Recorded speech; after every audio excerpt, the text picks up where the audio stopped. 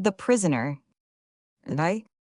There could not have been a more sympathetic moment for coming into the country towner. More accurately, the inconsiderable city off Addington than this clear twilight of a spring day. Anne and Lydia French with their stepfather, known in domestic pleasantry as the Colonel, had hit upon a perfect combination of time and weather, and now they stood in a dazed silence, dense to the proffers of two hackmen with the urgency of 20, and looked about them. That inquiring pause was as if they had expected to find, even at the bare, sand-encircled station, the imagined characteristics of the place they had so long visualized. The handsome elderly man, clean-shaven, close-clipped, and at intervals when he recalled himself to a stand against discouragement, almost military in his bearing, was tired but entrenched in a patient calm. The girls were profoundly moved in a way that looked like gratitude. Perhaps, too, exalted as if, after reverses, they had reached a passionately desired goal. Anne was the elder sister, slender and sweet, grave with the protective, fostering instinct of mothers in a maidenly hiding, ready to come at need.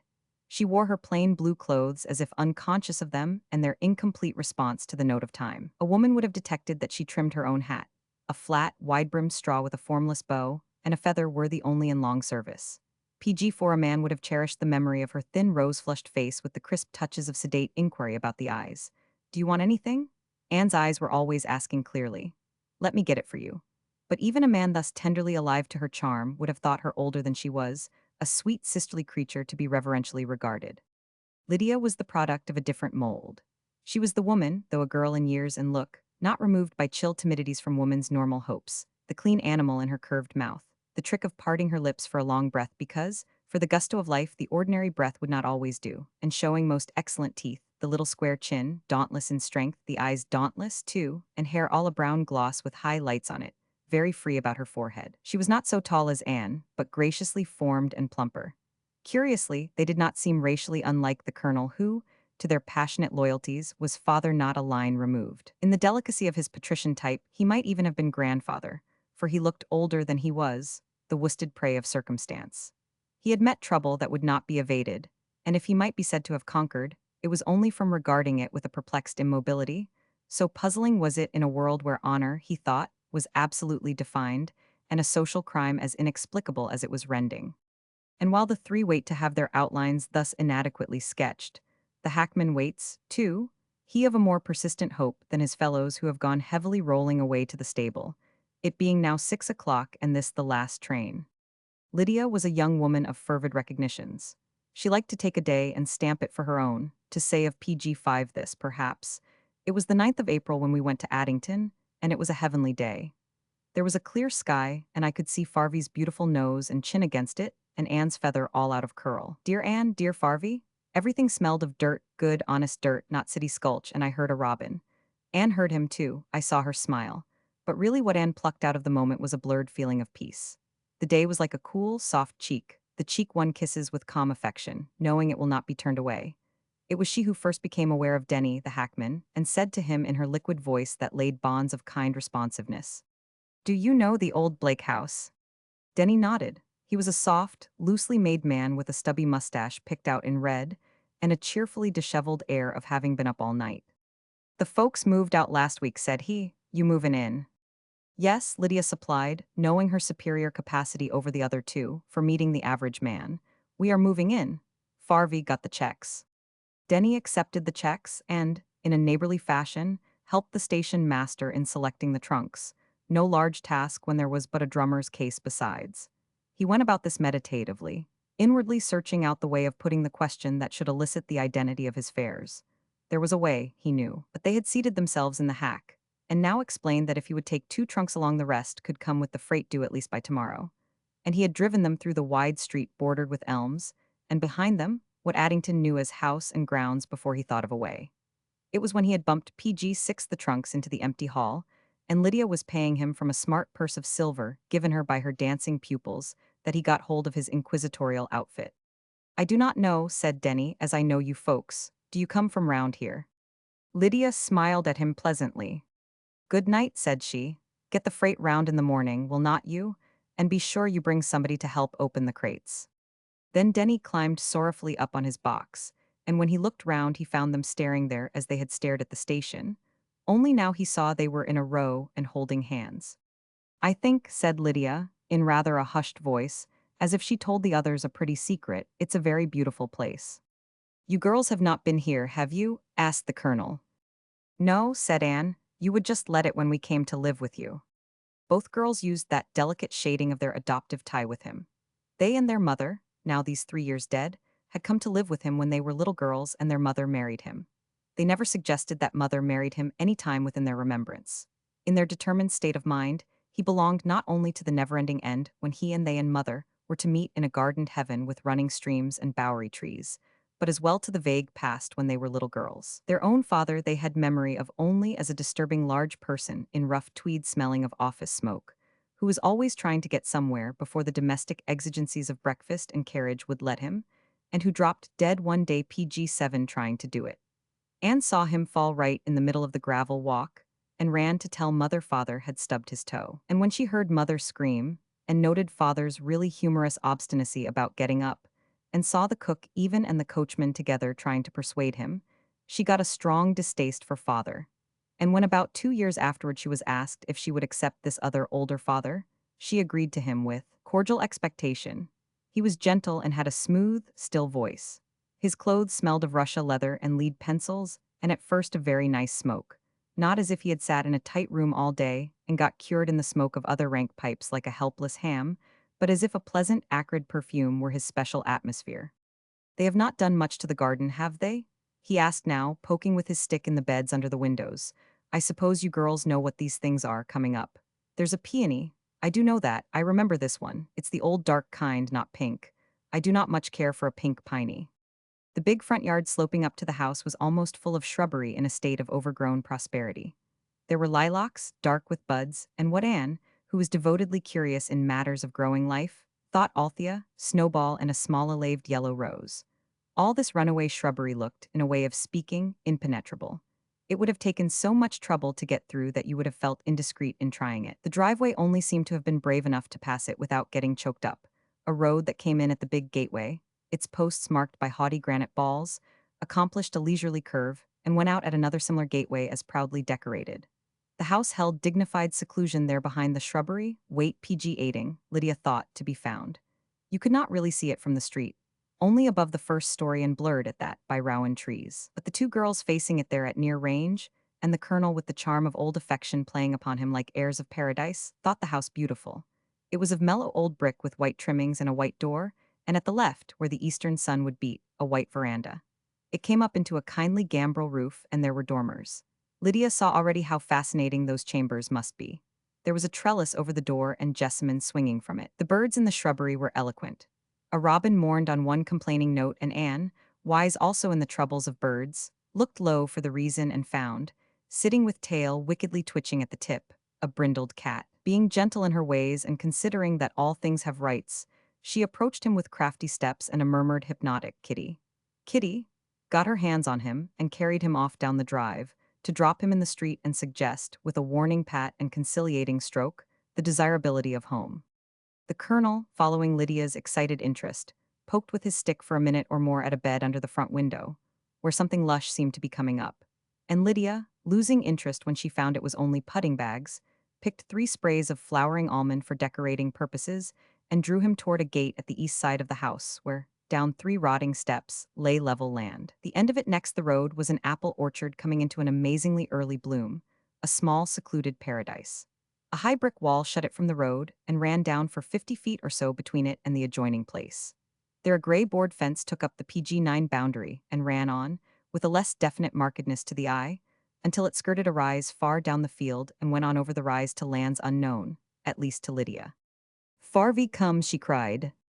She pulled him down the crumbling steps to the soft sward and looked about her with a little murmured note of happy expectation.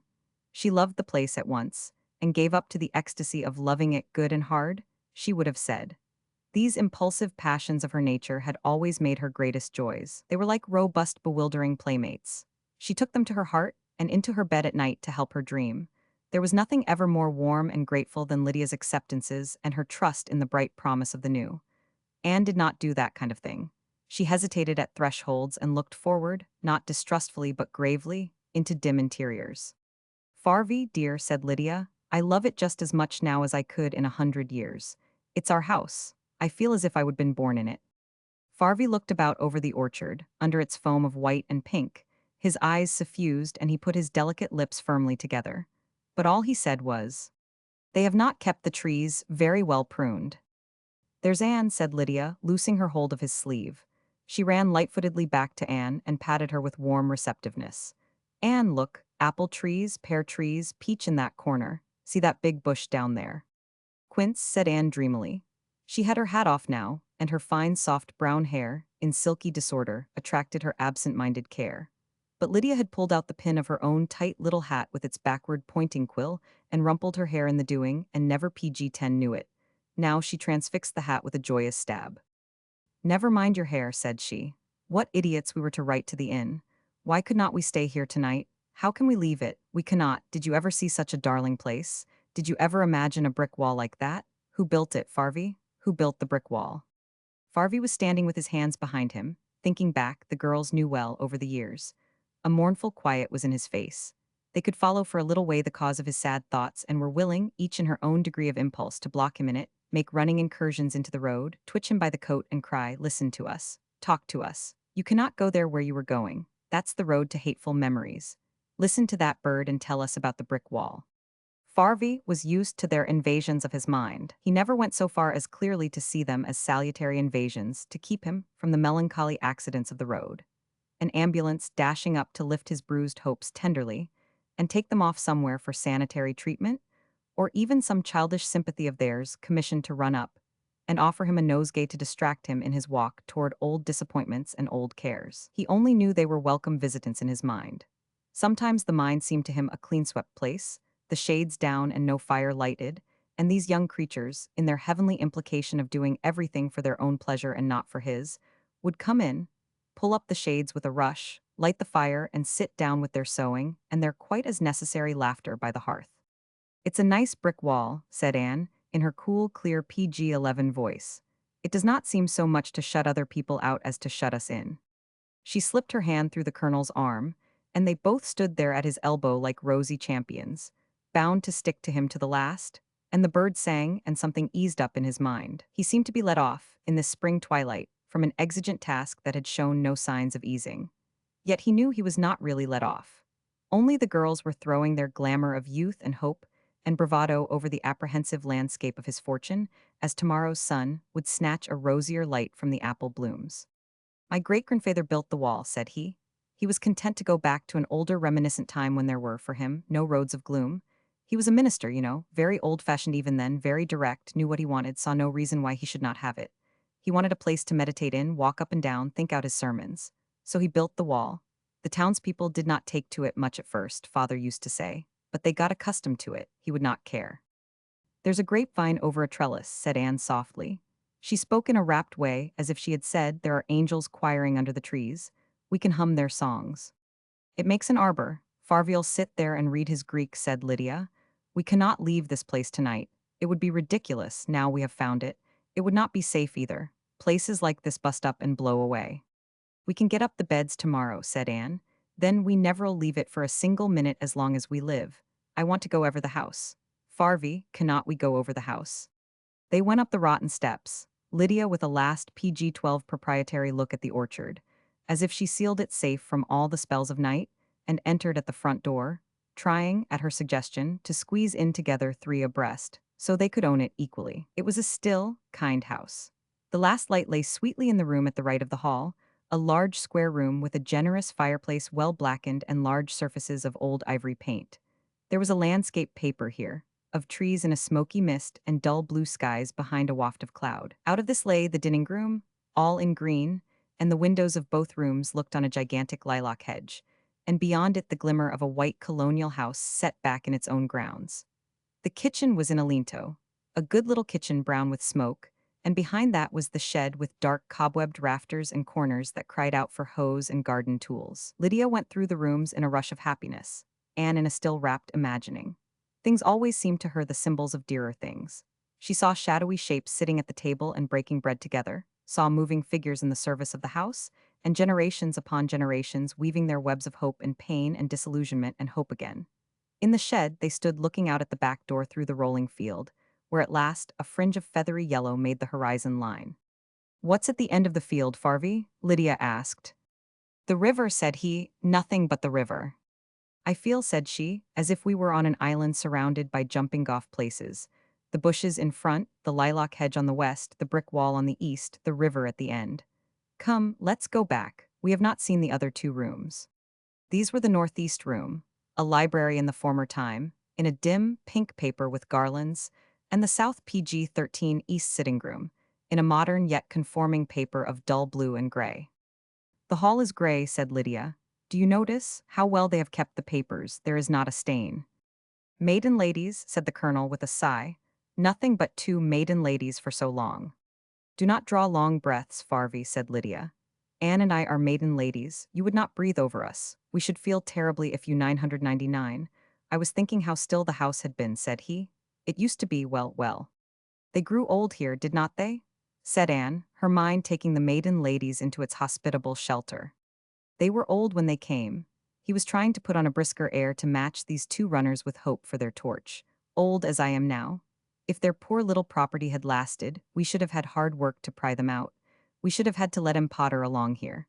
But they seem to like their nephew, and certainly he's got money enough." "They adore him," said Lydia, who had never seen them or the nephew. "And they are lying in gold beds at this minute, eating silver cheese off an emerald plate, and hearing the nightingales singing and saying to each other, 'Oh, my. I wish it was morning so we could get up and put on our pan-velvet dresses and new gold shoes.'"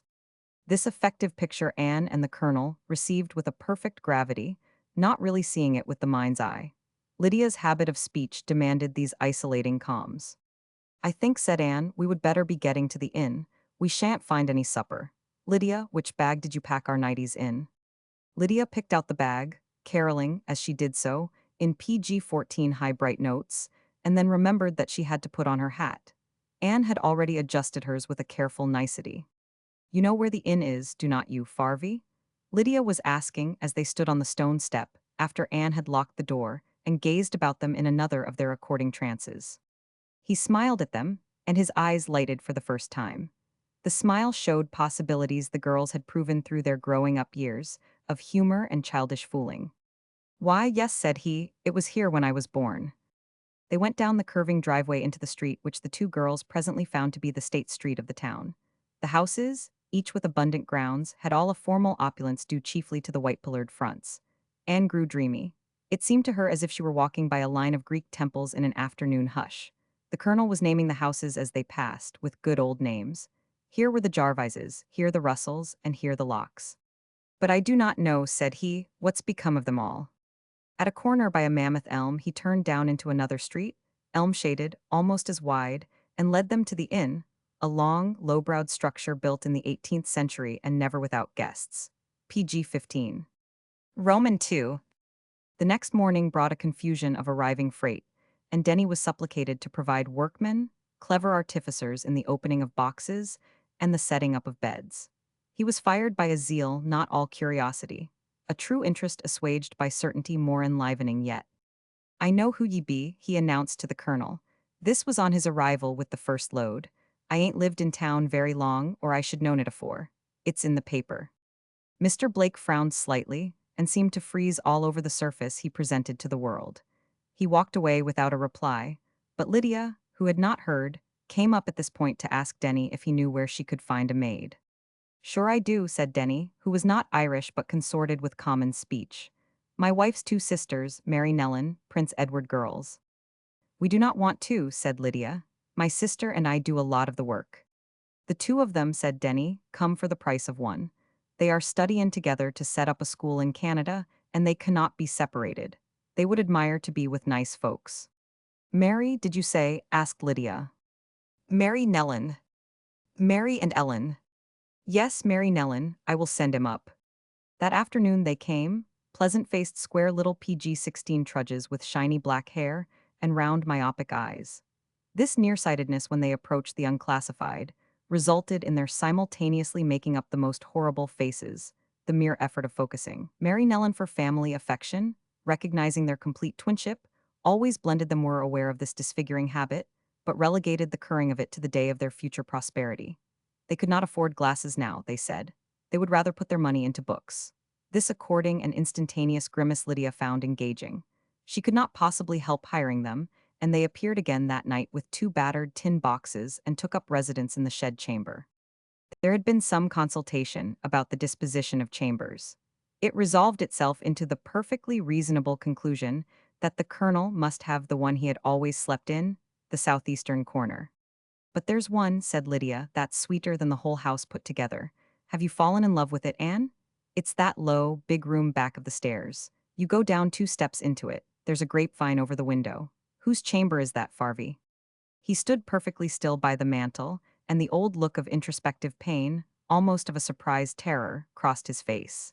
Then they knew, but he delayed only a minute or so in answering. "Why," said he, "that was Jeff's room when he lived at home." "Then," said Anne, in her assuaging voice, "he must have it again." "Yes," said the colonel, "I think you would better plan it that way." They said no more about the room, but Anne hunted out a set of Dickens and a dog picture she had known as PG-17 belonging to Jeff, who was the own son of the colonel, and took them in there.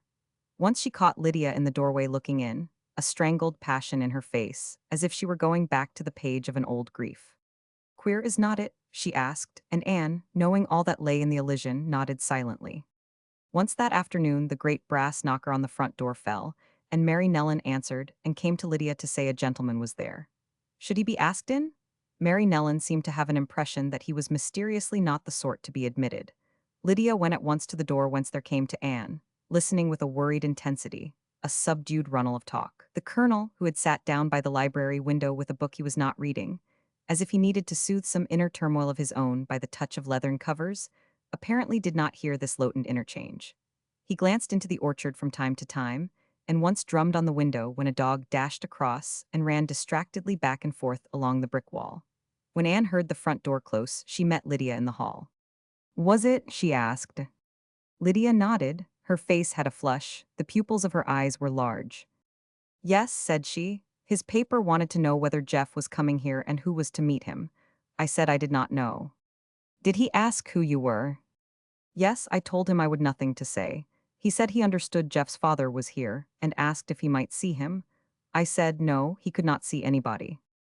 "Was he put out?" Anne had just heard Mary Nellen use the phrase, and thought it covered a good deal. PG-18. "No," said Lydia. She lifted her plump hands and threaded the hair back from her forehead, a gesture she had when she was tired. It seemed to spur her brain. "No," she repeated in a slow thoughtfulness, "he was a kind of gentleman. I had an idea he was sorry for me, for us all, I suppose. I was sorry for him, too. He was trying to earn his living and I would not let him." "You could not." "No," said Lydia, rather drearily, "I could not. Do you think Farvy heard?"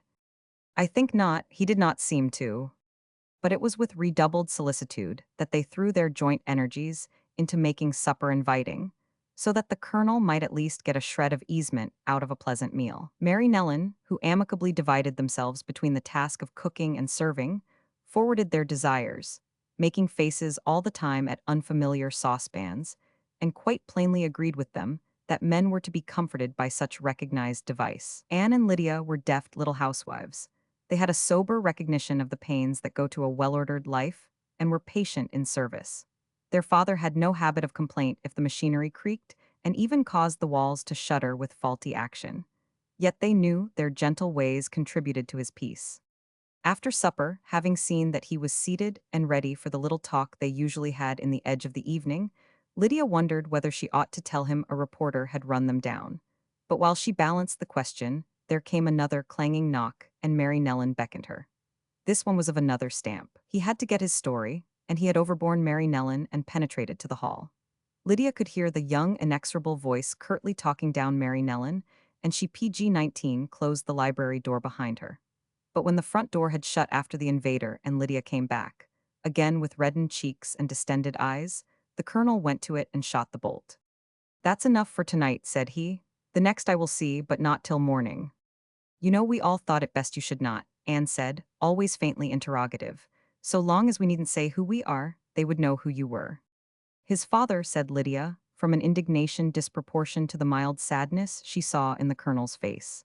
"That's what they would say, his father. I do not believe Anne and I could bear that, the way they would say it. I do not believe Jeff could either." The colonel had, even in his familiar talk with them, a manner of old-fashioned courtesy. I did not think it mattered much myself who saw them, he said, when you proposed it. But now it has actually happened, I see it's very unfitting for you to do it, very unfitting. However, I do not believe we shall be troubled again tonight. But their peace had been broken. They felt irrationally like ill-defended creatures in a state of siege. The pretty wallpaper did not help them out, nor any consciousness of the blossoming orchard in the chill spring air. The colonel noted the depression in his two defenders, and, by a spurious cheerfulness, tried to bring them back to the warmer intimacies of retrospect. "It was in this very room," he said, "that I saw your dear mother first." Lydia looked up, brightly ready for diversion. Anne sat, her head bent a little, responsive to the intention of his speech. "I was sitting here," said he, "alone. I am PG-20 pretty sure, this very book in my hand. I was not reading it. I could not read. The maid came in and told me a lady wanted to see me." "What time of the day was it, Farvy?" Lydia asked with her eager sympathy. "It was the late afternoon," said he, "in the early spring. Perhaps it was a day like this, I do not remember. Well, I had her come in. Before I knew where I was, there she stood, about there in the middle of the floor. You know how she looked." "She looked like Lydia," said Anne. It was not jealousy in her voice, only yearning. It seemed very desirable to look like Lydia or their mother. "She was much older," said the colonel. "She looked very worried indeed. I remember what she said, remember every word of it. She said, 'Mr. Blake, I am a widow, you know, and I have got two little girls. What am I going to do with them?' She did the best thing anybody could," said Lydia. "She gave us to you." "I have an idea," I cried, said the colonel. "Really, I know I 999, and it broke her all up. She would come somehow expecting Jeff's father to account for the whole business and assure her there might be a few cents left. But when she saw me dribbling like a seal, she just ran forward and put her arms round me. And she said, 'My dear, I hear her now.'" "So do I," said Anne in her low tone. "So do one. And you never'd seen each other before," said Lydia, in an ecstasy of youthful love for love. "I call that great." "We were married in a week," said the colonel. "She would come to ask me to help her, do you see? But she found I was the one that needed help. And I had an idea I might PG-21 do something for her by taking the responsibility of her two little girls. But it was no use pretending.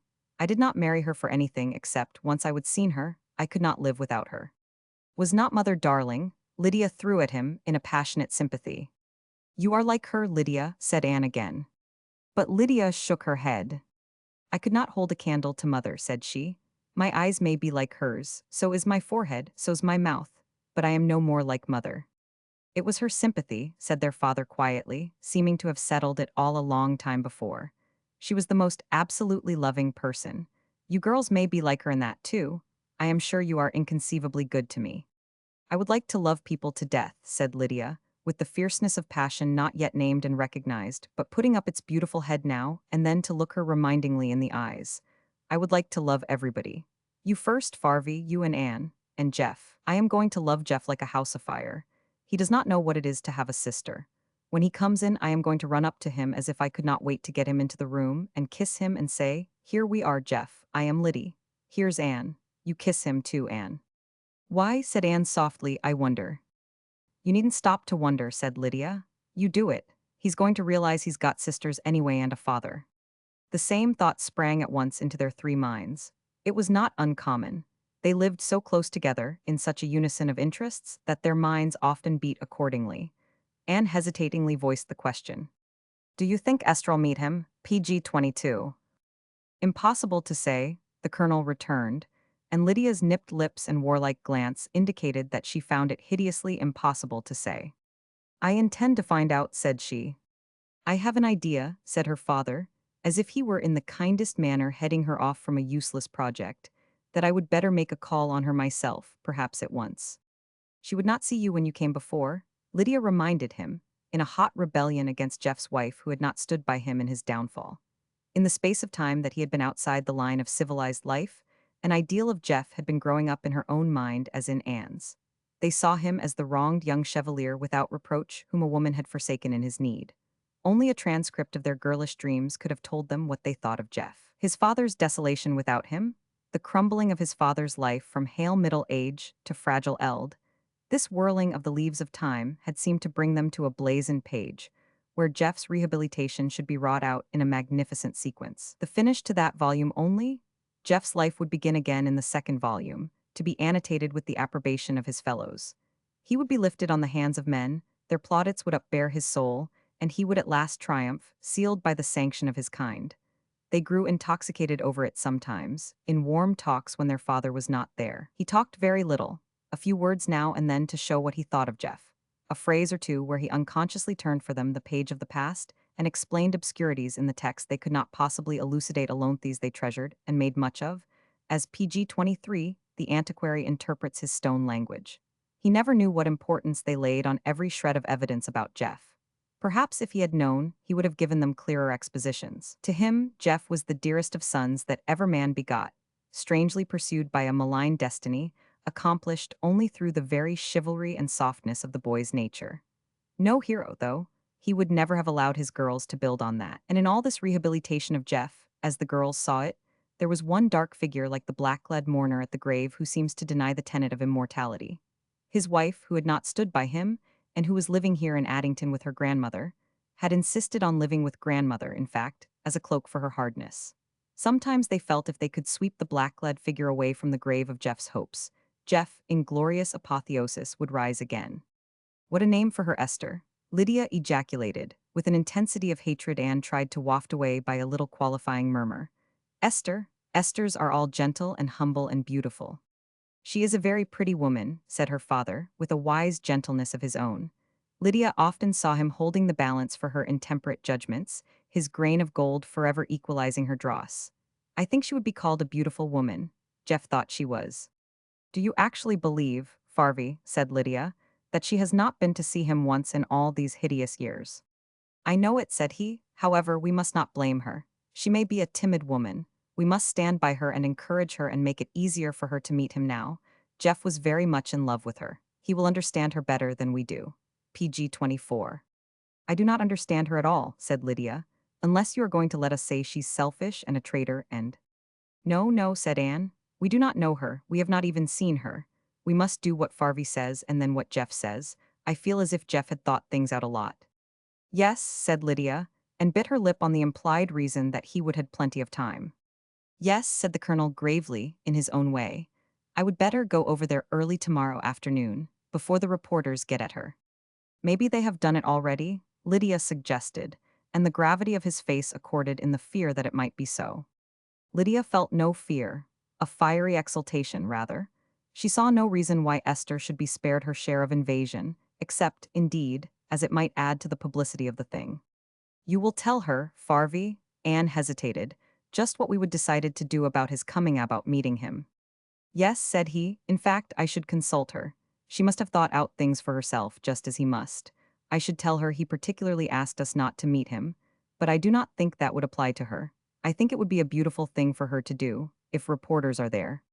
They will be, Lydia interjected savagely. Well, if they are, it would not be a bad thing for them to report that his wife was waiting for him. It would be right and simple and beautiful. But if she does not meet him, certainly we cannot. That would give rise to all kinds of publicity and pain. I think she will see that. PG-25. I do not think she will see anything, said Lydia. She's got a heart like a stone. Oh, do not say that, Anne besought her in advance. It is not an advance, said Lydia. It's after all these years. PG-26. Romans 3. The next day, after an early dinner, nobody in Addington dined at night. The colonel, though not sitting down to a definite conclave, went over with Anne and Lydia every step of his proposed call on Esther, as if they were planning a difficult route and a diplomatic mission at the end, and later, in a state of even more exquisite personal fitness than usual, the call being virtually one of state, he set off to find his daughter-in-law. Anne and Lydia walked with him down the drive. They had the air of upholding him to the last. The way to Esther's house, which was really her grandmother's, he had trodden through all his earlier life. His own family and Esther's had been neighbors intimately at one, and, turning the familiar corner, he felt, with a poignancy cruel in its force, youth recalled and age confirmed. Here were associations almost living. They were so vivid, yet wraith-like in sheer removedness. It was all very subtle in its equal-sided force, this resurrection of the forms of youth, to be met by the cold welcome of a change in him. The heart did quicken over its recognition of the stability of things, but with no robust urge such as it knew in other years. Indeed, it fluttered rather pathetically, as if it begged him to put no unwanted strain upon it now, as in that time foregone, when every beat cried out, heave the weight. Charge up the hill, we are equal to it. If we are not, we will die submerged in our own red fount. He was not taking age with any sense of egotistical rebellion, but it irked him like an unfamiliar weight patiently borne and for no reward. The sense of the PG-27 morning of life was upon him, yet here he was fettered to his traitorous body, which was surely going to betray him in the end.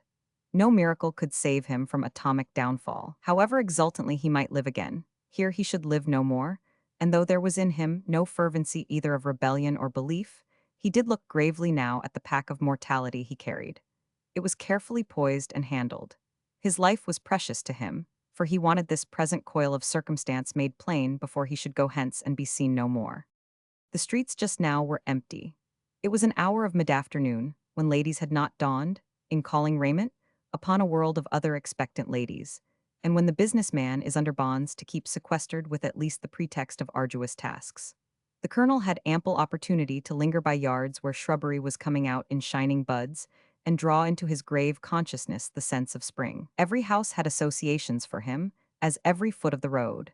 Now he was passing the great yellow mansion where James Reardon lived. Reardon, of Irish blood and American public school training, had been Geoffrey's intimate, the sophisticated elder who had shown him, with a cool practicality that challenged emulation, the world and how it was to be bought. When there were magnates in Addington, James had been a poor boy. There were still magnates, and now he was one of them, so far as club life went and monetary transactions. He had never tried to marry an Addington girl, and therefore could not be said to have put his social merit absolutely to the touch. But luck had always served him. Perhaps it would even have done it there.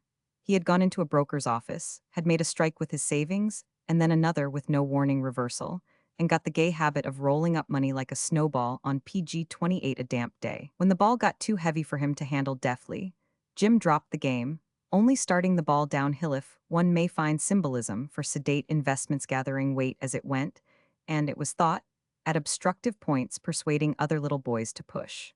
The colonel had often wondered if Geoffrey had been one of those little boys. Now, at 45, Reardon lived a quiet, pottering life, a bachelor with a housekeeper and servants enough to keep the big yellow house in form.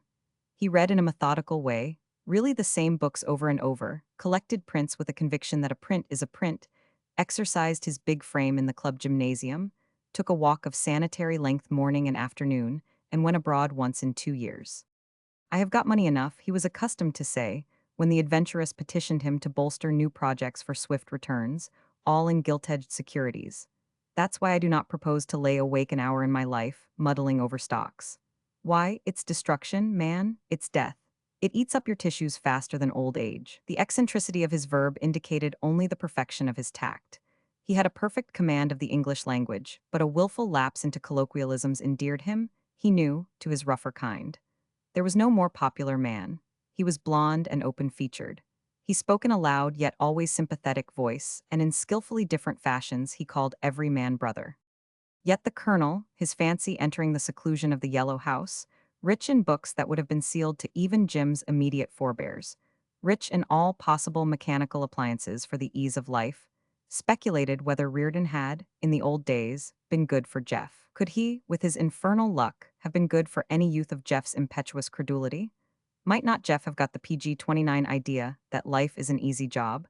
The colonel felt now that he had always distrusted Reardon's bluff bonhomie, his sympathetic voice, his booming implication that he was letting you into his absolutely habitable heart. He knew, too, that without word of his own his distrust had filtered out to Anne and Lydia, and that they were prepared, while they stood by Jeff to unformulated issues, to trip up Reardon, somehow bring him low and set Jeff up impeccable. Of this he was thinking gravely now, the different points of it starting up in his mind like sparks of light, while he regarded Reardon's neat shrubs healthily growing, as if the last drop of fertilizing had been poured into them at this spring awakening, and all pruned to a wholesome symmetry. Then, hearing the sound of a door and painfully averse to meeting Reardon, he went on and mounted the steps of the great brick house where his daughter-in-law lived.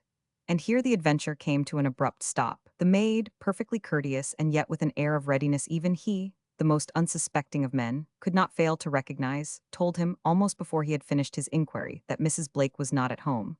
She would not be at home that afternoon. No, sir, not the next day. Madame Belle, Esther's grandmother, he asked for then. No, sir, she was not at home. Looking in the smooth, sanguine face of the girl, noting mechanically her light eyelashes and the spaces between her teeth, He knew she lied. Yet he was a courteous gentleman and did not report that to his inner mind. He bestowed his card upon Sapphira and walked away at his sedate pace, more than anything puzzled. Esther was not proposing to take part in their coming drama. He could not count on her. He was doubly sorry because this defection was going to make Anne and Lydia hate her more than ever, and he was averse to the intensification of hatred. He was no mollycoddle, but he PG-30 had an intuition that hatred is of no use. It hindered things, all sorts of things, kindliness, even justice. The girls were waiting for him at the door, but reading his face, they seemed, while not withdrawing themselves bodily, really to slip away, in order not even tacitly to question him. They had a marvelous unwillingness to bring a man to the bar. There was no over-tactful display of absence, but their minds simply would not set upon and interrogate his, nor skulk round corners to spy upon it. But he had to tell them, and he was anxious to get it over. Just as they seemed now about to melt away to urgent tasks, he called them back. "She's not at home," said he. Anne looked a species of defeated interest. Lydia's eyes said unmistakably, "I do not believe it." The colonel was tired enough to want to say, "I do not either," but he never felt at liberty to encourage Lydia's too exuberant candor. "She's not to be at home tomorrow," he said. "It looks as if she would gone for the present," he ended lamely, put down his hat and went into the east room and took up his brown book. "Oh," said Lydia. That was all he was to hear from her, and he was glad. He had not any assurance within him of the force to assuage an indignation he understood, though he could not feel it. That was another of the leveling powers of age. You could not key your emotions up to the point where they might shatter something, or perhaps really do some good. It was not only that you had not the blood and breath. It also did not seem worthwhile. He was angry, in a measure, with the hidden woman he could not get at to bid her come and help him fight the battle that was hers even more indubitably than his. Yet he was conscious that PG-31 behind her defenses was another world of passion and emotion and terribly strong desires. As valid as his own, she had her side. He did not know what it was. He wanted really to avoid knowing, lest it weaken him through its appeal for a new sympathy, but he knew the side was there. This, he said to himself with a half-smile, was probably known as tolerance. It seemed to him old age. So, from their benign choice, he had really nothing to say to Lydia or Anne. In the late afternoon, Anne asked him to go to walk and show her the town, and he put her off. He was conscious of having drowsed away in his chair, into one of those intervals he found so inevitable, and that were, at the same time, so irritatingly foreign to his previous habits of life. He did not drop his pursuits definitely to take a nap. The nap seemed to take him, even when he was on the margin of some lake or river, where he thought himself well occupied in seeing the moving to and fro of boats. For business and pleasure, just as his own boat had gallantly cut invisible paths on the air and water in those earlier years. The nap would steal upon him like an amiable yet inexorable joker, and throw a cloudy veil over his brain and eyes, and he would sink into a gulf he had not perceived. It lay at his feet, and something was always ready to push him into it. He thought sometimes, wondering at the inevitableness of it, that one day the veil would prove a pall. But after their twilight supper, he felt more in key with the tangible world and announced himself as ready to set forth. Lydia refused to go. She had something to do, she said, but she walked down the driveway with them and waited until they had gone a rod or two along the street. The colonel turned away from Esther's house, as Lydia knew he would. She had not watched him for years without seeing how resolutely he put the memory of pain or PG-32 loss behind him whenever manly honor would allow. The colonel's thin skin was his curse, yet he wore it with a proud indifference it took a good deal of warm affection to penetrate. Lydia stood there and looked up and down the street. It had been a day almost hot, surprising for the season, and she was dressed in conformity in some kind of thin stuff with little dots of black. Her round young arms were bare to the elbow, and there was a narrow lacy frill about her neck. It was too warm really to need a hat or jacket, and this place was informal enough, she thought, to do away with gloves. Having rapidly decided that it was also a pity to cool resolution by returning to the house for any conventional trappings, she stepped to the pavement and went, with a light rapidity, along the road to Esther's. She knew the way. When she reached the house, she regarded it for a moment from the opposite side of the street, and Jim Reardon, coming out of his own gate for his evening stroll to the Colonial Club, saw her and crossed, instead of continuing on his own side as he ordinarily 999. She was a nymph-like vision of the twilight, and there was nothing of the Addington girl about her unconsidered ease. Jim looked at her deferentially as he passed, a hand ready for his hat. But though Lydia saw him, she dismissed him as quickly, perhaps as no matter for wonderment, and again because her mind was full of Esther. Now in the haste that dares not linger, she crossed the street and ascended the steps of the brick house. As she did so, she was conscious of the stillness within. It might have been a house embodied out of her own dreams. But she did not ring, nor did she touch the circlet the brass lion of a knocker held obligingly in his mouth. She lifted the heavy latch, stepped in, and shut the door behind her. PG 33. This was not the front entrance. The house stood on a corner, and this door led into a little square hall with a colonial staircase of charming right-angled turns going compactly up. Lydia looked into the room at her right and the one at her left. They were large and nobly proportioned, furnished in a faded harmony of antique forms. The arrangement of the house, she fancied, might be much like the Colonel's. But though she thought like lightning in the excitement of her invasion, there was not much clearness about it. Her heart was beating too urgently, and the blood in her ears had tightened them. No one was in the left-hand room, no one was in the right, only there was a sign of occupancy. A peach-colored silk bag hung on the back of a chair, and the lacy corner of a handkerchief stood up in its ruffly throat. The bag, the handkerchief, brought her courage back. They looked like a substantial Esther of useless graces she had to fight, and so passionately alive was she to everything concerning Geoffrey that it seemed base of a woman, once belonging to him, to parade lacy trifles in ruffly bags when he was condemned to coarse, hard usages. But having Esther to fight, she stepped into that room, and immediately a warm, yet she had time to think. Rather a discontented voice called from the room behind it. "Is that you, Sophie?" Lydia answered in an intemperate haste, and like many another rebel to the English tongue, she found a proper pronoun would not serve her for sufficient emphasis. "No," she said, "it's me." And she followed on the heels of her words, with a determined, soft pace, to the room of the voice, and came upon a brownied, brown-haired, rather plump creature in a white dress, who was lying in a long chair and eating candied fruit from a silver dish. This, Lydia knew, was PG 34 Esther Blake. She had expected to feel for her the distaste of righteousness in the face of the wrongdoer. For Esther, she knew, was proven, by long-continued hardness of heart and behavior, indubitably wrong. Here was Esther, Jeff's wife, not showing more than two-thirds of her 33 years, her brow unlined, her expression of a general sweetness indicating not only that she wished to please, but that she had, in the main, been pleased. The beauty of her face was in its long eyelashes, absurdly long, as if nature had said, "Here's a byproduct we do not know what to do with. Put it into lashes." Her hands were white and exquisitely cared for, and she wore no wedding ring. Lydia noted that with an involuntary glance, but strangely it did not move her to any access of indignation. Anger she did feel, but it was, childishly, anger over the candied fruit. "How can you lie there and eat?" she wanted to cry, "when Jeff is where he is." A little flicker ran over Esther's face. It might at first have been the ripple of an alarmed surprise, but she immediately got herself in hand. She put her exquisite feet over the side of the chair, got up and, in one deft motion, set the fruit on a little table, and ran a hand lightly over her soft disorder of hair. "Do excuse me," said she, "I did not hear you." "My name is French," said Lydia, in an incisive haste. "Lydia French. I came to talk with you about Jeff." The shadow that went over Esther's face was momentary, no more than a bird's wing over a flowery plot, but it was a shadow only. There was no eagerness or uplift or even trouble at the name of Jeff. "Father came this afternoon," said Lydia. "He wanted to talk things over. He could not get in." "Oh," said Esther, "I am sorry for that. So you are PG 35, one of the stepchildren. Sit down, will not you? Oh, do take this chair." Lydia was only too glad to take any chair and get the strain off her trembling knees. It was no trivial task, she saw, to face Jeff's wife and drag her back to wifehood. But she ignored the proffer of the softer chair. It was easier to take a straight one and sit upright, her brown little hands clenched tremblingly. Esther, too, took a chair the twin of hers as if to accept no advantage. She sat with dignity and waited gravely. She seemed to be watchful, intent, yet bounded by reserves. It was the attitude of waiting for attack. "This very next week, Jeff will be discharged."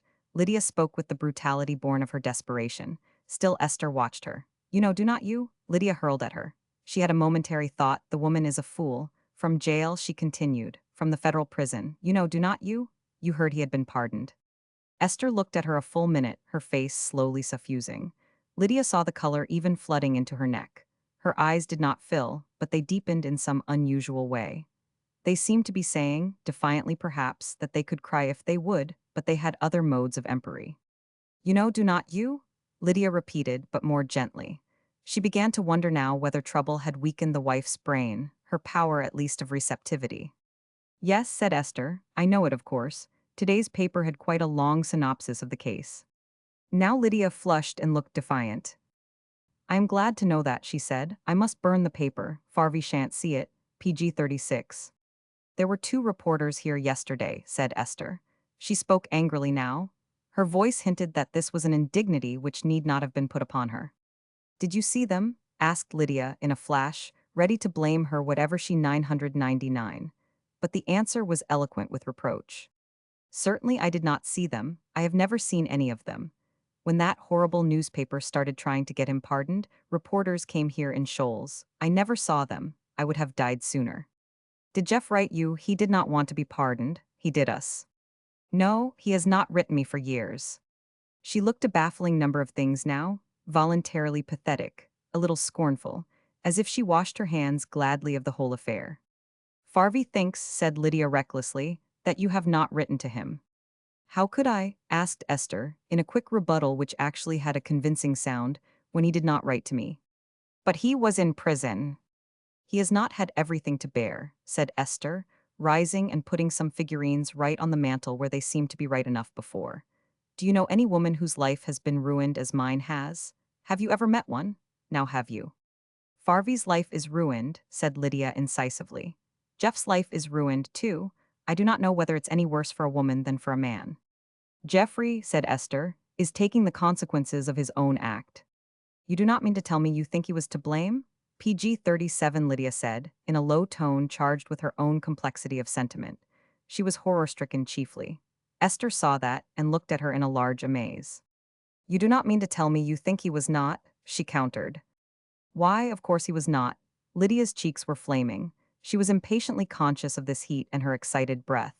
But she had entered the fray, and there was no returning. Then who was guilty? Esther asked it almost triumphantly, as if the point of proving herself right were more to her than the innocence of Jeff. That's for us to find out, said Lydia. She looked like the apostle of a holy war. But if you could find out, why have not you done it before? Why have you waited all these years? Partly because we were not grown up, Anne and one. And even when we were, when we would begun to think about it, we were giving dancing lessons to help out. You know, Farvey put almost every cent he had into paying the creditors, and then it was only a drop in the bucket. And besides, Jeff pleaded guilty, and he kept writing Farvey to let it all stand as it was, and somehow, we were so sorry for Jeff we could not help feeling he would got to have his way.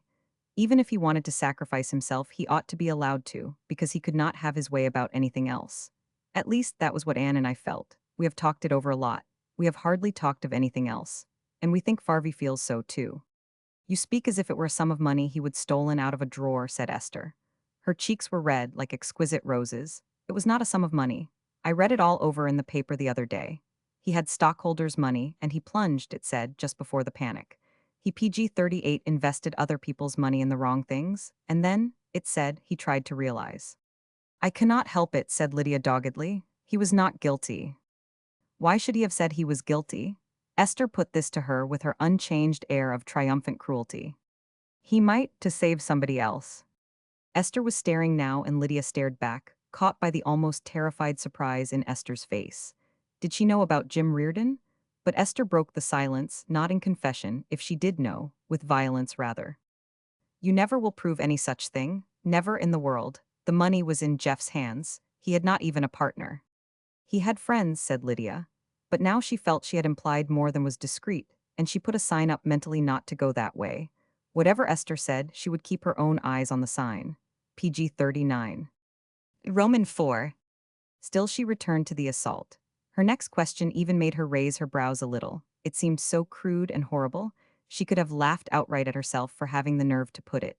She could not imagine what the colonel would have thought of her. Anne, she knew, would have crumpled up into silken disaster like a flower under too sharp a wind. Are not you going to ask Jeff here to live with you? Esther was looking at her in a fiery amaze Lydia knew she well deserved. Who is this child? Esther seemed to be saying, rising up out of nowhere and pursuing me into my most intimate retreats? She answered in a careful hedging way that was not less pretty than her unconsidered speech. Geoffrey and I have not been in communication for years. Then Lydia lost her temper and put herself in the wrong. Why, said she, you said that before. Besides, it's no answer anyway. You could have written to him, and as soon as you heard he was going to be pardoned, you could have made your plans. Do not you mean to ask him here? Esther made what sounded like an irrelevant answer, but it meant apparently something even solemn to her. My grandmother said she is an old lady. She's bedridden. She's upstairs, and I keep the house very quiet on her account. PG 40. Lydia had a hot desire to speak out what she really felt. To say, your grandmother's being bedridden has no more to do with it than the cat. Lydia was prone to seek the cat for exquisite comparison. Persons with her could no more sing or danceth than the cat. She found the cat, in the way of metaphor, a mysteriously useful animal, but the very embroidery of Esther's mode of speech forbade her invoking that eccentric aid. Lydia was not eager to quarrel. She would have been horrified if circumstance had ever provoked her into a rash word to her father, and with Anne she was a dove of peace. But Esther, by a word, it seemed, by a look, had the power of waking her to unholy revolt. She thought it was because Esther was so manifestly not playing fair. Why could not she say she would not have Jeff in the house, instead of sitting here and talking like a nurse in a sanitarium about bedridden grandmothers? It is not because we do not want him to come to us, said Lydia. Farvy's been living for it all these years, and Anne and I do not talk of anything else. Is not that interesting? Said Esther, though not as if she put a question. And you are no relation at all. She made it, for the moment, seem rather a breach of taste to talk of nothing else but a man to whom Lydia was not a sister, and Lydia's face burned in answer. A wave of childish misery came over her. She wished she had not come. She wished she knew how to get away. And while she took in Esther's harmony of dress, her own little odds and ends of finery grew painfully cheap to her. But the telephone bell rang in the next room, and Esther rose and excused herself. While she was gone, Lydia sat there with her little hands gripped tightly. Now she wished she knew how to get out of the house another way, before Esther should come back. If it were not for the credit of the PG 41 family, she would find the other way. Meantime, Esther's voice, very liquid now that she was not talking to a sister woman, flowed into her and filled her with a new distrust and hatred. Please come, said Esther. I depend upon it. Do you mean you were not ever coming any more? When she appeared again, Lydia was quivering with a childish anger. She had risen and stood with her hands clasped before her. So she was in the habit of standing before her dancing class until the music should begin and lead her through the measures. She was delightful so, and from long training, entirely self-possessed. Goodbye, said she.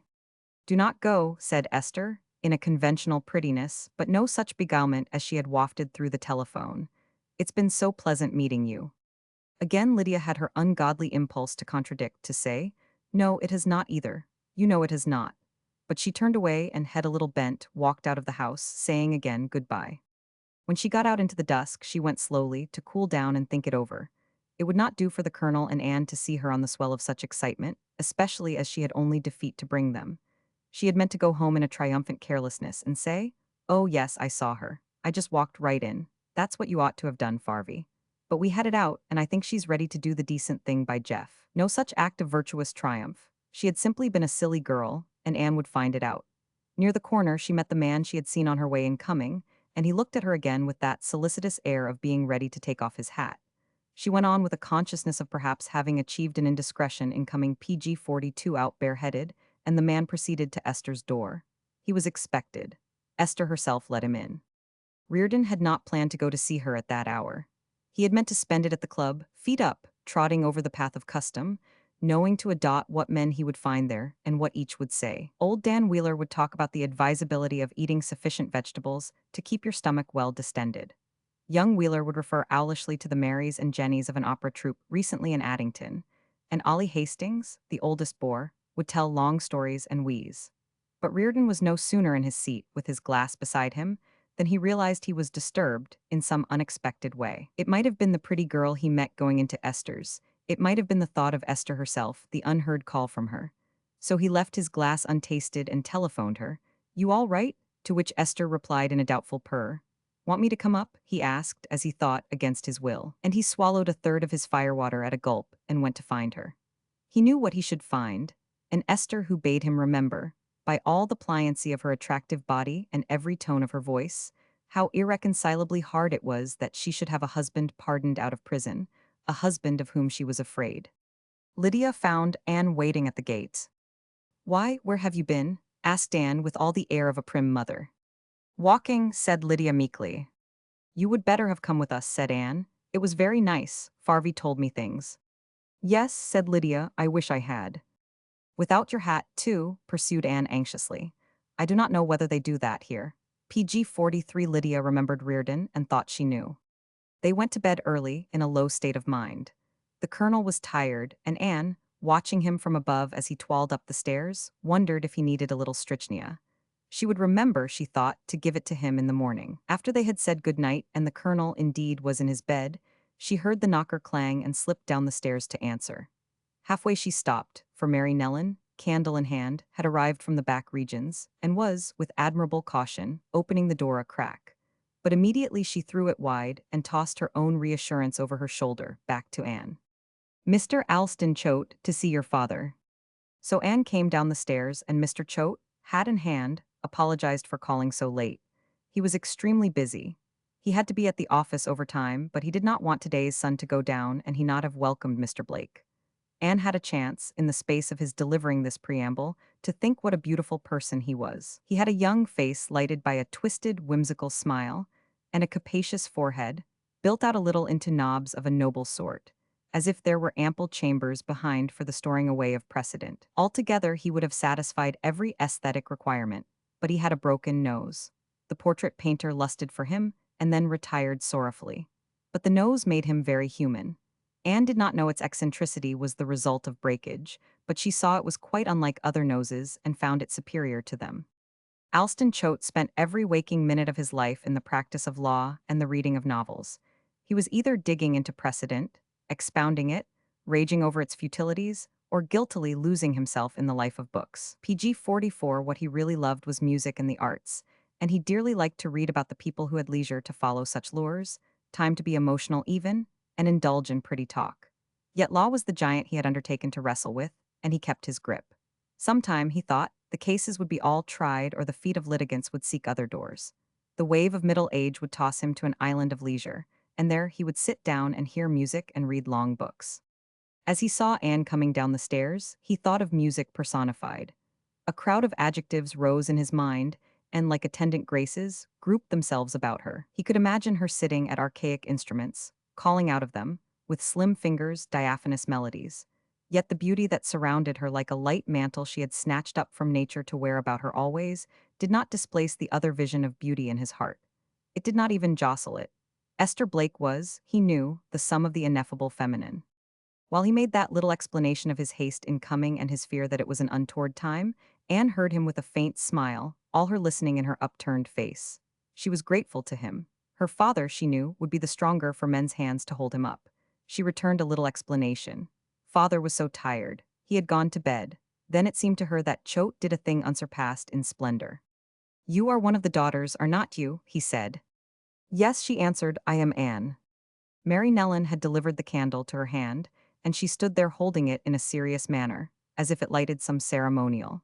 Then it was that Choate made the speech that clinched his hold upon her heart. PG 45. When do you expect your brother? Anne's face flooded. He was not acting as if Jeff, coming from an unspeakable place, must not be mentioned. He was asking exactly as if Jeff had been abroad and the ship was almost in. It was like a pilot boat going out to see that he got in safely. And feeling the circumstance greatly, she found herself answering with a slow seriousness which did, indeed, carry much dignity. We are not sure. We think he may come directly through, but on the other hand, he may be tired and not feel up to it. Choate smiled his irregular, queer smile. He was turning away now. Tell him I shall be in soon, he said. I fancy he will remember me. Good night. Lydia was hanging over the balustrade. Who was it? She asked as Anne went up. Anne told her, and because she looked dreamy and not displeased, Lydia asked. Nice. Oh, yes, said Anne. You have heard Farvey speak of him. Exactly what Farvey said. Lydia had gone some paces in undressing. She stood there in a white wrapper, with her hair in its long braid, and stared at Anne for a considering interval. I think I would better tell you, said she. I have been to see her. There was but one person who could have been meant, and yet that was so impossible that Anne stared and asked. Who? They had always spoken of Esther as Esther, among themselves, quite familiarly, but now Lydia felt she would die rather than mention her name. PG 46. She is a hateful woman, said Lydia, perfectly hateful. But what did you go for? Anne asked in a gentle perplexity. To find out, said Lydia, in a savage tearfulness, what she means to do. And what does she? Nothing, PG 47. V. The house, almost of its own will, slid into order. Mary Nellen was a wonderful person. She arranged and dusted and put questions to Anne as to Cicero and Virgil. And then, when Anne convoyed her further to the colonel, and he found a worn lexicon in the attic and began to dig out translations and chant melodious periods. The daughters could have hugged Mary Nellen, bright-eyed and intent on advancement up the hill of learning, for they gave him something to do to mitigate suspense until his son should come. And one day at twilight, when they did not know it was going to be that day at all, but when things were in a complete state of readiness, and everybody disposed to start at a sound, the front door opened and Geoffrey, as if he must not actually enter until he was bidden, stood there, and knocked on the casing. Mary Nellen, having more than mortal wit, seemed to guess who he was, and that the colonel must not be startled. She appeared before Lydia in the dining-room and gave her a signaling grimace. Lydia followed her and met the man, now a step inside the hall. Lydia, too, knew who it was. She felt the blood run painfully into her face and hoped he did not see how confused she was with her task of receiving him exactly right after all this time of preparation. There was no question of kissing or in any way sealing her sisterly devotion. She gave him a cold little hand, and he took it with the same bewildered acquiescence. She looked at him, it seemed to her, a long time, perhaps a full minute, and found him wholly alien to her dreams, PG 48 of the wronged creature who was to be her brother. He was of a good height, broad in the shoulders and standing well.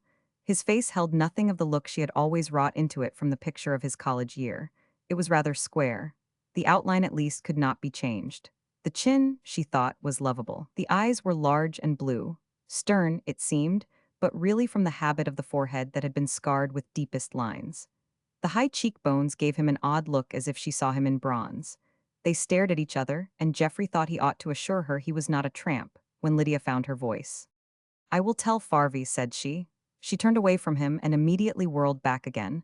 I have got to do it carefully. You stay here. But in the library, where the colonel sat over Mary Nellen's last classic riddle, she could not break it at all. He's come, she said. The colonel got up, and Virgil slid to the floor. Where is he? He called, in a sharp voice. It was a voice touched with age and apprehension. The girls had not known how old a man he was until they heard him calling for his son. Geoffrey heard it and came in with a few long steps, and his father met him at the door. To the two girls, Jeff seemed astonished at the emotion he was awakening. How could he be, they wondered, when this instant of his release had been so terrible and so beautiful for a long time? The tears came rushing to their eyes as they saw Farvey. He had laid aside all his gentle restraint and put his shaking hands on Geoffrey's shoulders. And then he called him by the name he had been saying over in his heart for these last lean years. My son, my son. If they had kissed, Lydia would not have been surprised. PG 49, but the two men looked at each other, the colonel took down his hands, and Geoffrey drew forward a chair for him. Sit down a minute, he said, quite gently, and then the girls knew that he really had been moved, though he had not shown it, and ready to seize upon anything to love in him, they decided they loved his voice. When they had got away out of the room and stood close together in the dining-room, as if he were a calamity to be fled from, that was the only thing they could think of to break their silence. He's got a lovely voice, said Anne, and Lydia answered chokingly. Yes. Do you think he sings? Anne pursued more, Lydia knew, to loosen the tension than anything. Farvey never told us that. But Lydia could not answer any more, and then they both became aware that Mary Nellen had hurried out some supper from the pantry and put quite an array of candles on the table. She had then disappeared. Mary Nellen had great delicacy of feeling. Anne began to light the candles, and Lydia went back to the library. The colonel and Geoffrey were sitting there like two men with nothing in particular to say, but, because they happened to be in the same room, exchanging commonplaces. Supper's in the dining-room, said Lydia, in a weak little voice. The colonel was about to rise, but Geoffrey said, Not for me. Have you had something? His father asked, and Geoffrey answered, None for me, thank you. The last two words seemed to be an afterthought. Lydia wondered if he had not felt like thanking anybody in PG 50 years. There seemed to be nothing for her to do in this rigid sort of reunion, and she went back to Anne in the dining-room. He does not want anything, she said. We can clear away. They did it in their deft fashion of working together, and then sat down in the candlelight, making no pretense of reading or talk.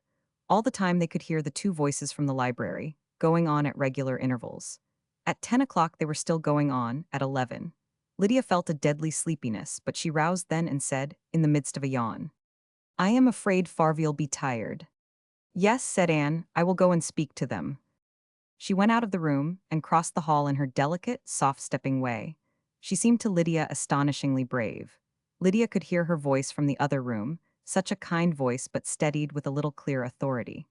"You must not get tired, Farvi." The strange voice jumped in on the heels of hers, as if it felt it ought to be reproved. "Of course not, I would no idea how late it was." Anne turned to Geoffrey. Lydia, listening, could tell from the different direction of the voice. "Your room is all ready, it's your old room." There was a pinprick of silence, and then the strange voice said quickly, "Thank you," as if it wanted to get everything, even civilities, quickly over. Lydia sat still in the dining room. The candles had guttered and gone down, but she did not feel it possible to move out of her lethargy. She was not only sleepy but very tired. Yet the whole matter, she knew, was that this undramatic homecoming had deadened all her expected PG-51 tions. She had reckoned upon a brother ready to be called brother. She had meant to devote herself to him, and see Anne devote herself with an equal mind. And here was a gaunt creature with a sodden skin who did not want anything they could do. She heard him say good night. There was only one good night, which must have been to the colonel, though Anne was standing by, and then she heard Anne, in a little kind voice, asking her father if he would not have something hot before he went to bed. No, he said. He should sleep. His voice sounded exhilarated, with a thrill in it of some even gay relief, not at all like the voice that had said good night. And Anne lighted his candle for him and watched him up the stairs, and Lydia felt curiously outside it all, as if they were playing the play without her. Anne came in then and looked solicitously at the guttered candles, of which one was left with a winding sheet, like a tipsy host that had drunk the rest under the table, and appeared to be comforting the others for having made such a spectacle of themselves to no purpose. Lydia was so sleepy now that there seemed to be several Annes, and she heard herself saying fractiously, "Oh, let's go to bed." Through the short night she dreamed confusedly, always a dream about offering Farvi a supper tray, and his saying, "No, I never mean to eat again." And then the tray itself seemed to be the trouble, and it had to be filled all over. But nobody wanted the food. In the early morning she awoke with the sun full upon her, for she had been too tired the night before to close a blind. She got out of bed and ran to the window. The night had been so confusing that she felt in very much of a hurry to see the day. Her room overlooked the orchard, outlined by its high red wall. For the first time, the wall seemed to have a purpose. A man in shirt and trousers PG-52 was walking fast inside it, and while she looked he began to run. It was Geoffrey, the real Geoffrey, she felt sure. Not the Geoffrey of last night who had been so far from her old conception of him that she had to mold him all over now to fit him into the orchard scene. He was running in a foolish, half-hearted way, but suddenly he seemed to call upon his will and set his elbows and ran hard. Lydia felt herself panting in sympathy. She had a distaste for him, too, even with this ache of pity sharper than any she had felt while she dreamed about him before he came. What did he want to do it for? She thought, as she watched him run. Why need he stir up in her a deeper sorrow than any she had felt? She stepped back from her stand behind the curtain and began to brush her hair. She was not very happy. It was impossible to feel triumphant because he was out of prison. She had lost a cherished dream, that was all. After this she would not wake in the morning thinking, "Someday he will be free." She would think, "He's come. What shall we do with him?"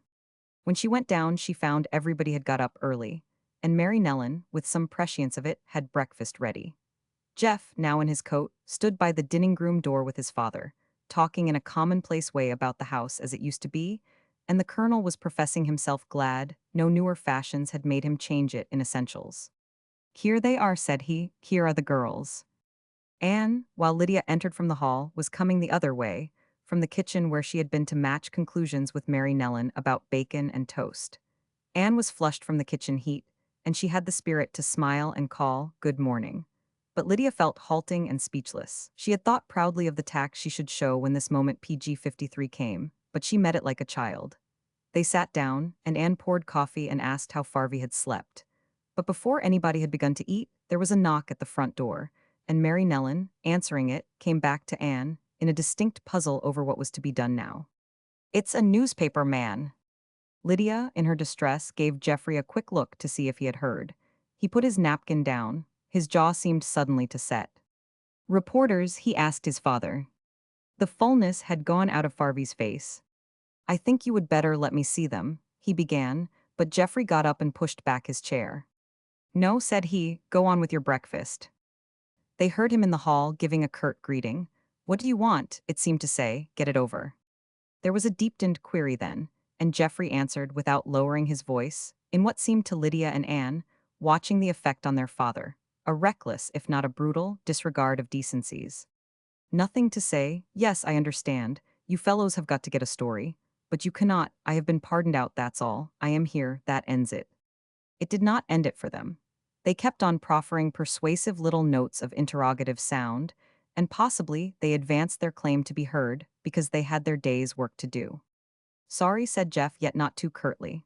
"Yes, I did write for the prison paper. Yes, it was in my hands. No, I had not the slightest intention of overturning any system. Reason for doing it? Why, because that's the way the thing looked to me. Not on your life, I shan't write a word for any paper. Sorry. Goodbye, PG 54. The front door closed. It had been standing wide, for it was a warm morning, but Lydia could imagine he shut it now, in a way to make more certain his tormentors had gone. While he was out there, her old sweet sympathy came flooding back. But when he strode into the room and took up his napkin again, she stole one glance at him and met his scowl and did not like him any more. The scowl was not for her. It was an introspective scowl, born out of things he intimately knew and could not communicate if he tried. The colonel had looked quite radiantly happy that morning. Now his color had died down, leaving in his cheeks the clear pallor of age, and his hands were trembling. It seemed that somebody had to speak, and he did it faintly. "I hope you are not going to be pursued by that kind of thing." "It's all in the day's work," said Geoffrey. He was eating his breakfast with a careful attention to detail. Anne thought he seemed like a painstaking child, not altogether sure of his manners. She thought, too, with her swift insight into the needs of man, that he was horribly hungry. She was not like Lydia, on the verge of impulse all the time, but she broke out here and then bit her lip. "I do not believe you did have anything to eat last night." Lydia gave a little jump in her chair. She did not see how Anne dared bait the scowling martyr. He looked at Anne. His scowl continued. They began to see he perhaps could not smooth it out, but he smiled a little.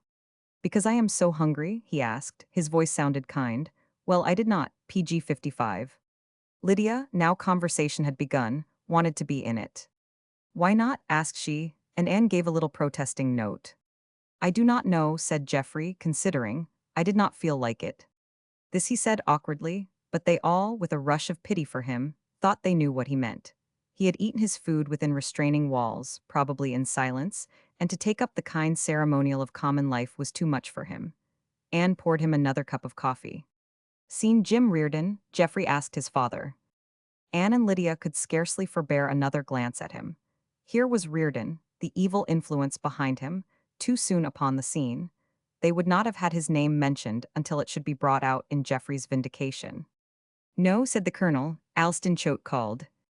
"I wonder what Reardon's doing now?" Geoffrey asked. But his father did not know.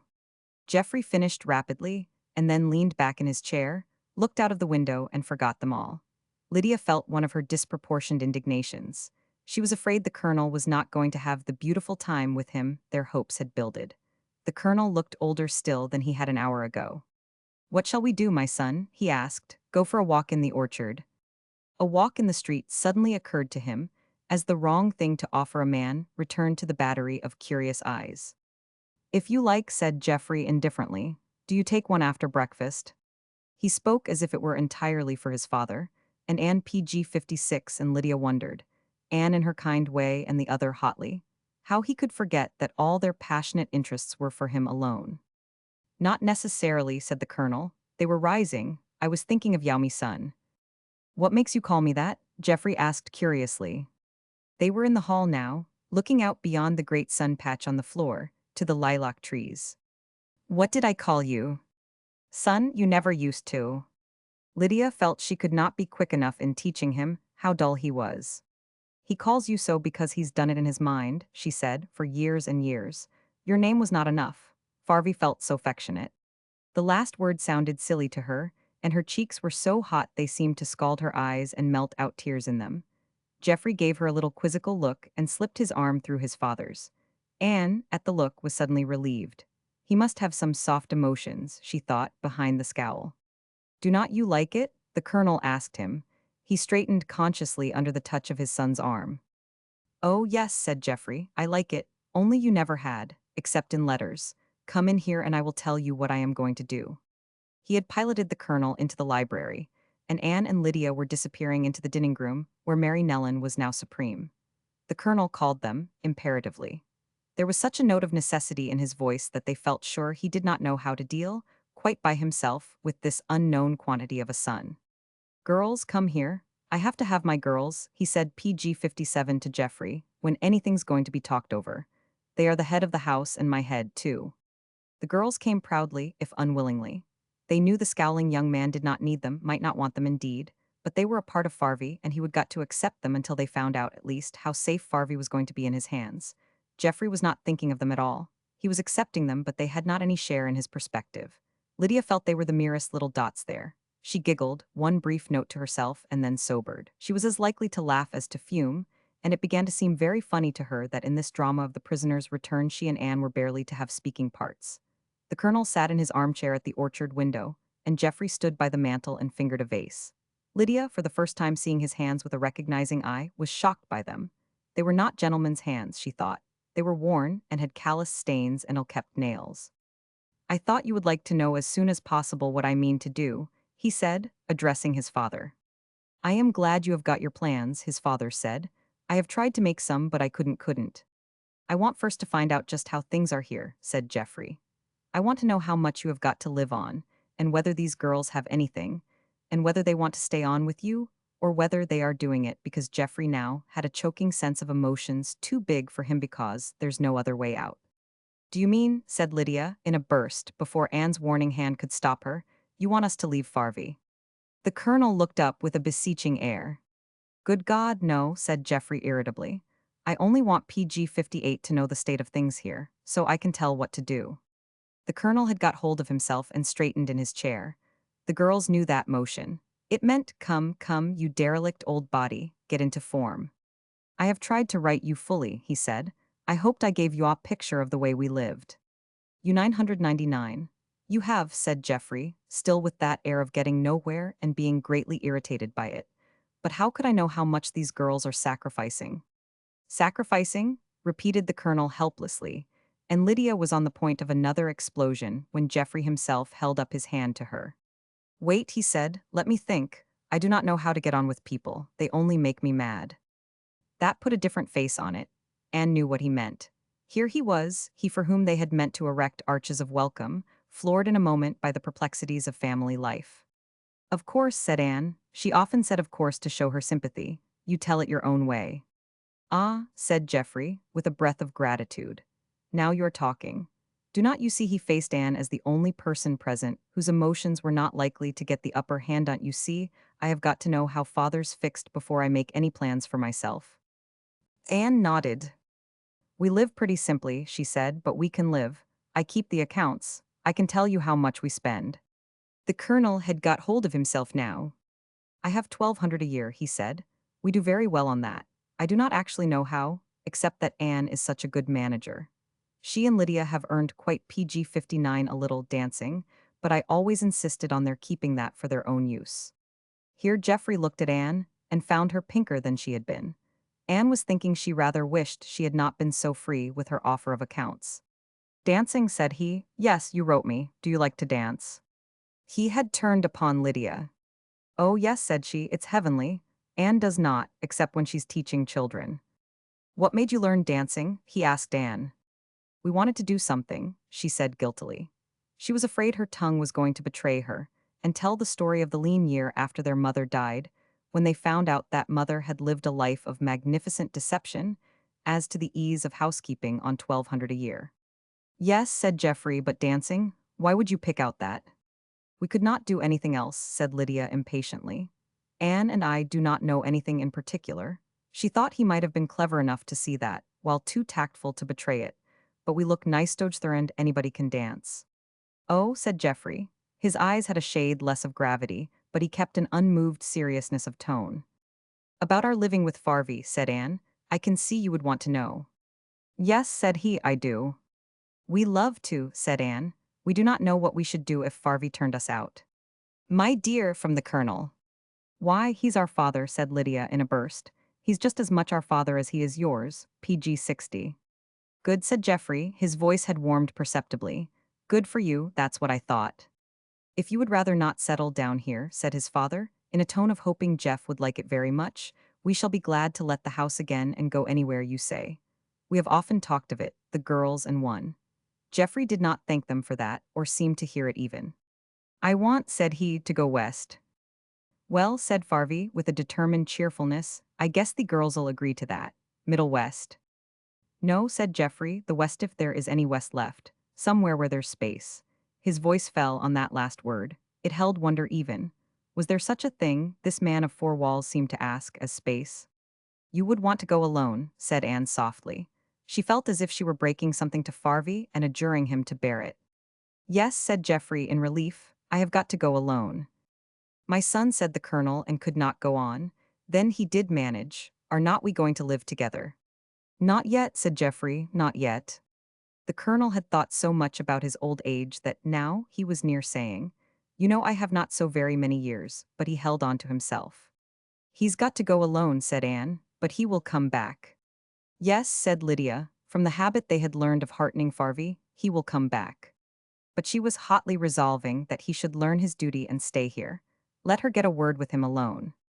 What I am going to do out there, I do not know, said Geoffrey. But I am going to work, and I am going to turn PG 61 in enough to keep you as you ought to be. I want to stay here a little while first. The colonel was rejuvenated by delight. Lydia wondered how anybody could see that look on his face and not try to keep it there. I have got, said Geoffrey, to write a book.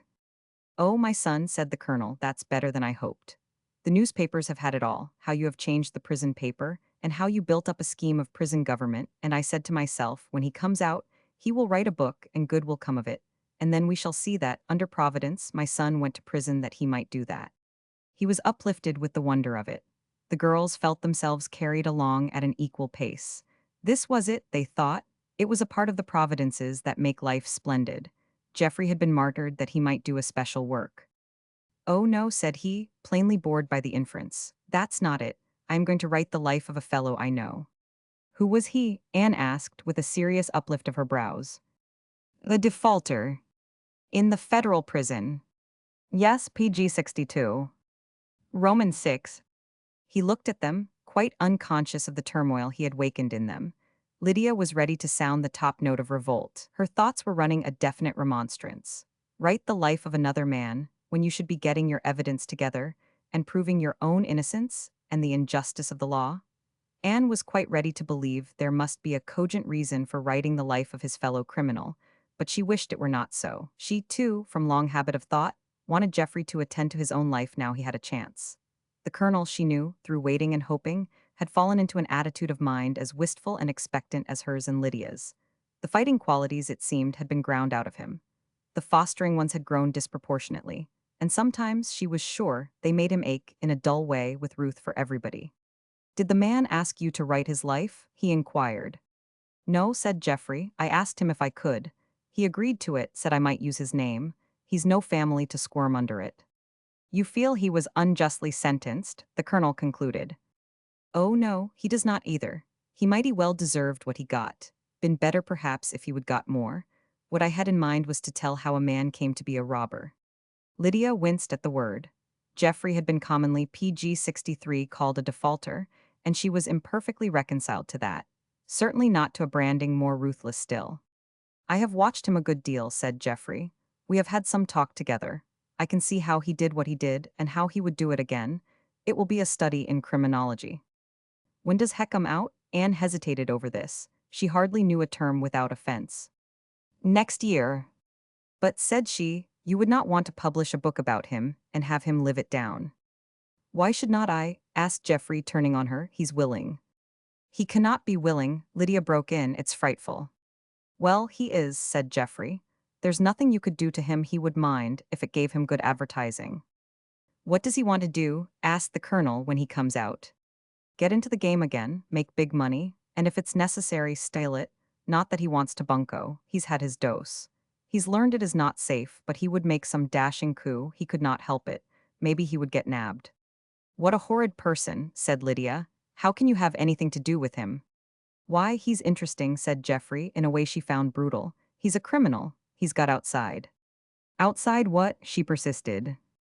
Law, and he would not particularly want to get back, except that it pays. But I am not concerned with what he does when he gets back. I want to show how it seemed to him outside and how he got there. He's more picturesque than I am, or I would take myself. PG 64. Blessed Anne, who had no grasp, she thought, of abstract values, but knew how to make a man able for his work, met the situation quietly. You could have the blue chamber, could not Heath Farvey, and do your writing there. Lydia flashed her a reproachful glance. She would have scattered his papers and spilled the ink, rather than have him do a deed like that. If he did it, it was not with her good will. Jeff had drawn his frown the tighter. I do not know whether I can do it, he said. A man has got to know how to write. You wrote some remarkable things for the Nestor, said the colonel, now hesitating. It had been one of the rules he and the girls had concocted for the treatment of a returning prisoner, never to refer to stone walls and iron bars. But surely, he felt, Jeff needed encouragement. Jeff was ruthless. That was all rot, he said. What was? Lydia darted at him. Did not you mean what you said? It was idiotic for the papers to take it up, said Jeff. They got it all wrong. There's a man, they said, in the federal prison, Jeffrey Blake, the defaulter, very talented, has revolutionized the Nestor, the prison organ. Let him out, pardon him, simply because he can write. As I understand, said his father, you did get the name of the paper changed. Well now, said Jeff appealingly, in a candid way, what kind of name was that for a prison paper? Nestor, who was Nestor? Says the man that's been held up in the midst of his wine-swilling and money-getting. Wise old man, he remembers, first-class preacher. Turn on the tap and he will give you a maxim. G, says PG 65, I do not want advice. I know how I got here, and if I ever get out, I will see to it I do not get in again. Lydia found this talk exceedingly diverting. She disapproved of it.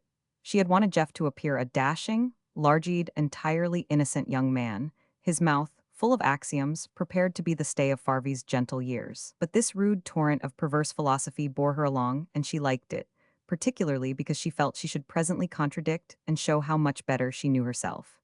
Anne, too, evidently had an unlawful interest in it, and wanted him to keep on talking. She took that transparent way of furthering the flow by asking a question she could answer herself. You called it prison talk, did not you? Yes, said Jeff, they called it prison talk. And all our newspapers copied your articles, said Anne, artfully guiding him forward, the ones you called the New Republic. What do they want to copy them for? Asked Jeff. It was a fool thing to do. I would simply written the letters to the men to ask them if they did not think the very devil of prison life was that we were outside. Not because we were inside, shut up in a jug. You could bear to be in a jug if that was all. But you have got to have ties. You have got to have laws and the whole framework that's been built up from the caveman. Or you are desperate, do not you see? You are all alone. And a man will do a great deal not to be alone. If there's nothing for you to do but learn a trade and be preached at by Nestor, and say to yourself, I am outside there's the devil in it. He was trying to convince them, as he had previously convinced others, those others who had lived with him under the penal law. He looked at Anne much as if she were PG 66, a state or federal board, and incidentally at Lydia, as if he would say, here's a very young and insignificant criminal, we will return to her presently. But she, too, is going to be convinced. And I do not say a man has not got to be infernally miserable when he's working out his sentence. He has. I do not want you to let up on him. Only I do not want him to get punky, so he is not fit to come back when his term is over. I do not believe it's going to do much for him merely to keep the laws he's been chucked under, against his will, though he's got to keep 'em, or they will know the reason why. Lydia wondered who they were. She thought they might be brutal wardens and assembled before her, in a terrifying battalion, the straitjackets and tortures she would found in some of the older English novels. So I said to the men, we have got to govern ourselves. We have not got a damned word. Really abashed, he looked at Anne. I beg your pardon. We have not got a word to say in this government we are under, but say we have. Say the only thing we can do is to give no trouble, fine ourselves, punish ourselves if we do. The worst thing that can happen to us, I said, is to hate law. Well, the best law we have got is prison law. It's the only law that's going to touch us now. Let's love it as if it were our mother. And if it is not tough enough, let's make it tougher.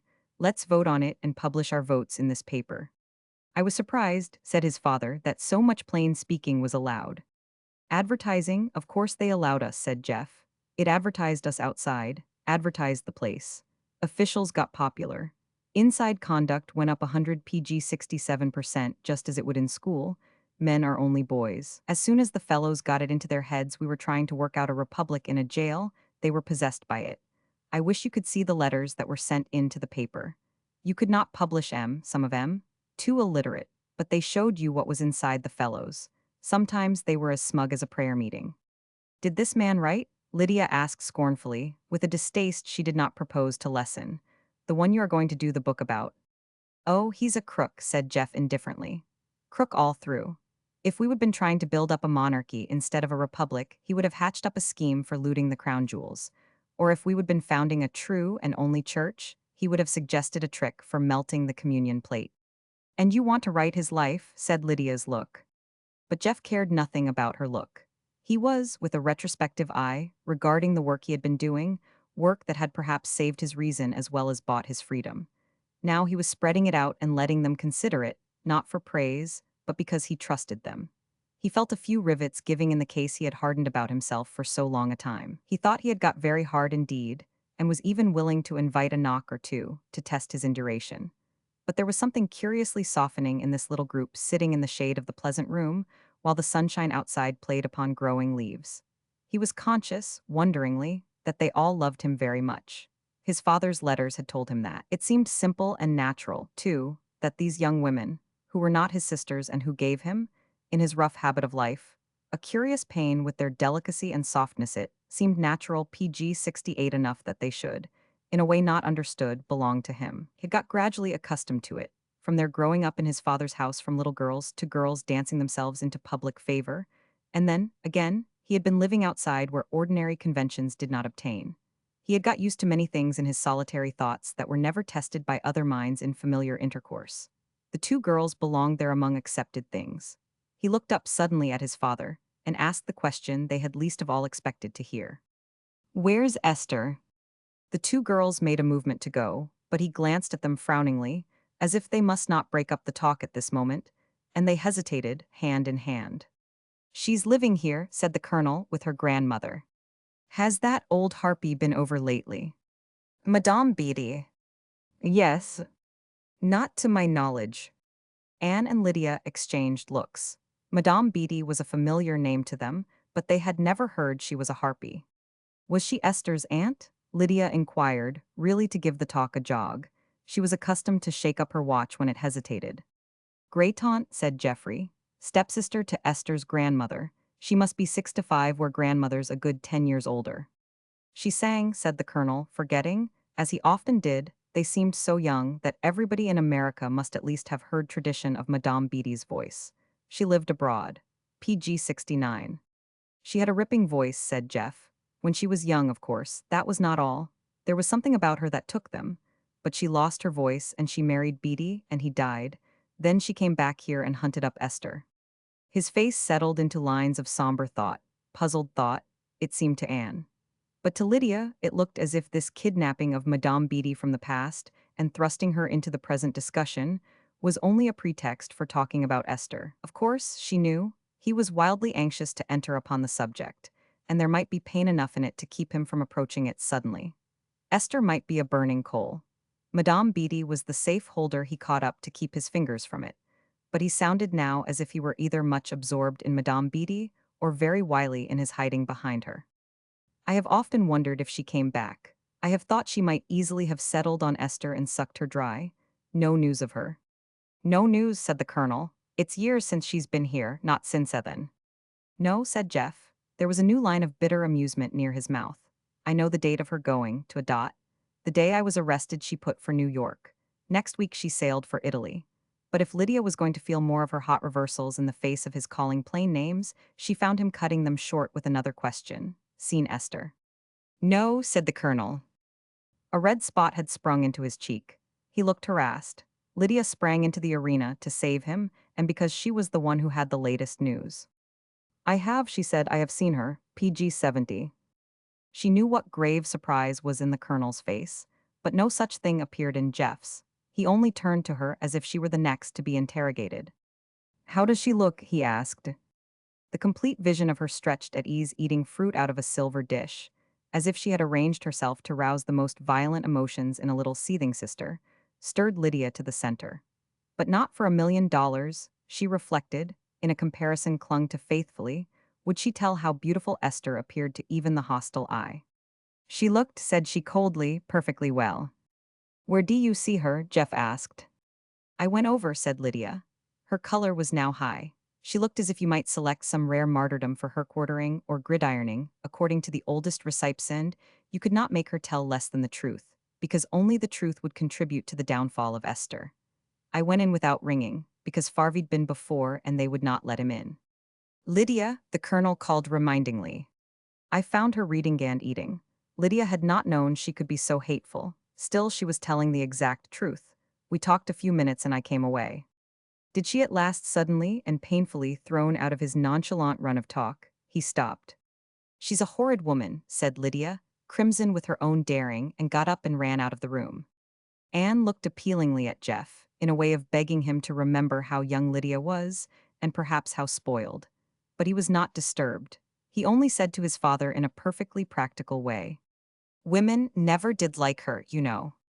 So Anne got up and went out, thinking it was the moment PG 71 for him and his father to pace along together on this road of masculine understanding. She found Lydia by the dining room window, savagely drying her cheeks. Lydia looked as if she had cried hard and scrubbed the tears off and cried again. There was such willful havoc in the pink smoothness of her face. Is not he hateful? She asked Anne, with an incredulous spite in her voice. How could anybody that belonged to Farvi be so rough? I cannot endure him, can you? Anne looked distressed. When there were disagreements and cross-purposes, they made her almost 99. She would go about with a physical nausea upon her, wishing the world could be kind. But he's only just free, she said. They were still making a great deal of that word, she and Lydia. It seemed the top of earthly fortune to be free, and abysmal misery to have missed it. I cannot help it, said Lydia. What does he want to act so for? Why does he talk about such places, as if anybody could be in them? Prisons. Yes, and talking about going west as if Farvi had not just lived to get him back. And about her, as if she was not any different from what he expected, and you could not ask her to be anything else. But she's his wife, said Anne gently. I suppose he loves her. Let's hope he does. You can, if you want to, said Lydia, with a wet handkerchief making another renovating attack on her face. I shan't. She's a horrid woman. They parted then, for their household deeds, but all through the morning Lydia had a fire of curiosity burning in her to know what Jeff was doing. He ought, she knew, to be sitting by Farvi, keeping him company, in a past PG 72 Sionnet way, to make up for the years. The years seemed sometimes like a colossal mistake in nature that everybody had got to make up to everybody else. Certainly she and Anne and Farvi had got to make up to the innocent Jeff, and equally they had all got to make up to Farvi. But going once noiselessly through the hall, she glanced in and saw the colonel sitting alone by the window, Mary Nellan's Virgil in his hand. He was well back from the glass, and Lydia guessed that it was because he wanted to command the orchard and not himself be seen. She ran up to her own room and also looked. There he was, Jeff, striding round in the shadow of the brick wall, walking like a man with so many laps to do before night. Sometimes he squared his shoulders and walked hard, but as if he knew he was going to get there the mysterious place for which he was bound. Sometimes his shoulders sagged, and he had to drive himself. Lydia felt, in her throat, the aching misery of youth and wondered if she had got to cry again, and if this hateful, wholly unsatisfactory creature was going to keep her crying. As she watched, he stopped, and then crossed the orchard green directly toward her. She stood still, looking down on him fascinated, her breath trembling, as if he might glance up and ask her what business she had staring down there. Spying on him while he did those mysterious laps he was condemned to make up perhaps for the steps he had not taken on free ground in all the years. Got a spade, she heard him call. Yes, it was Anne's voice, here it is. Why, it's new, Lydia heard him say. He was under her window now, and she could not see him without putting her head over the sill. Yes, said Anne, I went downtown and bought it. Anne's voice sounded particularly satisfied. Lydia PG 73 knew that tone. It said Anne had been able to accomplish some fit and clever deed to please. It was as if a fountain, bubbling over, had said, Have I given you a drink, you dog, you horse, you woman with the bundle and the child? Marvelous lucky I must be. I will bubble some more. Jeff himself might have understood that in Anne, for he said, I bet you brought it home in your hand. No takers, said Anne. I bet I 999, that heavy spade. It was not heavy. You thought I would be spading to keep from growing dotty. Good girl, give it here. But Jeff, Anne's voice flew after him as he went. Lydia felt herself grow hot, knowing Anne had taken the big first step that had looked so impossible when they saw him. She had called him Jeff. Jeff, where are you going to spade? Up, said Jeff, I do not care where. You always spade up, do not you? In a minute Lydia saw Anne, with the sun on her brown hair, the colonel, and Jeff with the shining spade like a new sort of war weapon, going forth to spade up. Evidently, Anne intended to have no spading at random in a fair green orchard. She was one of the conservers of the earth, a thrifty housewife who would have all things well done. They looked happily intent, the three, going out to their breaking ground. Lydia felt the tempest in her going down, and she wished she were with them. But her temper shut her out. She felt like a little cloud driven by some capricious wind to darken the face of earth, and not by her own willingness. She went down to the noon dinner quite chastened, with PG-74 the expression Anne knew, of having had a temper and got over it. The three looked as if they had had a beautiful time, Lydia thought humbly. The color was in their faces. Farvey talked of seed catalogs, and it became evident that Jeff was spading up the old vegetable garden on the orchard's edge. Anne had a soft pink in her cheeks. They had all, it appeared, begun a pleasant game. Lydia kept a good deal to herself that day.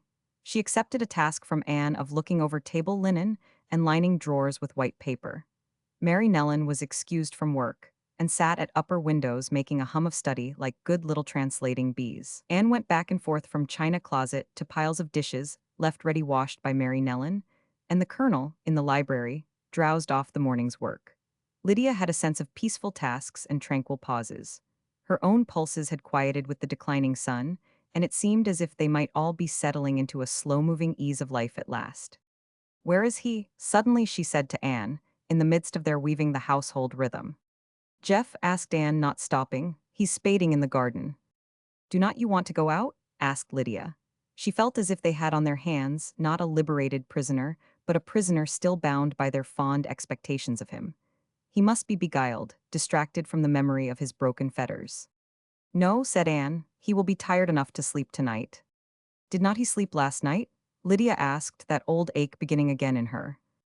I should not think so, said Anne, but he's well tired PG-75 now. And it was Lydia that night at 10 who heard long breaths from the little room when she went softly up the back stairs to speak to Mary Nellen. There was a light on his table. The door was open. He sat, his back to her, his arms on the table, his head on his arms. She heard the long, laboring breaths of a creature who could have sobbed if he had not kept a heavy hand on himself. They were, Lydia thought, like the breaths of a dear dog she had known, who used to put his nose to the crack of the shut door and sigh into it. Please let me in. It seemed to her acutely sensitive mind, prepared like a chemical film to take every impression Jeff could cast, as if he were lying prone at the door of the cruel beauty and breathing, please let me in. She wanted to put her hands on the bowed head and comfort him. Now she knew how Anne felt, Anne, the little mother heart, who dragged up compassion from the earth and brought it down from the sky for unfriended creatures. And yet all the solace Lydia had to offer was a bitter one. She would only have said, do not cry for her, she is not worth it, she's a hateful woman. PG-76. Romans 7. Madame Beatty was near and had that morning telegraphed Esther. The message was explicit and, in the point of affection, diffuse. Old-fashioned, too, she longed to hold her niece in her arms. A more terrified young woman could not easily have been come on that day than Esther Blake. As she opened the envelope, afraid of detectives, of reporters, of anything connected with a husband lately returned from jail. But this was worse than she could have guessed. In face of an ordinary incursion, she might shut herself up in her room and send Sophie to tell smooth fictions at the door. Reporters could hardly get at her, and her husband himself, if he should try, could presumably be rooted. Aunt Patricia Beatty was another matter. Esther was so panicky that she ran upstairs with the telegram and tapped at grandmother's door. Rhoda Knox came in answer. She was a large woman of a fine presence, red cheekbones with highlights, and smooth black hair brushed glossy and carefully coiled. She was grandmother's attendant, helplessly hated by grandmother but professionally unmoved by it, a general who carried on intricate calculations to avoid what she called steps. In the matter of steps, she laid bonds on high and low. A deed that would have taken her 5 minutes to do, she passed on to the next available creature, even if it required 20 minutes planning to hocus him into accepting it. She had the intent look of the schemer, yet she was one who meant well and simply preferred by nature to PG-77 be stationary. Grandmother feared her besides hating her, though loving the order she brought to pass. Esther slipped by her, and went to the bed where grandmother was lying propped on pillows, an exceedingly small old woman who was even to lifelong friends an enigma, presumably without an answer. She had the remote air of hating her state of age, which did not seem a natural necessity but a unique calamity, a trap sprung on her, and, after the nature of traps, most unexpectedly. When she was young, she had believed the old walked into the trap deliberately because it was provided on a path they were tired of. But she was not tired, and yet the trap had clutched her. She had a small face beautifully wrought upon by lines, as if she had given a cunning artificer the preparation of a mask she was paying dearly for, and yet did not prize at all. An old-fashioned nightcap with a frill covered her head, and she had tied herself so tightly into it that he must be a bold adventurer who would get at the thoughts inside. Her little hands were shaded by fine frills. She looked, on the whole, like a disenchanted lingerer in the living world, a useless creature for whom fostering had done so much that you might ask, what is this illustration of a clean old woman? What is it for? What does it teach? Esther, with her telegram, stood beside the bed. Grandmother, said she, in the perfect tone she used toward her, clear and not too loud, Aunt Patricia Beatty is coming. Grandmother lifted large black eyes dulled by the broken surface of age to Esther's face. There was no envy in the gaze, but wonder chiefly. Is that youth? The eyes inquired. Useless, not especially admirable but curious. Esther, waiting there for recognition, felt the discom PG 78 Fort grandmother always seemed to stir into her mood. Her rose-touched skin was a little more suffused, though not beyond a furtherance of beauty. Aunt Patricia is coming, she repeated. When I heard from her last she was in Poland. Her name is Martha, said grandmother. Do not let her come in here. She had a surprising voice, of a barbaric quality, the ring of metal. Hearing it, you were mentally translated for an instant, and thought of far-off, palm-girt islands and savages beating strange instruments and chanting to them uncouth syllables. Rhoda Knox, do not let her get up here. How can I keep her out? Asked Esther. You will have to see her. I cannot live down there alone with her. I could not make her happy. A satirical light shivered across grandmother's eyes. Where is your husband? She inquired. Here. Here, repeated Esther, in this house. Yes. He is not coming here. It would be very painful for him. The time had been when grandmother, newer to life, would have asked why. But she knew Esther minutely now. All her turns of speech and habits of thought were as a tale long told. Once it had been a mildly fascinating game to see through what Esther said to what she really meant. It was easy once you had the clue, too easy all certainties with none of the hazards of a game. Esther, she knew, lived with a lovely ideal of herself. The imaginary Esther was all sympathy, she was even self-sacrificing. No shining quality lay in the shop window of the world's praise, but the real Esther snatched it and adorned herself with it. The Esther that was talked in the language of the Esther that ought to be. If she did not want PG 79 to see you, she told you it would be inconvenient for you to come. If she wanted to tell you somebody had praised the rose of her cheek, she told you she was so touched by everybody's goodness in loving to give pleasure. Then she proved her point by naive repetition of the pretty speech. Sometimes she even, in the humility of the other Esther, deprecated the flattery as insincere, but not before she had told you what it was. I have not seen her since I have not seen her for years, she said. She was not happy with me then. She will be much less likely to be now. Older, said grandmother, more difficult to keep her out of here. It seemed to Esther there was no sympathy for her in the world, even if she got drum and fife and went out to beat it up. One empty victory she had achieved, grandmother had at least spoken to her. Sometimes she turned her face to the wall and lay there, not even a ruffle quivering. Esther moved away, but Rhoda Knox was beforehand with her. Rhoda held a letter. Mrs. Blake, could you take this down? She asked, in a faultless manner and yet implacably. And let it go out when somebody is going. Esther accepted the letter helplessly. She knew how Rhoda sat planning to get her errands done, yet there was never any reason why you should not do them. She ran downstairs carrying the letter, hating it because it had got itself carried against her will, and went at once to the telephone. And there her voice had more than its natural appeal, because she was so baffled and angry and pitied herself so much. Could you come in? I am bothered. Yes, in answer to his question, in trouble, I am afraid. Alston Choate came at once. Her voice must have told PG 80 him moving things, for he was full of warm concern. Esther met him with a dash of agitation admirably controlled. She was not the woman to alarm a man at the start. Let him get into a run, let him forget the spectators, by the way, and even the terrifying goal where he might be crowned victor even before he chose. Only whip up his blood until the guidance of them both was hers, not his. So he felt at once her need of him, and at the same time her distance from him. It was a wonderfully vivifying call. Nothing to fear from her, but exhilarating feats to be undertaken for her sake. I am frightened at last, she told him. That she was a brave woman, the woman she had created for her double had persuaded her. I had to speak to somebody. Choate looked really splendid in the panoply of his simplicity and restraints and courtesy. A man can be imposing in spite of a broken nose. What's gone wrong? He asked. Aunt Patricia is coming. Choate had quite forgotten Aunt Patricia. She had been too far in the depths of Poland for Esther to summon up her shade. Possibly it was a dangerous shade to summon, lest the substance follow. But now she sketched Aunt Patricia with hesitating candor, but so that he lost none of her undesirability, and he listened with a painstaking courtesy. You say you are afraid of her, he said at the end. Let her come, she may not want to stay. She is so different, faltered Esther. She looked at him with humid eyes. It was apparent that Aunt Patricia was different in a way not to be commended. Now Choate thought he saw how it was. You mean she's been banging about Europe, he said, living in pensions, trailing round with second-rate pro-PG 81 professionals. I get that idea, at least, am I right? She's frightfully bohemian, of course, said Esther. Yes, that's what I did mean. But she's not young, said Choate. In an indulgent kindliness Esther was quite sure he kept for her alone. She will not be very rackety. People do not want the same things after they are 60. She smokes, said Esther, in a burst of confidence. She did years ago when nice women were not doing it. He smiled at this, but tenderly. He did not leave Addington very often, but he did know what a blaze the Vestals of the time keep up.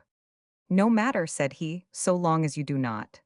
She drinks brandy, said Esther, and tells things. I cannot repeat what she tells.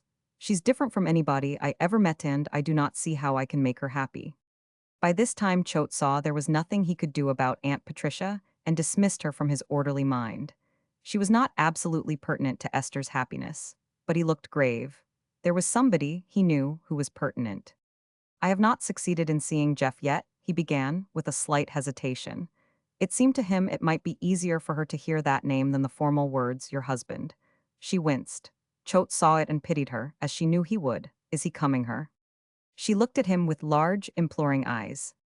Must I? He heard her whispering. It seemed really to herself. I do not see how you can help it, dear, he answered. The last word surprised him mightily.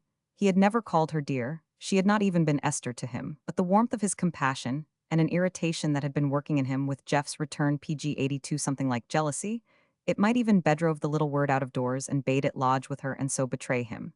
Esther heard the word quite clearly and knew what volumes of commentary it carried, but Choate, relieved, thought it had passed her by. She was still beseeching him, even caressing him with the liquid eyes. You see, she said, he and I are strangers almost. He's been away so long. You have not seen him, said Choate like an accusation. He had often had to bruise that snake. He hoped she would step on it for good. No, said Esther, he did not wish it. Choate's sane sense told him that no man could fail to wish it. If Jeff had forbidden her to come at the intervals when he could see his kin, she should have battered down his denials and gone to him.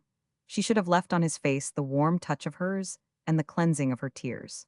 Choate had a tremendous idea of the obligations of what he called love. He hid what he thought of it in the fastnesses of a shy heart, but he took delight and found strength, too, in the certainty that there is unconquerable love, and that it laughs at even the locksmiths that fasten prison doors. He knew what a pang it would have been to him if he had seen Esther Blake going year after year to carry her hoarded sweetness to another man. But he wished she had done it. Some hardy, righteous fiber in him would have been appeased. He's happier away from me, said Esther, shaking her head. His father understands him. I do not. Why, before he went away we were not so very happy. Did not you know that? Choate was glad and sorry. We're not you, he responded, poor child. No, we had begun to be strangers, in a way. And it's PG 83 gone on, and of course we are really strangers now. The Esther she meant to be gave her a sharp little prick hair. That Esther seemed to carry a needle for the purpose of these occasional pricks, though she used it less and less as time went on and said to her, strangers before he went away? Oh no, I would like to think that. It makes the web we are spinning stronger. But I cannot. No, that is not true. So you see, said the real Esther to Choate, I cannot do anything. I sit here alone with my hands tied, and Grandma upstairs, of course. I cannot leave Grandmund, I cannot do anything. Do you think she looked very challenging? And Purido, you think it would be wicked of me to dream of a divorce? Choate got up and walked to the fireplace. He put both hands on the mantel and gripped it, and Esther, with that sense of implacable mastery women feel at moments of sexual triumph, saw the knuckles whiten. Would not it be better, she said, for him? I do not care for myself, though I am very lonely, very much at sea. But it does seem to me it would be better for him if he could be free and build his life up again from the beginning. Choate answered in a choked voice that made him shake his head impatiently. It is not better for any man to be free.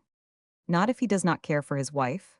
The master torturer proceeded, more and more at ease now she saw how tight she had him. Choate turned upon her. His pale face was scarred with an emotion as deep as the source of tears, though she exulted to see he had no tears to show her. Men should, she felt, be strong. Do not you know you must not say that kind of thing to PG-84 me? He asked her. Do not you see it's a temptation? I cannot listen to it. I cannot consider it for a minute. Is it a temptation? She asked in a whisper born, it seemed, of unacknowledged intimacies between them. The whisper said, if it is a temptation, it is not a temptation to you alone. Choate was not looking at her, but he saw her with the eyes of the mind. The brown, limpid look, the uplift of her quivering face, the curve of her throat, and the long ripple to her feet. He walked out of the room. It was the only thing for a decent man to do, in the face of incarnate appeal, challenge, a vitality so intense, and yet so unconscious of itself, he knew that it was, in its purity, almost irresistible. In the street he was deaf to the call of a friend and passed another without seeing him. They chaffed him about it afterward. He was, they told him, thinking of a case. Esther went about the house in an exhilarated lightness. She sang a little, in a formless way. She could not manage a tune, but she had a rhythmic style of humming that was not unpleasant to hear and gave her occasional outlet. It was the animal in the desert droning and purring to itself in excessive ease. She felt equal to meeting Aunt Patricia even. About dusk Aunt Patricia came in the medieval cab with Denny driving. There was no luggage. Esther hoped a great deal from that. But it proved there was too much to come by cab, and Denny brought it afterward, shabby trunks of a sophisticated look, spattered with labels. Madame Beatty alighted from the cab, a large woman in worn black velvet, with a stale perfume about her. Esther was at the door to meet her, and even in this outer air she could hardly help putting up her nose a little at the exotic smell. Madame Beatty was swarthy and strong-featured PG-85 with a soft, wrinkled skin unnatural from over-cherishing. She had bright, humorously satirical eyes, and her mouth was large. Therefore you were surprised at her slight lisp, a curious childishness which Esther had always considered pure affectation. She had forgotten it in these later years, but now the sound of it awakened all the distaste and curiosity she had felt of old. She had always believed if Aunt Patricia spoke out, the lisp would go. The voice underneath the lisp was a sad thing when you remembered it had once been golden. It was raucous yet husky. A gin voice, Geoffrey had called it, adding that she had a gin cough. All this Esther remembered as she went forward prettily and submitted to Aunt Patricia's perfumed kiss. The ostrich feathers in the worn velvet traveling hat cascaded over them both, and bangles clinked in a thin discord with curious trinkets hanging from her chatelaine. Evidently the desire to hold her niece in her arms had been for telegraphic purposes only. When they had gone in and Aunt Patricia was removing her gloves, an accepting Tish said she would not take her hat off until she went upstairs, asked, with a cheerful boldness. "Where's your husband?" Esther shrank perceptibly. No one but Lydia had felt at liberty to pelt her with the incarcerated husband, and she was not only sensitive in fact, but from an intuition of the prettiest thing to do. "Oh, I knew he was out," said Madame Beatty. "I keep track of your American papers, is not he here?" "He's in town," said Esther, in a low voice. Her cheeks burned with hatred of the insolence of kin which could force you into the open and strip you naked. "Where?" "With his father, PG-86. "Does his father live alone?" "No, he has stepdaughters." "Children of that woman that married him out of hand when he was over 60? Ridiculous business. Well, what's Jeff there for? Why is not he with you?" Madame Beatty had a direct habit of address, and, although she spoke many other languages fluently, in the best of English. There were times when she used English with an extreme of her lisping accent, but that was when it seemed good business so to do. This she modified if she found herself cruising where New England standards called for plain New England speech. "Why is not he with you?" she asked again. The tea had come, and Madame Beatty lifted her cup in a manner elegantly calculated to display, though ingenuously, a hand loaded with rings. "Dear Auntie," said Esther, widening eyes that had been potent with Alston Choate, but would do slight execution among a feminine contingent. Geoffrey would not be happy with me. Nonsense, said Aunt Patricia, herself taking the teapot and strengthening her cup. What do you mean by happy? He is completely estranged, said Esther. He is a different man from what he used to be. Of course he's different. You are different. So am one. He cannot take up things where he left them, but he's got to take them up somewhere. What's he going to do? I do not know, said Esther. She drank her tea nervously. It seemed to her she needed a vivifying draught. Auntie, you do not quite understand. We are divorced in every sense. That sounded complete, and she hoped for some slight change of position on the part of the Inquisitor. PG 87. Of course you went to see him while he was in prison? Auntie pursued inexorably. No, said Esther in a voice thrillingly sweet. He did not wish it. Auntie helped herself to tea.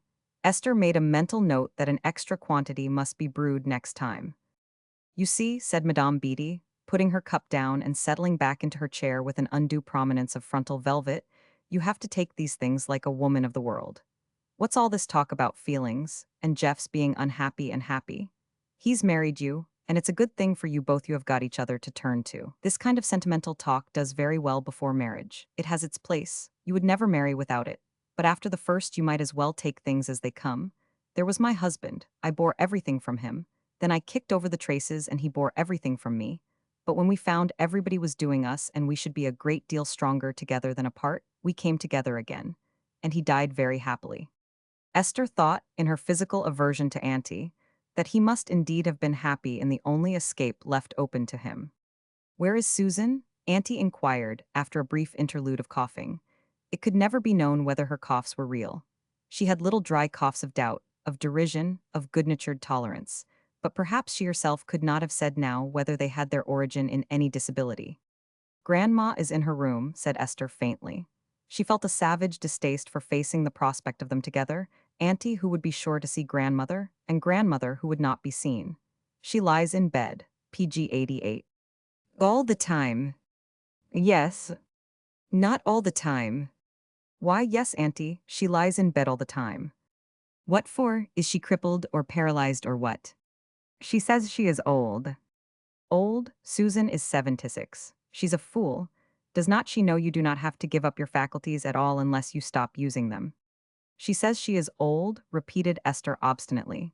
It seemed to her a sensible thing for grandmother to say. Being old kept her happily in retirement. She wished Auntie had a similar recognition of decencies. I will go to my room now, said Madame Beatty. What a nice house. This is Susan's house, is not it? Yes, Esther had now retired to the last defenses. She saw Auntie settling upon them in a jovial ease. It might have been different, she thought, if Alston Choate had got her a divorce years ago and then married her. Come, she said, with an undiminished sweetness, I will take you to your room. PG 89. Roman 8. Addington, so Geoffrey Blake remembered when he came home to it, was a survival. Naive constancies to custom, habits sprung out of old conditions and logical no more, and even the cruder loyalties to the past, lived in it unchanged. This was as his mind conceived it. His roots had gone deeper here than he knew while he was still a part of it, a free citizen. The first months of his married life had been spent here, but as his prosperity burned the more brilliantly, he and Esther had taken up city life in winter, and for the summer had bought a large and perfectly equipped house in a colony at the shore.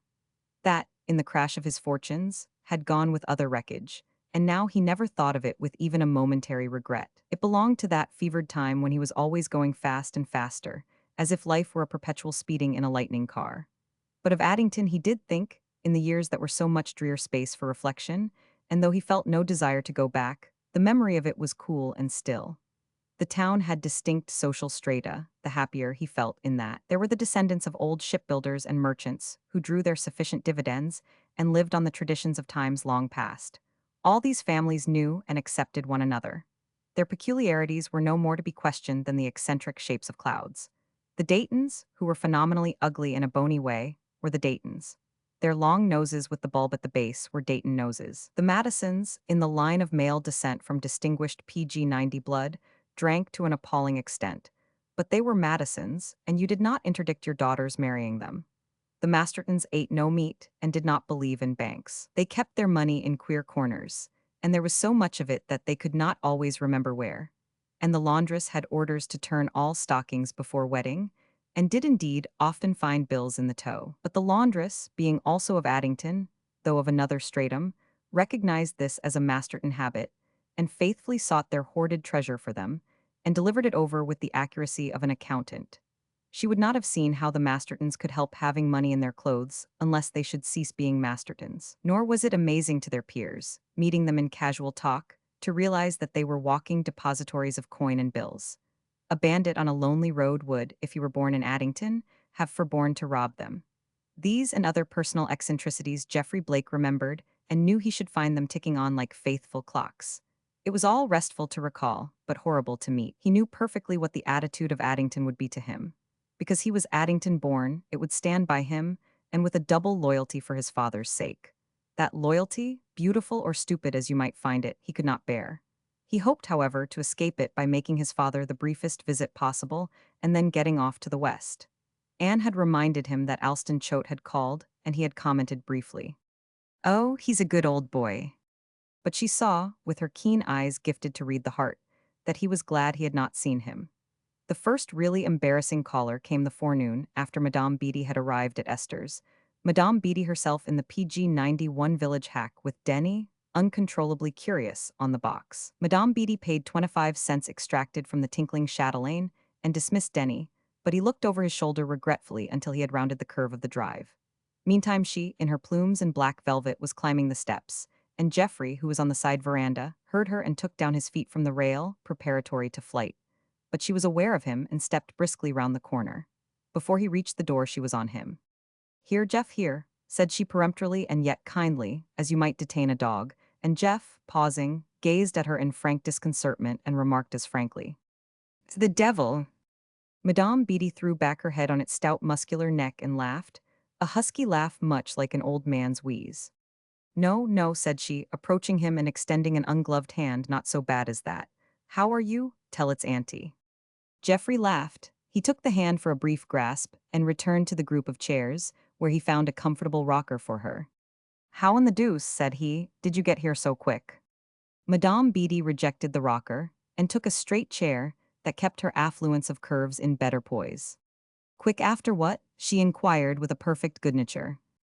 Geoffrey had seated himself on the rail, his hands, too, resting on it, and he regarded her with a queer terrified amusement, as if, in research, he had dug up a strange object he had no use for and might find it difficult to place. Not to name, he could name her very accurately. PG 92. "So quick after I got here," he replied with candor. "I tell you plainly, Madame Beatty, there is not a cent to be got out of me. I am done, broke, down, and out." Madame Beatty regarded him with an unimpaired good humor. "Bless you, Jeff," said she, "I know that. What are you going to do, now you are out?" The question came as hard as a stroke after the cushioned assurance preceding it. Jeff met it as he might have met such a query from a man to whom he owed no veilings of hard facts. "I do not know," said he. "If I did know, I should not tell you." Madame Beatty seemed not to suspect the possibility of rebuff. "Esther has not changed a particle," said she. Jeff scowled, nodded her, but absently at the side of the house, and made no answer. "Are not you coming down there?" asked Madame Beatty peremptorily, with the air of drumming him up to some task that would have to be reckoned with in the end. "Come, Jeff, why do not you answer? Are not you coming down?" Geoffrey had ceased scowling. He had smoothed his brows out with his hand, indeed, as if their tenseness hurt him. "Look here," said he, "you ask a lot of questions." She laughed again, a different sort of old laugh, a fat and throaty one. "Did I ever tell you," said she, "what the Russian Grand Duke said when I asked him why he did not marry?" "No," said Jeff, quite peaceably now. She was safer in the company of remembered royalties. Madame Beatty sought among the jingling decorations PG 93 of her person for a cigarette, found it, and offered him another. "Quite good," she told him. "An Italian count keeps me supplied. I do not know where the creature gets them." Then, after they had lighted up, she returned to her Grand Duke, and Jeff found the story sufficiently funny and laughed at it, and she pulled another out of her well-stirred memory, and he laughed at that. Madame Beatty told her stories excellently. She knew how little weight they carry smothered in feminine graces and coy obliquities from the point. Graces had long ceased to interest her as among the assets of a life where man and woman have to work to feed themselves. Now she sat down with her brother man and emulated him in ready give and take. Geoffrey forsook the rail which had subtly marked his distance from her. He took a chair and put his feet up on the rail. Madame Beatty's neatly shod and very small feet went up on a chair, and she tipped the one she was sitting in at a dangerous angle while she exhaled luxuriously. And so Lydia, coming round the corner in a simple curiosity to know who was there, found them, laughing uproariously and dim with smoke. Lydia had her opinions about smoking. She had seen women indulge in it at some of the functions where she and Anne danced, but she had never found a woman of this stamp doing it with precisely this air. Indeed, Lydia had never seen a woman of Madame Beatty's stamp in her whole life. She stopped short, and the two could not at once get hold of themselves in their peal of accordant mirth. But Lydia had time to see one thing for a certainty. Jeff's face had cleared of its brooding and its intermittent scowl. He was enjoying himself. This, she thought, in a sudden rage of scorn, was the kind of thing he enjoyed. Not Farvey, not Anne's gentle ministrations, but the hooting of a horrible old PG-94 woman. Madame Beatty saw her and straightened some of the laughing wrinkles round her eyes. "Well, well," said she, "who's this?" Then Geoffrey, becoming suddenly grave, as if, Lydia thought, he ought to be ashamed of laughing in such company, sprang to his feet and threw away his cigarette. "Madame Beatty," said he, "this is Miss Lydia French." Madame Beatty did not rise, as who, indeed, so plumed and black-velveted should for a slip of a creature trembling with futile rage over a brother proved wanting in ideals. She extended one hand, while the other removed the cigarette from her lips and held it at a becoming distance.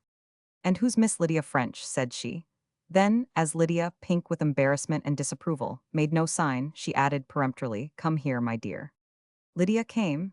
It was true that Madame Beatty had attained to privilege through courts and high estate.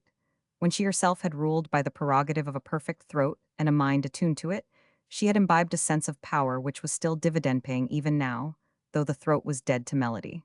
When she really asked you to do anything, you did it, that was all. She seldom asked now, because her attitude was all careless tolerance, keen to the main chance but lax in exacting smaller tribute, as one having had such greater toll. But Lydia's willful hesitation awakened her to some slight curiosity, and she bade her the more commandingly. Lydia was standing before her, red, unwillingly civil, and Madame Beatty reached forward and took one of her little plump, work-roughened hands, held it for a moment, as if in guarantee of kindliness, and then dropped it. "Now," said she, "who are you?" Geoffrey, seeing Lydia so put about, answered for her PG-95 again, but this time in terms of a warmth which astonished him as it did Lydia. "She is my sister Lydia." Madame Beatty looked at him in a frank perplexity. "Now," said she, "what do you mean by that?" "No, no, my dear, do not go." Lydia had turned by the slightest movement. "You have not any sisters, Jeff." "Oh, I remember. It was that romantic marriage." Lydia turned back now and looked straight at her, as if to imply if there were any qualifying of the marriage she had a word to say. "Was not there another child?" Madame Beatty continued, still to Jeff. "Anne is in the house," said he. He had placed a chair for Lydia, with a kindly solicitude, seeing how uncomfortable she was, but Lydia took no notice. Now she straightened slightly and put her pretty head up. She looked again as she did when the music was about to begin, and her little feet, though they kept their decorous calm, were really beating time. "Well, you are a pretty girl," said Madame Beatty, dropping her lorgnon. She had lifted it for a stare and taken in the whole rebellious figure. "Esther did not tell me you were pretty. You know Esther, do not you?" "No," said Lydia, in a wilful stubbornness, "I do not know her." "You have seen her, have not you?" "Yes, I have seen her." "You do not like her then?" said Madame astutely. "What's the matter with her?" Something gave way in Lydia. The pressure of feeling was too great, and candor seethed over the top. "She's a horrid woman." Or was it because some inner watchman on the tower told her Jeff himself had better hear again what one per PG-96 son thought of Esther? Madame Beatty threw back her plumed head and laughed, the same laugh she had used to annotate the stories. Lydia immediately hated herself for having challenged it. Geoffrey, she knew, was faintly smiling, though she could not guess his inner commentary. "What a little devil." Madame Beatty now turned to him. "Same old story, is not it?" she stated. "Every woman of woman born is bound to hate her." "Yes," said Jeff. Lydia walked away, expecting, as she went, to be called back and resolving that no inherent power in the voice of aged hatefulness should force her. But Madame Beatty, having placed her, had forgotten all about her. She rose and brushed the ashes from her velvet curves. "Come," she was saying to Geoffrey, "walk along with me." He obediently picked up his hat. "I shan't go home with you," said he, "if that's what you mean." She took his arm and convoyed him down the steps, leaning wearily. She had long ago ceased to exercise happy control over useful muscles. They even creaked in her ears and did strange things when she made requests of them. You understand, said Geoffrey, when they were pursuing a slow way along the street, he with a chafed sense of ridiculous captivity. I shan't go into the house. I will not even go to the door. Stuff, said the lady. You needn't tell me you do not want to see Esther. Jeff did not tell her that. He did not tell her anything. He stolidly guided her along. PG 97. There is not a man born that would not want to see Esther if he would seen her once, said Madame Beatty. But this he neither combated nor confirmed, and at the corner nearest Esther's house he stopped, lifted the hand from his arm and placed it in a stiff rigor at her waist. He then took off his hat, prepared to stand while she went on. And Madame Beatty laughed. You are a brute, said she pleasantly, a dear, sweet brute. Well, you will come to it. I shall tell Esther you love her so much you hate her, and she will send out spies after you. Goodbye. If you do not come, I will come again. Geoffrey made no answer. He watched her retreating figure until it turned in at the gate, and then he wheeled abruptly and went back. An instinct of flight was on him. Here in the open street he longed for walls, only perhaps because he knew how well everybody wished him, and their kindness he could not meet. Madame Beatty found Esther at the door, waiting. She was an excited Esther, bright-eyed, short of breath. Where have you been? She demanded. Madame Beatty took off her hat and stabbed the pin through it. Her toupee, deranged by the act, perceptibly slid, but though she knew it by the feel, that eccentricity did not, in the company of a mere niece, trouble her at all. She sank into a chair and laid her hat on the neighboring stand. Where have you been? Repeated Esther, a pulse of something like anger beating through the words. Madame Beatty answered idly, up to see Jeff. I knew it, Esther breathed. Of course, said Madame Beatty carelessly. Jeff and I were quite friends in old times. I was glad I went. It cheered him up. PG 98. Did he? Esther paused. Ask for you, supplied Madame Beatty pleasantly. Not a word. Here Esther's curiosity did whip her on. She had to ask. How does he look? Oh, youngish, said Madame, rather flabby, obstinate, ugly too. Ugly, plain, do you mean? No, American for ugly, obstinate, sore-headed. He's hardened. He was rather a silly boy, I remember, had enthusiasms, much in love. He is not now. He's no use for women. Esther looked at her in an arrested thoughtfulness. Madame Beatty could have laughed. She had delivered the challenge Jeff had not sent, and Esther was accepting it, wherever it might lead to whatever dueling ground. Esther could not help that. A challenge was a challenge. She had to answer. It was a necessity of type. Madame Beatty saw the least little flickering thought run into her eyes, and knew she was involuntarily charting the means of summons, setting up the loom, as it were, to weave the magic web. She got up, took her hat, gave her toupee a little smack with the hand, and unhinged it worse than ever. You will have to give him up, she said. Give him up, flamed Esther, do you think I want?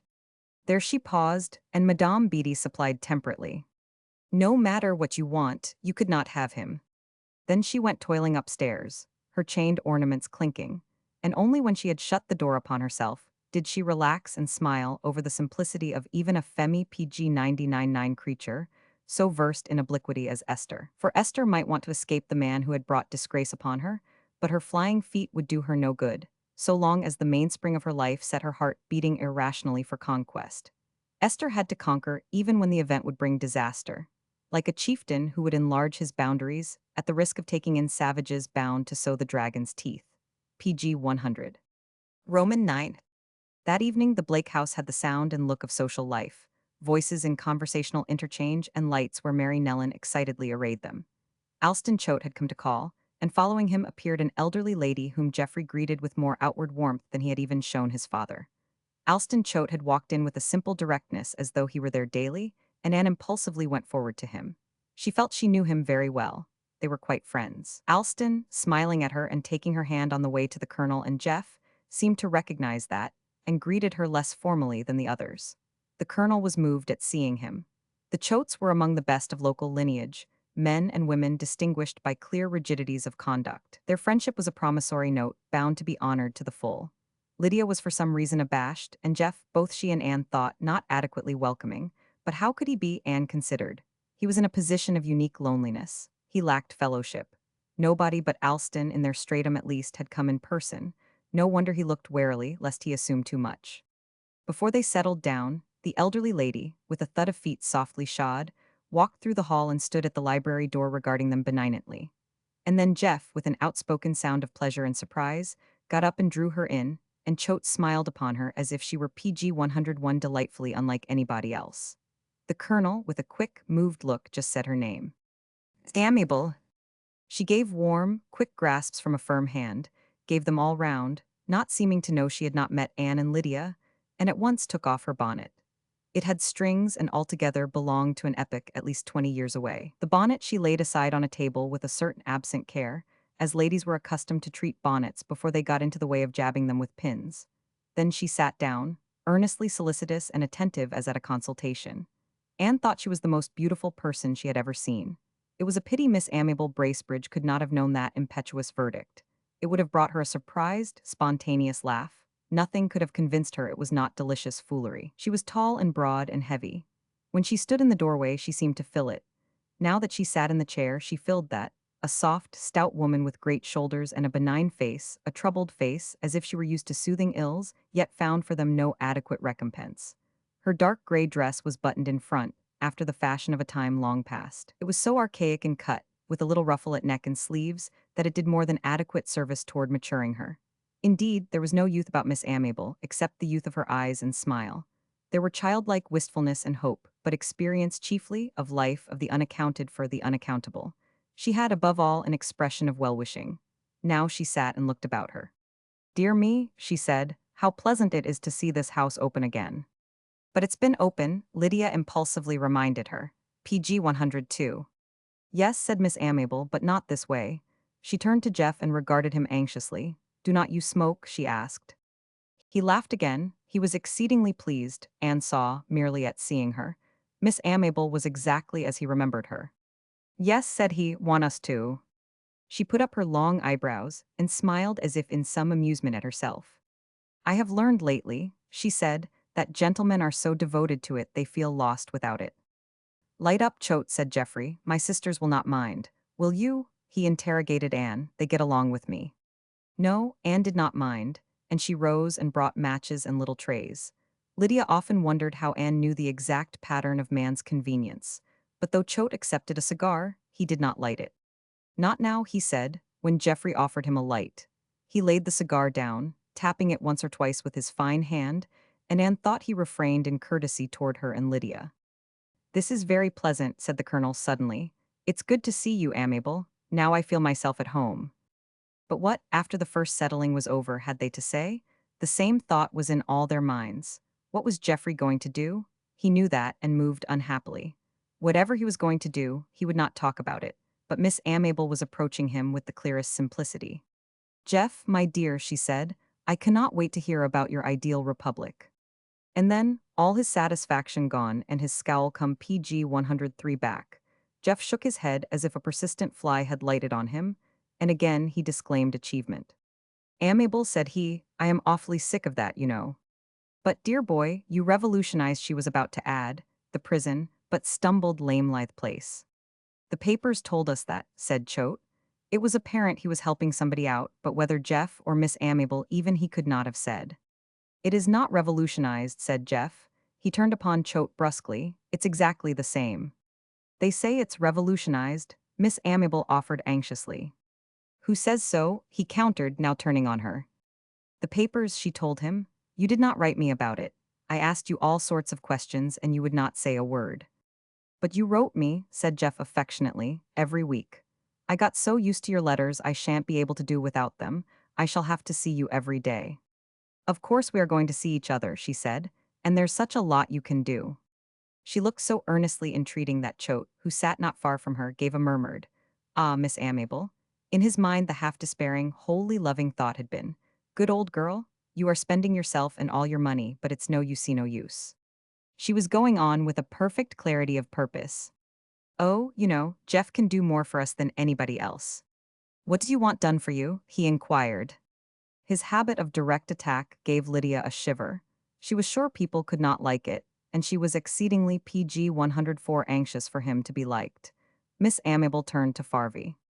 "You see," she said, "Addington is waking up. I did not dwell very much on it," she added now to Jeff, "when I wrote you, because I thought you would like best to think of it as it was. But now—" "Now I am out," said Jeff brutally. "You find me equal to it." "I think," said Miss Amiable, "you can do so much for us." Nothing troubled her governed calm. It might almost be that, having looked from high places into deep ones, no abyss could dizzy her. "We done more feels as I do." "We done more," Geoffrey repeated in a surprised and most uncordial tone. He looked at Choate. "Yes," said Choate, as if he confirmed not only the question but Jeff's inner feeling, "he's here. He's practicing law, and besides that he edits the Argosy." "Owns it too, I think," said Farvey. "They told me so at the newsstand." "Well," said Choate pointedly, "it said Miss Amiable owns it." "Then," said Jeff, including her abruptly, "you have the whiff and you can get more out of it. What's he in it for anyway? Did you have to take him over with the business?" Miss Amiable was plainly grieved. "Now why should you want to turn him out of it?" she asked, really of Choate who had started the attack.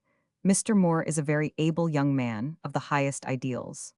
Jeff laughed. It was a kindly laugh. Anne was again sure he loved Miss Amiable. "I cannot see Moore changing much after 25, he said to Choate, who confirmed him briefly. PG 105. "Same old weedy." "Mr. Moore is not popular," said Miss Amiable with dignity, turning now to Farvey. "He never has been here in Addington.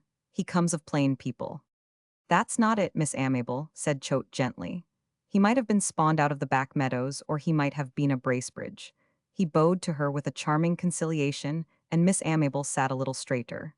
"If we do not accept him, it's because he's we done more. We were in school with him, you know?" "In college, too," said Jeff, with that gentleness men always accorded her, men of perception who saw in her the motherhood destined to diffuse itself, often to no end. She was so noble and at the same time so helpless in the crystal prison of her hopes. "We knew Weedy like a book." Miss Amiable took on an added dignity, proportioned to the discomfort of her task. Here she was defending Weedon Moore, whom her outer sensibilities rejected the while his labeled virtues moved her soul. Sometimes when she found herself with people like these tonight, manifestly her own kind, she was tired of being good. "I do not know anyone," said she, "who feels the prevailing unrest more keenly than we done more." At that instant, Mary Nellen, her eyes brightening as these social activities increased, appeared in the doorway, announcing doubtfully, "Mr. Moore." Geoffrey, as if actually startled, looked round at Choate, who was unaffectedly annoyed. Anne, rising to receive the problematic Moore, thought they had an air of wondering how they could repel unwarranted invasion. Miss Amiable, in a sort of protesting, delicate distress, was loyally striving to make the invader's path plain. PG 106. "I told him I was coming," she said. It seems he had thought of dropping in. Then Anne went out on the heels of Mary Nellen, hearing Miss Amiable conclude, as she left, with an apologetic note unfamiliar to her soft voice, "He wants you to write something, Jeff, for the Argosy." Anne, even before seeing him, became conscious that Mary Nellen regarded the newcomer as undesirable. And when she came on him standing, hat in hand, she agreed that Wee Dunmore was, in his outward integument, exceedingly unpleasant.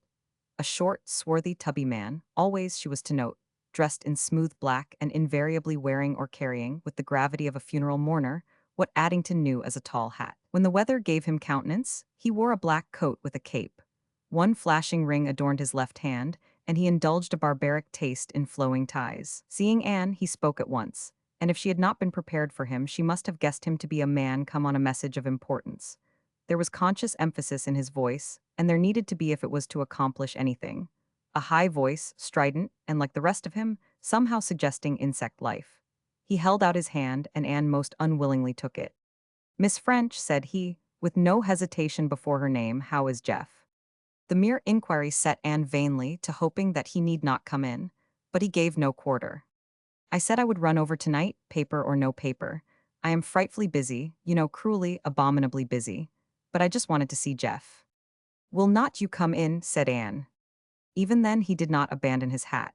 He kept his hold on it, bearing it before him in a way that made Anne PG 107 think absurdly of shields and bucklers. When, in the library, she turned to present him, as if he were an unpleasant find she had got to vouch for somehow, the men were already on their feet and Jeff was setting forward a chair. She could not help thinking it was a clever stage business to release him from the necessity of shaking hands. But Moore did not abet him in that informality. His small hand was out, and he was saying in a sharp, strained voice, exactly as if he were making a point of some kind, an oratorical point, "Jeff, my dear fellow, I am tremendously glad to see you." Anne thought Jeff might not shake hands with him at all, but she saw him steal a shamefaced look at Miss Amiable and immediately, as if something radical had to be done when it came to the friend of a beloved old girl like her, strike his hand into Moore's, with an emphasis the more pronounced for his haste to get it over. Moore seemed enraptured at the handshake and breathless over the occasion. Having begun shaking hands, he kept on with enthusiasm. The colonel, Miss Amable and Lydia had to respond to an almost fervid greeting. Only Choate proved immune. He had vouchsafed to cool, "How are you, Weedy?" When Moore began, and that seemed all Moore was likely to expect. Then they all sat down and there was, Lydia decided, as she glanced from one to another, no more pleasure in it. There was talk. Moore chatted so exuberantly, his little hands upon his fattish knees, that he seemed to squeeze sociability out of himself in a rapture of generous willingness to share all he had.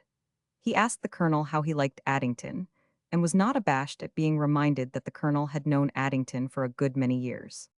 "Still it's changed," said Moore, regarding him almost PG 108 archly. "Addington is not the place it was even a year ago." "I hope we have learned something," said Miss Amable earnestly, and yet prettily too. "My theory of Addington," said Choate easily, "is that we all wish we were back in the Addington of 100 years ago." "You would want to be in the dominant class," said Moore. There was something like the trammels of an unwilling respect over his manner to Choate, yet still he managed to be rallying. When the old merchants were coming home with china and bales of silk and Paris shoes for madam. "And think of it," said he, raising his sparse eyebrows and looking like a marionette molded to express something, and saying it with painful clumsiness, almost grotesquerie. "The ships are bringing human products now. They are bringing us citizens, bone and sinew of the Republic, and we cry back to China and bales of silk."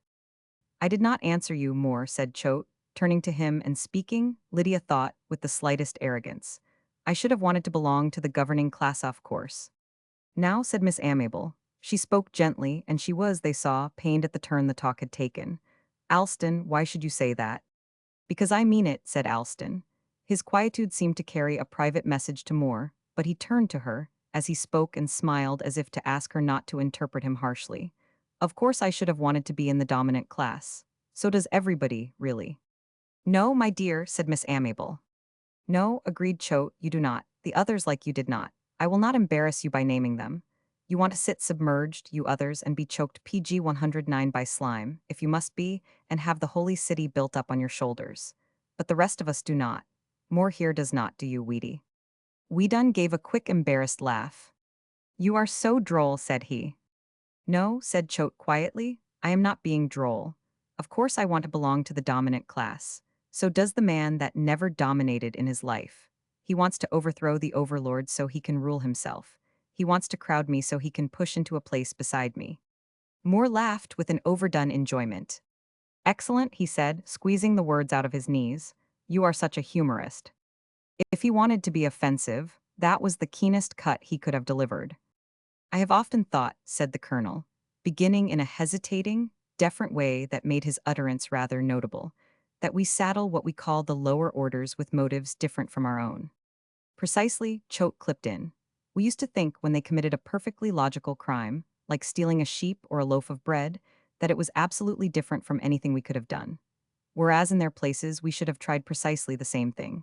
Just as cleanliness is a matter of bathtubs and temperature. We should not bathe if we had to break the ice over a quart of water and then go out and run a trolley car all day." Lydia's face, its large eyes fixed upon him, said so plainly, "I do not believe it," that he laughed, with a sudden enjoyment of her, and after an instant of wide-eyed surprise, she laughed too. "And here's Miss Amable," Choate went on, in the voice it seemed he kept for her, going to the outer extreme and PG 110 believing, because the laboring man has been bled, that he's incapable of bleeding you. "Do not you think it, Miss Amable? He's precisely like the rest of us, like me, like we done here. He will sit up on his platform and judge me like 40,000 prophets out of Israel, but put him where I am and he will cling with his eyelids and stick there. Just as I shall." Miss Amable looked deeply troubled and also at a loss. "I only think, Alston," she said, "that so much insight, so much of the deepest knowledge comes of pain. And the poor have suffered pain so many centuries. They have learned things we do not know. Look how they help one another. Look at their self-sacrifice." "Look at your own self-sacrifice," said Choate. "Oh, but they know," said she. The flame of a great desire was in her face. "I do not know what it is to be hungry. If I starved myself I should not know, because in somebody's pantry would be the bread box I could put my hand into. They know, Alston. It gives them insight. When they remember the road they have traveled, they are not going to make the mistakes we have made." Oh, yes, they are, said Choate. Pardon me. There are going to be robbers and pirates and Napoleons and Getrich Quicks born for quite a while yet, and they are not going to be born in my class alone nor Weeduns. Weedon squirmed at this, and even Jeff thought it rather a nasty cut. But Jeff did not know yet how well Choate knew Weedon in the ways of men, and Weedon accepted no rebuff. He turned to Jeff, distinctly leaving Choate as one who would have his little pleasantries. Jeff, he said, I want you to do something for the Argosy. PG 111. Jeff at once knew what. Queer, he said, how you all think I have got copy out of jail. Anne resented the word.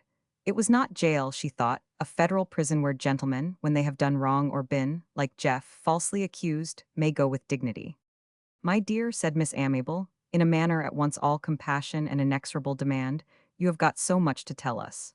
You men in that place, she stumbled over the word and then accepted it discussed the ideal republic. You made it by discussing it. Yes, said Choate, in voice of curious circumspection, as if he hardly knew what form even of eulogy might hurt. It was an astonishing piece of business. You cannot expect people not to notice a thing like that. I cannot help it, said Jeff. I do not want such a row made over it. Whether the thing was too intimate, too near his heart still beating sluggishly it might be, from prison air, could not be seen. But Miss Amable, exquisitely compassionate, was yet inexorable, because he had something to give and must not withhold.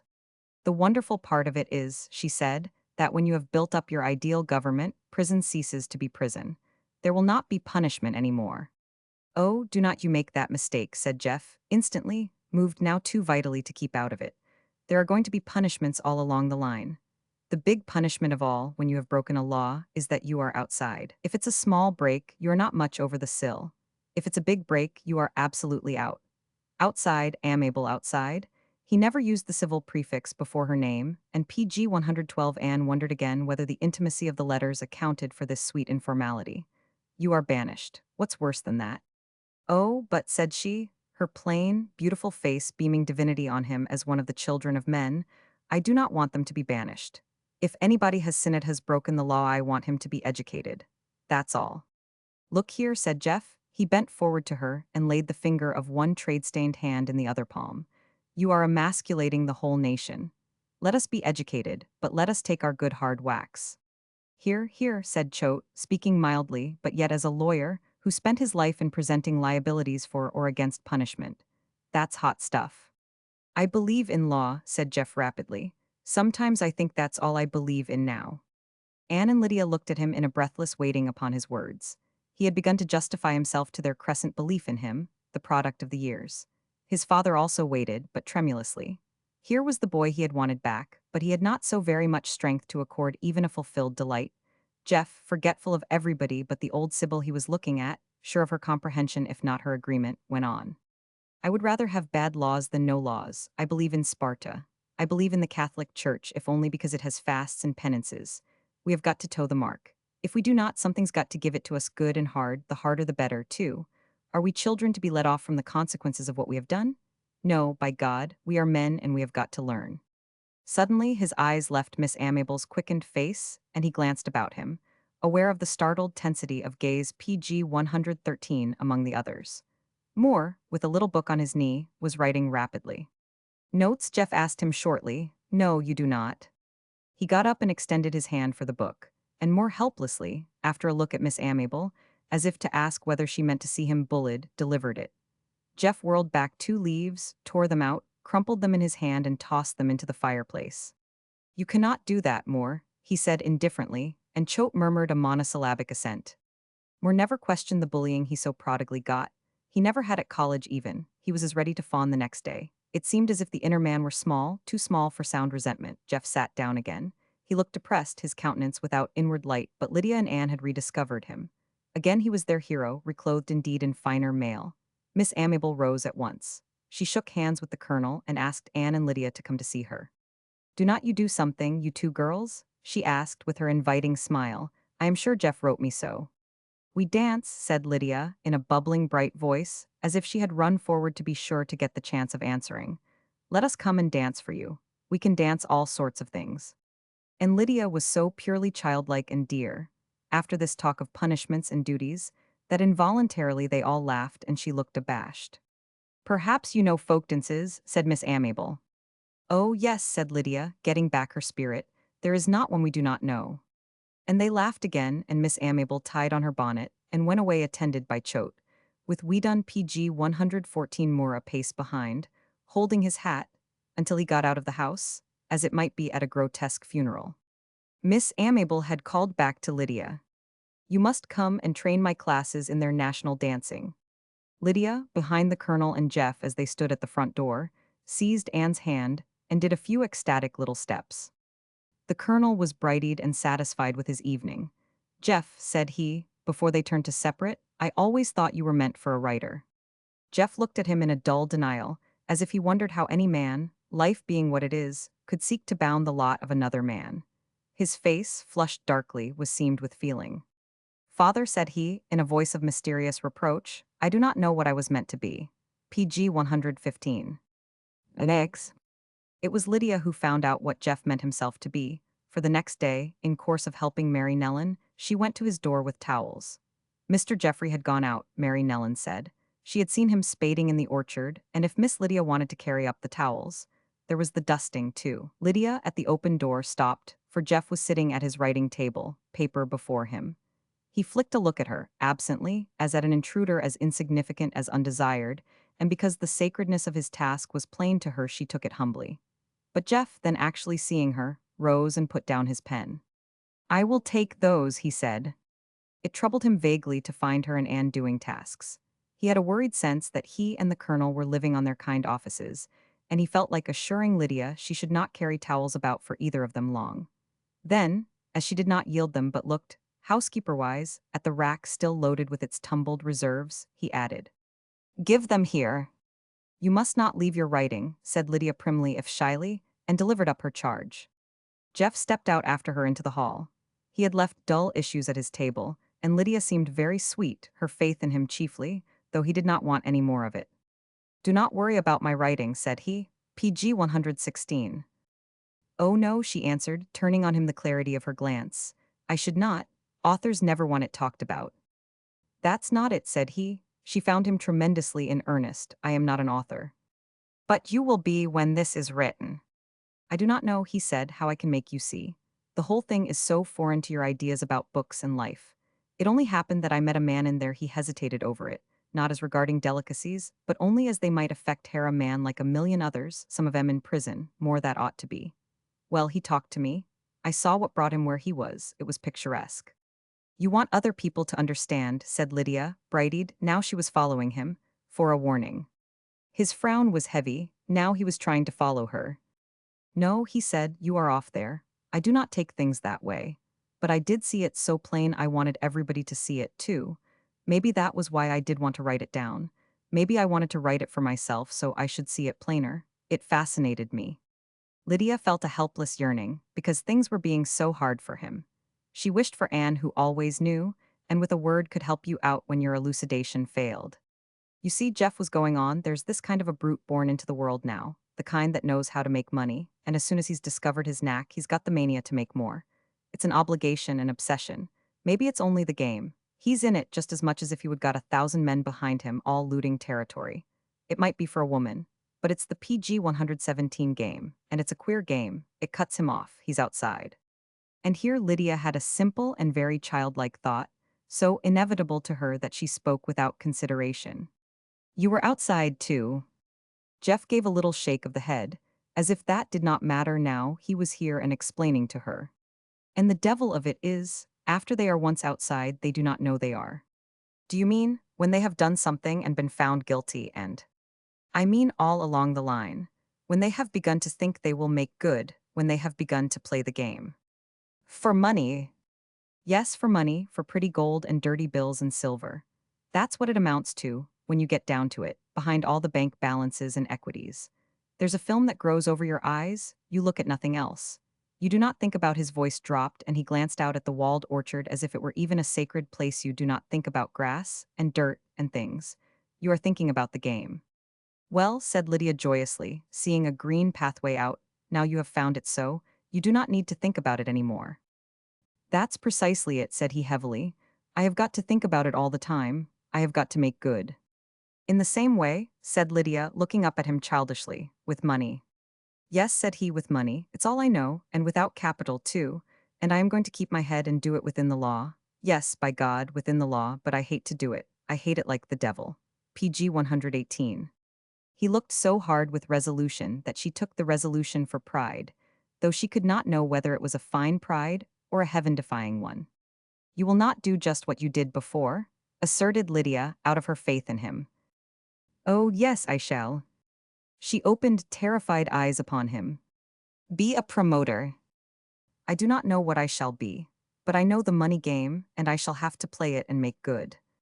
She ventured a question touching on the fancies that were in her mind, part of the bewildering drama that might attend on his return. She faltered it out. It seemed too splendid really to assault fortune like that, and yet perhaps not too splendid for him. This was the question. And pay back there, she hesitated, and he finished for her. The money I lost in a hole? Well, we will see. This last sounded indulgent, as if he might add little sister. Lydia plucked up spirit. There's something else I hoped you would do first.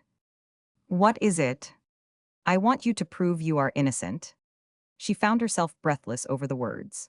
They brought her very near him, and after all she was not sure what kind of brother he was, save that he had to be supremely loved.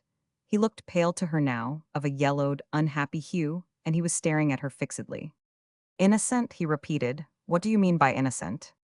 Lydia took heart again, since he really did invite her on. Why, of course, she said. We all know Farvey and Anne, and you know you never did it. PG 119. Did what? Lost all that money, took it away from people. The softness of her voice was moving to him. He saw she meant him very well indeed. Lydia, said he, I lost the money. Do not make any mistake about that. Yes, you were a promoter, she reminded him. You were trying to get something on the market. She seemed to be assuring him, in an agonized way, of his own good faith. And people bought shares. And you took their money. And her voice broke here in a sob of irrepressible sympathy, and you lost it. Yes, said he patiently. I found myself in a tight place, and the unexpected happened, the inconceivable. The market went to pieces. And of course it was at the minute I was asked to account for the funds I had. I could not, so I was a swindler. I was tried. I was sentenced, and I went to prison, that's all. Oh, said Lydia passionately, but do you suppose we do not know you are not the only person concerned? Do not you suppose we know there's somebody else to blame? Jeff turned on her a sudden look so like passion of a sort that she trembled back from him. Why should he be angry with her? Did he stand by Reardon to that extent? What do you mean? He asked her. Who's been talking to you? We have all been talking, said Lydia with a frank simplicity, Farvey and Anne and one. Of course we have talked, especially Anne and one. We knew you were not to blame. Jeff turned away from her and went back into his room. He shut the door, and yet so quietly that she could not PG 120 feel reproved. Only she was sad. The way of being a sister was a harder one than she had looked for. But she felt bound to him, even by stronger and stronger cords. He was hers, Farvey's and Anne's and hers, however unlikely he was to take hold of his innocence with firm hands and shake it in the public face. Jeff, in his room, stood for a minute or more, hands in his pockets, staring at the wall and absently thinking. He remembered the paper on it from his college days. But he recalled himself from the obvious. He looked into his inner chamber of mind, where he had forbidden himself to glance since he had come home, lest he see there a confusion of idea and desire that should make him the weaker in carrying out the inevitabilities of his return. There was one thing in decency to be expected of him at this point: to give his father a period of satisfaction before he left him to do what he had not yet clearly determined on. It was sufficiently convincing to tell Lydia he intended to make good, but he had not much idea what he meant by it. He was conscious chiefly that he felt marred somehow, jaded, harassed by life, smeared by his experience of living in a gentlemanly jail.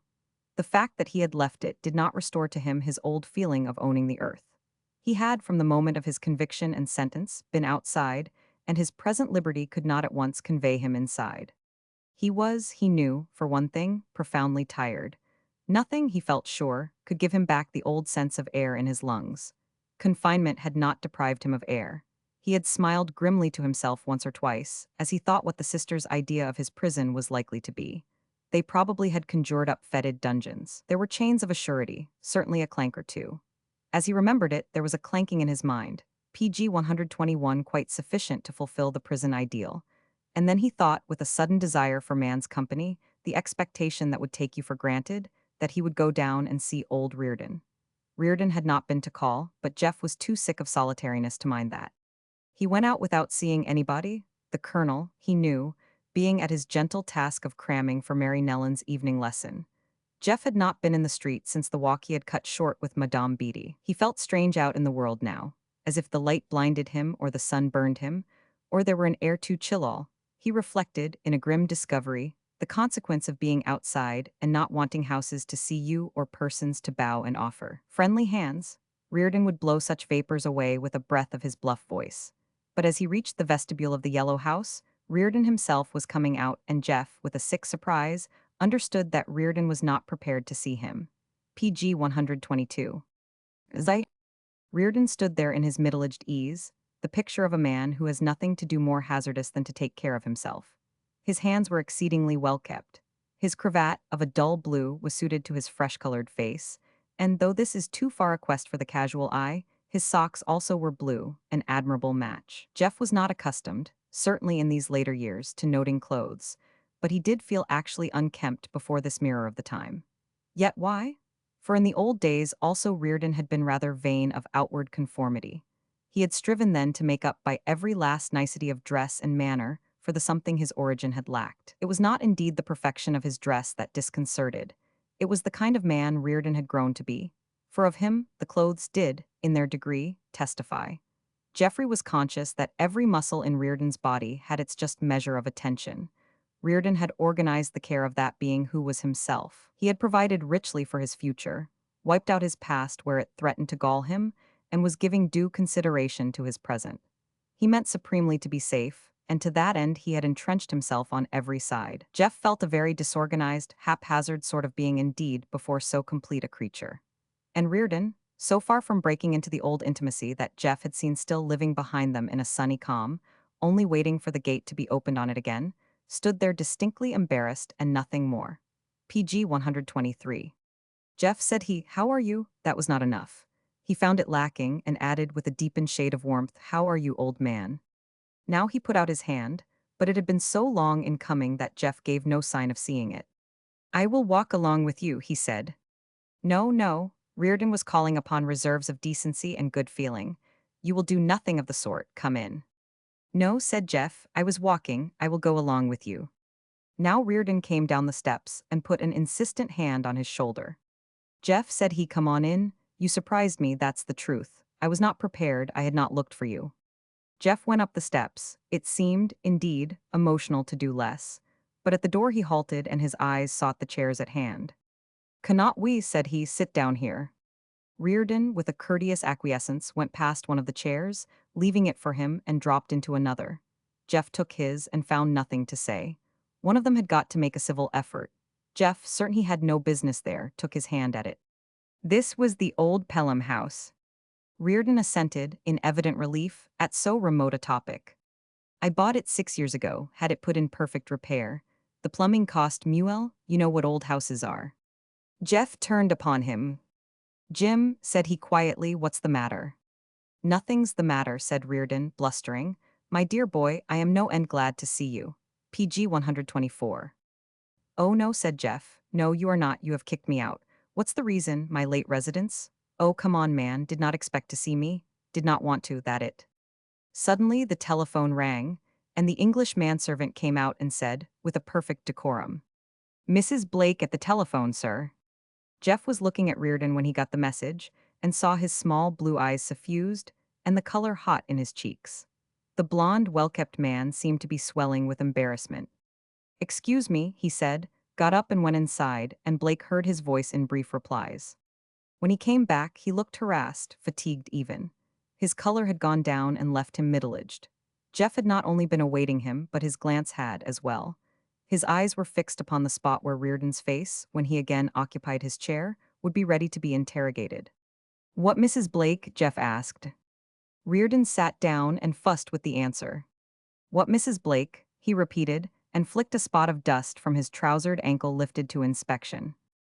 Yes, said Jeff with an outward quiet, was that my wife?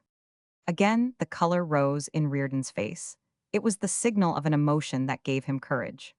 Why, yes, he said it was. What did she want? Jeff, said Reardon, it's no possible business of yours what Esther wants.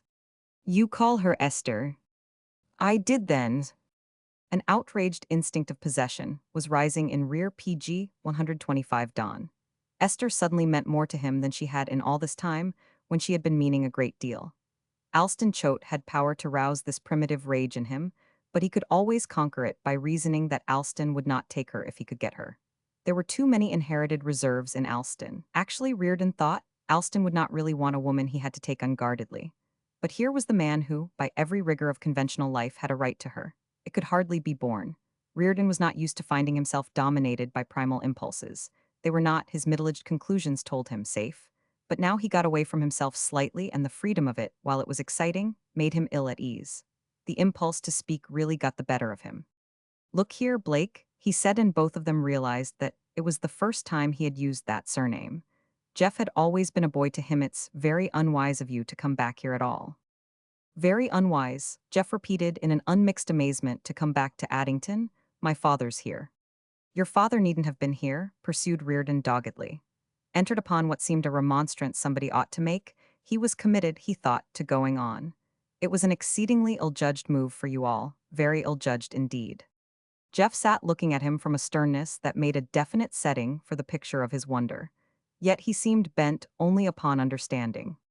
I do not say you came back to make trouble, Reardon went on, pursued now by the irritated certainty that he had adopted a course and had got to justify it. But you are making it. How am I making it? PG 126.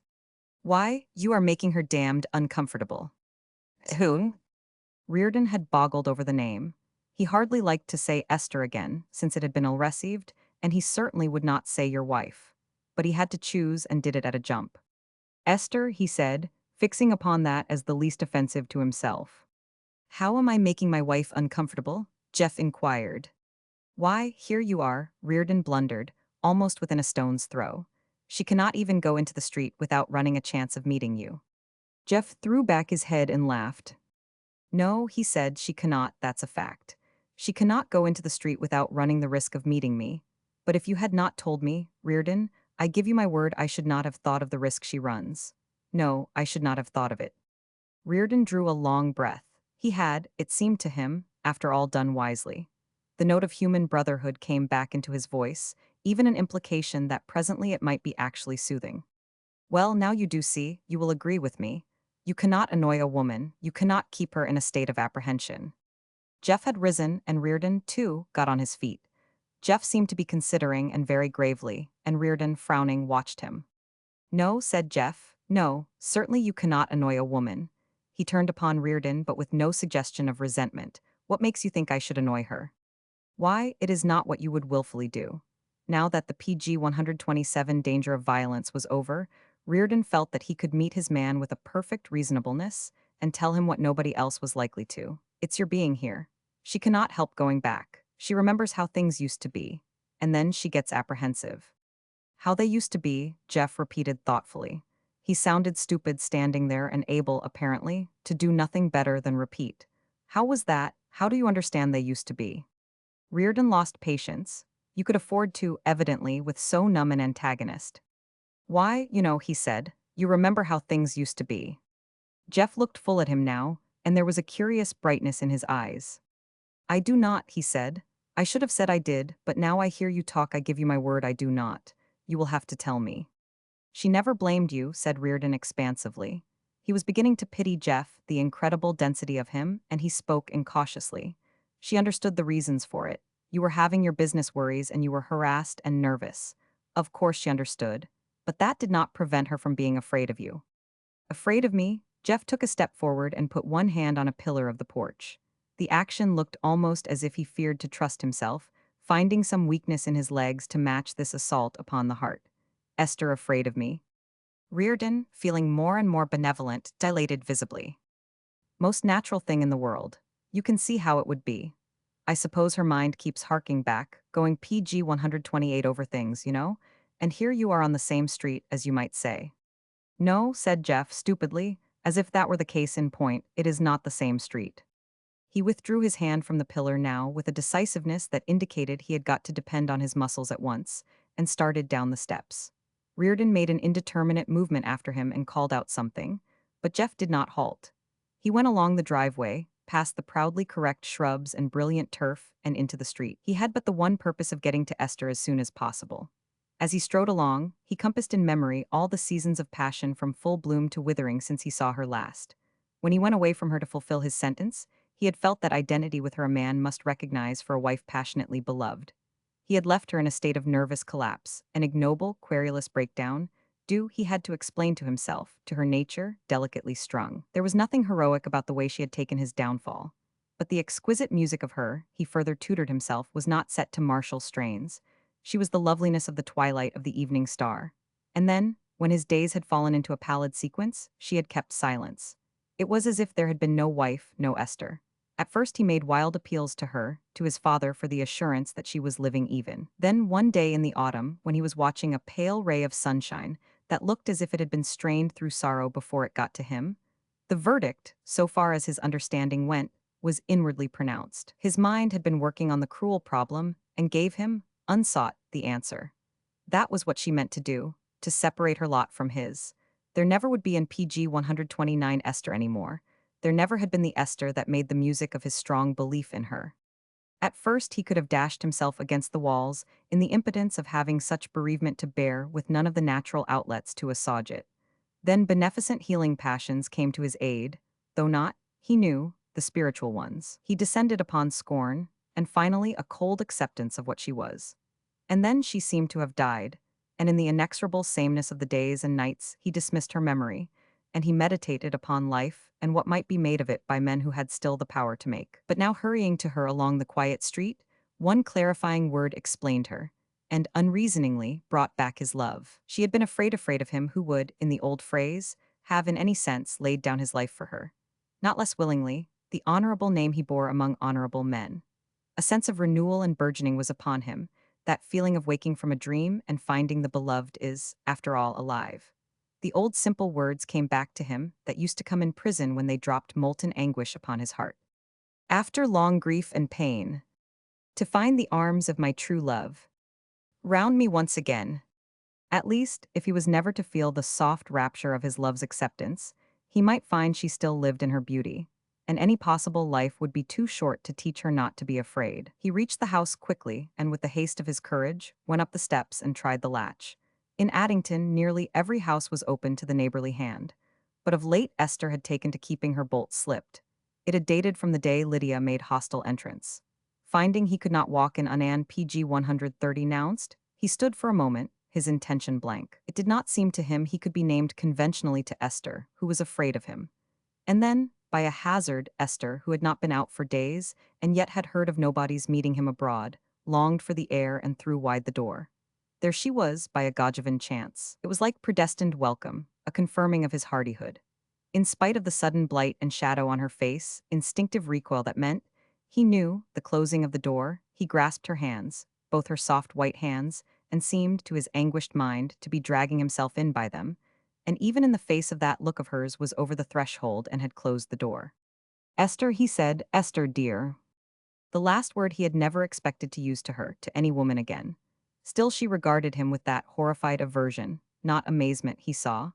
It was as if she had perhaps expected him, had anticipated this very moment, and yet was not ready because, such was her hard case, no ingenuity could possibly prepare her for it. This he saw, and it ran on in a confirming horrible sequence from Reardon's speech. Esther, he repeated. He was still holding her hands and feeling they had no possibility of escape from each other, she in the weakness of her fear and he in passionate ruth. Are you afraid of me? That was her cue. Yes, she whispered. Were you always, dear? He went on, carried by the tide of his despairing love. Or was it love? It seemed to him like love, for he had not felt emotion such as this through the dry pangs of his isolation. Years ago, when we were Tojdari, you were not afraid then. Oh, yes, I was, she said. Now that she could PG 131 late his emotion in any degree, she felt the humility of his mind toward her, and began to taste her own ascendancy. He was suing to her in some form, and the instinct which, having something to give may yet withhold it, fed her sense of power. Why, we were happy, said Geoffrey, in an agony of wonder. That's been my only comfort when I knew we could not be happy now. I made you happy, dear. And since he hung, in a fevered anticipation, upon her answer, she could reply, still from that sense of being the arbitress of his peace. I never was happy at the last, I was afraid. He dropped her hands. What of? He said to himself stupidly. In God's name, what of? The breaking of his grasp had released also some daring in her. They were still by the door, but he was between her and the stairs. He caught the glance of calculation, and instinct told him if he lost her now, he should never get speech of her again. Do not, he said, do not go. Again he laid a hand upon her wrist, and anger came into her face instead of that first candid horror. She had heard something, a step upstairs, and to that she cried, Aunt Patricia, 3 times in a piercing entreaty. It was not Madame Beatty who came to the stairhead and looked down. It was Rhoda Knox. After the glance she went away, though in no haste, and summoned Madame Beatty, who appeared in a silk negligee of black and white swirls like witches' fires, and after one indifferent look, called jovially, "Hello, Jeff." But she came down the stairs and Esther, seeing his marauding entry turned into something like a visit under PG 132 social sanction, beat upon his wrist with her other hand, and cried 2 hot tears of angry impotence. For heaven's sake, Esther, Madame Beatty remarked at the foot of the stairs, what are you acting like this for? You look like a child in a tantrum. Esther ceased to be in a tantrum. She had a sense of the beautiful, and not even before these 2 invaders would she make herself unfitting. She addressed Madame Beatty in a tone indicating her determination not to speak to Jeff again. Tell him to let me go. Jeff answered. Passion now had turned him cold, but he was relentless. A man embarked on a design to which he cannot see the purpose or the end, but who means to sail straight on. Esther, he said, I am going to see you now, for 10 minutes, for half an hour. You may keep your aunt here if you like, but if you run away from me, I shall follow you. But you will not run away. You will stay right here. He dropped her wrist. Oh, come into the library, said Madame Beatty. I cannot stand. My knees are creaking. Come, Esther, ask your husband in. Madame Beatty, billowing along in the witch-patterned silk and clicking on prodigiously high heels, and Esther with her head haughtily up, led the way, and Jeff, following them, sat down as soon as they had given him leave by doing it, and looked about the room with a faint foolish curiosity to note whether it too had changed. Madame Beatty thrust out a pretty foot, and Esther, perched on the piano stool, looked rigidly down at her trembling hands. She was very pale.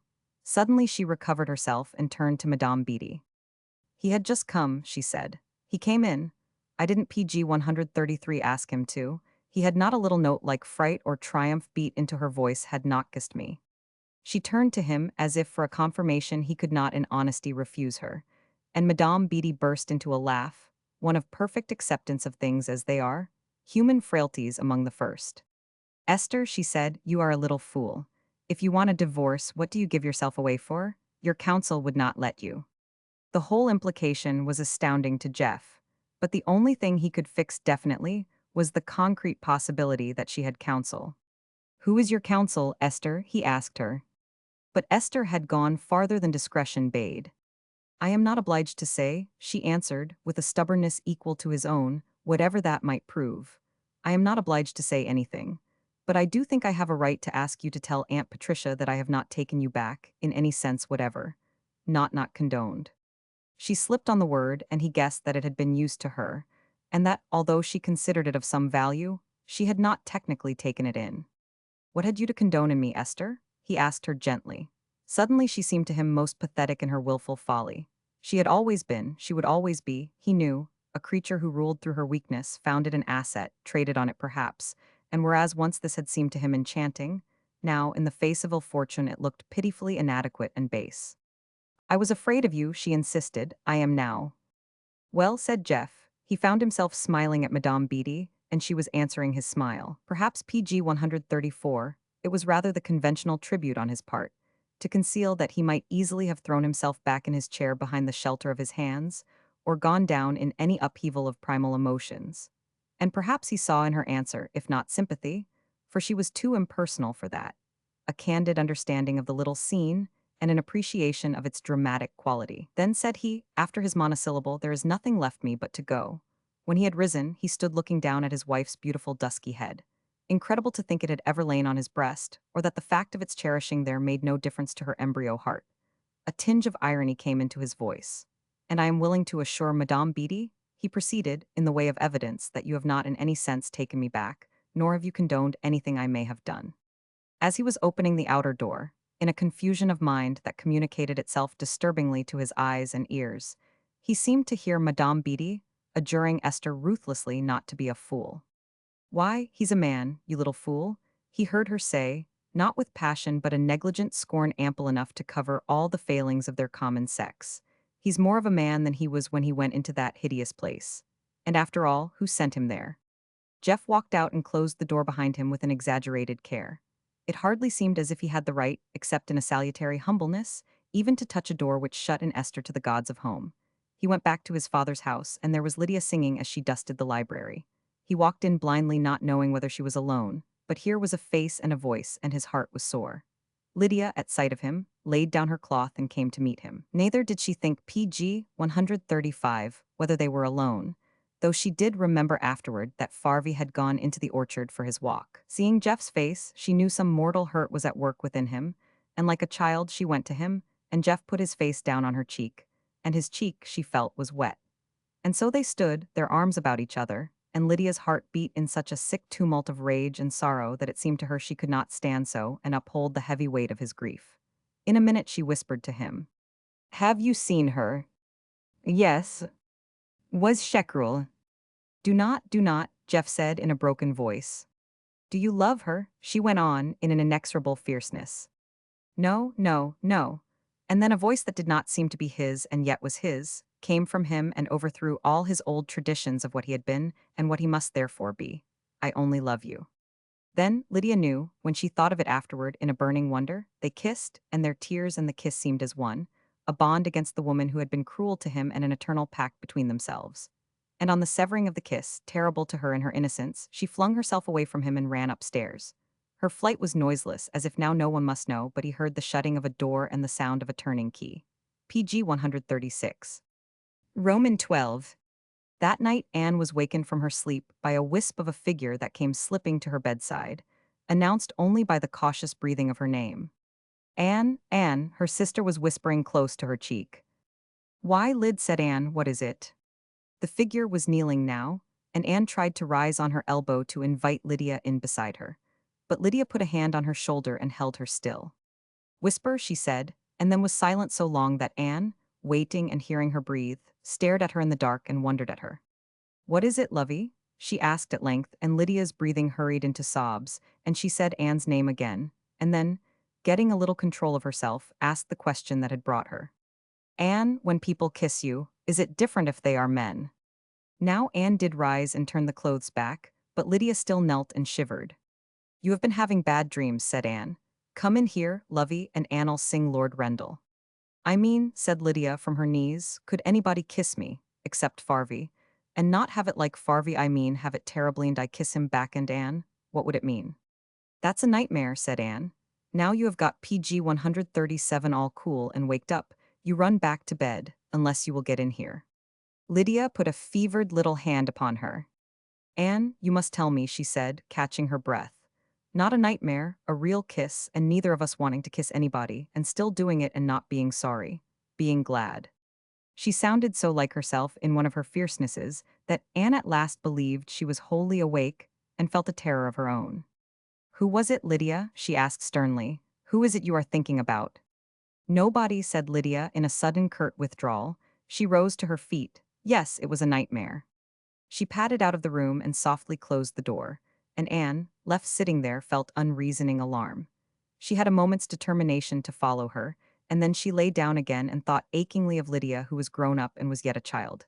And still, Anne knew, she had to come to woman's destiny. Lydia was so compact of sweetnesses that she would be courted and married, and who was Anne to know how to marry her rightly?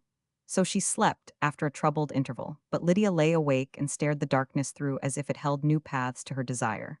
What was her desire? She did not know, save that it had all to do with Jeff. He had been cruelly used. He must not be so dealt with any more. Her passion for his well-being, germinating and growing through the years she had not seen him, had come to flower in a hot resolve that he should be happy now. and in some way, some headlong, resistless way, she knew she was to make his happiness, and yet in her allegiance to him there was trouble and pain. He had made her into a new creature. The kiss had done it. PG 138. He would not, Lydia thought, have kissed her if it were wrong, and yet the kiss was different from all others and she must never tell. Nor must it come again. She was plighted to him, not as to a man free to love her, but to his well-being, and it was almost sacred and not to be undone. She was exalted and she was shuddering with a formless sense of the earth's sway upon her. She had ever been health-minded as a child. Even the pure imaginings of love had not beguiled her. But now something had come out of the earth or the air and called to her, and she had answered. And because it was so inevitable, it was right yet right for only him to know. Who else could understand? PG 139. Roman 13. Lydia did not think she dreaded seeing him next morning. The fabric they had begun to weave together looked too splendid for covering trivial little fears like that. Or was it strong enough to cover anything? Yet when he came into the room where they were at breakfast, she could not look at him with the same unwavering eyes. She had, strangely and sadly too, the knowledge of life. But if she had looked at him, she would have seen how he was changed. He had pulled himself together. Whether what happened or what might happen had tutored him, he was on guard, ready for himself most of all. And after breakfast, where Anne and the Colonel had contributed the mild commonplaces useful at least in breaking such constraints, he followed the Colonel into the library and sat down with him. The Colonel, from his chair by the window, regarded his son in a fond approval. Even to his eyes, where Jeff was always a grateful visitant, the more so now after he had been so poignantly desired, he was this morning the more manly and altogether fit. But Jeff was not going to ingratiate himself. "Father," said he, "I have got to get out." Trouble of a wistful sort sprang into the Colonel's face, but he spoke with a reasonable mildness, desirous chiefly of meeting his boy halfway. "You said so, but not yet, I hope." "At once," said Geoffrey. "I am going at once, today perhaps, tomorrow anyway. I have simply got to get away." PG 140. The Colonel, rather impatiently, because his voice would tremble, asked as Lydia had done. "Have you seen Esther?" This Jeff found unreasonably irritating. Bitter as the sight of her had been and unspeakable her repudiation, he felt today as if they did not pertain. The thing that did pertain with a biting force was to remove himself before innocent young sisterly girls idealized him to their harm. But he answered, and not too ungraciously. "Yes, I have seen Esther, but that's nothing to do with it. Esther is what she's always been, only I have got to get away."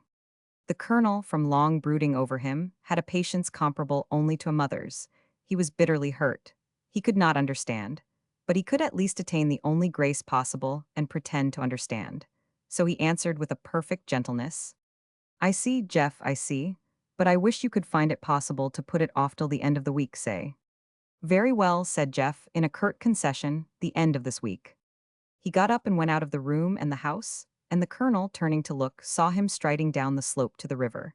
Then the elder man's hands began to tremble, and he sat pathetically subject to the seizure. Anne, if she had found him, would have known the name of the thing that had settled upon him. She would have called it a nervous chill, but to him it was one of the little ways of his predestined mate, old age. And presently, sitting there ignominiously shuddering, he began to be amused at himself, for he had a pretty sense of humor, and to understand himself better than he had before.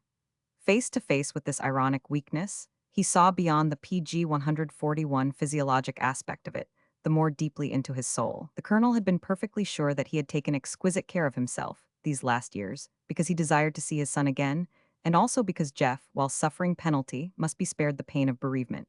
So he had formed a habit, and now it was his master. He had learned self-preservation, but at what a cost? Where were the sharp, sweet pangs of life that had been used to assail him before he anchored in this calm? Daring was a lost word to him. Was it true he was to have no more stormy risings of hot life, no more passions of just rage or even righteous hate, because he had taught himself to rule his blood? Now when his heart ached in anticipatory warning over his son's going, why must he think of ways to be calm, as if being calm were the aim of man? Laboriously he had learned how not to waste himself, and the negation of life which is old age and then death had fallen upon him. He laughed a little bitterly, and Anne, coming to find him as she did from time to make sure he was comfortable, smiled, hearing it, and asked, "What is it, Farvey?" He looked up into her kind face as if it were strange to him. At that moment, he and life were having it out together. Even womanly sweetness could not come between. "Anne," said he, "I am an old man." "Oh no, Farvey." She was smoothing his shoulder with her slender hand. "No." But even she could not deny it. To her youth, he knew he must seem old. Yet her service, her fostering love, had only made him older. She had copied his own attitude. She had helped him not to die, and yet to sink into the ambling pace of these defended years. "Damn it, Anne," he said, with suddenly frowning PG 142 brow, and now she started. She had never heard an outbreak from courtly Farvey. "I wish I would been more of a man." She did not understand him, and her eyes questioned whether he was 99. He read the query. That was it, he thought impotently. They had all three of them been possessed by that, the fear that he was going to be 99. "Yes," he said, "I wish I would been more of a man. I should be more of a man now." She slipped away out of the room. He thought he had frightened her. But in a moment she was back with some whiskey, hot, in a glass. The colonel wanted to order her off and swear his nerves would be as taut without it. But how could he? There was the same traitorous trembling in his legs, and he put out his hand and took the glass and thanked her. The thanks sounded like the courteous, kind father she knew. But when she had carried the glass into the kitchen, she stood a moment, her hand on the table, and thought, the lines of trouble on her forehead. What had been the matter with him? Jeff, when he got out of the house, walked in a savage hurry down to the end of the lot, and there, feeling no more at ease with himself, skirted along the bank bordered by inlets filled with weedy loveliness, and came to the lower end of the town where the cotton mills were. He glanced up at them as he struck into the street past their office entrance, and wondered what the stock was quoted at now, and whether an influx of foreigners had displaced the old workmen. It had looked likely before he went away, but he had no interest in it. He had no interest in Addington, he thought, only in the sad case of Lydia thrown up against the tumultuous horde of his released emotions and hurt by them and charmed by them, and his remorseful judgment told him, insulted by them. PG 143, he could not, even that morning, have told how he felt about Lydia, or whether he had any feeling at all, save a proper gratitude for her tenderness to his father. But he had found her in his path, when his hurt soul was crying out to all fostering womanhood to save him from the ravening claw of woman's cruelty. She had felt his need, and they had looked at each other with eyes that pierced defenses. And then, incarnate sympathy, tender youth, she had rested in his arms, and in the generosity of her giving and the exquisiteness of the gift, he had been swept into that current where there is no staying except by an anguish of denial.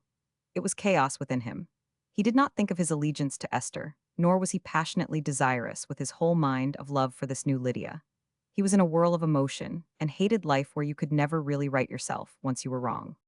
He kept on outside the town, and presently walked with exhilaration because nobody knew him and he was free, and the day was of an exquisite beauty, the topmost flower of the waxing spring.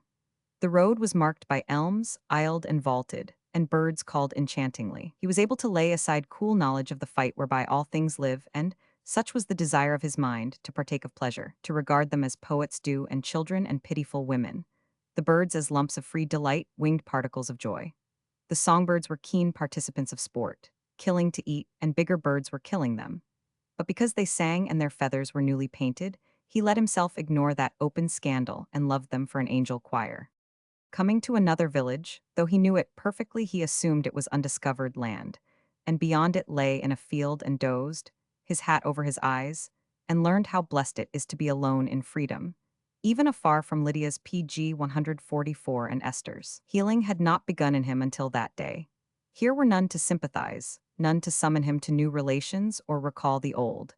The earth had taken him back to her bosom, to cherish gravely, if with no actual tenderness, that he might be of the more use to her. If he did not that afternoon hear the grass growing, at least something rose from the mold that nourished it, into his eyes and ears and mouth and the pores of his skin, and helped him on to health. At 5 he remembered his father, who had begged him not to go away, got up and turned back on his steps. Now he was hungry and bought rolls and cheese at a little shop and walked on eating them. The dusk came, and only the robin seemed of unabated spirit, flying to topmost twigs, and giving the evening call, the cry that was, he thought, grief, grief, and the following notes like a sob. Geoffrey came into Addington by another road, one that would take him into town along the upland, and now he lingered purposely and chose indirect ways because, although it was unlikely that anyone would know him, he shrank from the prospect of demanding eyes.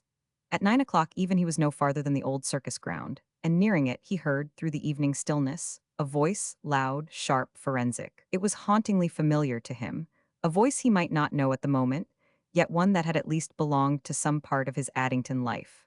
The response it brought from him, in assaulted nerves and repugnant ears, was entirely distasteful. Whatever the voice was, he had at some time hated it. Why it was continuing on that lifted note he could not guess.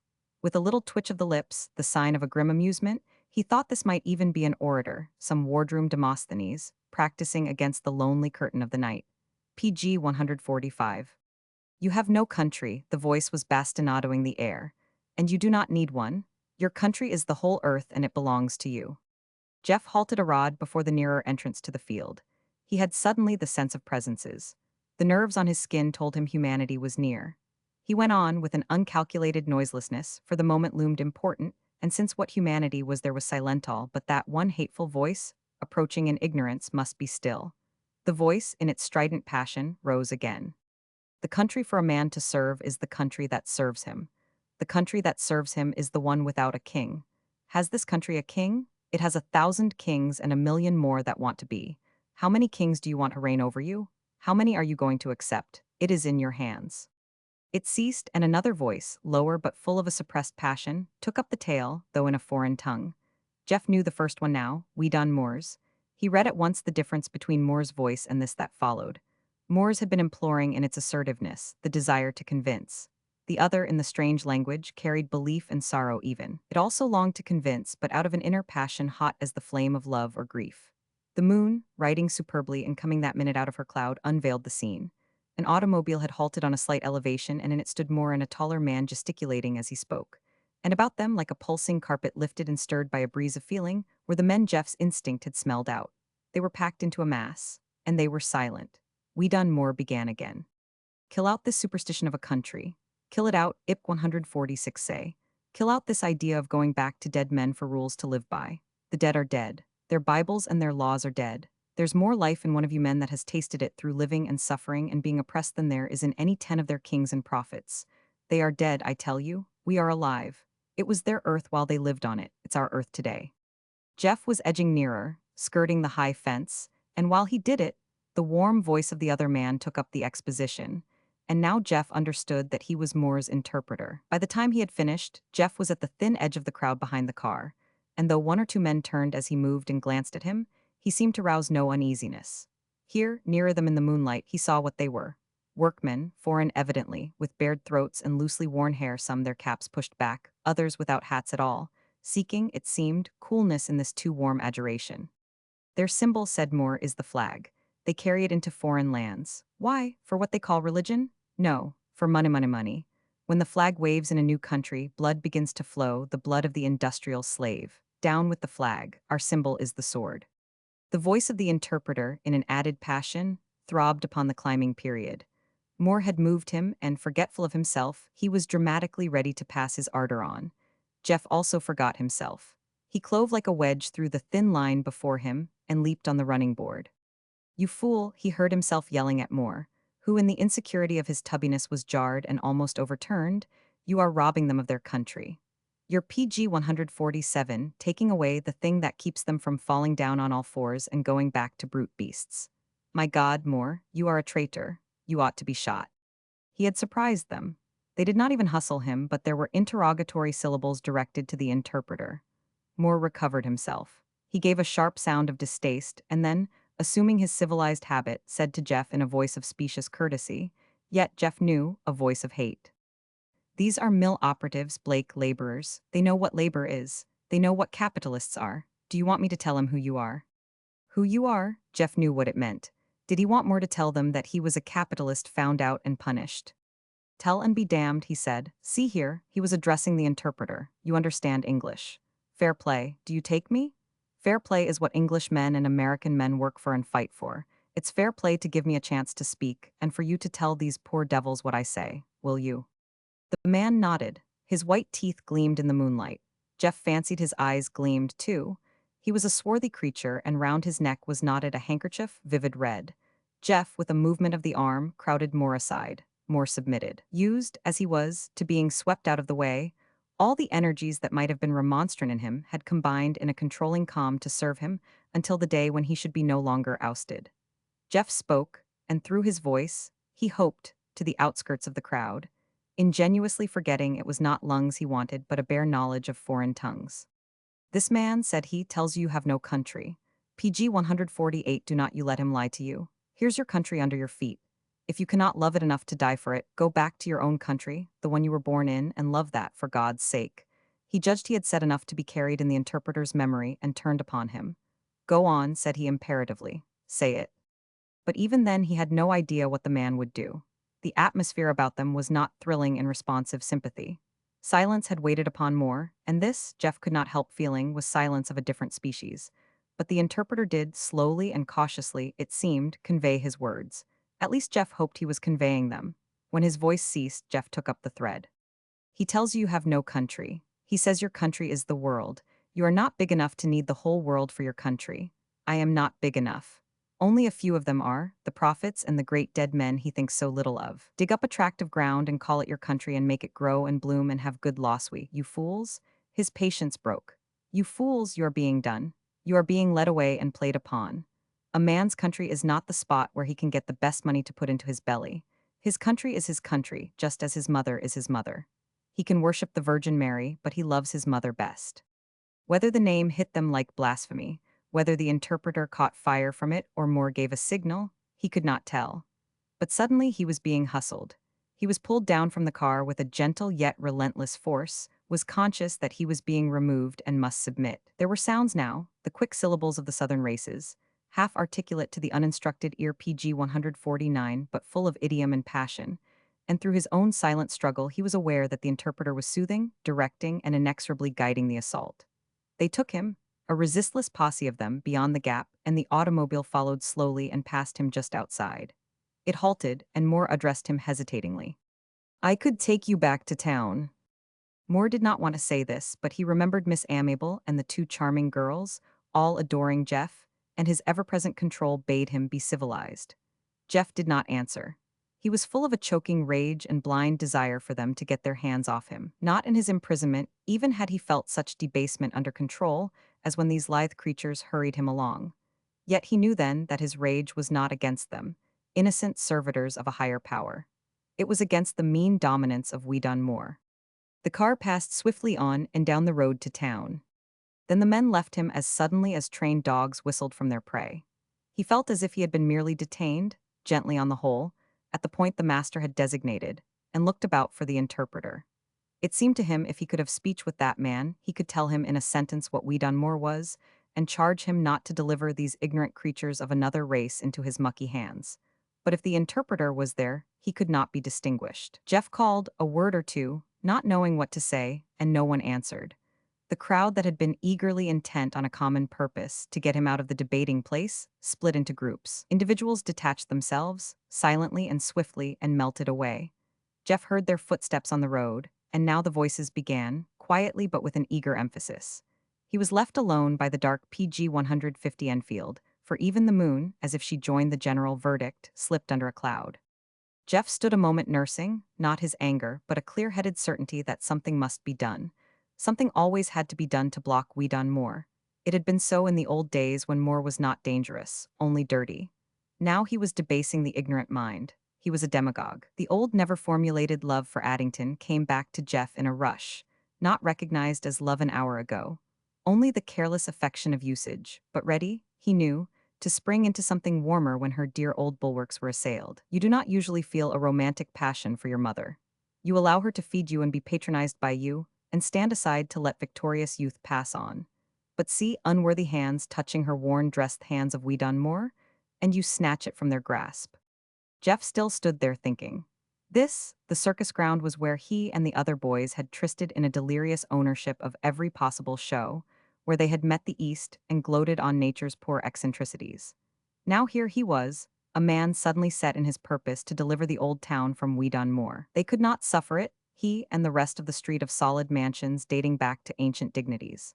These foreign children who had come to work for them should not be bred in disbelief in Addington traditions which were as good as anything America had to offer. Jeff was an aristocrat from skin to heart because he was sensitive, because he loved beauty and he did not want the other man to come too close. He did not like tawdry ways to press upon him. But while he had been shut into the seclusion of his own thoughts, these past years, he had learned something. He had strengthened passions that hardly PG 151 knew they were alive until now events awoke them. One was the worship of law, and one was that savage desire of getting to the place where we love law so much that we welcome punishment. He recalled himself from this dark journey back into his cell and threw up his head to the heavens and breathed in air. It was the air of freedom, yet it was only the freedom of the body. If he forgot now the beauty of that austere goddess, the law, then was he more a prisoner than when he had learned her face in loneliness and pain. He walked out of the grounds and along the silent road, advised through keen memory, by sounds and scents, of spots he had always known, and went into the town and home. There were lights, but for all the sight of people, Addington might have been abed. He opened the front door softly, and out of the library, Anne came at once as if she had been awaiting him. "Oh," she said, in a quick trouble-breaking bounds, though gently, now there was another to share it. "I am afraid Farvy's sick." PG 152. Roman 14. "What is it?" said he. "What's the matter?" But Anne, after a second glance at his tired face, was all concern for him. "Have you had something to eat?" she asked. He put that aside and said remindingly, "What is it about father?" Anne stood at the foot of the stairs. She had the air of defending the way, lest he rush up before he was intelligently prepared. "We do not know what it is. He went all to pieces. It was just after you had gone. I found him there, shaking. He just said to me, 'I will go to bed,' so I helped him, that's all I know." Jeff felt an instant and annoyed compunction.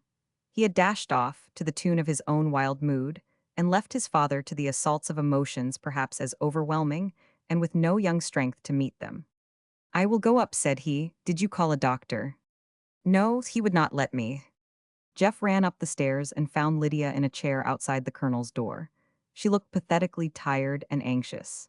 And so young, if she had arranged herself artfully to touch the sympathies, she could not have done it to more effect. Her round arms were bare to the elbow, her hands were loosely clasped, and she was sitting, like a child, with her feet drawn up under her on the rung of the chair. She looked at him in a solemn relief, but he saw with a relief of his own, no sensitiveness to his presence apart from the effect it might have on her father. PG 153. "He's asleep," she said in a whisper. "I am sitting here to listen." Geoffrey nodded at her in a bluff way designed to express his certainty that everything was going to be on its legs again now he had come home. For the first time he felt like the man in the house, and the thin tonic braced him. He opened the door of his father's room and went in. The colonel's voice came at once. "That you, Jeff?" "Yes," said Jeff. He sat down by the bedside in the straight-backed chair that had evidently been comfortable enough for the sister's anxious watch. "What's the matter, father?" The colonel moved slightly nearer the edge of the bed. His eyes brightened, Jeff noted by the light of the shaded lamp. He was glad to get his son home again. "Jeff," said he, "I have been lying here making up my mind I would tell you." Geoffrey rose and closed the door he had left open a crack out of courtesy to the little watcher there.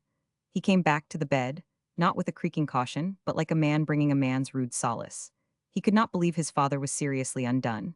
But whatever was the matter, the colonel was glad to talk. Perhaps, loyal as he was, even he could scarcely estimate his own desire to turn from soft indulgences to the hard contact of a man's intelligence. "Jeff," said he, "I am in a bad place. I have met the last enemy." "Oh no, you have not," said Jeff at random. "The last enemy is death. That's what they say, do not they? Well, you are years and years to the good, do not you worry."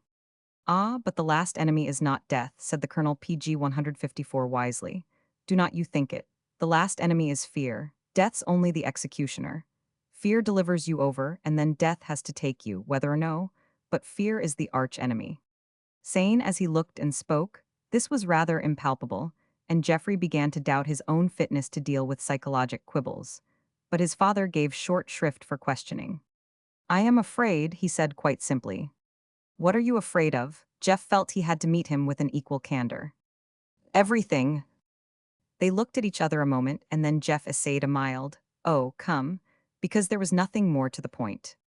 "I have taken care of myself," said the colonel with more vigor, "till I am punk. I cannot stand a knockdown blow. I could not stand your going away. I went to bed." "Is my going a knockdown blow?" There was something pathetic in hearing that, but pleasurable, too, in a warm, strange way. "Why, yes, of course it is." "Well then," said Jeff, "do not worry. I will not go." "Oh yes, you will," said the colonel instantly, "or you will be punk. I would rather go with you. I told you that, but it would not do. I should begin to pull on you, and you would mother me as they do, these dear girls." "Yes," said Geoffrey thoughtfully. "Yes, they are dear girls." "There's nothing like them," said the colonel. "There never was anything like their mother." Then he stopped, remembering she was not Jeff's mother, too. But Jeff knew all about his own mother, the speed and shine and PG 155 bewildering impulse of her, and how she was adored. But nobody could have been soothed and brooded over by her, that gallant fiery creature. Whatever she might have become if she had lived, love of her then was a fight and a devotion, flowers and stars and dreams. And it is not a thing for me to take, this sort of attachment, Jeff. I ought to give it. They ought to be having the kind of time girls like. They ought not to be coddling an old man badly hipped. Jeff nodded here comprehendingly. Yes, they did need the things girls like money, clothes, fun, but he vaulted away from that disquieting prospect and faced the present need. Have you had anything to eat?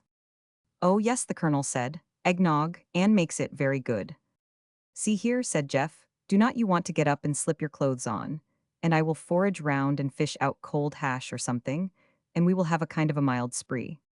A slow smile lighted the colonel's face, rather grimly. He admired the ease with which Jeff grasped the situation. Do not you start them out cooking, he advised. No, I will find a ham bone or something. Only slip into your trousers. Get your shoes on your feet. We will smoke a pipe together. You are right, said the colonel with vigor. We will put on our shoes. Jeff, on his way to the door, heard him throwing off the bedclothes. His own was the harder part. He had to meet the tired, sweet servitors without and announce a man's fiat. There they were, Lydia still in her patient attitude, and Anne on the landing, her head thrown back PG 156 and the pure outline of her chin and throat like beauty carved in the air. At the opening of the door they were awake with an instant alertness. Lydia's feet came noiselessly to the floor, and Jeff understood, with a pang of pity for her, that she had perched uncomfortably to keep herself awake. This soft creature would never understand. He addressed himself to Anne, who believed in the impeccable rights of man and could take uncomprehended ways for granted. He's going to get up. Anne made a movement toward the door. No, said Geoffrey. He was there before her, and though he smiled at her, she knew she was not to pass. I will see to him. You two run off to bed. They were both regarding him with a pale, anxious questioning, but Anne's look cleared. Come, Lydia, said she, and as Lydia, cramped with sleep, trudged after her, she added wisely, it will be better for them both. When they were gone, Geoffrey did go down to the kitchen, rigid in the order Mary Nellen always left. He entered boldly on a campaign of ruthless ravaging, found bread and cheese and set them out, and a roast most attractive to the eye. He lighted candles, and then a lamp with a gay piece of red flannel in its glass body, put there by Mary Nellen, who, though on Homeric knowledge bent, kept religiously all the ritual of home. The colonel's slippered step was coming down the stairs. Geoffrey went out into the hall and beckoned. He looked stealth and mischief, and the colonel grimaced wisely at him.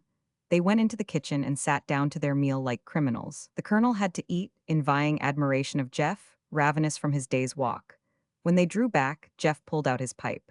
He was not an incessant smoker, but PG 157 in this first interval of his homecoming, all small indulgences were sweet. He paused in filling, finger on the weed. Where's yours? He asked. The colonel shook his head. Do not smoke, Jeff inquired. I have not for a year or so. He was shamefaced over it. The fact is, Jeff, I am nothing but a malingerer, I thought me heart. Very wise, said Geoffrey, his eyes half-closed in a luxurious lighting up. Very wise indeed. But just tonight, don't you think you would better have a whiff tonight? The colonel shook his head, but Jeff sent out an advance signal of blue smoke. Where is it? Said he. Oh, I suppose it's in my bureau drawer, said the colonel with impatience. Left hand. I kept it, I do not know why. Yes, said Geoffrey, of course you kept your pipe. He ran softly upstairs, opening and shutting doors with an admirable quiet, and put his hand on the old briarwood. From Anne's room he heard a low crooning. She was awake then, but with mind at ease, or she would not sing like that. He could imagine how Lydia had dropped off to sleep, like a burden of sweet fragrances cast on the bosom of the night, an unfinished prayer babbled on her lips. But to think of Lydia now was to look trouble in the face, and he returned to his father not so thoroughly in the spirit of a specious gaiety. It did him good, though, to see the colonel's fingers close on the old pipe, with a motion of the thumb, indicating a resumed habit, caressing a smooth, warm boss. The colonel soberly but luxuriously lighted up, and they sat and puffed a while in silence. Geoffrey drew up a chair for his father's feet and another for his own. PG 158. What's your idea? He said at length of we done more. The colonel took his pipe out and replaced it. Rather a dirty fellow, was not he? Yes, that is, in college. What did he do? The colonel had never been told at the time. He knew Moore was an outcast from the gang. Everything, said Geoffrey briefly, and told of it, he added. The colonel nodded. Geoffrey put more aside for later consideration and made up his mind pretty generously to talk things over. The habit of his later years had been all for silence, and the remembered confidences of the time before had involved Esther. Of that sweet sorcery he would not think. As he stood now, the immediate result of his disaster had been to callous surfaces accessible to human intercourse, and at the same time cause him, in the sensitive inner case of him, to thank the ruling powers that he need never again, seeing how ravaging it is, give himself away. But now, because his father had got to have new wine poured into him, he was giving himself away, just as, on passionate impulse, he had given himself away to Lydia. He put his question desperately, knowing how inexorably it committed him. Do you suppose there's anything in this town for me to do? The colonel produced at once the possibility he had been privately cherishing. Alston Choate. I know, said Geoffrey, I shan't go to Choate. You know what Addington is. Before I knew it, I should be a cause. Cannot you and I hatch up something? The colonel hesitated. PG 159. It would be simple enough, he said, if I had any capital. You have not, said Jeff, rather curtly, for me to fool away. What you have got you must save for the girls. The same doubt was in both their minds. Would Addington let him earn his living in the bald give and take of everyday commerce? Would it half patronize and half distrust him? He thought, from old knowledge of it, that Addington would behave perfectly but exasperatingly. It was passionate in its integrity, but because he was born out of the best traditions in it, a temporary disgrace would be condoned. If he opened a shop, Addington would give him a tithe of its trade, from duty, and, as it would assuredly tell itself, for the sake of his father. But he did not want that kind of nursing. He was sick enough at the accepted ways of life to long for wildernesses, ocean voyages on rough liners, where every man is worked hard enough to let his messmate alone. He was hurt, irremediably hurt, he knew, in what stands in us for the affections. But here were affections still, inflexibly waiting. They had to be reckoned with. They had to be nurtured and upheld, no matter how the contacts of life hit his own skin. He tried vaguely, and still with angry difficulty, to explain himself. I want to stand by you, father, but you will not get much satisfaction out of me. The colonel thought he should get all kinds of satisfaction. His glance told that. How much of the contentment of it, Geoffrey wondered, with a cynical indulgence for life as it is, came from tobacco and how much from him? You see, I am not the chap I was, he blundered, trying to open his father's eyes to the abysmal depth of his futility. You are older, said the colonel. And you'll let PG 160 me say it, will not you, Jeff? He felt very timid before his rotund, perhaps coarsened son. You seem to me to have got a lot out of it. Out of his imprisonment, the red mounted to Geoffrey's forehead.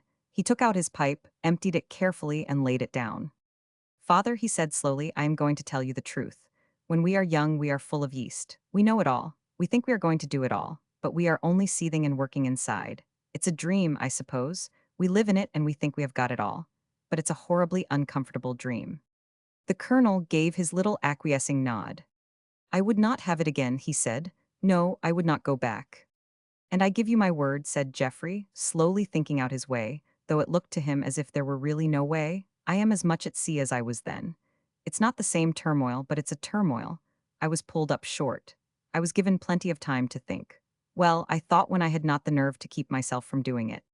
You said some astonishing things in the prison paper, his father ventured. The whole thing seemed so gravely admirable to him, Jeff, and the prison as the public knew them, that he wished Jeff himself could get comfort out of it. Some few things I believe I settled, so far as I understand them. Jeff was frowning at the table where his hand beat an impatient measure. I saw things in the large. I saw how the nation Saul of M, in living under present conditions, could go to hell quickest. That's what they are bent on doing. And I saw how they could call a halt if they would. But how to start in on my own PG 161 life? I do not know. You would think I would have time enough to face the thing and lick it into shape. I have not. I do not know any more what to do than if I would been born yesterday in a new planet, and not such an easy one. While the colonel had bewailed his own limitations, a querulous discontent had ivoried his face. Now it had cleared and left the face sedate and firm, in a gravity fitted to its nobility of line. Jeff, he said. He leaned over the table and touched Geoffrey's hand. Jeff looked up. What is it? He asked. The reason you are not prepared to go on is because you do not care. You do not care a hang about yourself. Geoffrey debated a moment. It was true. His troublesome self did not seem to him of any least account. "Well," said he, "let's go to bed." But they shook hands before they parted, and the colonel did not put his pipe away in the drawer. He left it on the mantel, conveniently at hand. PG 162. Roman 15. Next morning Anne, after listening at the colonel's door and hearing nothing, decided not to tap. She went on downstairs to be saluted by a sound she delighted in, a low humming. It came from the library where her father was happily and most villainously attacking the only song he knew, Lord Lovell. Anne's heart cleared up like a smiling sky. She went in to him, and he, at the window, his continued humming like the spinning of a particularly eccentric top, turned and greeted her, and he seemed to be very well and almost gay. He showed no sign of even remembering yesterday, and when presently Geoffrey came in and then Lydia, they all behaved, Anne thought, like an ordinary family with no queer problems round the corner. After breakfast Geoffrey turned to Lydia and said quite simply, "Come into the orchard and walk a little." But to Lydia, Anne saw, with a mild surprise, his asking must have meant something not so simple. Her face flushed all over, and a misty sweetness, like humility and gratitude, came into her eyes. Geoffrey, too, caught that morning glow, only to find his task the sadder. How to say things to her, and after all, what was it possible to say? They went down into the orchard, and Lydia, by his side, paced demurely. He saw she was trying to fit her steps to his impatient stride and shortened up on it. He felt very tender toward Lydia. At last, when it seemed as if they might be out of range of the windows, and he unreasonably felt more free, he broke out abruptly, PG 163. "I have got a lot of things to say to you." Lydia glanced up at him with that wonderful, exasperating look, half humility, and waited.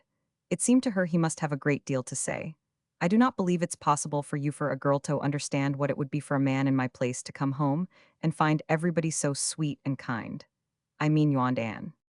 Now he felt nothing short of shame, but she took him quickly enough. He did not have to go far along the shameful road. She glanced round at him again, and, knowing what the look must be, he did not meet it. He could fancy well the hurt inquiry leaping into those innocent eyes. "What have I done?" she asked, and his mind supplied the accusatory inference that you do not love me any more. He hastened to answer, "You have been everything that's sweet and kind." He added, whether wisely or not he could not tell, what seemed to him the truth, "I have not got hold of myself. I thought it would be an easy stunt to come back and stay a while and then go away and get into something permanent, but it's no such thing. Lydia, I do not understand people very well. I do not understand myself. I am afraid I am a kind of blackguard." "Oh no," said Lydia gravely, "you are not that." She did not understand him, but she was, in her beautiful confidence, sure he was right. She was hurt. There was the wound in her heart, and that new sensation of its actually bleeding. But she had a fine courage of her own, and she knew grief over that inexplicable pang must be put away until the sight of it could not trouble him. "I am going to ask you a question," said Geoffrey shortly, PG 164 in his distaste for asking it at all. "Do you want me to take father away with me, you and Anne?" "Are you going away?" she asked in an irrepressible tremor. "Answer me," said Geoffrey. She was not merely the beautiful child he had thought her. There was something dauntless in her, something that could endure. He felt for her a quick passion of comradeship and the worship men have for women who seemed to them entirely beautiful and precious enough to be saved from disillusion. "If I took him away with me, of course it would be made possible. He was blundering over this indecency possible for you to live in comfort, wouldn't you, and Anne, like to have some life of your own? You have not had any. Like other girls, I mean." She threw her own question back to him, with a cool and clear decision he had not known the soft, childish creature had it in her to frame. "Does he want us to go?" "Good God, no," said Geoffrey, faced in the instant by the hideous image of ingratitude she conjured up, his own as well as his father's. "Do you?" "Lydia," said he, "you do not understand. I told you you could not. It's only that my sentence was not over when I left prison. It's got to last because I was in prison." "Oh, no, no," she cried. "I have muddled my life from the beginning. I was always told I could do things other fellows could not, because I was brilliant, because I knew when to strike, because I was not afraid. Well, it was not so. I muddled the whole thing. And the consequence is I have got to keep PG 165 on being muddled. It's as if you began a chemical experiment wrong. You might go on messing with it to infinity. You would not come out anywhere. You think it's going to be too hard for us," she said, with a directness he thought splendid. "Yes, it would be infernally hard. And what are you going to get out of it? Go away, Lydia. Live your life, you and Anne, and marry decent men and let me fight it out." I shan't marry, said Lydia, you know that. He could have groaned at her beautiful wild loyalty.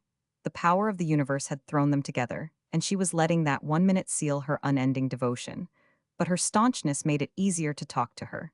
She could stand a good deal, the wind and rain of cruel fact. She would not break. Lydia, said he, you are beautiful to me.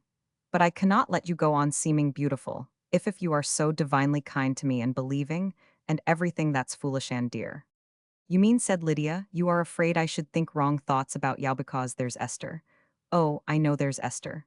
But I did not mean to be wicked. And you did not, it was so above things, so above everything. Her voice trembled too much for her to manage it. He glanced at her and saw her lip was twitching violently, and savagely thought a man sometime would have a right to kiss it. And yet what did he care? To kiss a woman's lips was a madness or a splendor that passed. He knew there might be, almost incredibly, another undying passion that did last, made up of endurance and loyalty and the free rough fellowship between men. This girl, this soft yet unyielding thing, was capable of that. But she must PG 166 not squander it on him who was bankrupt. Yet here she was, in her house of dreams, tended by divine ministrants of the ideal. The old lying servitors that let us believe life is what we make it, and deaf to the creatures raging there outside who swear it is made irrevocably for us. He was sure they lied, these servitors in the house of maiden dreams. Yet how to tell her so? And would he do it if he could? You see, he said irrelevantly, I want you to have your life. It will be my life, she said, to take care of Farvey as we always have, to make things nice for you in the house. I do not believe you and Farvey'd like it at all without Anne and me. She was announcing, he saw, quite plainly, that she did not want a romantic pact with him. They had met just once for an instant in the meeting of their lips, and Lydia had simply taken that shred of triumphant life up to the mountaintop to weave her nest of it, a nest where she was to warm all sorts of brooding wonders for him and for her father. There was nothing to be done with her in her innocence, her ignorance, her beauty of devotion. It does not make any difference about me, he said. I am out of the running in every possible way, but it makes a lot of difference about you and Anne. It does not make any difference to Anne, said Lydia astutely, because she's going to heaven, and so she does not care about what she has here. He was most amusedly anxious to know whether Lydia also was going to heaven. Do you care what happens to you here? He asked. Yes, she answered instantly. I care about staying with my folks. PG 167. The homely touch almost conquered him. He thought perhaps such a fierce little barbarian might even find it better to eat bitter bread with her own than to wander out into strange flowery paths. Are you going to heaven too, Lydia? He ventured with Anne. I am going everywhere my folks go, she said with composure. Now I cannot talk any more. I told Mary Nellen I would dust while they do the silver. The atmosphere of a perfectly conventional living was about them. Geoffrey had to adjure himself to keep awake to the difficulties he alone had made. He had come out to confess to her the lawlessness of his mind toward her, and she was deciding merely to go on living with him and her father, which meant, in the first place, dusting for Mary Nellen. They walked along the orchard in silence, and Geoffrey, with relief, also took a side track to the obvious. Absently his eyes traveled along the orchard's level length, and his great thought came to him. The ground did it. The earth called to him. The dust rose up impalpably and spoke to him. Lydia, said he, I see what to do. What? The startled brightness in her eyes told him she feared his thought, and not knowing, as he did, how great it was, suspected him of tragic plans for going away. I will go to work on this place, I will plow it up, I will raise things, and father and I will dig. As he watched her interrogatively, the color faded from her face. The relief of hearing that homespun plan had chilled her blood, and she was faint for an instant with the sickness of hardy youth that only knows it feels odd to itself and concludes the strangeness is of the soul. But she did not answer, for Anne was at the window, signaling. PG 168. Come in, said Lydia, she wants us. Miss Amable, in a morning elegance of black muslin and silk gloves, was in the library. Anne looked excited and the colonel, there also, quite pleasurably stirred. Lydia was hardly within the door when Anne threw the news at her. Dancing classes. At my house, said Miss Amable. She put a warm hand on Lydia's shoulder and looked down at her admiringly, wistfully as well. Can anything, the look said, be so young, so unthinkingly beautiful and have a right to its own richness? How could we turn this dower into the treasury of the poor and yet not impoverish the child herself? We will have an Italian class and a Greek. And there are others, Poles, Armenians, Syrians. We will manage as many as we can. They sat down to planning classes and hours, and Geoffrey, looking on, noted how keen the two girls were, how intent and direct. They balked at money. If the classes were for the poor, they proposed giving their time as Miss Amiable gave her house, but she disposed of that with a conclusive gravity and a touch, Geoffrey was amused to see, of the Addington manner. Miss Amiable was pure Addington in all her unconsidered impulses. She wanted to give, not to receive. Yet if you reminded her that giving was the prouder part, she would vacate her ground of privilege with a perfect simplicity sweet to see. When she got up, Geoffrey rose with her, and though he took the hand she offered him, he said, "I am going along with you." And they were presently out in Addington streets, walking together almost as it might have been when they walked from Sunday school and she was teacher. He began on her at once. PG 169. "Amiable, dear, what are you running with Wee Dunmore for?" She was using her parasol for a cane, and now, in instinctive remonstrance, she struck it the more forcibly on the sidewalk and had to stop and pull it out from a worn space between the bricks. "I am glad you spoke of Weedon," she said. "It's giving me a chance to say some things myself. You know, Geoffrey, you are very unjust to Weedon." "No, I am not," said Jeff. "Alston Choate is too. Choate, and I know him, better than you or any other woman can in 1,000 years. You think he's the same man he was in college. Fellows like Moore do not change. There's something inherently rotten in him you cannot sweeten out. Geoffrey, I assure you he has changed. He's a power for good. And when he gets his nomination, he will be more of a power yet." "Nomination for what?" "Mayor." "We done more mayor of this town? Why the cub, we will duck him, Choate and one." They were climbing the rise to her red brick house, large and beautiful and kindly. It really looked much like Miss Amiable herself, a little unkempt but generous and belonging to an older time. They went in and Geoffrey, while she took off her bonnet and gloves, stood looking about him in the landscape-papered hall. "Go into the east room, dear," said she. "Why, Jeff, what is it?" He was standing still, looking now up the stairs. "Oh," said he, "I believe I am going to cry. It has not changed any more than you have. You darling, PG 170. Miss Amiable put her hand on his shoulder, and he drew it to his lips, and then she slipped it through his arm and they went into the east room together, which also had not changed, and Jeff took his accustomed place on the sofa under the portrait of the old judge, Miss Amable's grandfather. Jeff shook off sentiment, the softness he could not afford. "I tell you I will not have it," he said. "Wee Dunmore is not going to be mayor of this town. Besides, he cannot. He has not been in politics." "More or less," said she. "Run for office?" "Yes." "Ever get any?" "No." "There, what 'd I tell you?" "But he has a following of his own now," said she, in a quiet triumph, he thought, "since he has done so much for labor." "What's he done?" "He has organized." "Strikes?" "Yes, he's been all over the state working." "And talking." "Why, yes, Jeff, do not be unjust, he has to talk." "Amiable," said Geoffrey, with a sudden seriousness that drew her renewed attention, "have you the slightest idea what kind of things Moore is pouring into the ears of these poor devils that listen to him?" She hesitated. "Have you now?" he insisted. "Well, no, Geoffrey, I have not heard him. There's rather a strong prejudice here against labor meetings. PG 171, so we done very wisely talks to the men when he can get them alone." "Why wisely? Why do you say that?" "Because we want to spread knowledge without rousing prejudice. Then there is not so much to fight." "What kind of knowledge is we done more spreading? Tell me that." Her plain face glowed with the beauty of her aspiration. "He is spreading the good tidings," she said softly, "good tidings of great joy." "Do not get on horseback, dear," he said, inexorably but fondly. "I am a plain chap, you know, I have to have plain talk. What are the tidings?" She looked at him in a touched solemnity. "Do not you know, Jeff," she said, "the working man has been going on in misery all these centuries because he has not known his own power?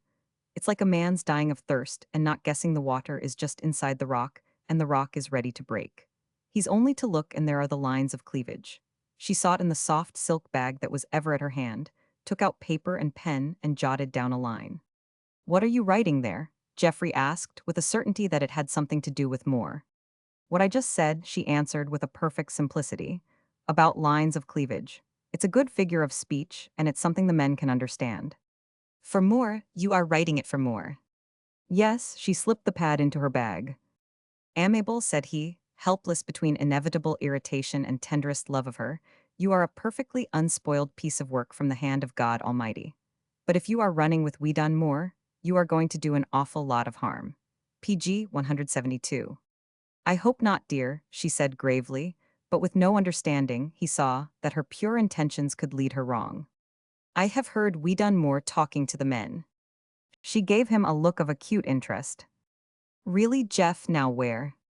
The old circus ground. I heard him. And he's pulling down, amiable, he's destroying. He's giving those fellows an idea of this country that's going to make them hate it, trample it. He paused as if the emotion that choked him made him the more impatient of what caused it. That's it, said she, her own face settling into a mournful acquiescence. We have earned hate, we must accept it, till we can turn it into love.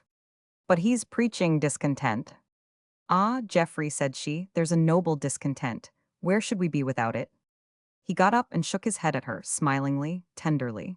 She had made him feel old and alien to this strange new day. You are impossible, dear, said he, because you are so good. You have only to see right things to follow them, and you believe everybody's the same. But why not? She asked him quickly. Am I to think myself better than they are? Not better, only more prepared, by generations of integrity. Think of that old boy up there. He glanced affectionately at the judge, a friend since his childhood, when the painted eyes had followed him about the room, and it had been a kind of game to try vainly to escape them. Take a mellow soil like your inheritance, and the inheritance of a lot of 'em here in Addington. Plant kindness in it and decency and love of man, said Miss Amiable quietly. PG 173. Yes, put it that way if you like it better. I mean the determination to play a square game, not to gorge but make the pile go round. Plant in that kind of a soil and George, what a growth you get. I do not find fewer virtues among my plainer friends.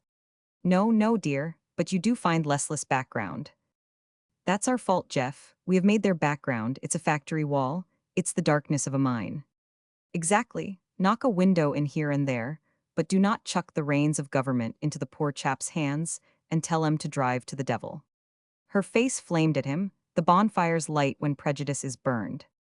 I know, she said, but you are too slow. You want them educated first, then you will give them something if they deserve it. I will not give them my country or we done more's contrito manhandle till they are grown up, and fit to have a plaything and not smash it. I would, Geoffrey. You would. Yes, give them power. They will learn by using it, but do not waste time. Think of it, all the winters and summers while they work and the rest of us eat the bread they make for us. But good God, amiable, there is not any curse on work. If your Bible tells you so, it's a liar. You go slow, dear old girl, go slow.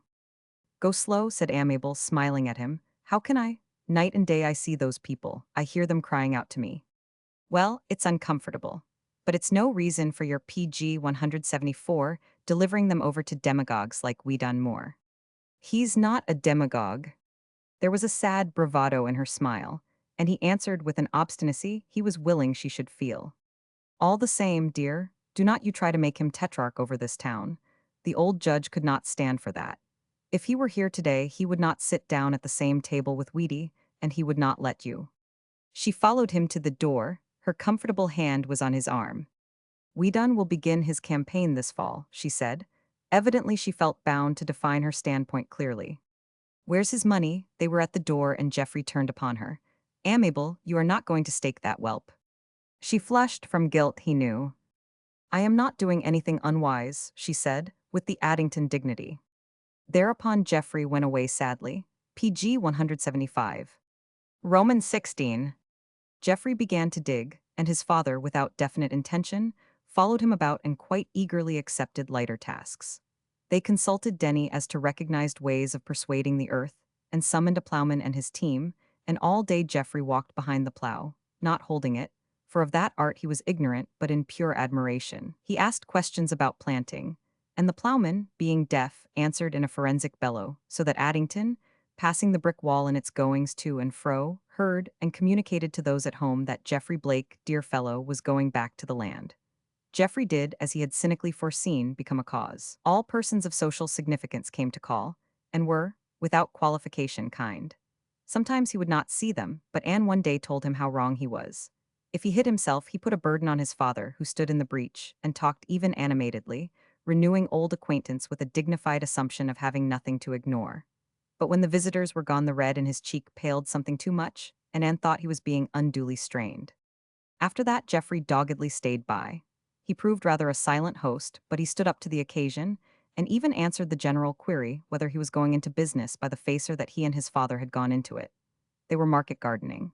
The visitors regretted that, so far as Addington manners would permit, because PG 176 they had noticed the old orchard was being plowed, and that of course meant beans at least. Some of the older ladies recalled stories of dear Dr. Blake's pacing up and down beside the wall.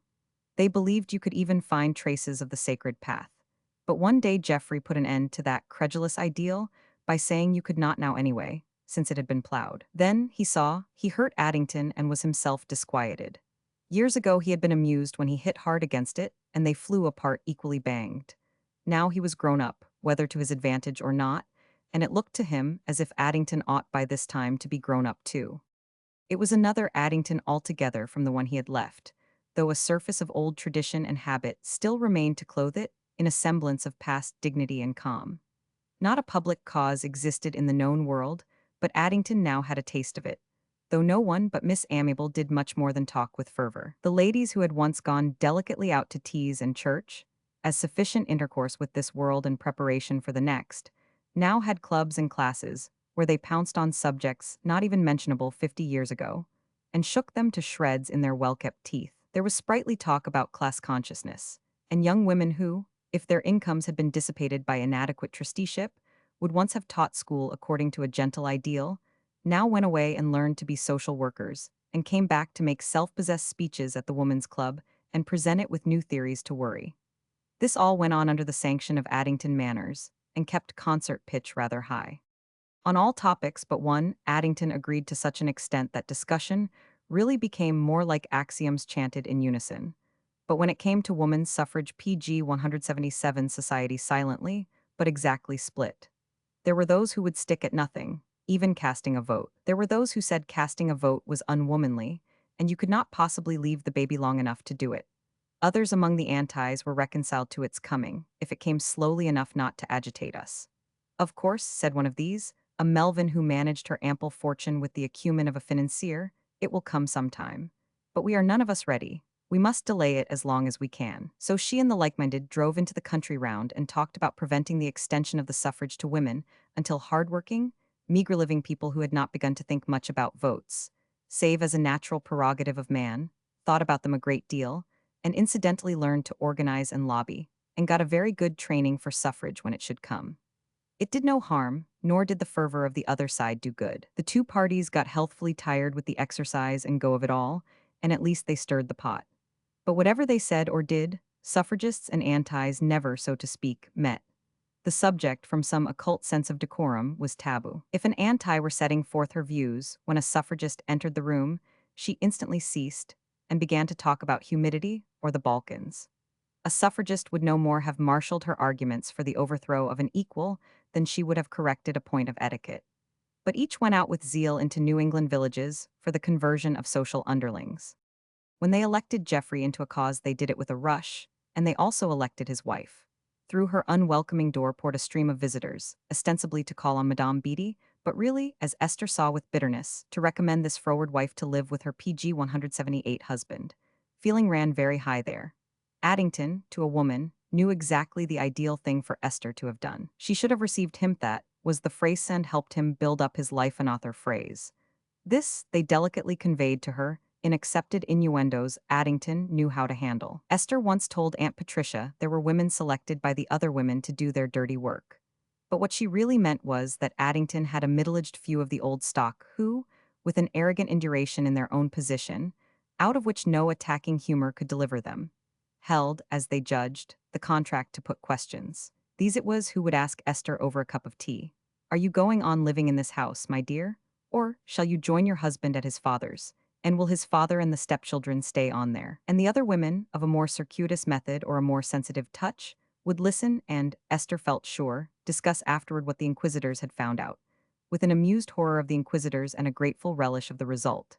Esther sometimes thought she must cry aloud in answer.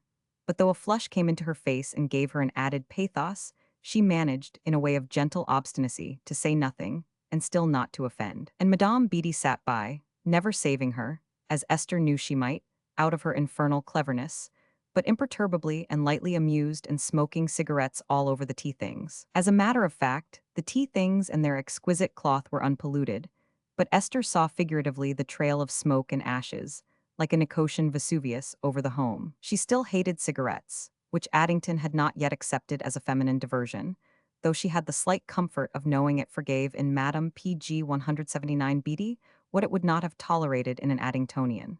Foreign ways, the ladies would remark to one another. And she really is a very distinguished woman. They say she visits everywhere abroad. Anne and Lydia were generally approved as modest and pretty girls, and Miss Amabel's classes in national dances became an exceedingly interesting feature of the town life. Anne and Lydia were in this dancing scheme all over. They were enchanted with it, the strangeness and charm of these odd citizens of another world, and made friends with little workwomen out of the shops, and went home with them to see old pieces of silver and embroidery, and plan pageantses in the limited English common to them. Miss Amabel, too, was pleased, in her wistful way that always seemed to be thanking you for making things come out decently well. She had one big scheme, the building up of homespun interests between old Addington and these new little aliens who did not know the Addington history or its mind and heart. One night after a dancing class in her dining room, the girls went, with pretty good nights and Anne with them. She was hurrying downtown on some forgotten errand and refused Lydia's company. For Lydia was tired and left alone with Miss Amabel, she settled to an hour's laziness. She knew Miss Amabel liked having her there, liked her perhaps better than Anne, who was of the beautiful old Addington type and not so piquing.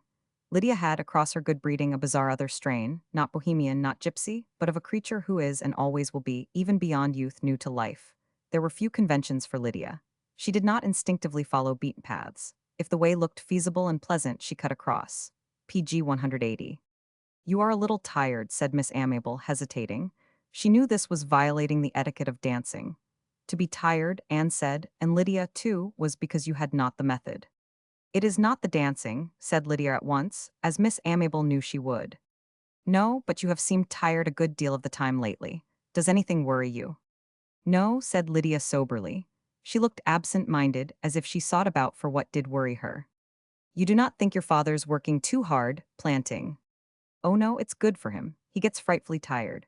They both do, but Farvey sleeps and eats and smokes and laughs, that's Geoffrey. He can always make Farvey laugh. She said the last rather wonderingly, because she knew Geoffrey had not, so far as she had seen him, much like give and take and certainly no hilarity of his own. But I suppose, she added wisely, as she had many times to herself, Farvey's so pleased even to look at him and think he's got him back. Miss Amabel disposed a pillow more invitingly on the old sofa that had spacious hollows in it, and Lydia obeyed the motion and lay down. It was not, she thought, because she was tired. Only it would please Miss Amabel. But the heart had gone out of her. If she looked as she felt, she realized she must be wan. But it takes more than the sorrows of youth to wash the color out of it. She felt an impulse now to give herself away. It's only, she said, we are not getting anywhere. That worries me. With your work? Miss Amabel was waving a palm leaf fan, from no necessity but the tranquility induced by its rhythmic sway. PG 181. Oh no, about Geoffrey. Did not you know we meant to clear him, Anne and I? Clear him, dear, what of? Why, what he was accused of, said Lydia. But he had his trial, you know. He was found guilty. He pleaded guilty, dear, that was why he was sentenced. Oh, but we all know why he pleaded guilty, said Lydia. It was to save somebody else. Not exactly to save her, said Miss Amabel. She would not have been tried, you know. She was not guilty in that sense. Of course she was, before the fact, but that's not being legally guilty. It's only morally so. Lydia was staring at her with wide eyes. Do you mean Esther? She asked. Why, yes, of course I mean Esther. But I do not, I mean that dreadful man. She put her feet to the floor and sat upright, smoothing her hair with hurried fingers. At least if she could talk about it with someone who was not Anne, with whom she had talked for years, knowing exactly what Anne would say at every point, it seemed as if she were getting, even at a snail's pace, upon her road. But Miss Amabel was very dense.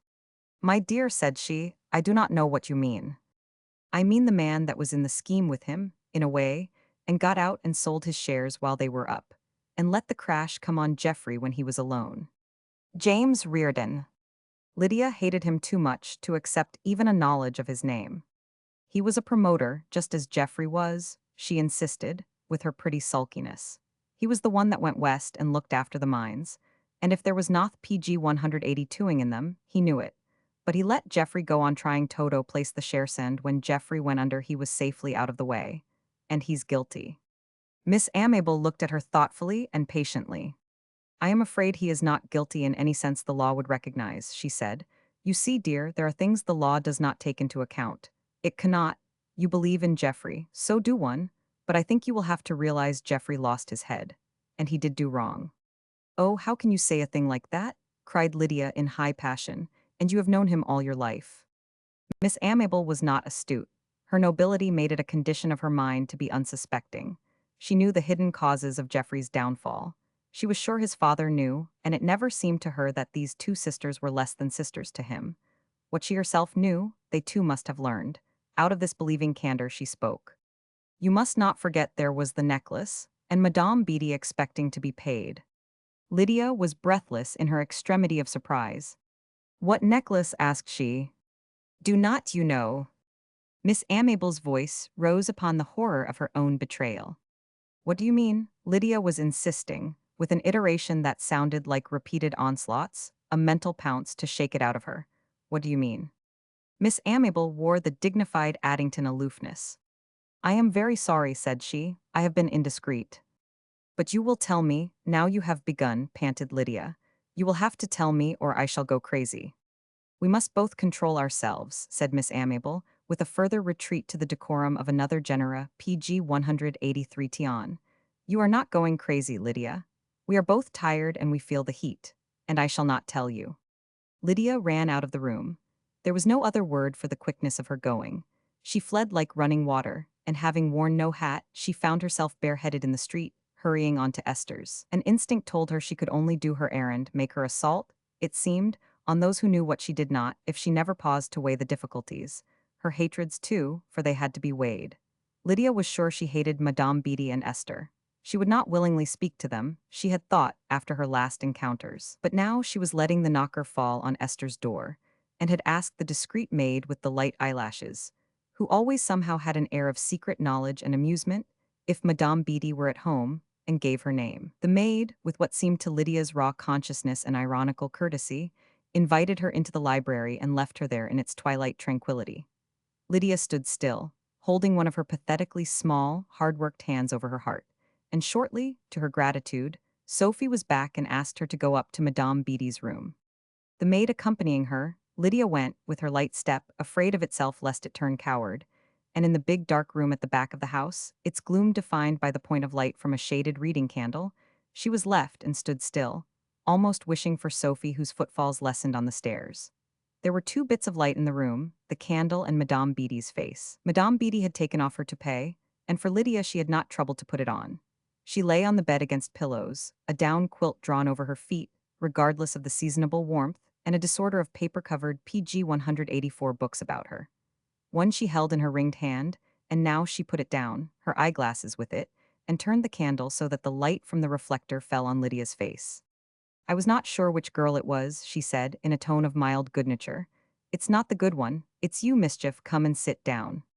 Madame Beatty did not apologize for giving audience in her bedchamber. In the old royal days before the downfall of her kingdom, she had accorded it to greater than Lydia French. Lydia's breath came so fast now that it hurt her. She stepped forward, but she did not take the low chair which really had quite a comfortable area left beyond Madame Beatty's corset and stockings. She stood there in the circle of light and said desperately, "What was it about your necklace?" She had created an effect, Madame Beatty herself gasped. "For God's sake, child," said she, "what do you know about my necklace?" "I do not know anything," said Lydia, "and I want to know everything that will help Jeff." She broke down here and cried bitterly. Madame Beatty lay there looking at her, at first with sharp eyes narrowed, as if she rather doubted whose emissary Lydia might be. Then her face settled into an astonished yet astute calm and wariness. "You will have to sit down," said she, "it's a long story." So Lydia sank upon the zone left by the corset and stockings. "Who's been talking to you?" asked Madame Beatty, but Lydia looked at her and dumbly shook her head. "Jeff." "No, oh no. His father, PG 185. Farvey, not a word." Madame Beatty considered. "What business is it of yours?" she asked. Lydia winced. She was used to softness from Anne and the Colonel, but she controlled herself. If she meant to enter on the task of exonerating Geoffrey, she must, she knew, make herself impervious to snubs.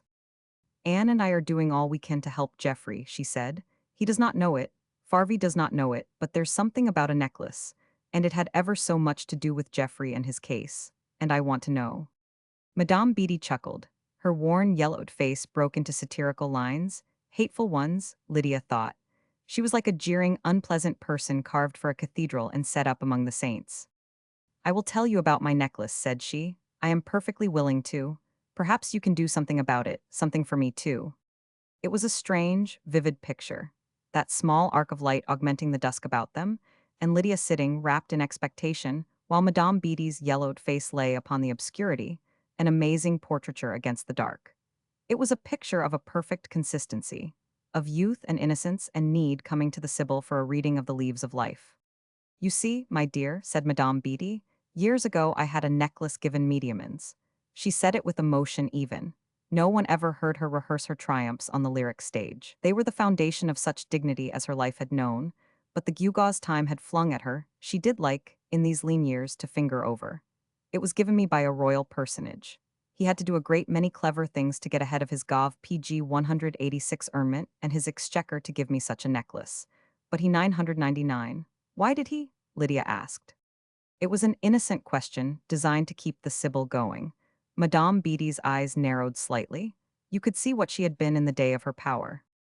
He had too, said she, with an admiringly dramatic simplicity. I wanted it. But began Lydia, and Madame Beatty put up a small hand with a gesture of rebuttal. Well, time went on, and he needed the necklace back. However, that does not belong to the story. Some years ago, just before your Jeff got into trouble, I came over here to the States. I was singing then more or less. A concentrated power, of even a noble sort, came into her face. There was bitterness too, for she had to remember how disastrous a venture it had been. I needed money, you understand. I could not have got an audience over there. I thought here they might come to hear Mito say they would heard meth younger generation and see my jewels. I had not many left. I would sold most of them. Well, I was mistaken. I could not get a house. The fools, scorn ate up her face alive and opened it out, a sneering mask.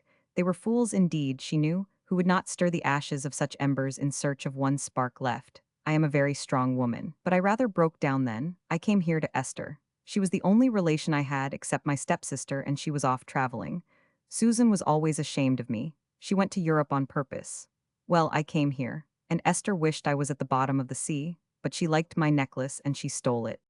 Esther, as Lydia had seen her sitting in a long chair and eating candied fruit, had been a figure of such civilized PG 187 worth, however odious, that Lydia said involuntarily, in a loud voice. She could not, I do not believe it. Oh, but she did, said Madame Beatty, looking at her with the coolness of one who holds the cards. She owned she 999. To you. To Jeff, he was madly in love with her then. Married, you understand, but frightfully in love. Yes, she owned it. I always thought that was why he was not sorry to go to jail. If he would stayed out, there was the question of the necklace. And Esther. He did not know what to do with her. But he made her give it back, said Lydia, out of agonized certainty that she must above all believe in him. He could not, she said she would lost it. Lydia stared at her, and her own face went white. Now the picture of youth and age confronting each other was of the Sibyl dealing inexorable hurts and youth anguished in the face of them. She said she would lost it, Madame Beatty went on in almost chuckling enjoyment of her tale. She said it had bewitched her, that was true enough. She would gone to New York. She came back by boat, crazy thing for a woman to do. And she said she stayed on deck late and stood by the rail and took the necklace out of her bag to hold it up in the moonlight. And it slipped out of her hands. Into the water. She said so. You do not believe it. Lydia read that clearly in the contemptuous old face. Well now, I ask you, said Madame Beatty, was there ever such a silly tale? A young woman of new PG 188 England tradition size, they are ridiculous, but you have got to reckon with them. She comes home on a Fall River boat and does not even stay in her cabin, but hangs round on decks and plays with priceless diamonds in the moonlight. Why, it's enough to make the cat laugh. Madame Beatty, in spite of her cosmopolitan reign, was at least local enough to remember the feline similes Lydia put such dependence on, and she used this one with relish. Lydia felt the more at home. But what did she do with it? She insisted. I do not know, said Madame Beatty idly. Put it in a safety deposit in New York, perhaps. Do not ask me. But do not you care? Cried Lydia, all of a heat of wonder-terror also at melodramatic thieving here in simple Addington. I can care about things without screaming and sobbing, said Madame Beatty briefly, though I sobbed a little at the time. I was a good deal unstrung from other causes, but of course I laid it before Jeff as her husband. He must have been heartbroken. Well, he was her husband. He was responsible for her, was not he? I told him I would not expose the creature. Only he would have to pay me for the necklace. The yellow-white face wavered before Lydia. She was trying to make her brain accept the raw material Madame Beatty was pouring into it and evolve some product she could use. But he could not pay you, he would just got into difficulties. You said so. Bless you, he had not got into any difficulty until Esther pushed him in by helping herself to my necklace. He turned crazy over it. He had not enough to pay for it, so he went into the market and tried a big coup with all his PG 189 own money, and the money he was holding people subscribed for his mines, or whatever they were, and that minute there was a panic. And the courts, or whatever it was, got hold of him for using the mails for fraudulent purposes or whatever, and he lost his head. And that's all there was about it. Lydia's thoughts were racing so fast it seemed to her that Shesam inner determined, frightened self in her was flying to overtake them. Then you did it, she said. You forced him, you pushed him. To pay me for my necklace, Madame Beatty supplied. Of course I 999. It was a very bad move, as it proved. I was a fool, but then I might have known. Old Lepidus told me the conjunction was bad for me. Who was Lepidus? The astrologer. He died last month, the fool, and never knew he was going to. But he would encourage me to come on my concert tour, and when that went wrong, I lost confidence. It was a bad year, a bad year. A troop of conclusions were rushing at Lydia, all demanding to be fitted in. But you have come back here, she said, incredulous that things as they actually were could supplement the foolish tale Madame Beatty might have stolen out of a silly book. You think Esther did such a thing as that, and yet you are here with her in this house. That's why I am here, said Madame Beatty patiently. Jeff's back again, and the necklace has not been fully paid for. I have kept my word to him. I have not exposed his wife, and yet he has not recognized my not doing it. The vision of Geoffrey fleeing before the lash of this implacable taskmaster was appalling to Lydia. PG 190. But he cannot pay you, said she. He's no money, not even to settle with his creditors. That's it, said Madame Beatty. He's got to make it, and I am his first creditor. I must be paid first. You have not told him so, said Lydia in a manner of fending her off. It is not time, he has not recovered his nerve. But he will, digging in that absurd garden. And when you think he has, you will tell him. Why, of course. Madame Beatty reached for her book and smoothed the pages open with a beautiful hand. It will do him good, too. Bring him out of thinking he's a man of destiny, or whatever it is he thinks. You tell him. I dare say you have got some influence with him. That's why I have gone into it with you. But you said you promised him not to tell all this about Esther, and you have told me. That's why, get him to work, spur him up, talk about his creditors. Now run away, I want to read. PG 191. Romans 17. Lydia did run away and really ran, home, to see if the dear surroundings of her life were intact after all she had heard. Since this temporary seclusion in a melodramatic tale, she almost felt as if she should never again see the vision of Mary Nellen making cake, or Anne brushing her long hair and looking like a placid saint. The library was dim, but she heard interchanging voices there, and knew Geoffrey and his father were in tranquil talk. So she sped upstairs to Anne's room, and there Anne was actually brushing her hair and wearing precisely that look of evening peace Lydia had seen so many times. I thought I would go to bed early, she said, laying down the brush and gathering round her hair to braid it. Why, Lyd? It was a hot young messenger invading her calm. Anne looked like one who, the day done, was placidly awaiting night, but Lydia was the day itself, her activities still unfinished. I have found it out, she announced, all of it. She made him do it. Then, while Anne stared at her, she sat down and told her story vehemently, with breaks of breathless inquiry as to what Anne might think of a thing like this, finally with dragging utterance, for her vitality was gone, and at the end, challenging Anne with a glance, she turned cold. For it came over her that Anne did not believe her. Anne began braiding her hair again. During Lydia's PG 192 incredible story, she had let it slip from her hand. and Lydia could see the fingers that braided were trembling, as Anne's voice did too. "What a dreadful old woman," said Anne. "Madame Beatty?" Lydia asked quickly. "Oh no, she's not, Anne, I like her." "Like her, a woman like that? She does not even look clean." Lydia answered quite eagerly. "Oh yes, Anne, I really like her. I thought I did not when I heard her talk. Sometimes I hated her, but I understand her somehow. And she's clean. Really she is, it's the kind of clothes she wears." Lydia, to her own surprise at this tragic moment, giggled a little here. Madame Beatty, when in full fig, as she had first seen her, looked to her like pictures of ancient hearses with plumes. "She's all right," said Lydia. "She's just going to have what belongs to her, that's all. And if I were in her place and felt as she does, I would too." Anne, with an air of now being ready for bed, threw the finished braid over her back. She was looking at Lydia with her kind look, but Lydia could also see compassionately. "But Lyd," she said, "the reason I call her a dreadful old woman is that she's told you all this rigmarole. It makes me quite hot. She shan't amuse herself by taking you in like that. I will not have it." "Anne," said Lydia, "it's true. Do not you see it's true?" "It's a silly story," said Anne. She could imagine certain things, chiefly what men and women would like, in order to make them comfortable, but she had no appetite for the incredible. "Do you suppose Esther would have stolen her aunt's diamonds? Or was it pearls?" PG 193. "Yes, I do," said Lydia stoutly. "It's just like her. She might do other things, different kinds of things that are just as bad. But stealing, Lyd, why think Esther's a lady?" "Ladies are just like anybody else," said Lydia sulkily. She thought she might have to consider that when she was alone, but at this moment the world was against her, and she had to catch up the first generality she could find. "And for a necklace to be so valuable," said Anne, "valuable enough for Jeff to risk everything he had to try to pay for it."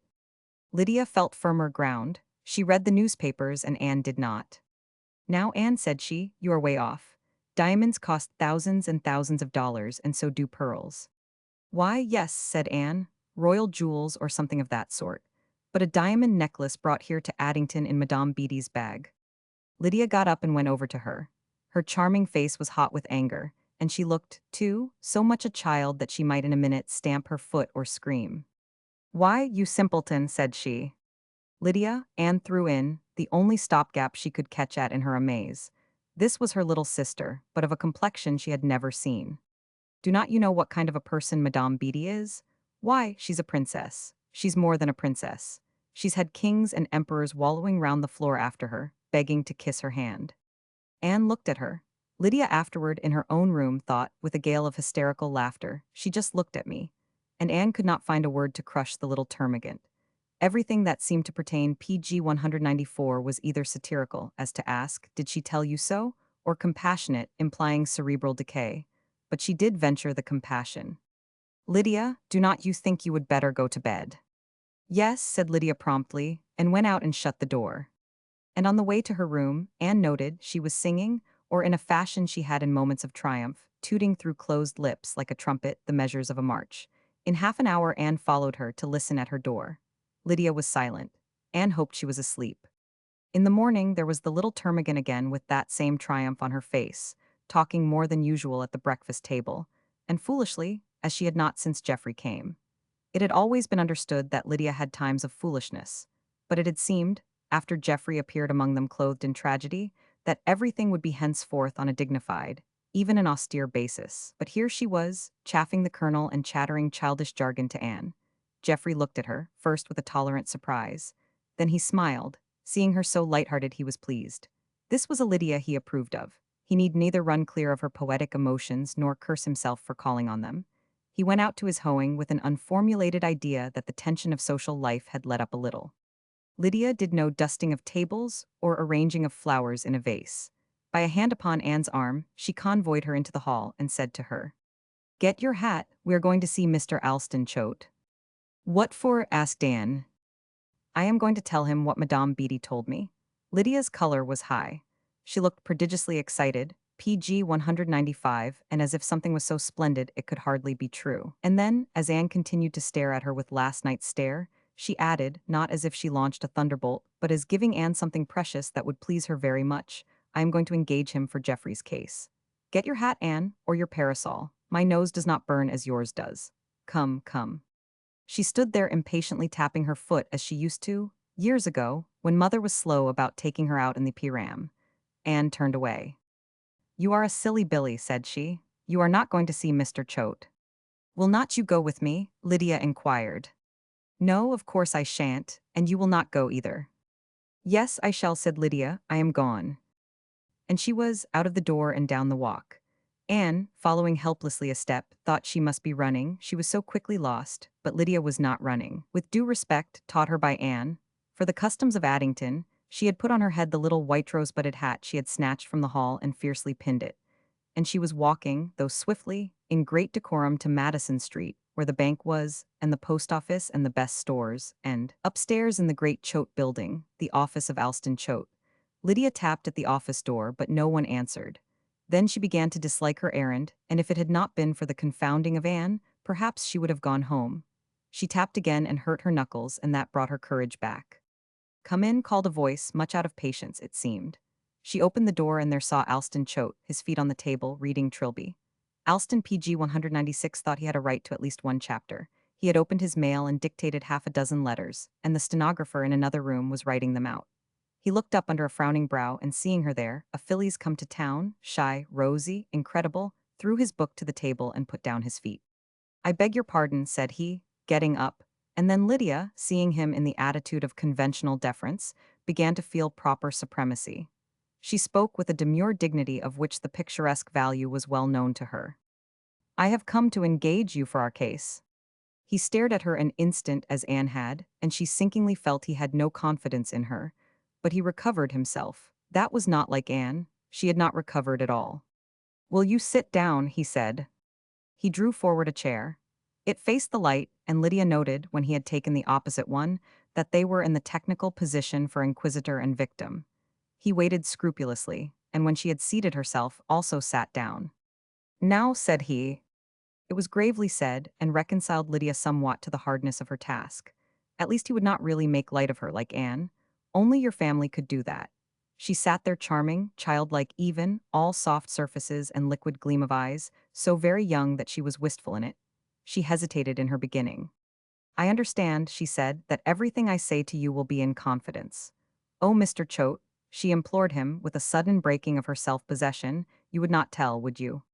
Alston Choate did not allow a glint to lighten the grave PG 197 kindliness of his glance. Perhaps he felt no amusement. She was his client and very sweet. "Never," said he, in the manner of an uncle to a child. "Tell me anything you like. I shall respect your confidence." "I saw Madame Beatty last night," said Lydia, and she went on to tell what Madame Beatty had said. She warmed to it, and being of a dramatic type, she colored the story as Madame Beatty might have done. There was a shade of cynicism here, a tang of worldliness there, and it sounded like the hardest fact. But when she came to Esther, she saw his glance quicken and fasten on hers the more keenly, and when she told him Madame Beatty believed the necklace had not been lost at all, he was looking at her with astonishment even. "You say," he began, and made her rehearse it all again in snatches. He cross-examined her, not, it seemed, as if he wished to prove she lied, but to take in her monstrous truth. And after they had been over it 2 or 3 times, and she felt excited and breathless and greatly fagged by the strain of saying the same thing in different ways, she saw in his face the look she had seen in Anne's. "Why," she cried out in actual pain, "you do not believe me." Choate did not answer that. He sat for a minute, considering gravely, and then threw down the paper knife he had been bending while she talked. It was ivory, and it gave a little shallow click on the table, and that, slight as it was, made her nerves jump. She felt suddenly that she was in deeper than she had expected to be. "Do you realize," he began gravely, "what you accuse Mrs. Blake of?" Lydia had not been used to think of her by that name, and she asked, with lifted glance, PG 198. "Esther?" "Yes, Mrs. Geoffrey Blake." "She took the necklace," said Lydia. She spoke with the dull obstinacy that made Anne shake her sometimes and then kiss her into kindness. She was so pretty. But Alston Choate, she saw, was not going to find it a road to prettiness. He was after the truth like a dog on a scent, and he did not think he had it yet. "Madame Beatty," he said, "tells you she believes that Esther," his voice slipped caressingly on the word with the lovingness of usage. And Lydia saw he called her Esther in his thoughts. "Madame Beatty tells you she believes that Esther did this thigh's incredible thing." The judicial aspect fell away from him, and the last words carried only the man's natural distaste. Lydia saw now that whether she was believed or not, she was bound to be most unpopular. But she stood to her guns. Madame Beatty knows it. Esther owned it, I told you. Owned it to Madame Beatty. To Jeff anyway, Madame Beatty says so. Do you think for a moment she was telling you the truth? But that's just the kind of women they are, said Lydia, at once reckless and astute. Esther's just the woman to take a necklace, and Madame Beatty's just the woman to tell you she's taken it. Miss Lydia, said Choate gravely, I am bound to warn you in advance that you must not draw that kind of inference. Lydia lost her temper. It seemed to her she had been talking plain fact. I shall draw all the inferences I please, said she. Ease PG 199 peacefully if they are true. And you needn't try to mix me up by your law terms, for I do not understand them. I have been particularly careful not to, said Choate rather stiffly. But still, she saw, with an irritating proffer of compassion for her because she did not know any better. I am being very unprofessional indeed. And I still advise you, in plain language, not to draw that sort of inference about a lady there. He hesitated. About Esther, she inquired viciously. Yes, said he steadily, about Mrs. Geoffrey Blake. She is a gentlewoman. So Anne had said, Esther is a lady. For the moment Lydia felt more imbued with the impartiality of the law than both of them. Esther's being a lady had, she thought, nothing whatever to do with her stealing a necklace if she happened to like necklaces. She considered herself a lady, but she could also see herself, under temptation, doing a desperado's deeds. Not stealing a necklace, that was tawdry larceny, but she could see herself trapping Esther in a still place and cutting her dusky hair off so that she would betray no more men. For she began to suspect that Alston Choate, too, was caught in the lure of Esther's inexplicable charm. Lydia was at the moment of girlhood nearly done where her accumulated experience, half of it not understood, was prepared to spring to life and crystallize into clearest knowledge. She was a child still, but she was ready to be a woman. Alston Choate now was gazing at her with his charming smile, and Lydia hardened under it, certain the smile was meant for mere persuasiveness. Besides, he said, the necklace was not yours. You do not want to bring Mrs. Blake to book for stealing a necklace which is not your own? PG 200. But I am not doing it for myself, said Lydia instantly. It's for Geoffrey. But Geoffrey Alston paused. He wanted to put it with as little offense as might be. Geoffrey has been tried for a certain offense and found guilty. He was not really guilty, said Lydia. Cannot you see he was not? Esther stole the necklace, and Madame Beatty wanted it paid for, and Geoffrey tried to do it and everything went to pieces. Cannot you really see? She asked it anxiously, and Alston answered her with the more gentleness because her solicitude made her so kind and fair. Now, said he, this is the way it is. Geoffrey pleaded guilty and was sentenced. If everything you say is true, we'll assume it each would have been tried just the same, and he would have been sentenced just the same. I do not say his counsel might not have whipped up a lot of sympathy from the jury, but he would not have got off altogether. And besides, you would not have had him escape in any such conceivable way.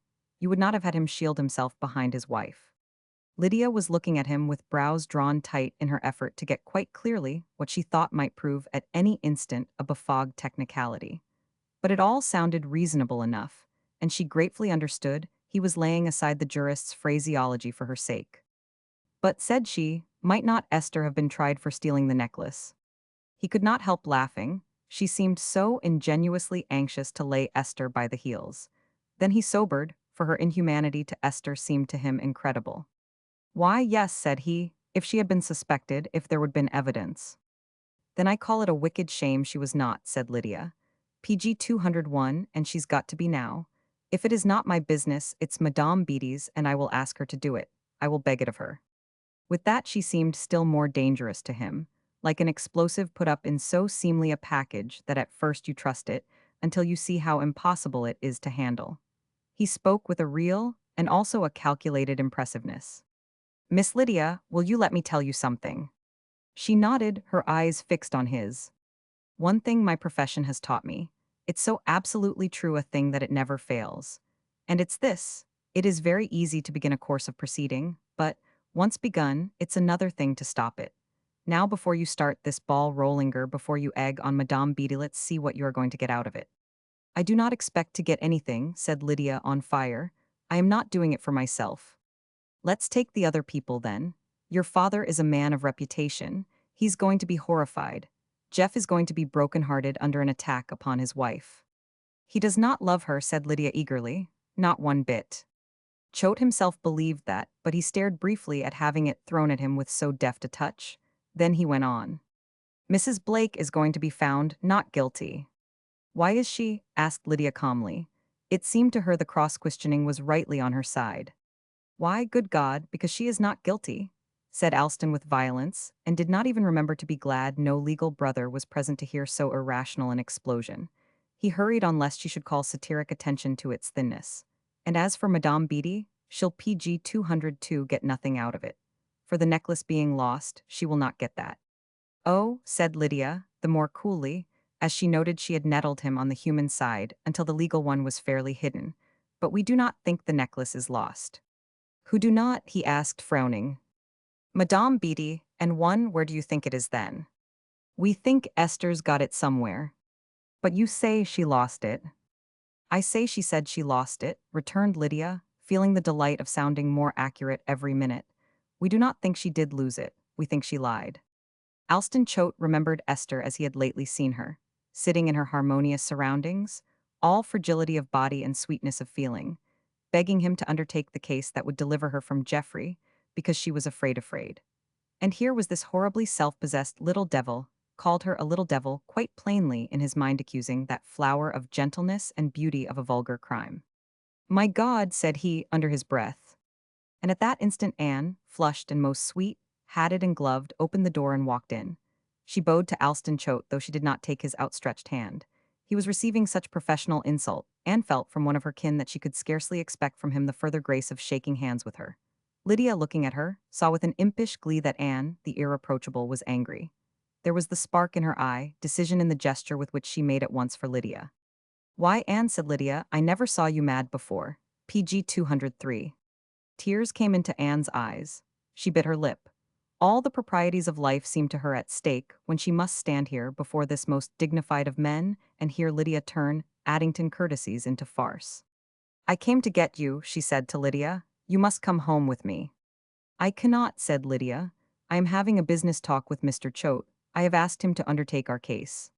Our case, Anne repeated in a perfect despair. Why, we have not any case. She turned to Choate, and he gave her a confirming glance. I have been telling your sister that virtually, said he. I tell her she does not need my services. You may persuade her. Well, said Lydia cheerfully, rising, for they seemed to her much older than she, and, though not to be obeyed on that account, to be placated by outward civilities, I am sorry. But if you do not take the case, I shall have to go to someone else. Lydia, said Anne. Was this the soft creature who crept to her arms of a cold night, and who prettily had danced her way into public favor? Alston Choate was looking thoughtful. It was not a story to be spread broadcast over Addington. He temporized. You see, he ventured, turning again to Lydia with his delightful smile, which was, with no forethought of his own, tremendously persuasive. You have not told me yet what anybody is to get out of it. I thought I had, said Lydia, taking heart once more. If he talked reasonably with her, perhaps she could persuade him after all. Why, do not you see? It's just as easy. I do, and I have only thought of it one night. Don't PG 200 for, you see. Madame Beatty's here to hound Geoffrey into paying her for the necklace. That's going to kill him, just kill him. Anne, I should think you could see that. Anne could see it if it were so. But Lydia, she thought, was building on a dream. The hideous old woman with the ostrich feathers had played a satiric joke on her, and here was Lydia in good faith, assuming the joke was real. And if we can get this cleared up, said Lydia calmly, feeling very mature as she scanned their troubled faces, Madame Beatty can just have her necklace back. And Jeff, instead of thinking he's got to start out with that tied round his neck, can set to work and pay his creditors. Alston Choate was looking at her, frowning. Do you realize, Miss Lydia, what amount it is Geoffrey would have to pay his creditors? Unless he went into the market again and had a run of unbroken luck, and he's no capital to begin on, it's a thing he simply could not do. And as to the market, God forbid that he should ever think of it. Yes, said Anne fervently, God forbid that. Farvey cannot say enough against it. Lydia's perfectly concrete faith was not impaired in the least. It is not to be expected he should pay it all, said she. He's got to pay what he can. If he should die tomorrow with $10 saved toward paying back his debts. Do you happen to know what sum of money represents his debts? Alston threw in, as you would clutch at the bit of a runaway horse. I know all about it, said Lydia. She suddenly looked hot and fierce. I have done sums with it over and over to see if he could afford to pay the interest too. And it's so much it does not mean anything at all to me 1 minute, and PG 205 another time I wake up at night and feel it sitting on me, jamming me flat. But you needn't think I am going to stop for that. And if you will not be my lawyer, I can find somebody that will. That Mr. Moore is a lawyer. I will go to him. Anne, who had been staring at Lydia with the air of never having truly seen her, turned upon Choate, her beautiful eyes distended in a tragical appeal. "Oh," said she, "you will have to help us somehow." So Alston Choate thought. He was regarding Lydia, and he spoke with a deference she was glad to welcome, a prospective client's due. "I think," said he, "you had better leave the case with me." "Yes," said Lydia. She hoped to get out of the room before Anne saw how undone she really was. "That's nice. You think it over and we will have another talk. Come along, Anne. Mary Nellen wants some lemons." PG 206. Roman 18. What Alston Choate did after 10 minutes frowning thought was to sit down and write a note to Madame Beatty. But as he dipped his pen he said aloud, half admiring and inconceivably irritated, "The little devil." He sent the note to Madame Beatty by a boy charged to give it, if possible, into her hand, and in an hour she was there in his office, ostrich plumes and all. She was in high feather, not adequately to be expressed by the plumes, and at once she told him why. "I believe that little Wildfire's been here to see you already." "Has she? And talking about necklaces." Madame Beatty was sitting upright in the office chair, fanning herself and regarding him with a smile as sympathetic as if she had been the cause of no disturbing issue. "You will pardon me for asking you to come here," said Alston, "but I did not know how to get at you without Mrs. Blake's knowledge." "Of course," said Madame Beatty composedly. "She was there when the note came, and curious as a cat." "I see," said Alston, tapping noiselessly with his helpful paper knife, "that you guess I have heard some rumors that, pardon me, Madame Beatty esterted from you." "Yes," said she, "that pretty imp has been here." "Quite right. She's a clever child. Let her stir up something and they may quiet it if they can." "Do you mind telling me," said Alston, "what this story is about a necklace?" "I have no doubt she's told you just as well as I could." PG 207, said Madame Beatty. She sat and drank it all in. "I bet £10 she remembered word for word." "As I understand, you say." "Do not tell me I say. I had a necklace worth more money than I dared tell that imp. She would not have believed me. And my niece Esther is as fond of baubles as I am. She stole the thing. And she said she lost it. And it's my opinion and it's the imp's opinion she's got it somewhere now." Alston tapped noiselessly and regarded her from under brows judicially stern. He wished he knew recipes for frightening Madame Beatty. But he suspected there were not any. She would tell the truth or she would not, as she preferred. He had not any delusions about Madame Beatty's cherishing truth as an abstract duty. She was after results. He made a thrust at random. "I cannot see your object in stirring up this matter. If you had any ground of evidence, you would have made your claim and had it settled long ago." "Not fully," said Madame Beatty, fanning. "Then you were paid something." "Something? How far do you think something would go toward paying for the loss of a diamond necklace? Evidently you do not know the history of that necklace. If you were an older man, you would. The papers were full of it for years. It nearly caused a royal separation. They were reconciled after, and I was nearly garroted once when the thieves thought I had it in a handbag. There are historic necklaces, and this is one. Did you ever hear of Marie Antoinette's?" "Yes," said Alston absently. He was thinking how to get at her in the house where she lived. How would some of his novelists have written out Madame Beatty and made her talk? And Maupassant's. This he said ruminat PG 208 in Gly, but the lawyer in him here put down a mark. "Note," said the mark, "Maupassant's necklace." She rose to that. There was no doubt of it. A quick crosslight like a shiver had run across her eyes. "You know Maupassant's story," he pursued. "I know every word of Maupassant. Neat, very neat. You remember the wife lost the borrowed necklace, and she and her husband ruined themselves to pay for it, and then they found it was not diamonds at all, but paste."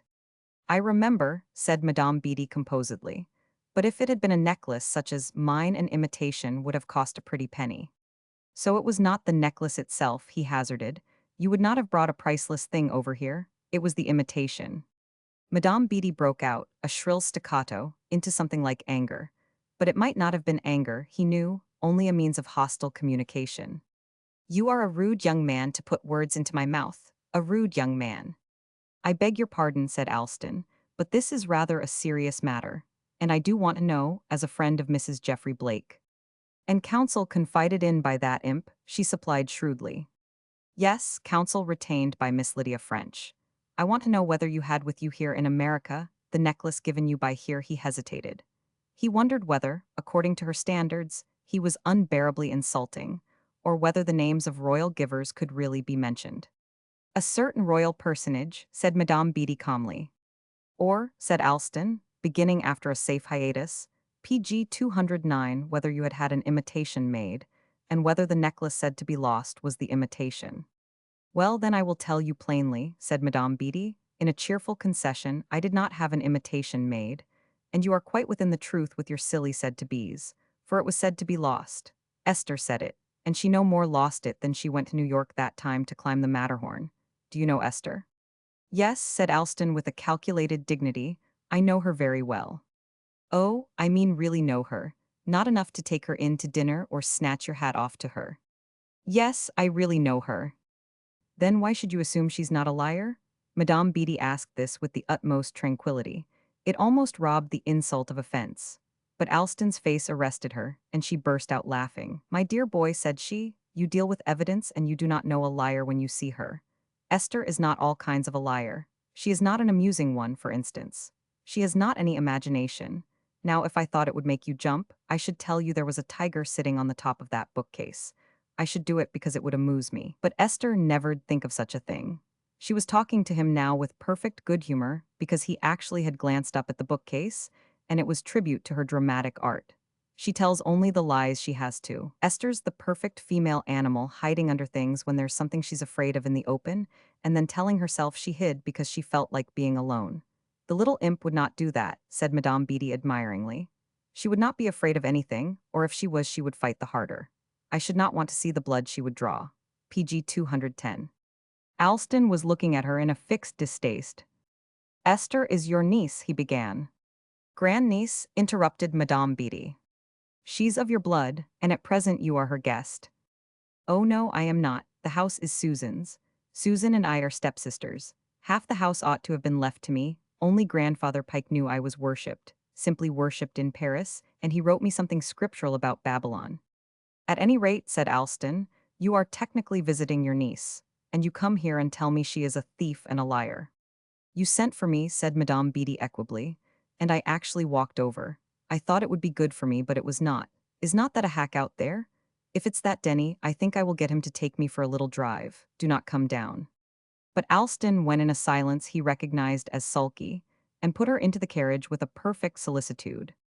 I must ask you, he said stiffly before he closed the carriage door, not to mention this to Mrs. Blake.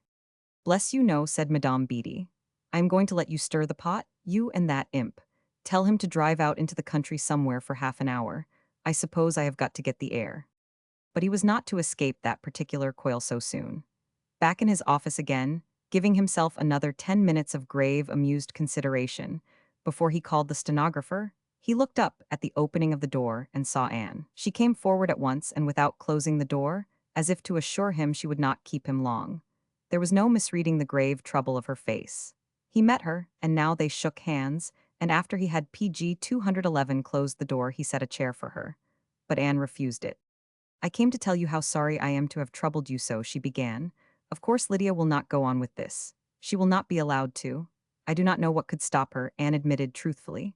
But I shall do what I can. Farvey must not be told. He would be horrified. Nor Jeff, I must see what I can do. You are very much troubled, said Alston, in a tone of grave concern. It seemed to him Anne was a perfect type of the gentlewoman of another time, not even of his mother's perhaps, but of his grandmother's when ladies were a mixture of fine courage and delicate reserve. That type had, in his earliest youth, seemed inevitable.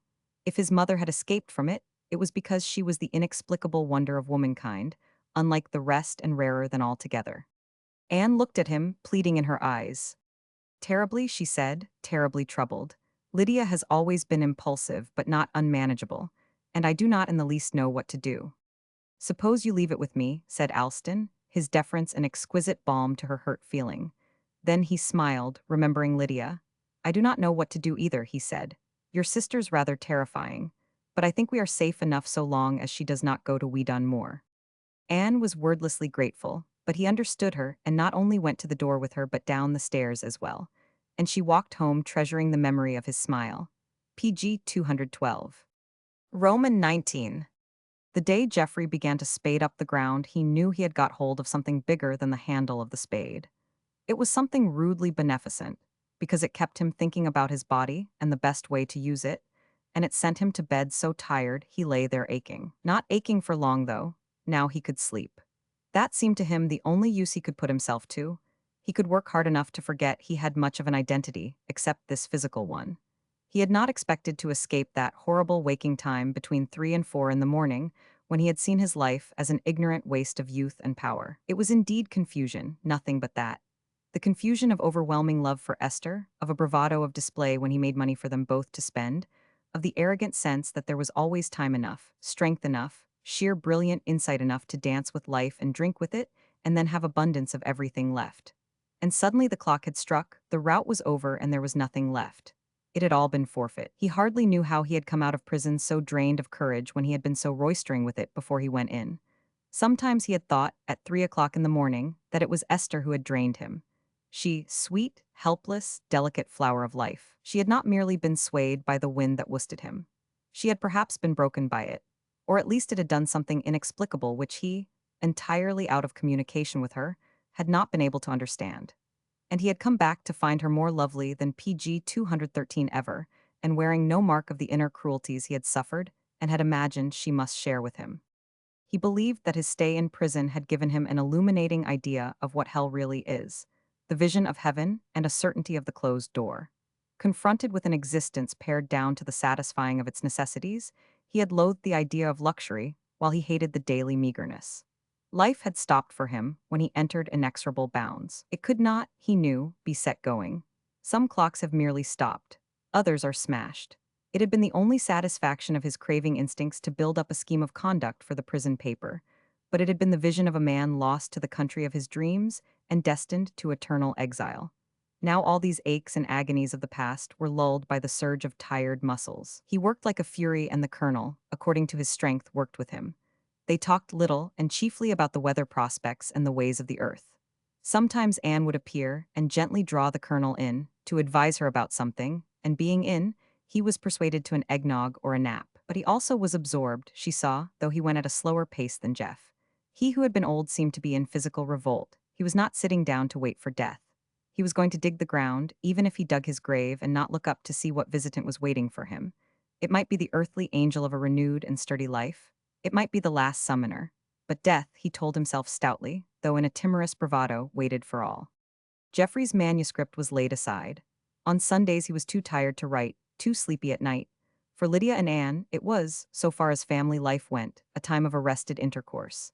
Their men were planting and could not talk to them, or tired and could not talk then.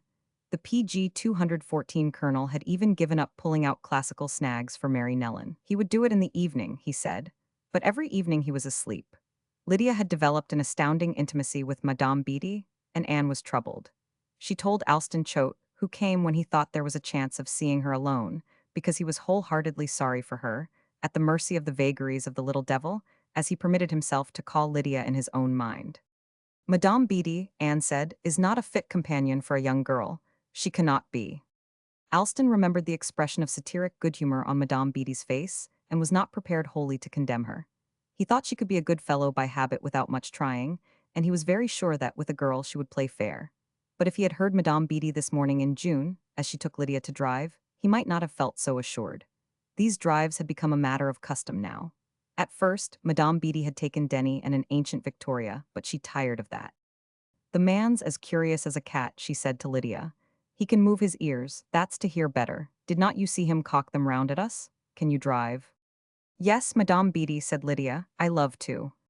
Then we will have a phaeton, and you shall drive. Nobody knew there was a phaeton left in Addington. But nobody had known there was a Victoria, and when Madame Beatty had set her mind upon each, it was in due course forthcoming, vehicles apparently of an equal age and the same extent of disrepair. So they set forth together, the strange couple, and jogged, as Madame Beatty said. She would send the unwilling Sophie, who had a theory that she was to serve Esther and nobody else, and PG 215 that scantily, over with a note. The Blake house had no telephone. Jeff, for unformulated reasons, owned to a nervous distaste for being summoned. And the note would say, Do you want to jog? Lydia always wanted to, and she found it the more engaging because Madame Beatty told her it drove Esther to madness and despair. She's furious, said Madame Beatty with her lisp. It's very silly of her. She does not want to go with me herself, not that I would have her. But you are an imp, my dear, and I like you. This warm morning, full of sun and birds, they were jogging up Haldon Hill, a way they took often because it only led down again and motorists avoided it. Madame Beatty, still thickly clad and knotted over by plumes, lounged and held her parasol with the air of ladies in the boys. Lydia, sitting erect and hatless, looked straight ahead, though the reins were loose, anxiously piercing some obscurity if she might, but always a mental one. Her legal affairs were stock still. Alston Choate talked with her cordially, though gravely, about her case, dissuading her always, but she was perfectly aware he was doing nothing. When she taxed him with it, he reminded her that he had told her there was nothing to do. But he assured her everything would be attempted to save her father and Anne from anxiety, and incidentally herself. About this, Madame Beatty was asking her now, as they jogged under the flicker of leaves. "What has that young man done for you, my dear young Choate?" "Nothing," said Lydia. She put her lips together and thought what she would do if she were Jeff. PG 216. "But is not he agitating anything?" "Agitating? Yes, that's what he must do, you know. That's all he can do." Lydia turned reproachful eyes upon her. "You think so, too," she said. "Why, yes, dear imp, I know it. Jeff's case is ancient history. We cannot do anything practical about it, so what we want is to agitate until he leaves his absurd plaything carrots, is it, or summer squash, and gets into business in a civilized way. The man's a genius if only his mind wakes up. Let him think we are going to spread the necklace story far and wide, let him see Esther about to be hauled before public opinion." "He does not love Esther," said Lydia, and then savagely bit her lip. "Do not you believe it," said Madame Beatty sagely. "She's only to crook her finger. Agitate. Why, I will do it myself. There's that dirty little man that wants an interview for his paper. I will give him one." "We Dunmore?" asked Lydia. "Anne will not let me know him." "Well, you do know him, do not you?" "I saw him once. But when I threaten to take Jeff's case to him, if Mr. Choate will not stir himself, Anne says I shan't even speak to him. He is not nice, she thinks. I do not know who told her." "Choate, my dear," said Madame Beatty. "He's afraid Moore will get hold of you. He's blocking your game, that's all." Madame Beatty, the next day, did go to Weedon Moore's office. He was unprepared for her, and so the more agonizingly impressed. Here was a rough-spoken lady who, he understood, was something like a princess in PG 217 other countries, and she was offering him an interview. Madame Beatty showed she had the formula, and could manage quite well alone. "The point is the necklace," said she, sitting straight and fanning herself, regarding him with so direct a gaze that he pressed his knees in nervous spasms. "You do not need to ask me how old I am nor whether I like this country. The facts are that I was given a very valuable necklace by a royal personage. Bless you, man, are not you going to take it down?" "Yes, yes," stammered Moore, "I beg your pardon." He got block and pencil, and though the attitude of writing relieved him from the necessity of looking at her, he felt the sweat break out on his forehead and knew how it was dampening his flat hair. "The necklace," said Madame Beatty, "became famous. I wore it just enough to give everybody a chance to wonder whether I was to wear it or not. The papers would say, 'Madame Beatty wore the famous necklace.' Am I permitted to say Weedon began, and then wondered how he could proceed?" "You can say anything I do," said Madame Beatty promptly. "No more, of course not anything else. What is it you want to say?" Weedon dropped the pencil, and under the table began to squeeze inspiration from his knees. "Am I permitted," he continued, aghast at the liberty he was taking, "to know the name of the giver?" "Certainly not," said Madame Beatty, but without offense. "I told you a royal personage. Besides, everybody knows. If your people here do not, it's because they are provincial and it does not matter whether they know it or not. I will continue. The necklace, I told you, became almost as famous as one. Then there was trouble. PG 218. When ventured we done? Oh, a long time after, a very long time. The royal personage was going to be married, and Her Royal Highness. Her Royal Highness. Of course, do you suppose he would have been allowed to marry a commoner? That was always the point. She made a row, very properly. The necklace was famous, and some of the gems in it are historic. She was a thrifty person. I do not blame her for it. She was not going to see historic jewels drift back to the Rue de la Paix, so they made me a proposition." Moore was forgetting to be shy. He licked his lips, the story promised so enticingly. "As I say," Madame Beatty pursued, "they made me a proposition." She stopped and Moore, pencil poised, looked at her inquiringly. She closed her fan with a decisive snap and rose. "There," said she, "you can elaborate that. Make it as long as you please, and it will do for one issue." Weedon felt as if somehow he had been done. But you have not told me anything, he implored. Everybody knows as much as that. I reminded you of that, said Madame Beatty. But I know several things everybody does not know. Now you do as I tell you. Head it, The True Story of Patricia Beatty's Necklace. First installment. And you will sell a paper to every man, woman, and baby in this ridiculous town. And when the next day's paper does not have the second installment, they will buy the next and the next to see if it's there. But I must have the whole in hand, pleaded Weedon. Well, you cannot, because I shan't give it to you. Not till I am ready. You can publish a paragraph from PG 219 time to time, Madame Beatty under the strain of recollection, unable to continue her reminiscences. Madame Beatty overcome by her return to the past. I am a better journalist than you are. I am not a journalist, Weedon ventured. I practice law. Wells, you run the paper, do not you? I am going now, goodbye. And so imbued was he with the unassailable character of her right to dictate, that he did publish the fragment, and Addington bought it breathlessly, and looked its amused horror over the values of the foreign visitor. Of course, my dear, said the older ladies. They called each other my dear a great deal, not as a term of affection, but in moments of conviction and the desire to impress Ida. Of course, her standards are not ours. Nobody would expect that. But this is certainly going too far. Esther must be very much mortified. Esther was not only that. She was tearful with anger and even penetrated to her grandmother's room to rehearse the circumstance and beg Madame Belle to send Aunt Patricia away. Madame Belle was lying with her face turned to the wall, but the bedclothes briefly shook as if she chuckled. You must tell her to go, said Esther again. It's your house, and it's a scandal to have such a woman living in it. I do not care for myself, but I do care for the dignity of the family. Esther, Madame Belle knew, never cared for herself. She did things from the highest motives and the most remote. Will you, Esther insisted, will you tell her to leave? No, said grandmother from under the bedclothes. Go away and call Rhoda Knox. Esther went, angry but not disconcerted. The result, PG 220 of her invasion, was perhaps no more bitter than she had expected. She had sometimes talked to grandmother for 10 minutes, meltingly, adjuringly, only to be asked, at a pause, to call Rhoda Knox. Today Rhoda, with a letter in her hand, was just outside the door. Would you mind, Mrs. Blake, she said, asking Sophie to mail this? Esther did mind, but she hardly ventured to say so. With bitterness in her heart, she took the letter and went downstairs. Everybody, this swelling heart told her, was against her. She still did not dare withstand Rhoda, for the woman took care of grandmother perfectly, and if she left it would be turmoil thrice confounded. She hated Rhoda the more, having once heard Madame Beatty's reception of a request to carry a message when she was going downstairs. Certainly not, said Madame Beatty. That's what you are here for, my good woman. Run along and take down my cloak and put it in the carriage. Rhoda went quite meekly, and Esther, having seen, exulted and thought she also should dare revolt. But she never 999. And now, having gone to grandmother in her mortification and trouble, she knew she ought to go to Madame Beatty with her anger. But she had not the courage. She could hear the little satiric chuckle Madame Beatty would have ready for her. And yet, she knew it had to be done.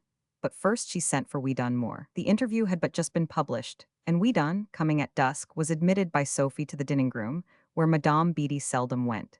Esther received him with a cool dignity. She was pale.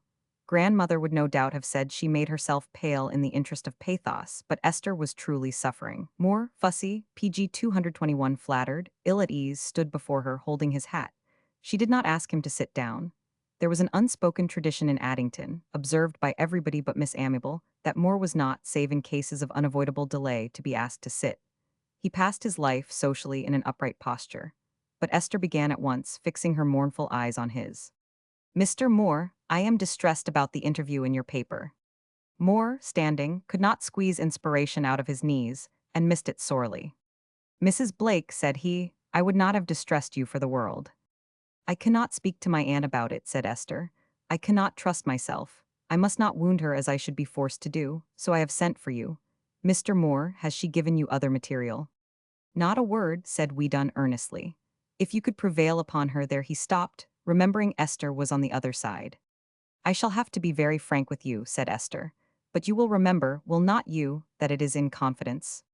Yes, ma'am, said Moore. He had never fully risen above former conditions of servitude when he ran errands and shoveled paths for Addington gentry. You can rely on me. My aunt, said Esther delicately, with an air of regret and several other picturesque emotions mingled carefully, My aunt has one delusion. It is connected with this necklace, which she certainly did possess at one time. She imagines things about it, queer things, where it went and where it is now. But you must not let her tell you about it, and if she insists, you must not allow it to get into print. PG 222, it would be taking advantage, Mr. Moore. Truly it would. And as a magnificent concession, she drew forward a chair, and Weedon, without waiting to see her placed, sank into it and put his hands on his knees. You must promise me, Esther half implored, half insisted. It is not I alone, it's everybody that knows her. We cannot, in justice to her, let such a thing get into print. Weedon was much impressed by her beauty, her accessibility, and his own incredible position of having something to accord. But he had a system of mental bookkeeping. There were persons who asked favors of him whom he put down as debtors. Make 'em pay was his mentally jotted note. If he did them an obliging turn, he kept his memory alert to require the equivalent at some other time. But he did not see how to make Esther pay, so he could only temporize. I would give anything to oblige you, Mrs. Blake, he said, anything, I assure you, but I have to consider the paper. I am not alone there, you know, it's a question of other people. Esther was familiar with that form of withdrawal. She herself was always escaping by it. But you own the paper, she combated him. Everybody says so. I have met with a great deal of misrepresentation, he replied solemnly. Justice is no more alive today than liberty. Then he remembered this was a sentence he intended to use in his speech tonight on the old circus ground, and added, as more apposite, I would give anything to serve you, Mrs. Blake. I assure you I would. But I owe a certain allegiance I do, really. With that he made his exit, backing out and bowing ridiculously over his hat. And Esther had hardly time to weigh her defeat, for callers came. They began early PG 223 and continued through the afternoon, and they all asked for Madame Beatty. It was a hot day, and Madame Beatty, without her toupee and with iced eau sucré beside her, was absorbedly reading.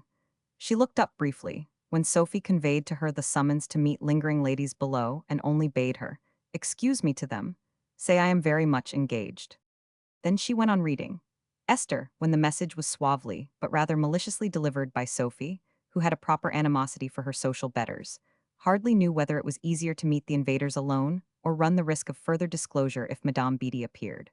For though no word was spoken of diamonds or interviews or newspapers, she could follow, with a hot sensitiveness, the curiosity flaring all over the room, like a sky licked by harmless lightnings. When a lady equipped in all the panoply of feminine convention asked for grandmother's health, she knew the thought underneath, decently suppressed, was an interest, no less eager for being unspoken, in grandmother's attitude toward the interview.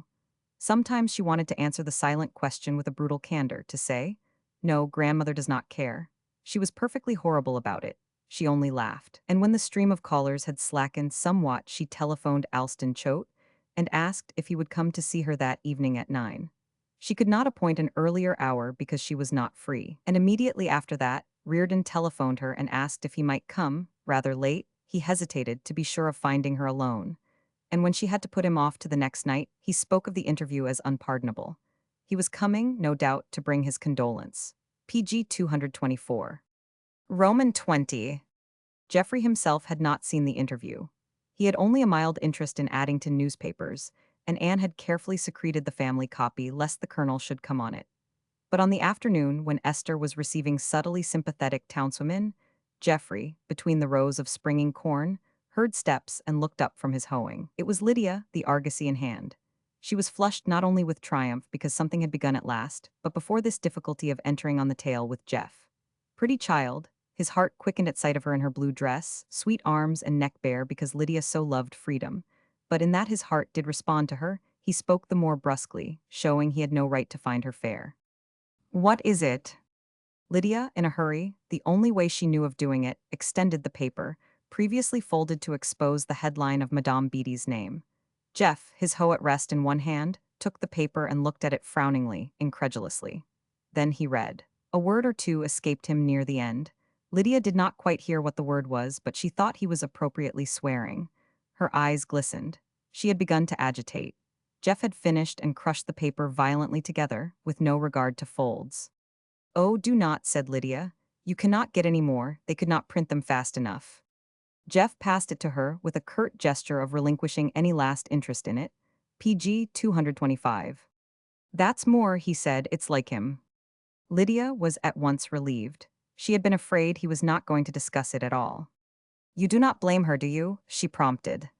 Madame Beatty, he was thinking hard and scowling. No. Anne blames her. She says no lady would have done it. Oh, you cannot call names. That's Madame Beatty, said Jeff absently. She's neither principles nor morals nor the kind of shame other women feel. You cannot judge Madame Beatty. So I say, returned Lydia, inwardly delighted and resolving to lose no time in telling Anne. I like her. She's nice. She's clever. She knows how to manage people. Oh, Jeff, I wish you would talk with her. About this, he was still speaking absently. It would not do any good. If it amuses her or satisfies her devilish feeling toward Esther to go on talking, and that slob will get it into print and he will you cannot stop her. What do you mean by her feeling toward Esther? Lydia's heart beat so that she drew a long breath to get it into swing again. We cannot go into that, said Jeff. It runs back a long way. Only everything she can do to worry Esther or frighten her, she would do it, that's all. That's Madame Beatty. Lydia knew this was the path that led to the necklace. Why could not she tell him she knew the story and enlist him on Madame Beatty's side and hers, the side that was fighting for him and nothing else? But she did not dare. All she could do was to say, her hands cold against each other and her voice choked. PG 226. Oh, Jeff, I wish you would give this up. What? He was recalled now from memories the printed paper had wakened in him, and looking at her kindly. At least Lydia was sure he was, because his voice sounded so dear. She could not know his eyes were full of an adoring gentleness over her who seemed to him half child, half maiden, and tumultuously compassionate. She made a little timid gesture of the hand over the small area about them. This, she said, you must not stay here and hoe corn. You must get into business and show people. Her voice choked, it refused absurdly to go on. Why, Lydia, said he, I thought you knew. This is the only way for a man to keep alive. When I have got a hoe in my hand, he could not quite explain it. He had always had a flow of words on paper, but since he had believed his life was finished, his tongue had been more and more lethargic. It would not obey his brain because, after all, what could the brain report of his distrustful heart? Lydia had a moment of bitter mortification because she had not seemed to understand. Anne understood, she knew, and had tried, with infinite patience, to help on this queer experiment, both for Jeff's sake and Farvy's. Tears rushed to her eyes. I cannot help it, she said. I want you to be doing something real. Lydia, said Jeff. His kind, persuasive voice was recalling her to some ground of conviction where she could share his certainty that things were going as well as they could. This is almost the only real thing in the world, the ground. About everything else is a game. This is not a game. It's making something grow that will not hurt anybody when it's grown. I cannot harm anybody by PG 227 planting corn. And I can sell the corn, said Jeff, with a lighter shade of voice. Lydia knew he was smiling to please her. Denny's going to peddle it out for me at Backdoors. I would do it myself, only I am afraid they would buy to help on poor Geoffrey Blake. When he spoke of the ground, Lydia gave the loose dirt a little scornful kick and got the powdered dust into her neat stockings. She, too, loved the ground and all the sweet usages of homely life, but not if they kept him from a spectacular triumph. She was desperate enough to venture her one big plea. Jeff, you know you have got a lot of money to earn to pay back. And there she stopped. He was regarding her gravely, but the moment he spoke she knew it was not in any offense. Lydia, I give you my word I could not do the kind of thing you want me to. I have found that out at last. You would like me to cut into the market and make a lot of money and throw it back at the people I owe. I could not do it. My brain would not let me. It stopped short. A man knows when he's done for. I am absolutely and entirely done. All I hope for is to keep father from finding it out. He seems to be getting his nerve back, and if he really does that I may be able to go away and do something besides dig. But it will not be anything spectacular, Lydia. It is not in me. Lydia turned away from him, and he could fancy the bright tears dropping as she walked. Oh dear, he heard her say. Oh dear. Lydia, he called in an impatience of tenderness and misery. Come back here. Do not you know I would do anything on earth I could for you? But there's nothing I can do. You would not ask a lame man to dance. There. PG 228 that shows you. When it comes to dancing you can understand. I am a cripple, Lydia, do not you see? She had turned obediently, and now she smeared the tears away with one small hand. You do not understand, she said. You do not understand a thing. We have thought of it all this time, Anne and I, how you would come out and be proved not guilty. But Lydia, he said gravely, I was guilty. And besides being guilty of things the courts condemned me for, I was guilty of things I had to condemn myself for afterward. I was not a criminal merely. I was a waster and a fool. Yes, said Lydia, looking at him boldly, and if you were guilty, who made you so? Who pushed you on? She had never entirely abandoned her theory of Reardon. He and Esther, in her suspicion, stood side by side. Looking at him, she rejoiced in what she thought his confirmation. The red had run into his face, and he looked at her with brightened eyes. You do not know anything about it, he said harshly. I did what I 999, and I got my medicine. And if there's a decent impulse left in me today, it was because I got it. Lydia walked away through the soft dirt and felt as if she were dancing. He had looked guilty when she had asked him who pushed him on. He and she both knew it was Esther, and a little more likelihood of Madame Beatty's blackguarding Esther in print must rouse him to command the situation. Geoffrey finished his row and then hurried into the house. It was the late afternoon, and he went to his room and dressed in time for supper. Lydia, glancing at him as he left the table, thought exultantly, I have stirred him up at least. Now what is he going to do? PG 229. Geoffrey went strolling down the drive and quickened his steps when the shrubbery had him well hidden from the windows. Something assured him it was likely Weedon Moore lived still in the little sharp-gabled house on a side street where he had years ago. His mother had been with him then, and Jeff remembered Miss Amable had scrupulously asked for her when Moore came to call. The little house was unchanged, brightly painted, gay in diamond trellis work and picked out with scarlet tubs of hydrangea in the yard. A car stood at the gate, and Weedon, buttoning his coat, was stepping in. The car ran past, and Jeff saw that the man beside Moore was the interpreter of that night at the old circus ground. So, he thought, more ginger for the laboring man. He turned about and walking thoughtfully, balked of his design, reflected with distaste that grew into indignation on Moore's incredible leadership. It seemed monstrous. Here was ignorance fallen into the hands of the demagogue. It was an outrage on the decencies. And then Madame Beatty waved to him from Denny's hack, and he stepped into the road to speak to her. I was going to see you, she said, get in here. Jeff got in and disposed his length as best he might in the cramped interior, redolent now of varied scents, all delicate but mingled to a suffocating potency. Tell him to drive along outside the town, she bade. Were you going to see me? No, said Geoffrey, after executing her order. I have told you I cannot go to see you. Because Esther made that row, absurd, it's Susan's house. I am not likely to go into it, said Jeff dryly, unless I am summoned. PG 230. She's a fool. But I do not mind telling you where I was going, said Jeff. I was going to lick Weedon Murrier the equivalent. Not on account of my interview, said Madame Beatty, laughing very far down in her anatomy. Her deep laugh, Jeff always felt, could only have been attained by adequate support in the diaphragm. Bless you, dear boy, you needn't blame him. I went to his office. Blame me. Oh, I blame you all right, said Jeff, but you are not a responsible person. A chap that owns a paper is. I wish you would met him, she said in great enjoyment. Where would he go, Geoffrey? Cannot we find him now? I suspect he went to the old circus ground. I caught him there talking to Poles and Finns and Italians and Greeks, telling them the country was no good and they owned it. Why, the fellow cannot speak to them. Madame Beatty, being a fluent linguist, had natural scorn of a tubby little New Englander who said ma'am. Oh, he had an interpreter. We will drive along there, said Madame Beatty. You tell Denny, I should dearly like to see them. Poles, do you say? I did not know there were such people in town. Geoffrey, rather curious himself, told Denny, and they bowled cumbrously along. He felt in a way obliged to proffer a word or two about the interview. What the devil made you do it anyway? He asked her, but Madame Beatty chuckled and would not answer. PG 231. Roman 21. All the way along, in the warm twilight, Madame Beatty was gay over the prospect of being fought for. With the utmost precision and unflagging spirit, she arranged a plausible cause for combat, and Geoffrey, not in the least intending to play his allotted part, yet enjoyed the moment fully. You shall do it, Madame Beatty assured him, as if she permitted him to enter upon a task for which there was wide competition. You shall thrash him, and he will put it in his paper, and the European papers will copy. I have not much idea the argosy is read in foreign capitals, Jeff felt bound to assure her. Oh, but we can cable it. The French journalsty used to be very good to me. With that her face darkened, not in a softening melancholy, but old bitterness and defeat.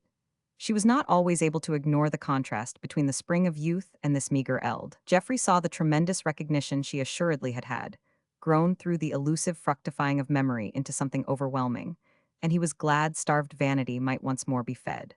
She seemed to him a most piteous spectacle, youth and power in ruins, an age too poor to nourish even a vine to drape the crumbling walls.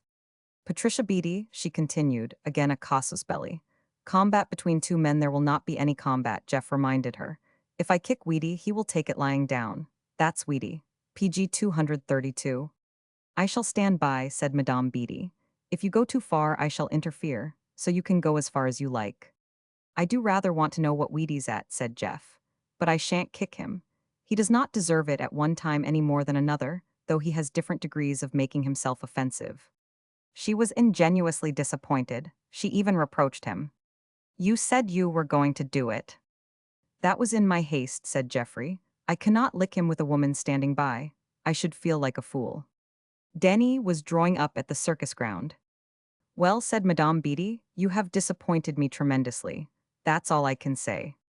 It was dark now, and though the season was more advanced, Geoffrey could imagine that this was the moment of his arrival that other night, save that he was not now footsore or dull in the mind. But the same dusk of crowding forms lay thickly on the field, and there, he knew, was the stationary car.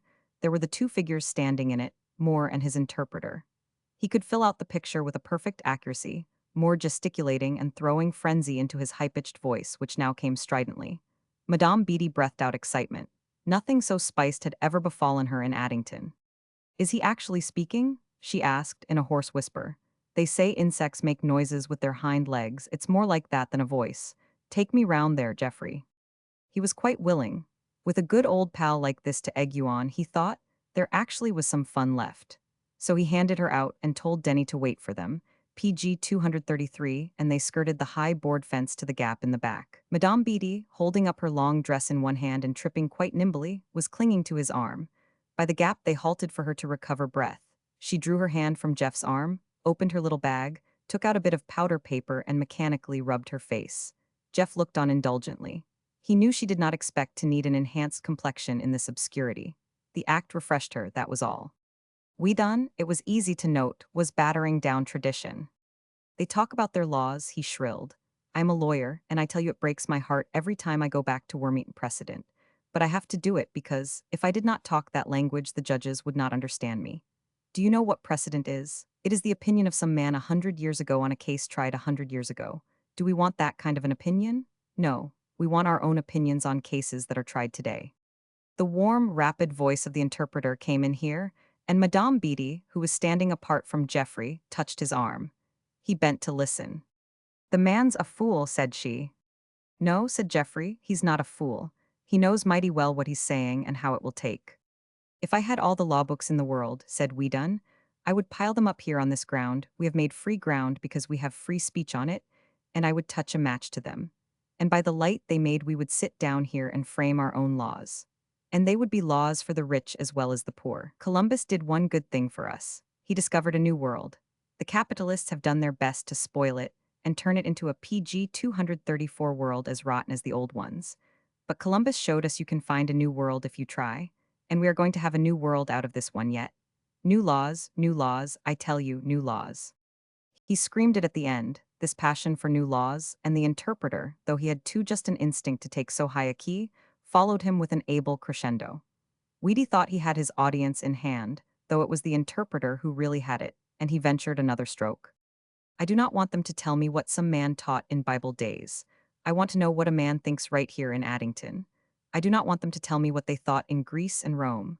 Greece and Rome are dead. The only part of them that's alive is the Greece and Rome of today. When the interpreter passed this on, he stopped at a dissentient murmur. There were those who knew the bright history of their natal country and adored it. Oh, the man's a fool, said Madame Beatty again. I am going in there. She took up the tail of her gown, put her feather-crowned head through the gap in the fence, and drew her august person after, and Geoffrey followed her. He had a gay sense of irresponsibility, of seeking the event. He was grateful to Madame Beatty. They went on, and as it was that other night, some withdrew to leave a pathway and others stared, but, finding no specific reason, did not hinder them. Madame Beatty spoke once or twice, a brief mandate in a foreign tongue, and that, Jeff noted, was effective. She stepped up on the running board of the car and laid her hand on the interpreter's arm.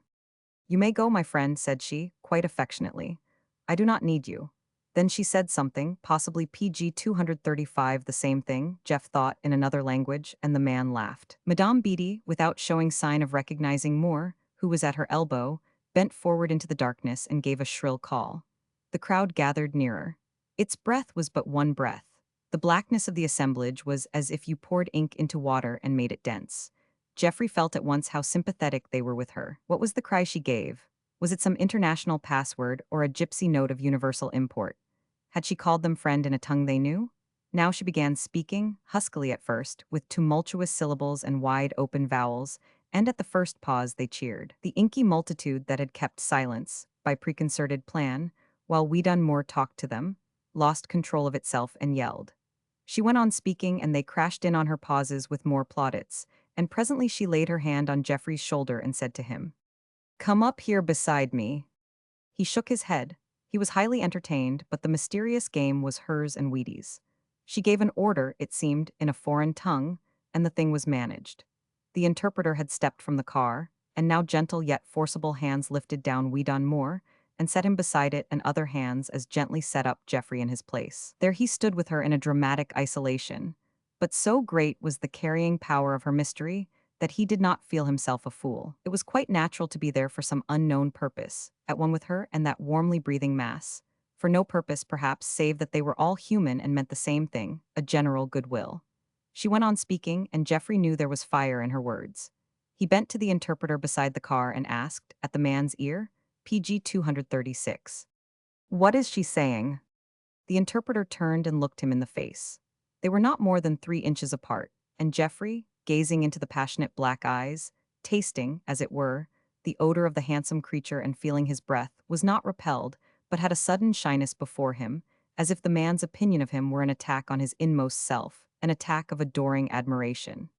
"What is she saying?" he repeated, and for answer the interpreter snatched one of Jeff's hands and seemed about to kiss it. "For God's sake, do not do that," Jeff heard himself saying, and withdrew his hand and straightened at a safe distance from the adoring face, and he heard Madame Beatty going on in her fiery periods. Whatever she was saying, they loved it to the point of madness. They cheered her, and the interpreter did not check them, but cheered too. To Geoffrey it was all a medley of strange thoughts. Here he was, in the crowd and not of it, greatly moved, and yet not as the others were, because he did not understand. And though the voice and the answering enthusiasm went on for a long time, and still he did not understand, he was not tired but exhilarated only. The moon, the drifting clouds, the dramatic voice playing upon the hearts of the multitude, their hot responses, all this gave him a sense of augmented life and the feel of his own past youth.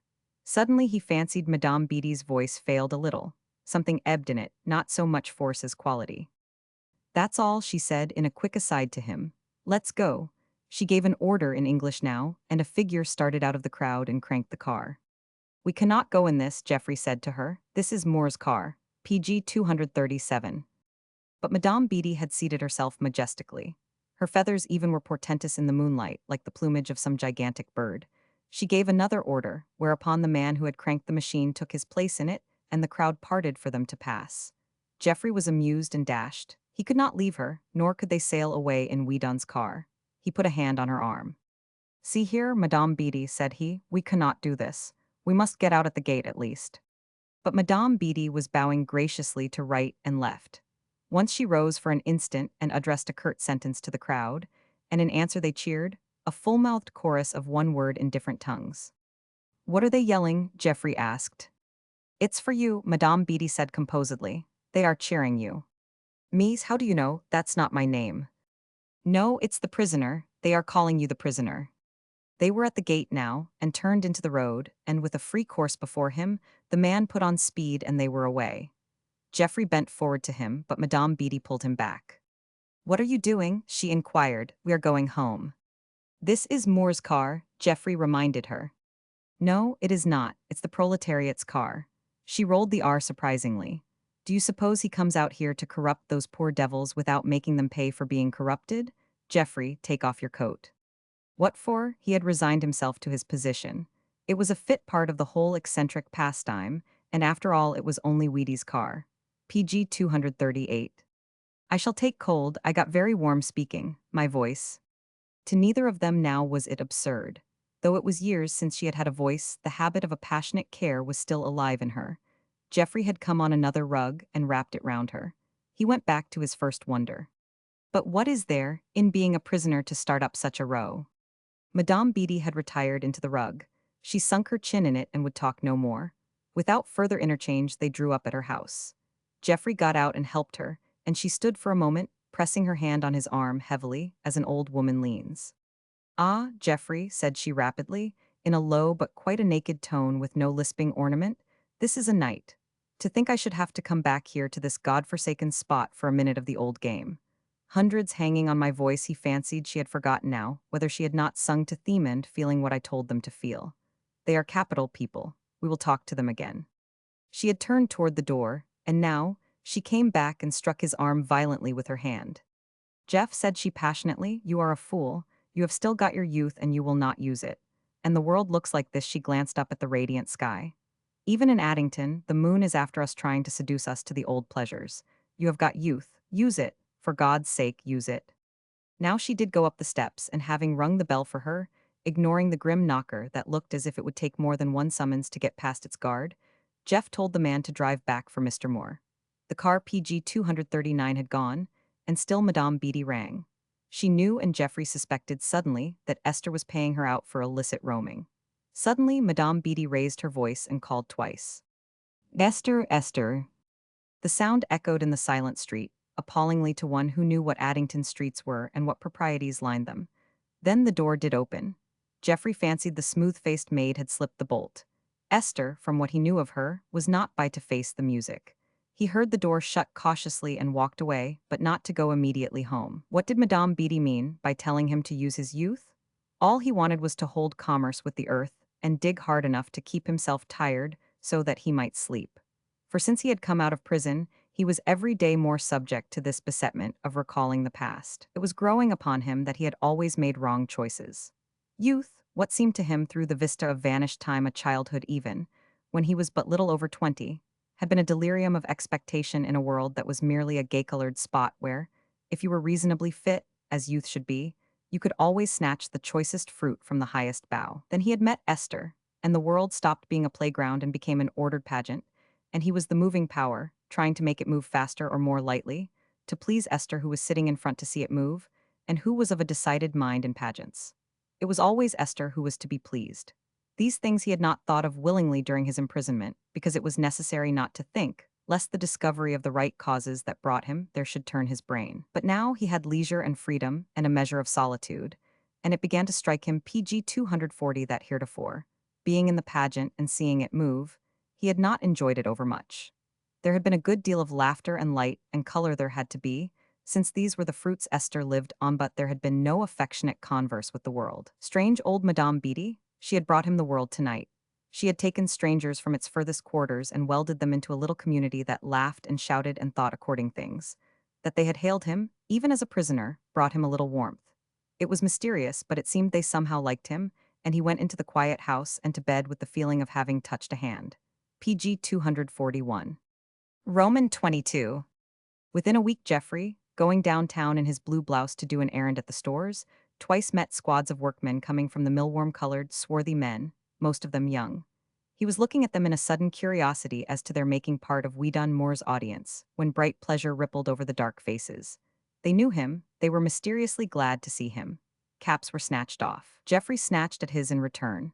There was a gleam of white teeth all through the squad. As he passed in the ample way they made for him, he felt foolishly as if they were going to stretch out kind, detaining hands. They looked so tropically warm and moved, he hardly knew what greeting he might receive. "What have I done?" he thought. "Are they going to kiss me?" He wished he could see Madame Beatty and ask her what she had really caused to happen. But on a later afternoon, at his work in the field, he saw Miss Amable carefully treading among cornhills.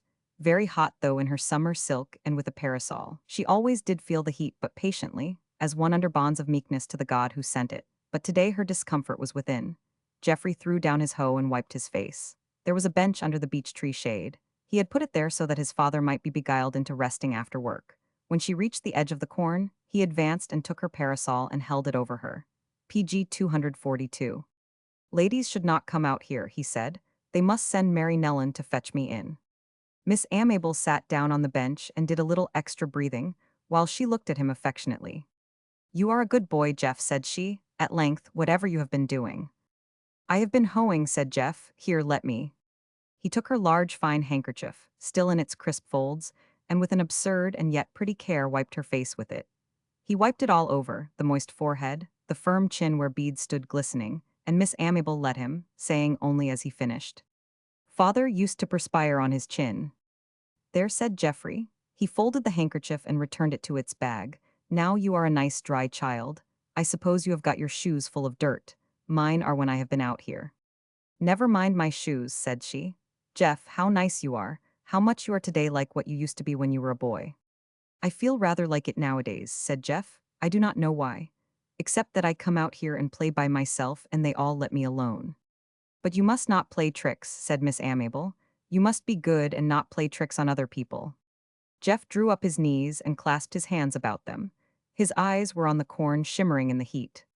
"What's in your bonnet, dear?" said he. "I hear a buzz." "What happened the other night?" she asked. "It came to my ears, I will not say how." "Weedy told you," Weedy always told. "I do not say it was Mr. Weedon Moore." PG 243. She was speaking with dignity, and Geoffrey laughed and unclasped his hands to pat her on the arm. "I wonder why it makes you so mad to have me call him Weedy." She answered rather hotly for her.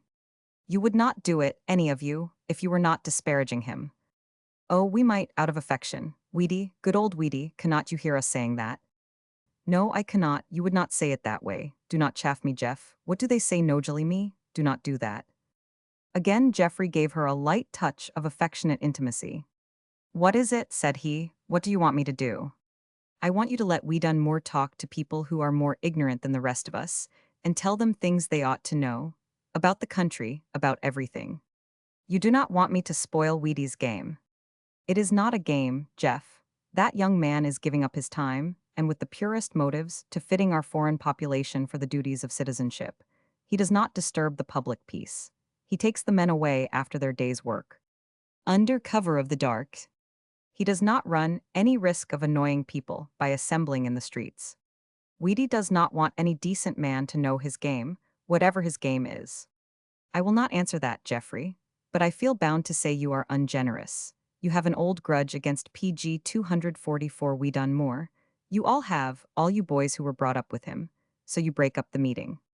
"Now see here, Amable," said Jeff, "we have not a grudge against him. Anyhow, leave me out. Take a fellow like Alston Choate. If he's got a grudge against Moore, does not it mean something?" "You hated him when you were boys," said Amable.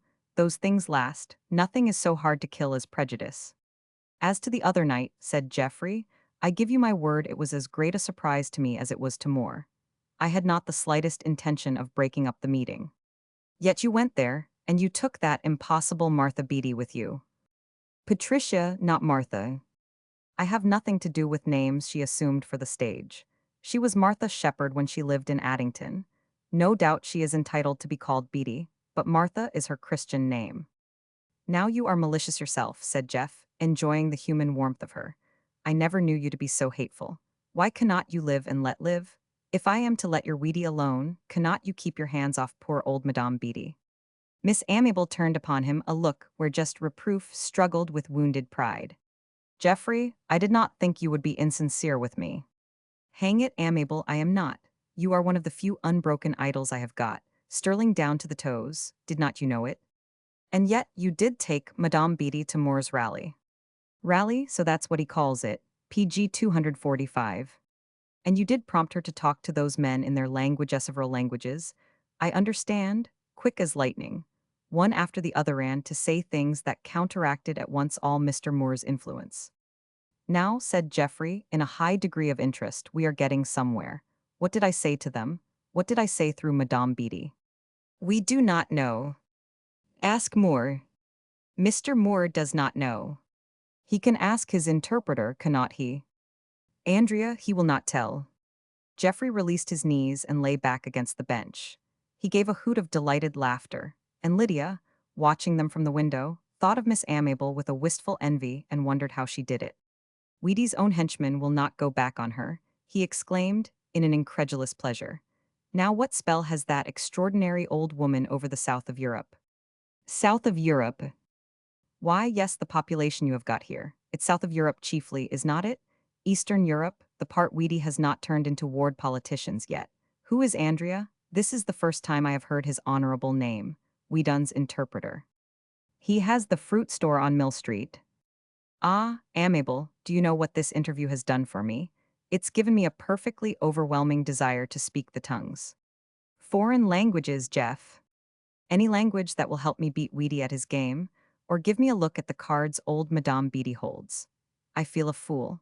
Why cannot I know what they're PG 246 talking about when they can kick up row enough under my very nose to make you come and rag me like this?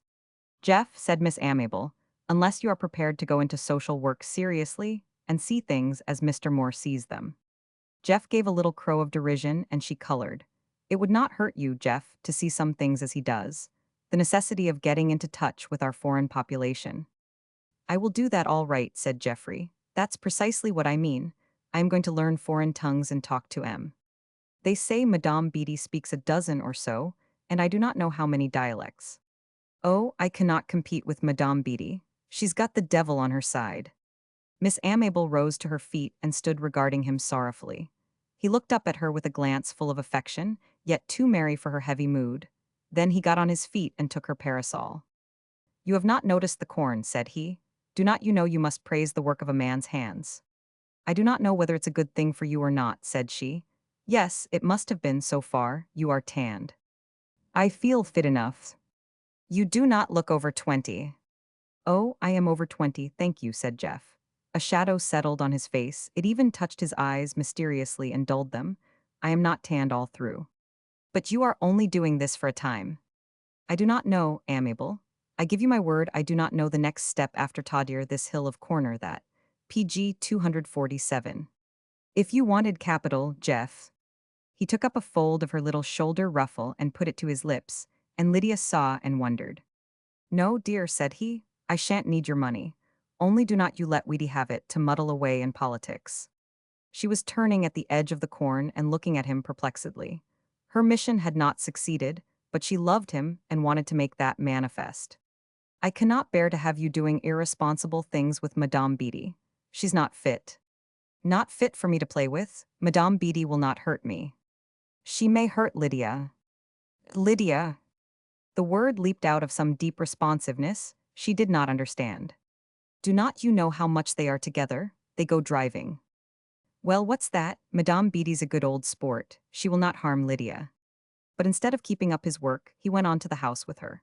Miss Amable would not go in, and when he had said goodbye to Hare affectionately, charmingly, as if to assure her that, after all, she needn't fear him even with Weedy, who was not important enough to slay, entered the house in definite search of Lydia. He went to the library, and there she was, in the window niche, where she sat to watch him. Day by day Lydia sat there when he was in the garden, and she was not busy, and he knew it was a favorite seat of hers for, glancing over his rows of corn, he could see the top of her head bent over a book. He did not know how long she pored over a page with eyes that saw him, a wraith of him hovering over the PG 248 print, nor that when their passionate depths grew hungrier for the actual sight of him, how she threw one glance at his working figure and bent to her book again. As he came suddenly in upon her, she sprang up and faced him, the book closed upon a trembling finger. Lydia, said he, you are great chums with Madame Beatty, are not you? Lydia gave a little sigh of a relief she hardly understood. What she expected him to ask her she did not know, but there were strange warm feelings in her heart she would not have shown to Jeff. She could have shown them before that minuto he had said the thing that ought not even to be remembered, I only love you. Before that, she thought, she had been quite simply his sister. Now she was a watchful servitor of a more fervid sort. Geoffrey thought she was afraid of being scolded about her queer old crony. Sit down, he said. There's nothing to be ashamed of in liking Madame Beatty. You do like her, do not you? Oh, yes, said Lydia, I like her very much. She had sunk back in her chair and closed the book, though she kept it in her lap. Geoffrey sat astride a chair and folded his arms on the top. Some of the blinds had been closed to keep out the heat, and the dusk hid the deep, crisp lines of his face. Under his moist tossed hair it was a young face, as Miss Amable had told him, and his attitude became a boy. Lydia, said he, what did you two talk about? Madame Beatty and I. Yes, in those long drives, for instance, what do you say? Lydia looked at him, her eyes narrowed slightly, and Geoffrey knew she did not want to tell. When Esther didn't PG 249 want to tell, a certain soft glaze came over her eyes. Jeffrey had seen the glaze for a number of years before he knew what it meant. And when he found out, though it had been a good deal of a shock, he hardly thought the worse of Esther. He generalized quite freely and concluded that you could not expect the same standards of women as from men, and after that he was a little nervous and rather careful about the questions he asked. But Lydia's eyes had no glaze. They were desperate, rather, the eyes of a little wild thing that is going to be frightened and possibly caught. Jeffrey felt quite excited. He was so curious to know what form the lie would take. "Politics," said Lydia. Jeffrey broke out into a laugh. "Oh, come off," said he, "politics, not much you do not." Lydia laughed, too, in a sudden relief and pleasure. She did not like her lie, it seemed. "No," said she, "we do not, but I tell Anne if people ask questions it's at their own risk. They must take what they get." "Anne would not tell a lie," said Jeffrey. She flared up at him. "I would not either, I never do. You took me by surprise. Does Madame Beatty talk to you about her life abroad?" He ventured this, but she was gazing at him in the clearest candor. "Oh no, about what, Lydia? Tell me, it bothers me." "Did Miss Amiable bother you?" The charming face was fiery. "I do not need Amiable to tell me you are taking long PG 250 drives with Madame Beatty. She's a battered old party, Lydia. She's seen lots of things you do not want even to hear about." She was gazing at him now in quite a dignified surprise. "If you mean things that are not nice," she said, "I should not listen to them. But she would not want me to. Madame Beatty is she saw no adequate way to put it." But Geoffrey understood her. He, too, believed Madame Beatty had a decency of her own. "Never mind," said he. "Only I want to keep you as you are, so would father and Anne." Lydia sat straight in her chair, her cheeks scarlet from excitement, her eyes speaking with the full power of their limpid beauty. What if she were to tell him how they talked of Esther and her cruelty, and of him and his misfortunes, and of the need of his at once setting out to reconstruct his life? But it would not do. This youth here astride the chair did not seem like the Jeff who was woven into all she could imagine of tragedy and pain. He looked like the Jeff she had heard the Colonel tell about, who had been reckless and impulsive and splendid, and had been believed in always, and then had grown up into a man who made and lost money and was punished for it. He was speaking now in his new coaxing voice. "There's one thing you could tell me, that would not do any harm." "What?" asked Lydia. "Your old crony must have mentioned the night we ran away with Weedon Moore's automobile." "Oh, yes," said Lydia. Her eyes were eloquent now, she told me. "Did she tell you what she said to Weedon's crowd? To PG 251, turn them round like a flock of sheep and bring them over to us?" "Oh, yes," she told me. "What was it?" But Lydia again looked obstinate, though she ventured a little plea of her own. "Jeff, you must go into politics." "Not on your life. The way is all prepared." "Who prepared it, Madame Beatty?" "You are going," said Lydia, this irrepressibly and against her judgment, "to be the most popular man in Addington." Gammon, this he did not think very much of. If this was how Lydia and Madame Beatty spent their hours of talk, let them, the innocents. It did nobody harm. But he was still conscious of a strong desire to protect Lydia in her child's innocence from evil. He wondered if she were not busy enough that she had time to take up Madame Beatty, yet she and Anne seemed as industrious as little ants. "Lydia," said he, "what if I should have an Italian fruit seller come up here to the house and teach Italian to you, and mean maybe Anne?" "Andrea," she asked. "Do you know him?" "Madame Beatty does." She colored slightly, as if all Madame Beatty's little secrets were to be guarded. "We will have him up here if he will come, and we will learn to pass the bread in Italian. Shall we?" "I would love to," said Lydia. "We are learning now Anne and 1, of Andrea, PG 252. "Oh no, but we are picking up words as fast as we can, all kinds of dialects. From the classes, you know Miss Amable's classes, it's ridiculous to be seeing these foreigners twice a week and not understand them or not have them half understand us." "It's ridiculous anyway," said Geoffrey absently. He was regarding the shine on Lydia's brown hair. "What's the use of Addington's being overrun with Italy and Greece and Poland and Russia? We could get men enough to work in the shops, good straight stock." "Well," said Lydia conclusively, "we have got them now. They are here, so we might as well learn to understand them and make them understand us." Jeff smiled at her, the little soft young thing who seemed so practical.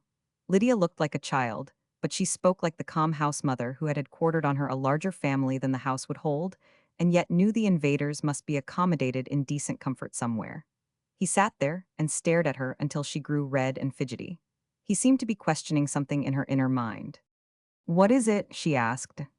"Nothing," said Jeff, and got up and went away to his own room. He had been thinking of her clear beauties of simple youthful outline and pure restraints, and wondering why the world was not made so that he could take her little brown hand in his and walk off with her and sit all day on a piney bank and listen to birds and find out what she thought about the prettiness of things.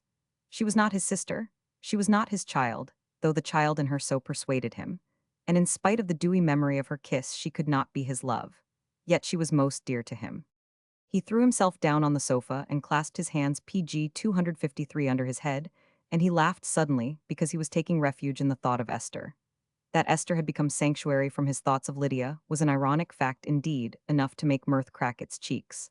But since he was bound to Esther, the more he thought of her the better. He was not consciously comparing them, the child Lydia and the equipped siren, to Esther's harm. Only he knew at last what Esther was. She was Circe on her island. Its lights hung high above the wave, the sound of its music beat across the foam. Reardon heard the music, so did Alston Choate. Geoffrey knew that in the one time he had heard Choate speak of her, a time when he had been in a way compelled to, and though it was the simplest commonplace, something new was beating in his voice. Choate had heard Esther's music, he had seen the dancing lights, and Esther had been willing he and all men should. There was no mariner who sailed the seas so insignificant as not to be hailed by Esther. That was the trouble. Circe's Isle was there, and she was glad they knew it. Geoffrey did not go so far as to think she wanted inevitably to turn them into beasts, but he knew she was virtually telling them she had the power. That had been one of the first horrors of his disenchantment, when she had placed herself far enough away from him by neither writing to him nor visiting him. Then he had seen her outside the glamour of her presence. Once he had been proud when the eyes of all men followed her. That was in the day of his lust for power and life, when her empery seemed equal in degree to his. Something brutal used to come up in him when men looked boldly at her, and while he wanted to quench the assault of their hot eyes, it was always with the equal brutality. "She's mine." That was while he thought she walked unconscious of the insult. But when he knew she called it tribute, a rage more just PG 254 than jealousy came up in him, and he hated something in her as he hated the men desiring her. Yet now the thought of her was his refuge. She was not his, but he was hers to the end of earthly time. There was no task for him to do but somehow to shield Lydia from the welling of her wonderful devotion to him. If Esther was Circe on her island, Lydia was the nymph in a clear mountain brook of some undiscovered wood where the birds came to bathe, but no hoof had ever muddied the streams. If she had, out of her hero worship, conceived a passion for him, he had an equal passion for her, of protectingness and sad certainty that he could do no better than ensure her distance from him. PG 255. Roman 23. Geoffrey, in his working clothes, went down to Mill Street and found Andrea presiding over a shop exhaling the odor of pineapple and entrancing to the eye, with its piled ovals and spheres of red and yellow, its diversities of hue and surface. It was a fruit shop, and God had made the fruit beautiful, and Andrea had disposed it so. His wife, too, was there, a round, dark creature in a plaid skirt and a shirt waist with islands of lace over a full bosom, her black hair braided and put round and round her head, and a saving touch of long earrings to tell you she was still all peasant underneath. A soft, round-faced boy was in charge and ran out to tell Geoffrey prices. But they all knew him. Geoffrey felt the puzzle begin all over when Andrea came hurrying out, like a genial host at an inn, hands outstretched, and his wife followed him. They looked even adoring, and again Geoffrey wondered, so droll was their excess of welcome if he were going to be embraced. The boy, too, was radiant, and like an acolyte at some ritual, more humbly though exquisitely proffered his own fit portion of worship. Geoffrey, being the least he could offer, shook hands all round. Then he asked Andrea, "Who do you think I am? What did Madame Beatty tell you?" Andrea spread his hands dramatically, palms outward, and implied brokenly that though he understood English, he did not speak it to such an extent as would warrant him in trying to explain what was best left alone. He PG 256 would only repeat a word over and over, always with an access of affection, and when Geoffrey asked, "Does that mean prisoner?" he owned it 999. It seemed to hold for the three the sum of human perfectibility. Geoffrey was the prisoner, and therefore they loved him. He gave up trying to find out more. It seemed to him he could guess the riddle better if he had a word or two of Andrea's language to help him, and he asked summarily if they could not have some lessons together. Would not Andrea come up to the house and talk Italian? Andrea blossomed out in gleam of teeth and incredible shininess of eyes. He would come. That night? Yes, he would come that night. So Geoffrey shook hands again all round and went away, curiously ill at ease until he had turned the corner. The warmth of their adoration seemed burning into his back. But that night Andrea did not come. The family had assembled, and a little timid before new learning. Lydia sitting on the edge of her chair determined to be phenomenal, because Geoffrey must be pleased, and even Mary Nellen with writing pads and pencils at the table, to scrape up such of the linguistic leavings as they might. At 9 o'clock the general attention began to relax, and Lydia widely yawned. Geoffrey, looking at her, caught the soft redness of her mouth and thought, forgetful of Circe's island where he had taken refuge, how sweet the little barbarian was. But nobody next day could tell him why Andrea had not come, not even Andrea himself. Geoffrey sought him out at the fruit stand, and Andrea again shone with welcome. But he implied, in painfully halting English, that he could not give lessons at all, nor could any of his countrymen in Addington. Geoffrey stood upon no ceremony with him. PG 257. Why the devil, said he, do you talk to me as if you had begun English yesterday? You forget I have heard you translating Bunkum Up on the circus ground. Andrea's eyes shone the more enchantingly. He was shameless, though. He took nothing back and even offered Geoffrey an enormous pineapple, with the air of wanting to show his goodwill and expecting it to be received with an equal open-heartedness. Geoffrey walked away with the pineapple, beaten, and reflecting soberly, his brow tightened into a knot. Things were going on just outside his horizon, and he was not to know. Who did know? Madame Beatty, certainly. The old witch was at the bottom of it. She had, for purposes of her own, wound the foreign population round her finger, and she was going to unwind them when the time came to spin a web. A web of many colors, he knew it would be, doubtless strong in some spots and snarled in others. Madame Beatty was not the person to spin a web of ordinary life. He went on in his blue working clothes, absently taking off his hat to the ladies he met who looked inquiringly at him and then quite eagerly bowed. Jeff was impatient of these recognitions. The ladies were even too gracious. They were anxious to stand by him in the old Addington way, and as for him, he wanted chiefly to hoe his corn and live unseen. But his feet did not take him home. They led him down the street and up the stairs into Alston Choate's office. And there, hugging his pineapple, he entered, and found Alston sitting by the window in the afternoon light, his feet on a chair and a novel in his hand. This back window of the office looked down over the river, and beyond a line of willows to peaceful flats, and now the low sun was touching up the scene with afternoon peace. Alston, at sight of him, took his legs down promptly. He, too, was more eager and welcome because Geoffrey was a PG 258 marked figure and went so seldom up other men's stairs. Alston threw his book on the table, and Geoffrey set his pineapple beside it. There's a breeze over here, said Alston, and they took chairs by the window. For a minute Geoffrey looked out over the lowlying scene. He drew a quick breath. This was the first time he had overlooked the old playground since he had left Addington for his grown-up life. We used to sail the old scow down there, he said, remember. Choate nodded. She's down there now in one of the yards, filled with red geraniums. They sat for a while in the silence of men who find it unexpectedly restful to be together and need not even say so. Yet they were not here at all. They were boys of Addington, trotting along side by side in the inherited games of Addington. Alston offered Geoffrey a smoke, and Jeff refused it. See here, said he, what's Madame Beatty up to? Choate turned a startled glance on him. He did not see how Geoffrey, a stranger in his wife's house, should know anything at all was up. She's been making things rather lively, he owned. Who told you? Told me. I was in it at the beginning. She and I drove out by chance to hear Moore doing his stunt in the circus ground. That began it. But now, it seems, she's got some devil's influence over Moore's gang. She's told them something queer about me. She's told them something that makes things infernally uncomfortable for other people, said Choate bluntly. PG 259, did you know she had squads of them Italians, Poles, Abyssinians, for all I know, playing on dulcimershes had them come up at night and visit her in her bedroom. They jabber and hoot and smoke, I believe. She's established an informal club in that house. Alston's irritation was extreme. It was true Addington to refer to foreign tongues as jabber, and that house, Geoffrey saw, was a stiff paraphrase for Esther's dwelling place. He perceived here the same angry partisanship Reardon had betrayed. This was the jealous fire kindled invariably in men at Esther's name. How do you know? He asked. Alston hesitated. He looked, not abashed, but worried, as if he did not see precisely the road of good manners in giving a man more news about his wife than the man was able to get by himself. Did Esther tell you? Jeff inquired. Yes, she told me. When? Several times she has been very uncomfortable. She has needed counsel. Choate had gone on piling up what might have been excuses for Esther, from an irritated sense that he was being too closely cross-examined. He had done a good deal of it himself in the way of his profession, and he was aware that it always led to conclusions the victim had not foreseen and was seldom willing to face. And he had in his mind not wholly recognized yet unwelcome feelings about Esther. They were not feelings such as he would have allowed himself if he had known her as a young woman living with her husband in the accepted way. He did not permit himself to state that Esther herself might not, in that case, have mingled for him the atmosphere PG 260 she breathed about him now.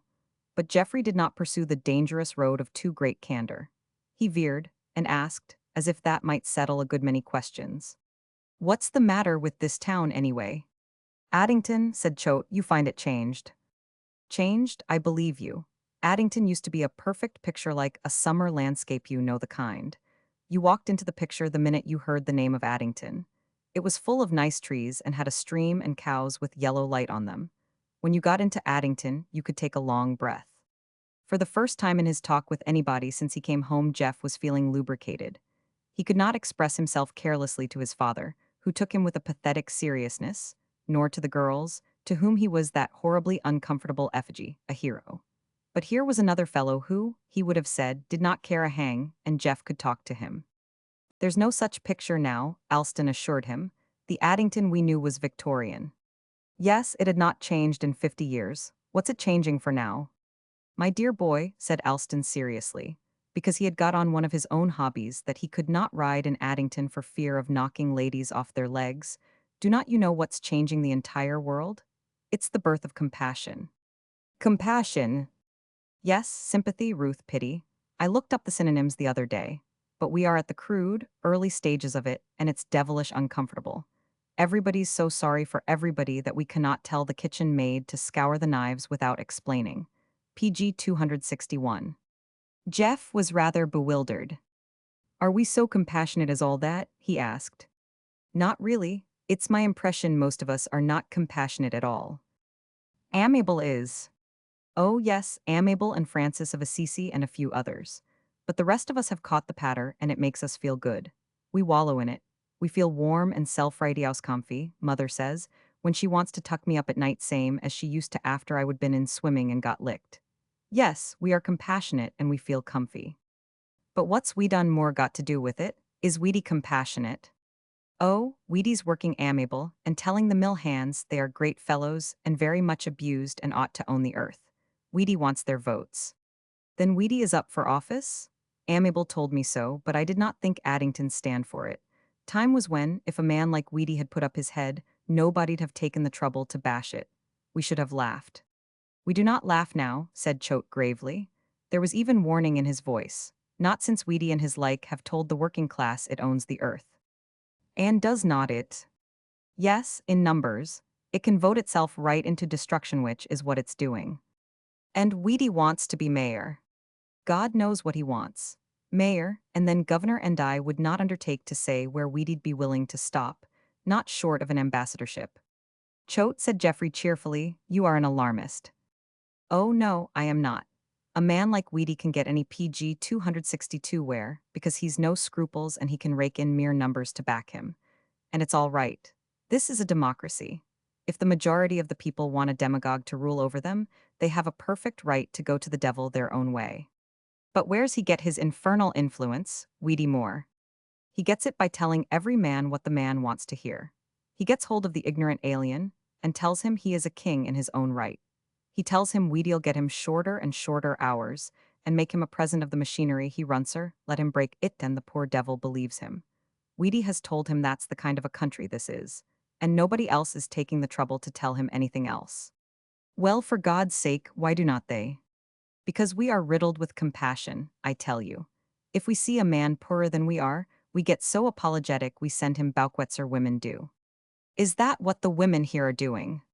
Oh, yes. If there's a strike over at Long Meadow, they put on their furs and go over and call on a few operatives, and find 8 living in one room, in a happy thrift, and they come back and hold an indignation meeting and protest. You are not precisely a sentimentalist, are you? Said Jeff. He was seeing Choate in the new Addington as Choate presented it. No, by George, I want to see things clarified and the good old-fashioned virtues come back into their place justice and common sense. Compassion is something to die for, but you cannot build states out of it alone. It makes me sick when I see men getting dry rot. Jeff's face was a map of dark emotion. His mind went PG 263 back over the past years. He had not been made soft by the nemesis that laid him by the heels. He had been terribly hardened in some ways, so callous that it sometimes seemed to him he had not the actual nerve surface for feeling anything. The lambent glow of beauty might fall upon him unheeded. Even its lightnings might not penetrate his shell. But that had been better than the dry rot of an escape from righteous punishment. You know, Choate, said he, I believe the first thing for a man to learn is that he cannot dodge penalties. I believe you, though if he dodges, he does not get off. That's the other penalty, rot inside the rind. All the palliatives in the world, lying securities and false peace, all of them together, are not worth the muscle of one man going out to bang another man for just cause. And getting banged. Jeff was looking at him quizzically. Where do you live, said he, in the new Addington or the old one? Choate answered rather wearily, as if he had asked himself that question and found the answer disheartening. Do not know, guess I am a non-resident everywhere. I curse about Addington by the hourth new Addington, but it's come and come to stay. You going to let Moore administer it? If he's elected. He cannot be elected, we will not have it, what you going to do? Nothing in politics, said Alston. They are too vile for a decent man to touch. Geoffrey thought he had heard the sound of that before. Even in the older days, there had been some among the ultra-conservative who refused to pollute their ideals by dropping a ballot. But it had not mattered much then. PG 264 public government had been as dual in its nature as good and evil, sometimes swaying to the side of one party, sometimes the other. But always, such had been traditionary influence, the best man of a party had been nominated. Then there was no talk of we done Moors. Do you suppose Wheaty's going on with his circus ground rallies? He asked. They say not. Who? Oh, I have kept a pretty close inquiry afoot. I am told the men will not go. Why not? Madame Beatty will not let them. The devil she will not. What's the old witch's spell? I do not know. Esther, he caught himself up, Mrs. Blake does not know. She only knows, as I tell you, the men come to the house and talk things over. And I hear from reliable sources, Weedy summons them and the men simply will not go. So I assume Madame Beatty forbids it. It's not possible. Jeff had withdrawn his gaze from the old playground and sat staring thoughtfully at his legs, stretched to their fullest length. I rather wish I could talk with her, he said, Madame Beatty. I do not see how I can, though, unless I go there. Jeff, said Alston, earnestly, you must not do that. He spoke unguardedly, and now that the words were out, he would have recalled them. But he made the best of a rash matter, and when Jeff frowned up at him, met the look with one as steady. Why must not I? Asked Jeff. It was very quietly said. I beg your pardon, Choate answered. I spoke on impulse. PG 265. Yes, but I think you would better go on. Alston kept silence. He was looking out of the window now, pale and immovably obstinate. Do you, by any chance, said Jeff, think Esther is afraid of me? Choate faced round upon him, immediately grateful to him. That's it, he said, you have said it. And since it's so and you recognize it, why, you see, Jeff, you really must not, you know. Must not go there, said Jeff almost foolishly. The thing seemed to him so queer. Must not see my wife because she says she is afraid of me. Because she is afraid of you, corrected Choate impulsively, in what he might have told himself was his liking for the right word. But he had a savage satisfaction in saying it. For the instant it made it seem as if he were defending Esther.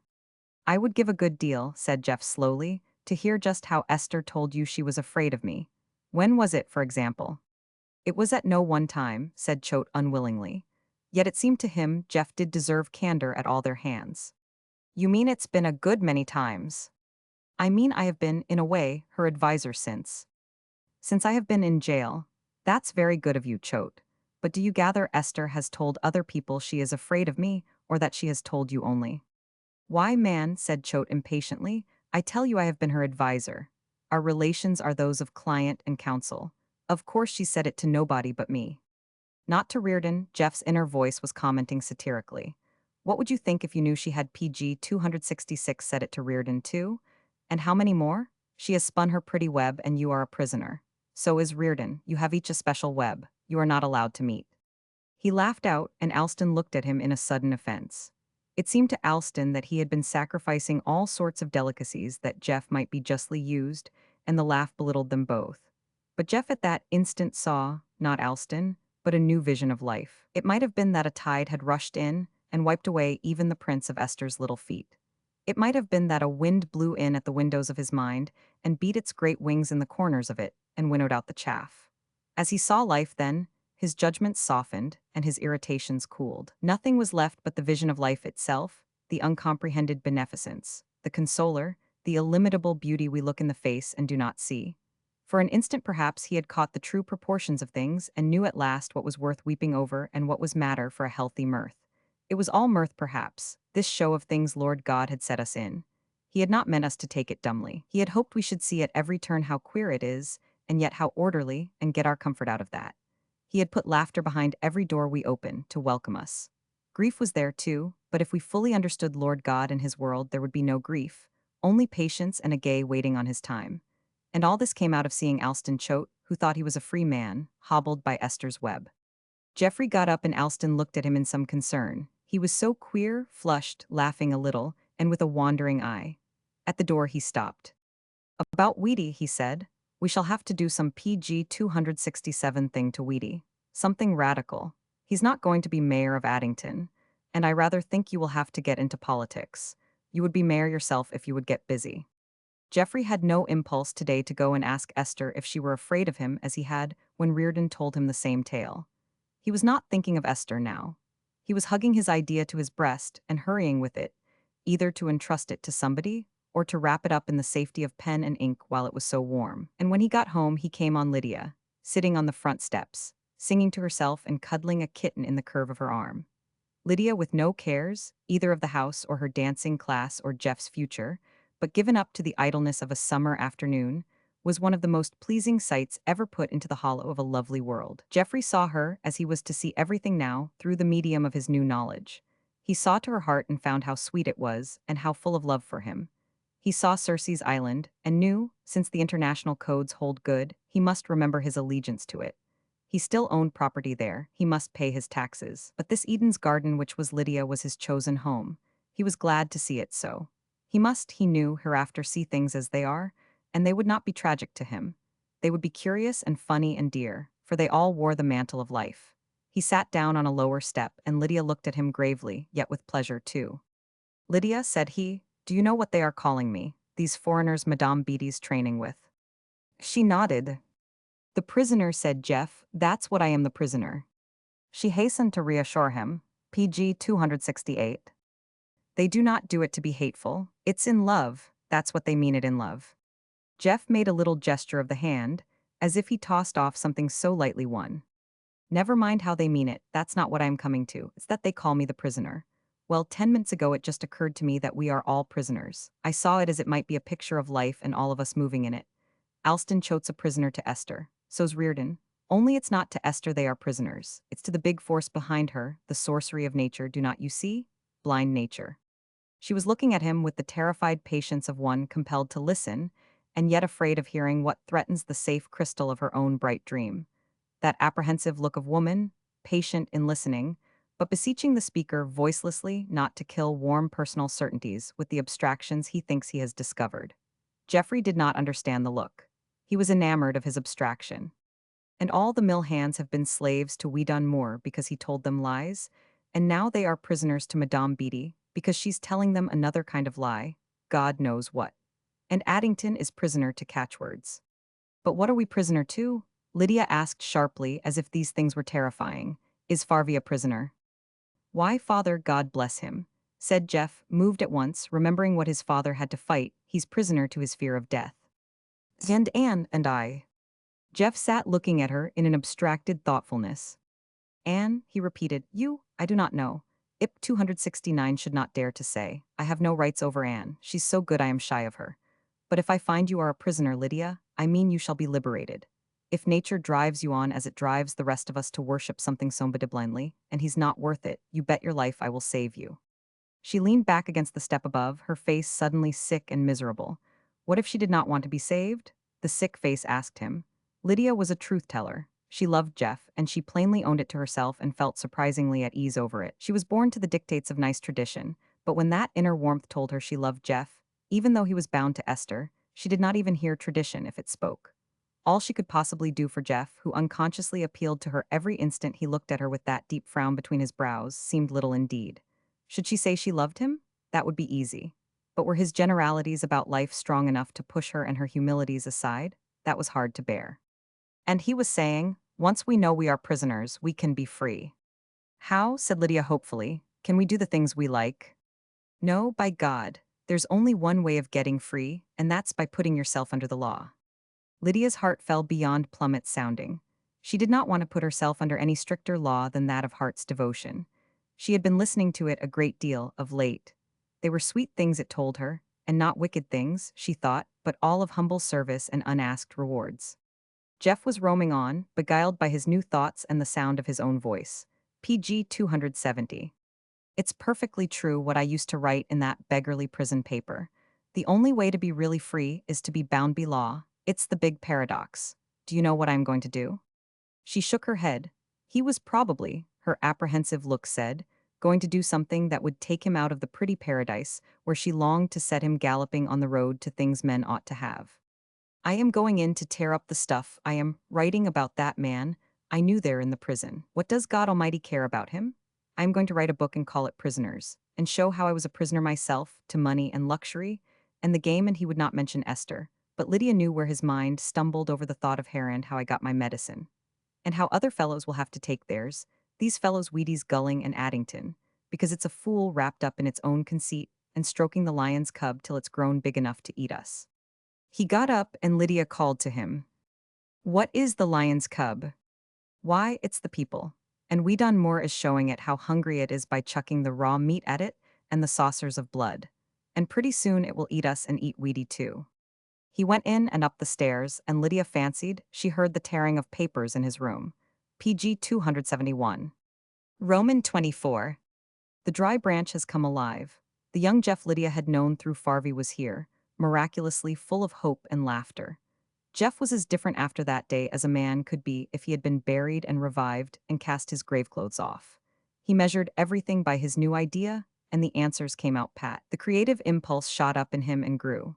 He knew what it was to be a prisoner under penalty, every cruel phase of it, and now that he saw everybody else in bonds, one to an unbalanced law of life we call our destiny, one to cant, one to greed, one to untended impulse, he was afire to let the prisoners out. If they knew they were bound, they could throw off these besetments of mortality and walk in beauty. Old Addington, the beloved, must free herself. Too long had she been held by the traditions she had erected into forms of worship. The traditions lasted still, though now nobody truly believed in them. She was beating her shawms and cymbals in the old way, but to a new tune, and the tune was not the Song of Liberty, he believed, but a child's lullaby.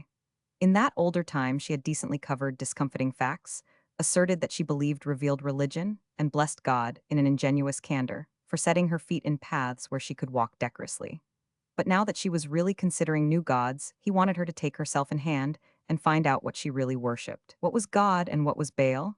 Had she the nerve to burn her sacrifices and see? He began to understand her better every day he lived with her.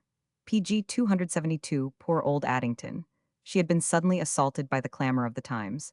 It told her shameful things were happening, and she had, with her old duteous responsiveness, snatched at remedies. The rich, she found, had robbed the poor. Therefore let there be no more poverty, though not on that account less riches. And here the demagogue arose and bade her shirk no issue, even the red flag. God himself, the demagogue informed her, gives in his March of Time spectacular illustration of temporal vanity.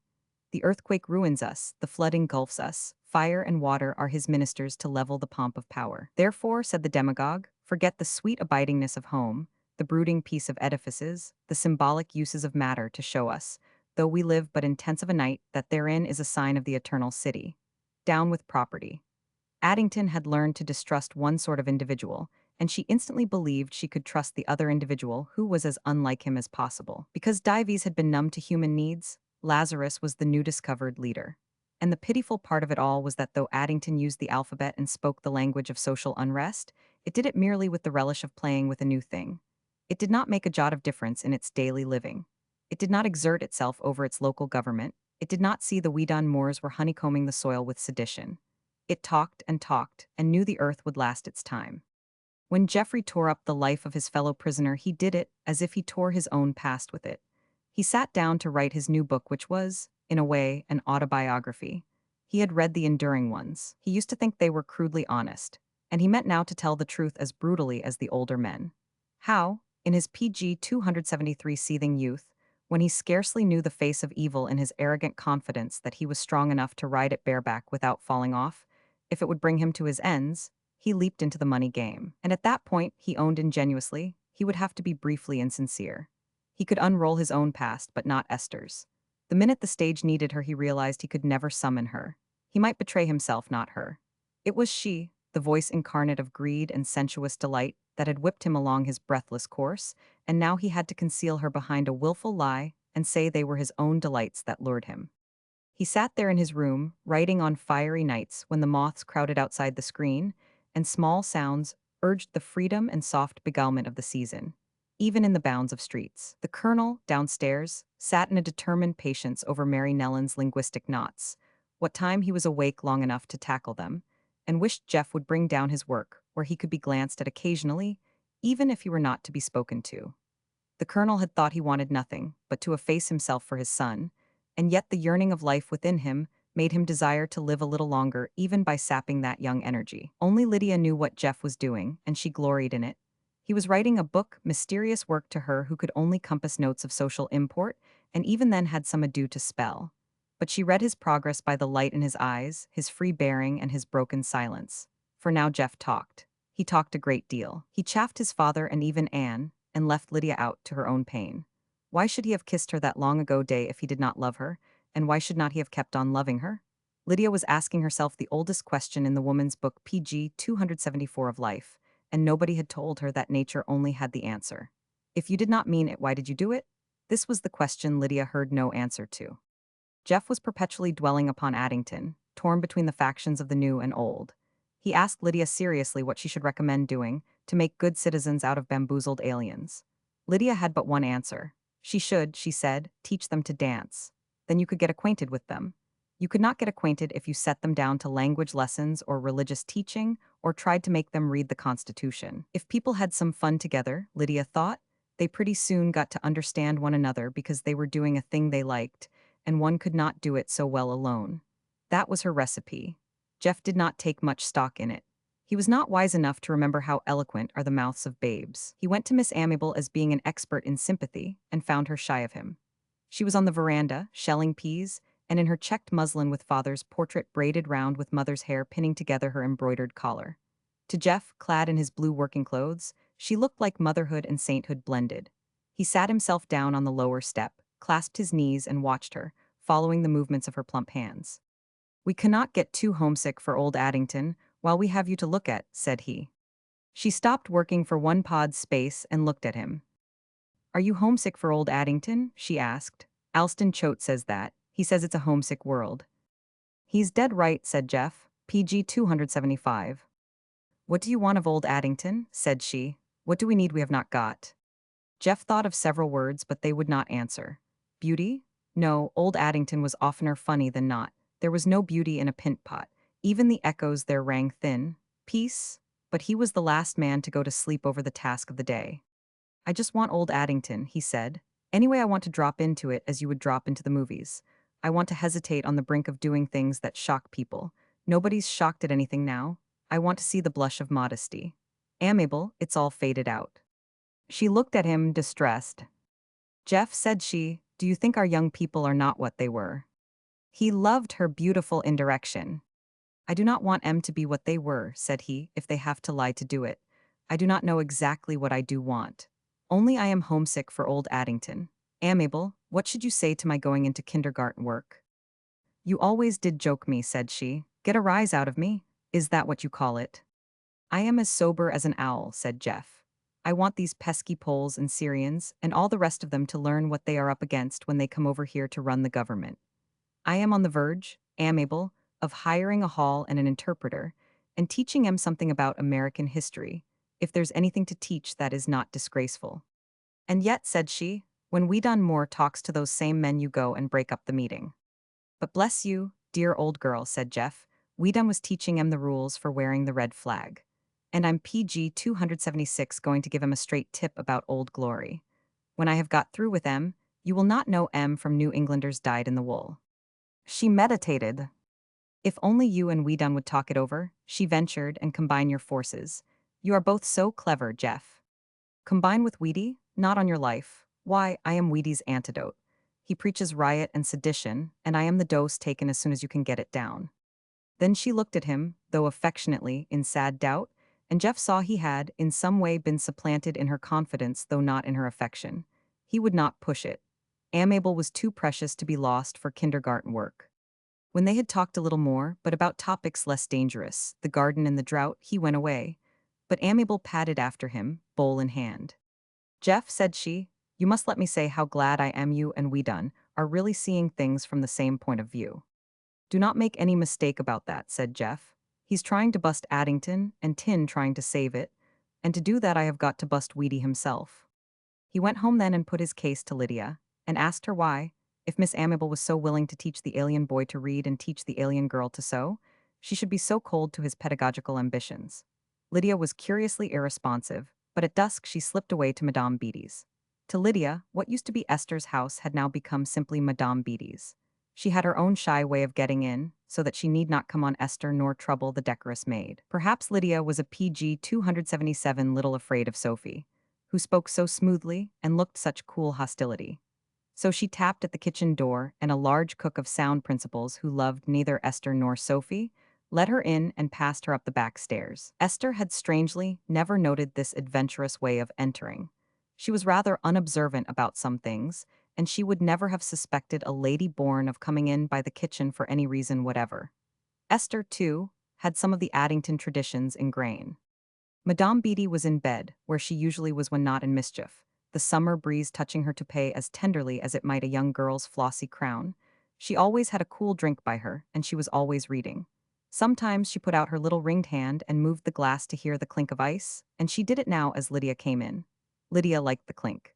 It sounded festive to her. That was the word she had for all the irresponsible exuberance Madame Beatty presented her with, of boundless areas where you could be gay. Madame Beatty shut her book and motioned to the door, but Lydia was already closing it. That was the first thing when they had their gossips. Lydia came then and perched on the foot of the bed. Her promotion from chair to bed marked the progress of their intimacy. Madame Beatty, said she, I wish you and I could go abroad together. Madame Beatty grinned at her, with a perfect appreciation. You would not like it, said she. I should like it, said Lydia. Yet she knew she did not want to go abroad. This was only an expression of her pleasure in sitting on a bed and chatting with a game old lady. What she wanted was to mull along here in PG 278 Addington with occasional side dashes into the realms of discontent and plan for Jeff's well-being. He wants to give lectures, said she, to them. The foreign contingent was always known to her, and Madame Beatty as they. The fool, said Madame Beatty cheerfully, what for? To teach them to be good. What does he want to muddle with that for? Why, Madame Beatty, you know yourself you are talking to them and telling them things. But that is not dressing em in Governor Winthrop's knee breeches, said Madame Beatty, and making Puritans of em. I am just filling em up with Jeff Blake, so they will follow him and make a ringleader of him whether he wants it or not. They will push and not see they are pushing, and before he knows it he will be down stage with all his war paint on. You never saw Jeff catch fire. No, said Lydia, lying. The day he took her hands and told her what she still believed at Momench had caught fire then. When he catches fire, he will burn up whatever's at hand, said the old lady with relish. Get his blood started, throw him into politics, and in a minute we shall have him in business and playing the old game. Do you want him to play the old game? Asked Lydia. I want him to make some money. To pay his creditors. Pay your grandmother, pay for my necklace. Lydia, I have scared her out of her boots. Esther, Lydia whispered. Madame Beatty whispered, too, now, and a crosslight played over her eyes. PG 279. Yes, I have searched her room, and she knows it.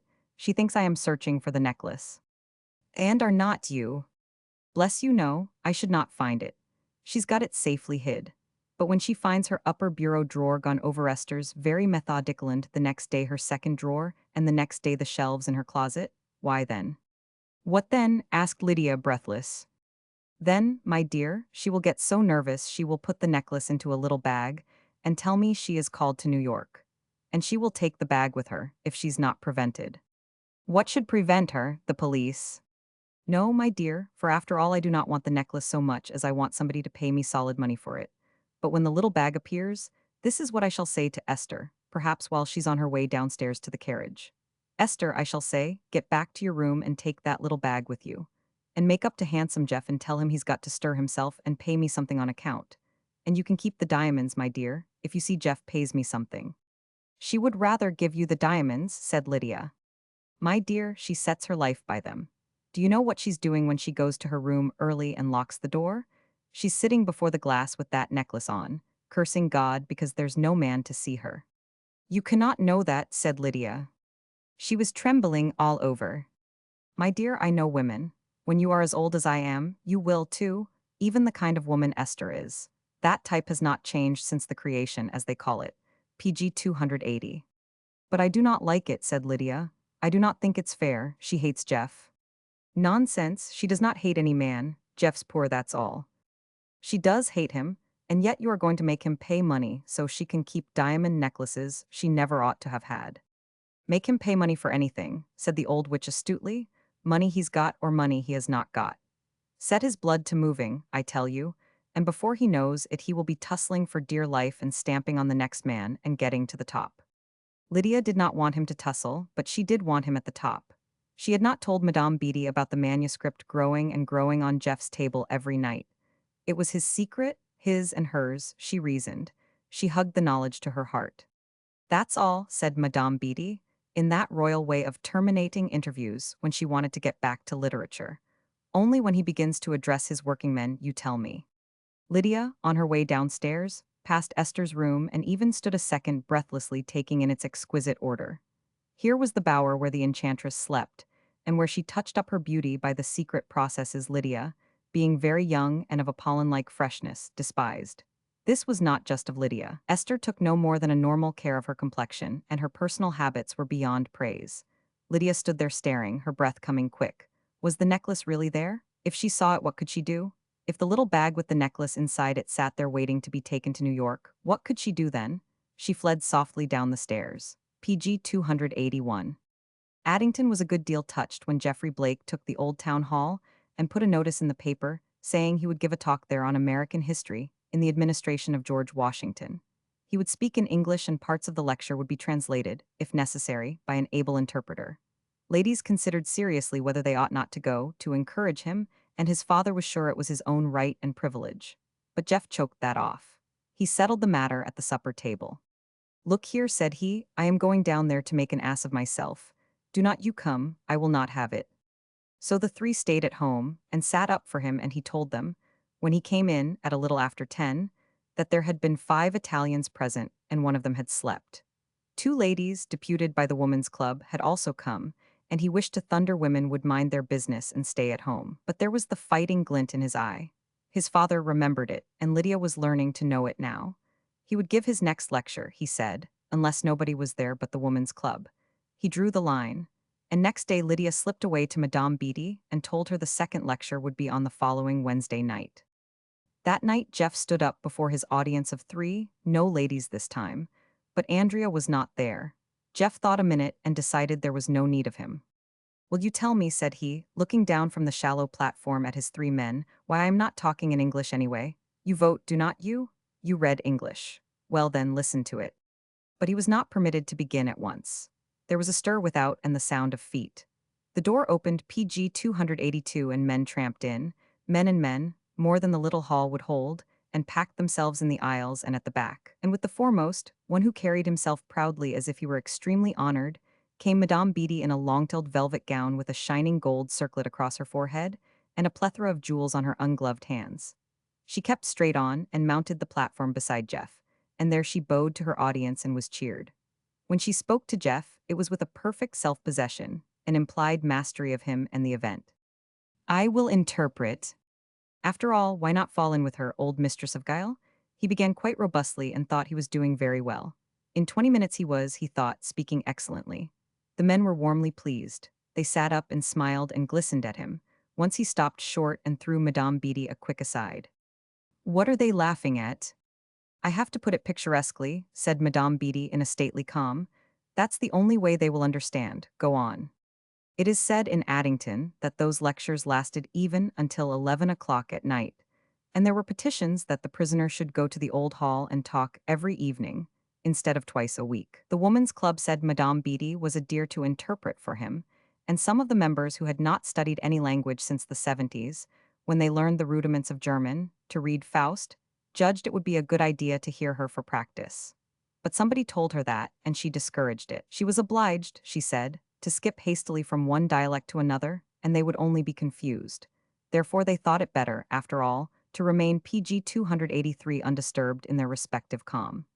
Jeff sailed securely on through Lincoln's administration to the present day, and took up the tariff even in an elementary fashion. There he was obliged to be dryly technical at points, and he wondered how Madame Beatty could accurately reproduce him, much less to a response of eager faces. But then Jeff knew she was an old witch. He knew she had hypnotized wives that hated her and husbands sworn to cast her off. He knew she had sung after she had no voice, and bamboozled even the critics, all but one who wrote for an evening paper, and so did not do his notice until next day. And he saw no reason why she should not make even the tariff a primrose path. Madame Beatty loved it all. Also, there was the exquisite pleasure, when she got home late, of making Sophie let her in and mix her a refreshing drink, and of meeting Esther the next day at dinner and telling her what a good house they had. Business, Madame Beatty called it, splendid business, and Esther hated her for that too. It sounded like shoes or hosiery, but Ether did not dare gainsay her, for fear she would put out a palmist's sign or a notice of seances at 25 cents a head. Esther knew she could get no help from grandmother. When she sought it, with tears in her eyes, begging grandmother to turn the unprincipled old witch out for good, grandmother only pulled the sheet up to her ears and breathed stertorously. But Madame Beatty was tired, though this was the flowering of her later life. "My God," she said to Lydia one night before getting up to dress for a lecture, "I am pretty nearly what is it they call it all in? I may drop dead. I should not wonder if I 999. If I do, you take Jeff into the joke. Nobody'd appreciate it more than Jeff." PG 284. "You do not think the men like him the less for it?" said Lydia. "Oh, God bless me, no, they adore him. They think he's a god because he tells their folk tales and their stories. I give you my word, Lydia, I would no idea I knew so many things." "What did you tell last night?" said Lydia. "Oh, stories, stories, stories. Tonight I may spice it up a little with modern Middle Europe scandal. Dear souls, they love it." "What does Jeff think they are listening to?" asked Lydia. "The trusts last time," said Madame Beatty. "My holy father, that's what he thinks. The trusts, PG 285. Roman 25. The colonel thrived about this time on that fallacious feeling, born of hope eternal, that he was growing young. It is one of the precautionary lies of nature, to keep us going, that the instant we are tinkered in any part, we ignore its merely being fitted up for shortened use.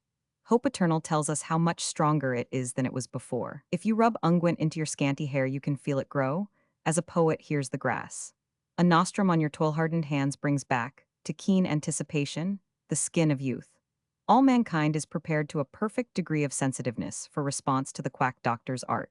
We believe so fast that he need hardly do more than open his mouth to cry his wares. The colonel, doing a good day's work and getting tired enough to sleep at night, felt, on waking, as if life were to last the measure of his extremist appetite. The household went on wings, so clever and silent was Anne in administration, and so efficient Mary Nellen. Only Anne was troubled in her soul because Lydia would go slipping away for these secret sessions with Madame Beatty. She even proposed going with her once or twice, but Lydia said she had put it off for that night, and next time she slipped away more cleverly. Once in these calls, Lydia met Esther at the head of the stairs, and they said, "How do you do?" In an uncomfortable way, Esther with reproving dignity and Lydia in a bravado that looked like insolence. And then Esther sent for Alston Choate, and in the evening he came. Esther was a pathetic pale creature. As she met him in PG 286, the dusk of the candle-lighted room, little more than a child, he thought, as he noted her round arms and neck within the film of her white dress. Esther did not need to assume a pathos for the moment's needs. She was very sorry for herself. They sat there by the windows, looking out under the shade of the elms, and for a little neither spoke. Esther had some primitive feminine impulses to put down. Alston had an extreme of pity that gave him fervencies of his own. To Esther it was as natural as breathing to ask a man to fight her battles for her, and to cling to him while she told him what battles were to be fought. Alston had the chafed feeling of one who cannot follow with an unmixed ardency the lines his heart would lead him. He was always angry, chiefly because she had to suffer so, after the hideousness of her undeserved destiny, and yet he saw no way to help that might not make a greater hardship for her. At last she spoke, using his name, and his heart leaped to it. "Alston, what am I going to do?" "Things going badly?" he asked her in a voice moved enough to hearten her. "What is it that's different?" "Everything. Aunt Patricia has those horrible men come here and talk with her." "It's ridiculous of her," said Alston, "but there's no harm in it. They are not a bad lot, and she's an old lady, and she will not stay here forever." "Oh, yes, she will. She gets her food, at least, and I do not believe she could pay for even that abroad.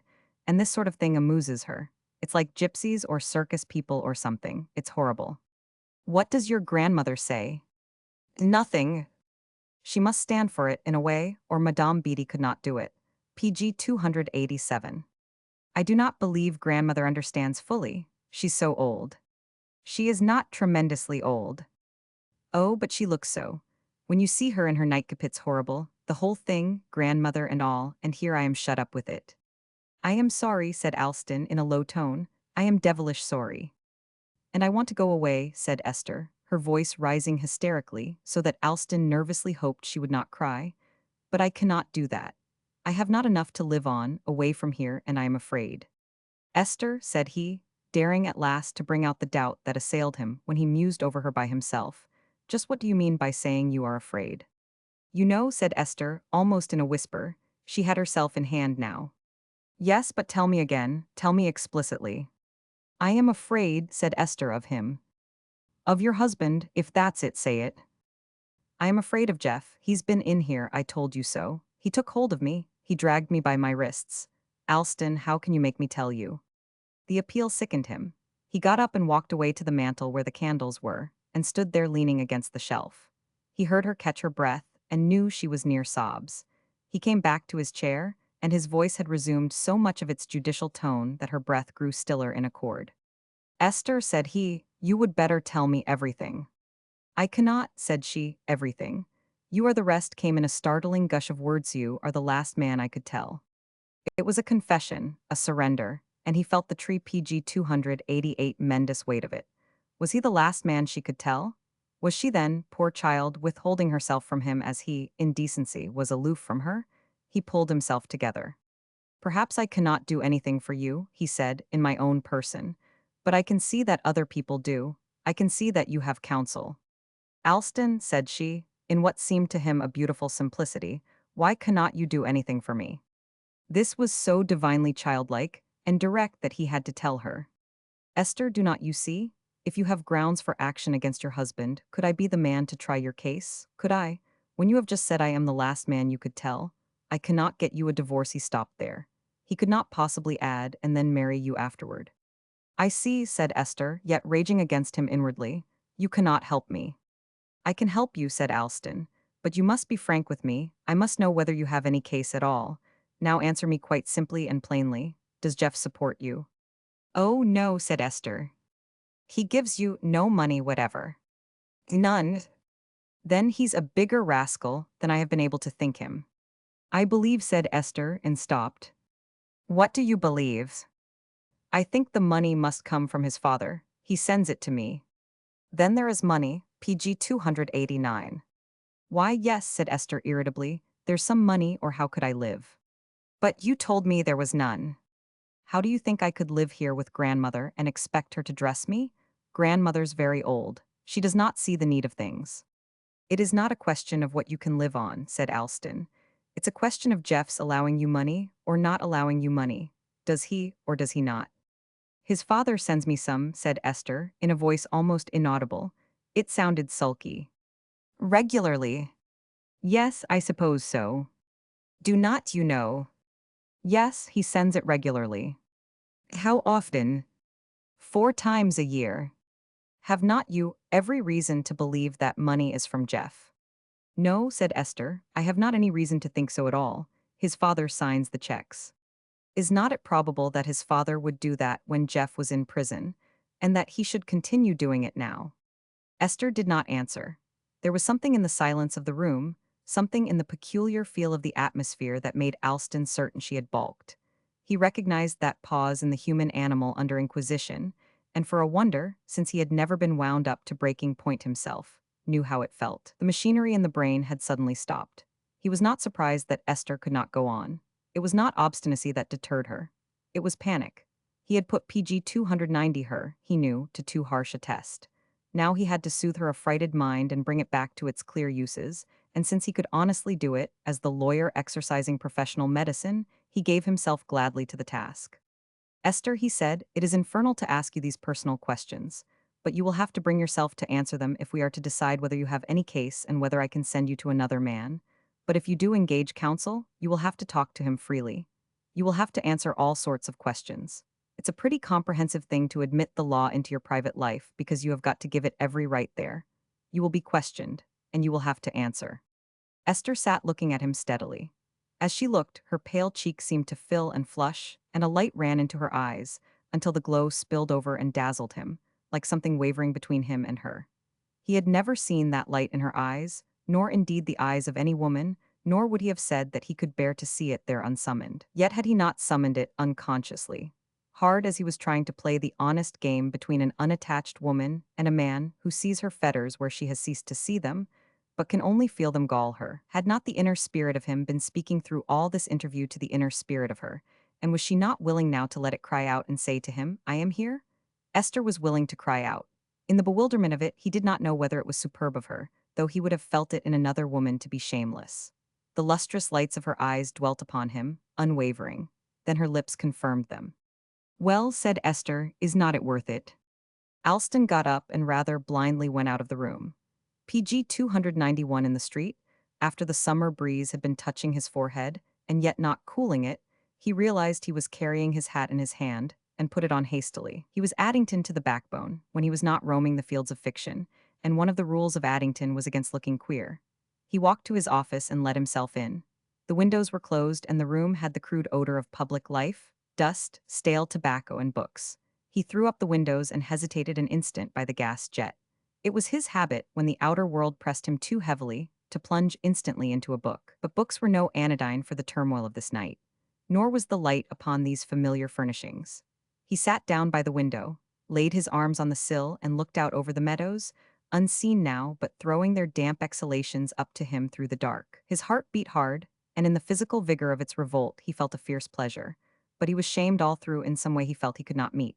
Had he seen a new Esther tonight, an Esther that had not seemed to exist under the soft lashes of the woman he thought he knew so well?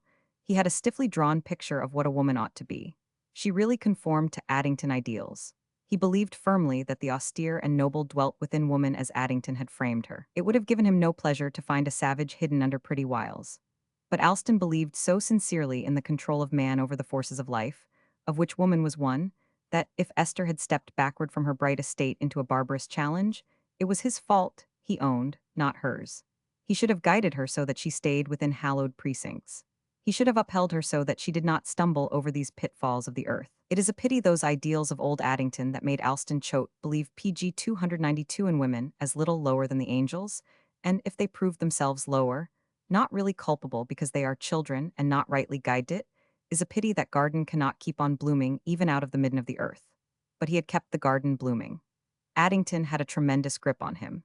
It was not that he had never seen other customs, other manners. He had traveled a reasonable amount for an Addington man, but always he had been able to believe that Eden is what it was when there was but one man in it and one woman.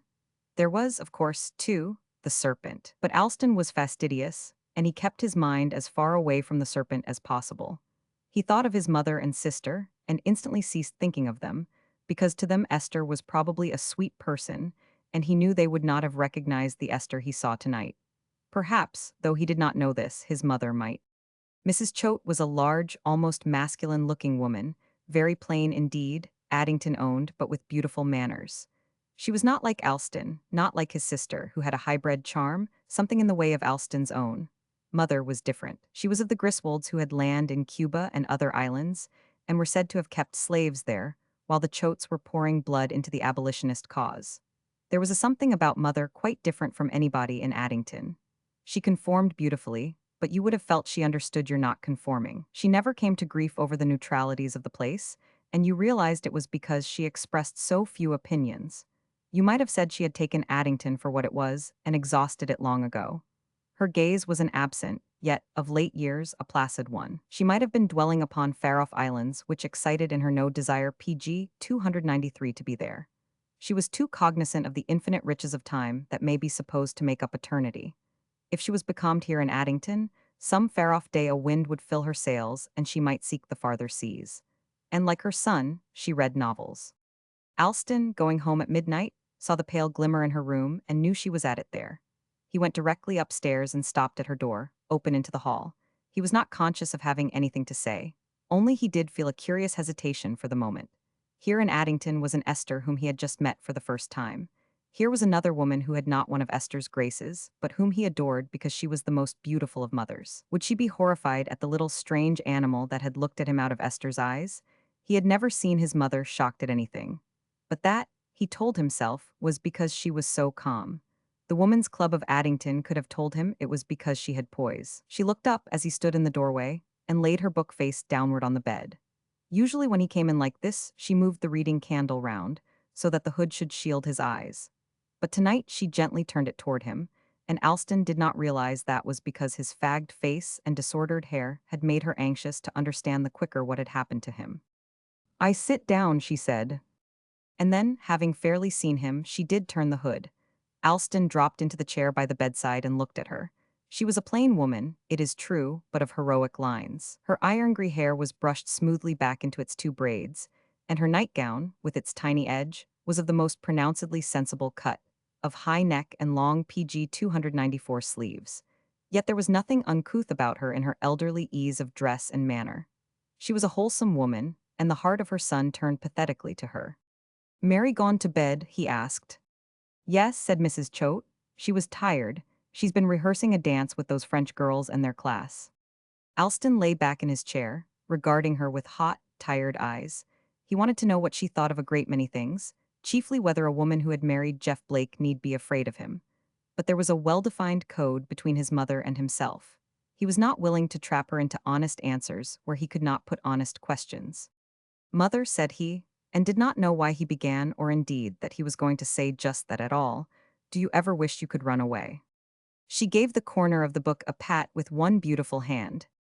"I do run away," she said. "I was a good many miles from here when you came in, and I shall be again when you are gone, among the rogues such as we do not see." "What is it?" "Mysteries of Paris." "That's our vice, is not it?" said Alston. "Yours and mine, novel reading." "You are marked with it," said she. There was something in the quiet tone that arrested him and made him look at her more sharply.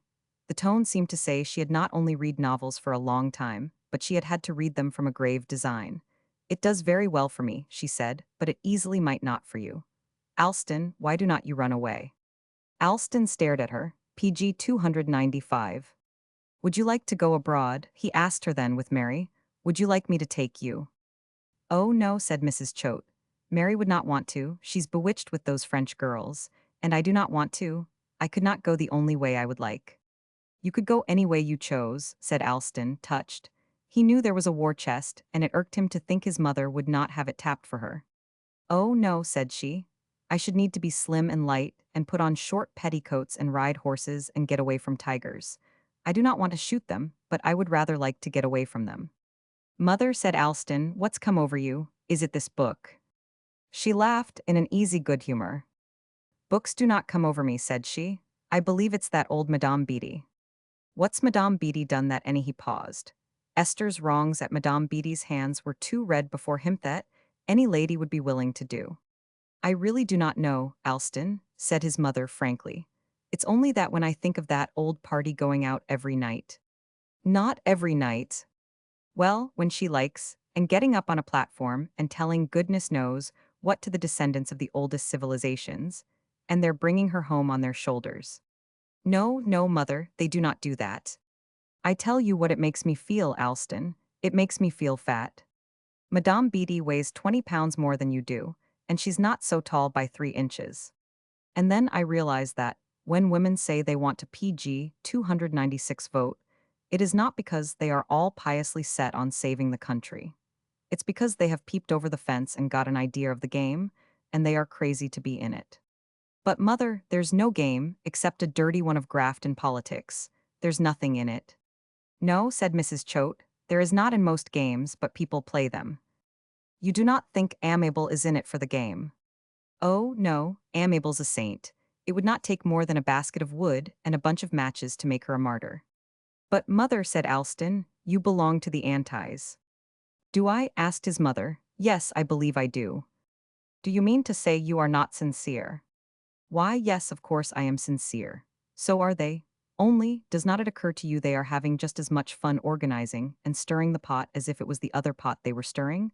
Besides, they attitudinize while they stir and say they are womanly. And they like that too. Do you think they are in it for the game?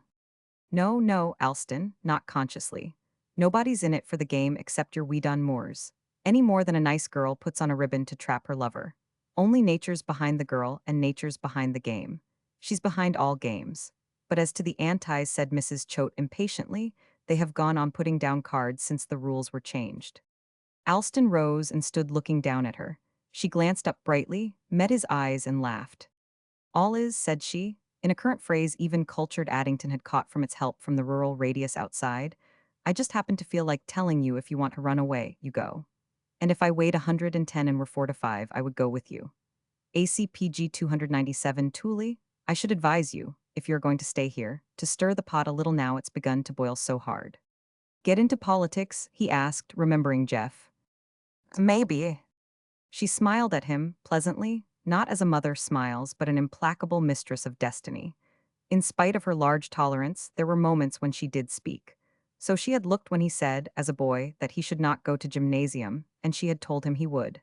And he went. Again, when he was in college and had fallen in with a set of ultramoderns, and swamped himself in decoration and the beguilements of a spurious art, he had seen that look. Then she had told him the classics were not to be neglected. Now here was the look again. Alston began to have an uncomfortable sense that he might have to run for office in spite of every predilection he ventured to cherish. He could have thrown himself on the floor and bellowed to be let alone. But keep your head, dear, she was saying. Keep your head. Do not let any man or woman either lose it for you. That's the game, Alston, really. It was such a warm, impetuous tone it brought them almost too suddenly and too close together. Alston meant to kiss her, as he did almost every night, but he awkwardly could not. He went out of the room in a shy haste, and when he dropped off to sleep he was thinking, not of Esther, but of his mother. Even so, he did not suspect that his mother knew he had come from Esther, and how fast his blood was running. PG 298. Roman 26. Jeff, writing hard on his book to tell men they were prisoners and had to get free, was tremendously happy. He thought he saw the whole game now, the big game these tiny issues reflected in a million mirrors. You were given life and incalculable opportunity, but you were allowed to go it blind. They never really interfered with you, the terrible they up there. For he could not help believing there was an umpire of the game, though nobody, it seemed, was permitted to see the score until long afterward, when the trumpery rewards had been distributed. Some of them were not trumpery, they were as big as the heavens and the sea. He found a great many things to laugh over, sane, kind laughter, in the way the game was played there in Addington. Religion especially seemed to him the big absurd paradox. Here were ingenious worshippers preserving a form of observance as primitive as the burnt offerings before a god of bronze or wood. They went to church and placated their god, and swore they believed certain things the acts of their lives repudiated. They made a festival at Christmas time and worshipped at the manger and declared God had come to dwell among men. They honored Joseph, who was the spouse of Mary, and who was a carpenter, and on the 26th of December they nodded with condescension to their own carpenter, if they met him in the street, or they failed to see him at all. And their carpenter, who was doing his level best to prevent them from grinding the face of labor, himself ground the face of his brother carpenter, if his brother did PG 299 not heartily cooperate in keeping hours down and prices up. And everybody was behaving from the prettiest of motives. That was the joke of it. They not only said their prayers before going out to trip up the competitor who was lying in wait to trip up them, they actually believed in the efficacy of the prayer. They glorified an arch apostle of impudence who pricked bubbles for thema modern literary light, but they went on blowing their bubbles just the same. And when the apostle of impudence pricked them again, they only said, "Oh, it's so amusing," and blew more. And even the apostle of impudence was not so busy pricking bubbles that he did not have time to blow bubbles of his own, and even he did not know how thin and hollow his own bubbles were, which was the reason they could float so high. He saw the sun on them and thought they were the lanterns that lighted up the show. Jeff believed he had discovered the clever little trick at the bottom of the game, the trick that should give over to your grasp the right handle at last. This was that every man, once knowing he was a prisoner, should laugh at his fetters and break them by his own muscle. The trouble is, he said at breakfast, when Mary Nellen was bringing in the waffles, we are all such liars. The colonel sat there in a mild peaceableness, quite another man under the tan of his honest intimacy with the sun. He had been up hoeing an hour before breakfast and helped himself to waffles liberally, while Mary Nellen looked, with all her intellectual aspirations in her eyes, at Jeff. No, no, said the colonel. He was conscious of very kindly feelings within himself and believed in nearly everybody but Esther. She, he thought, might have a chance of salvation if she could be reborn, physically hideous, into a world obtuse to her. PG 300. Liars, said Jeff mildly. We are doing the things we are expected to do, righteous or not, and we are saying the things we do not believe. That's nothing but kindness, said the colonel. Mary Nellen made a pretense of business at the side table and listened greedily. She would take what she had gathered to the kitchen and discuss it to Rags. She found the atmosphere very stimulating. If I asked Lydia here whether she found my hair thin, Lydia would say she thought it beautiful hair, would not you, Liddy? She could not in decency tell me I am as bald as a rat. It is beautiful, said Lydia. It does not need to be thick. Jeff had refused waffles. He thrust his hands in his pockets and leaned back, regarding his father with a smile. The lines in his face, Lydia thought, fascinated, were smoothed out, all but the channels in the forehead and the cleft between his brows. That last would never go. I am simply, said Jeff, so tickled I can hardly contain myself. I have discovered something. What? Said Lydia. The world, said Jeff. Here it is, it's mine. I can have it to play with, it's yours. You can play, too. So can that black-eyed army Madame Beatty has mobilized, so can she. Anne was looking at him in a serious anxiety. With conditions as they are, said she, and Jeff interrupted her without scruple. That's the point. With conditions as they are, we have got to dig into things and mine out pleasures, and shake them in the faces of the mob, and the mob will follow us. The colonel had ceased eating waffles. His thin hand, not so delicate now that it had learned the touch of toil, trembled a little as it held his fork. PG 301. Jeff, said he, what do you want to do? I want, said Jeff, to keep this town out of the clutch of Weedy Moore. You cannot do it, not so long as Amiable is backing him. She's got unlimited cash, and she thinks he's God Almighty and she wants him to be mayor. It's a far cry, said Jeff, from God Almighty to mayor. But Alston Choate is going to be nominated for mayor, and he's going to get it. He will not take it, said Anne impulsively, and bit her lip. How do you know? Asked Jeff. He hates politics. He hates Addington more as it is. They got up and moved to the library, standing about for a moment, while Farvey held the morning paper for a cursory glance, before separating for their different deeds. When Farvey and Anne had gone, Jeff took up the paper and Lydia lingered. Jeff felt the force of her silent waiting. It seemed to bore a hole through the paper itself and knock at his brain to be let in. He threw the paper down. Well, said he.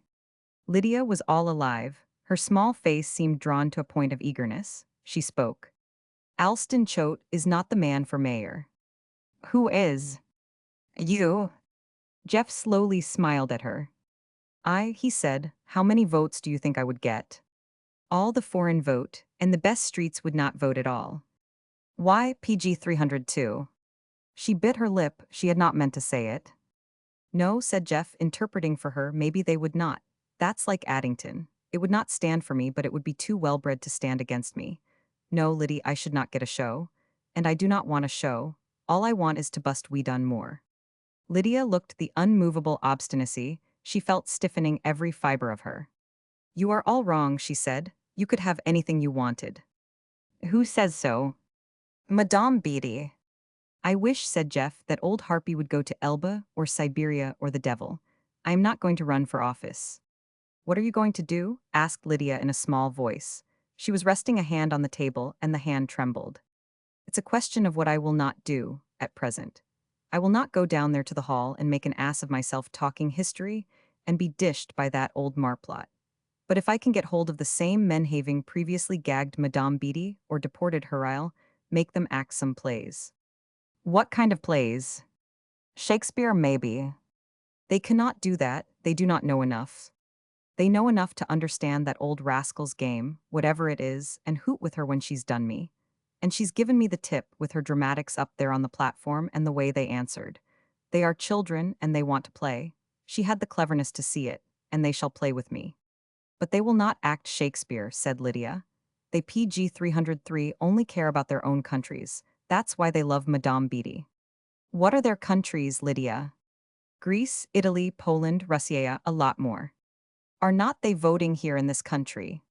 Why, yes, ever so many of them. Then said Jeff, this is their country, and this is their language, and they have got to learn some English plays and act them as God pleases.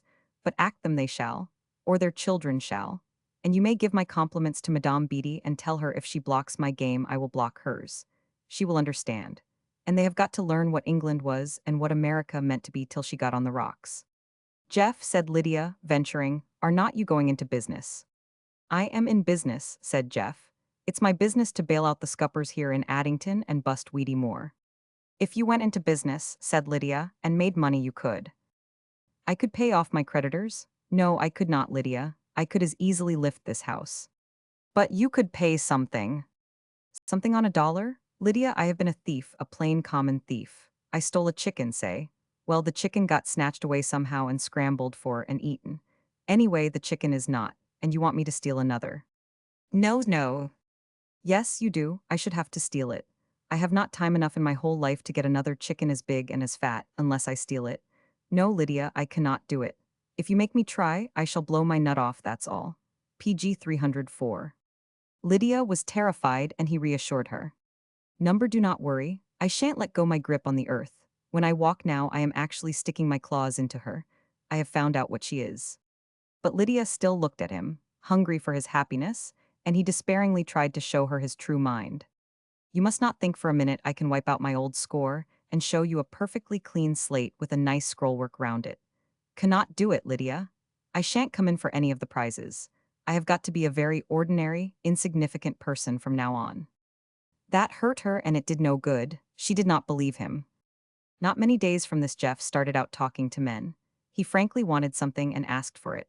Addington, he told them, if they built more factories and put in big industries, as they were trying to do, was going to call in more and more foreign workmen. It was going to be a melting pot of small size. That was a current catchword. Jeff used it as glibly as the women of the clubs. The pot was going to seethe and bubble over, and some demagogue did not mention Weedia was going to stir it, and the Addington of our fathers would be lost. The businessmen looked at him with the slow smile of the sane for the fanatic, and answered from the fatuous optimism of the man who expects the world to last at least his time. Some of them said something about this great country, as if it were chartered by the Almighty to stand the assaults of other races. And when he reminded them that Addington was not trying to amalgamate its aliens with its own ideals, and was giving them over instead to We Done More, they laughed at him. What's We Done More? One man said. A dirty little shyster. Let him talk, he cannot do any harm. PG 305.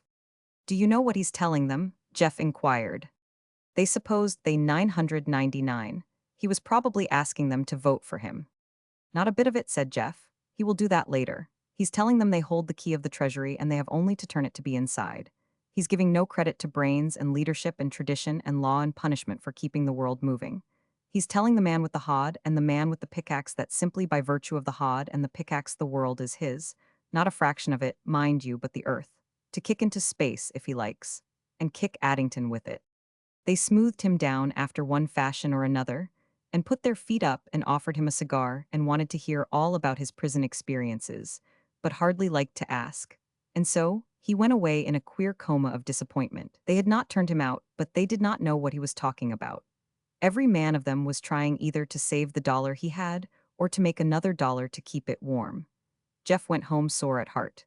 But when he had plucked up hope again out of his sense of the ironies of things, he went back and saw the same men and hammered at them. He explained, with a categorical clearness, that he knew the West could not throw over the East now she would taken it aboard. Perhaps we would got to learn our lesson from it. Just as it might be it could learn something from us, and since it was here in our precincts, it had got to learn. We could not do our new citizens the deadly wrong of allowing the seeds of anarchy to be planted in them before they even got over the effects of the voyage. If there were any virtue left in the Republic, the fair ideal of it should be stamped upon them as they came, before they were taught to riot over the rights no man on earth could have unless men are PG 306 going to fight out the old brute battle for bare supremacy. Then one day a man said to him, "Oh, you are an idealist?" And all his antagonists breathed more freely because they had a catchword. They looked at him, illuminated, and repeated it. One man, a big coal dealer down by the wharves, did more or less agree with him. "It's this damned immigration," he said. "They make stump speeches and talk about the open door, but they do not know enough to shut the door when the shebang's full." It was the first pat retort of any sort Jeff had got. "I am not going back so far as that," he leaped at the chance of answering. "I do not want to wait for legislation to crawl along and shut the stable door. I only say, we have invited in a lot of foreigners. We have got to teach 'em to be citizens. They have got to take the country on our plan and be one of us." But the coal man had tipped back in his chair against the coal shed and was scraping his nails with his pocket knife. He did it with exquisite care, and his half-closed eyes had a look of sleepy contentment. He might have been shaping a peaceful destiny. His glimmer of responsiveness had died. "I do not know what you are going to do about it," he said. "We are going to put in a decent man for mayor," said Jeff, "and we are going to keep we done more out." "More ain't no good," said the coal man, "but I dunno's he would do any harm." The eyes of them all were holden, Jeff thought. They were prisoners to their own greed and their own stupidity. So he sat down and ran them into his book, as blind cuss PG 307 Toadians of the Public Wheel. His book was being written fast. He hardly knew what kind of book it was, whether it was not a queer story of a wandering type, because he had to put what he thought into the mouths of people. He had no doubt of being able to sell it. When he first came out of prison, 3 publishing firms of the greatest enterprise had asked him to write his prison experiences. To one of these, he wrote now that the book was 3/4 done, and asked what the firm wanted to do about it. The next day came an up-to-date young man, and smoked cigarettes incessantly on the veranda while he asked questions. What kind of a book was it? Jeff brought out 3 or 4 chapters, and the young man whirled over the leaves with a practiced and lightning-like faculty, his spectacled eyes probing as he turned. "Sorry," said he, "not a word about your own experiences." "It is not my prison experience," said Jeff. "It's my life here. It's everybody's life on the planet." "Could not sell 100 copies," said the young man. Jeff looked at him in admiration. He was so cocky and so sure. People do not want to be told they are prisoners. They want you to say you were a prisoner, and tell how innocent you were, and how the innocent never get a show, and the guilty go scot-free. "How do you think it's written?" Jeff ventured to ask. "Admirably, but this is not an age when a man can sit down and write what he likes and tell the publisher he can take it and be damned. The publisher knows mighty well what the public wants. He's going to give it to 'em, too. You would say it will not sell. My dear fellow, I know. I am feeling the pulse of the public all the time. It's my business." PG 308. Jeff put out his hands for the sheets, and the censor gave them up willingly. "I am frightfully disappointed," he said, taking off his eyeglasses to wipe them on his handkerchief, and looking so babyishly ingenuous that Jeff broke into a laugh. "I thought we should get something live out of you, something we could push with conviction, you know, but we cannot this, we simply cannot." He had on his glasses now, and the all-knowingness had come mysteriously back. His eyes seemed to shoot arrows and clutch and hold you so that you wanted to be shot by them again. "Tell you what, though, we might do this. It's a crazy book, you know." "Is it?" Jeff inquired. "Oh, absolutely. Daffy. They would put it in the eccentric section of a library with books on perpetual motion and the fourth dimension. But if you would let us publish your name." "Decidedly." "And do a little preliminary advertising. How prison life had undermined your health and even touched your reason, so you were not absolutely, you understand? Then we would publish it as an eccentric book by an eccentric fellow, a victim of prison regulations." Jeff laid his papers down on the table beside him and set a glass on them to keep them from blowing away. "No," said he, "I never was saner in my life. I am about the only sane man in this town, because I have discovered we are all mad and the rest of 'em do not know it." "That very remark," said the young man in unmixed approval. "Do not you see what that would do in an ad? My dear chap, they all think the other man's daffy." Jeff carried the manuscript into the house and asked the wise young judge to come out and see his late corn, PG 309, and offered him a platter of it if he would stay to supper. And he actually did, and proved to be a very good fellow indeed, born in the country, and knowing all its ways, only gifted with a diabolical talent for adapting himself to all sorts of places and getting on. He was quite shy in the face of Anne and Lydia. All his cockiness left him before their sober graces, and when Jeff took him to the station he had lost, for the moment, his rapier-like action of intellect for an almost maudlin gratitude over the family he had been privileged to meet. Anne and Lydia had paid him only an absent-minded courtesy. They were on the point of giving an evening of folk dancing, under Miss Amabel's patronage, and young foreigners were dropping in all the time now to ask questions and make plans. And whoever they were, these softied aliens, they looked at Jeff with the look he knew. To them also he was the prisoner. PG 310. Roman 27. With these folk dances began what has been known ever since as the dramatic movement in Addington. On this first night the proudly despairing ticket seller began to repeat by 7 o'clock, every seat taken. Many stood and more were turned away. But the families of the sons and daughters who were dancing were clever enough to come early and filled the body of the hall. Jeff was among them. He, too, had gone early, with Anne and Lydia, to carry properties and help them with the stage. And when he was not needed behind the scenes, he went out and sat among the gay contingent from Mill End, magnificent creatures by physical inheritance.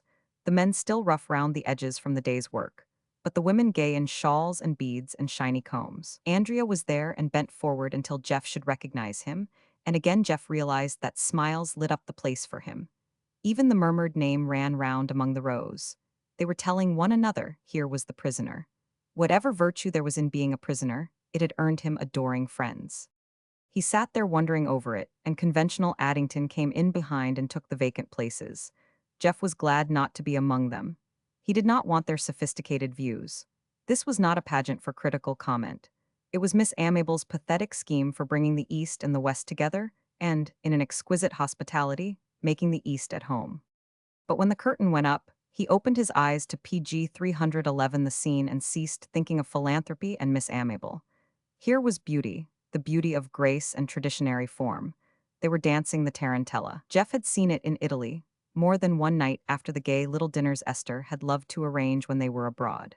She had refused all the innocent bohemianisms of foreign travel. She had taken her own atmosphere of expensive conventionalities with her, and they had seen Europe through that medium. In all their traveling, they had never touched racial intimacies. They were like a prince and princess convoyed along in a royal progress, seeing only what is fitting for royal eyes to see. The tarantella, then, was no more than an interlude in a play. Tonight it was no such spectacle. Jeff, who had a pretty imagination of his own, felt hot waves of homesickness for the beauties of foreign lands, and yet not those lands as he had seen them unrolled for the perusal of the traveler. He sat in a dream of the heaven of beauty that lies across the sea, and he felt toward the men who had left it to come here to better themselves a compassion in the measure of his compassion for himself. How bare his own life had been, even when the world opened before him her illuminated page. He had not really enjoyed these exquisite delights of hers. He had not even prepared himself for enjoying. He had kept his eyes fixed on the game that ensures mere luxury, and he had let Esther go out into the market and buy for them both the only sort of happiness her eyes could see. He loved this dancing rout. He envied these boys and girls their passion and facility. They were, the most ignorant of them, of another stripe from arid New Englanders encased in their temperamental calm, the women, in a laughable self-satisfaction, leading the intellectual life and their men set on making good. The poorest child of the East and PG 312 South had an inheritance that made him responsive, fluent, even while it left him hot-headed and even froward. There was something, he saw, in this idea of the melting pot, if only the mingling could be managed by gods that saw the future. You could not make a wonder of a bell if you poured your metal into an imperfect mold. The mold must be flawless and the metal cunningly mixed, and then how clear the tone, how resonant. It was not the tarantella only that led him this long wandering.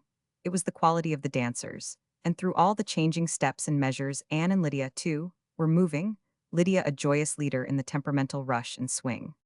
Mrs. Choate, stately in dark silk and lace, and quite unlike the revolutionary matron who had lain in bed and let her soul loose with the mysteries of Paris, sat between her son and daughter, and was silent though she grew bright-eyed. Mary whispered to her. Anne looks very sweet, does not she? But not at all like a dancer. Sweet, said the mother.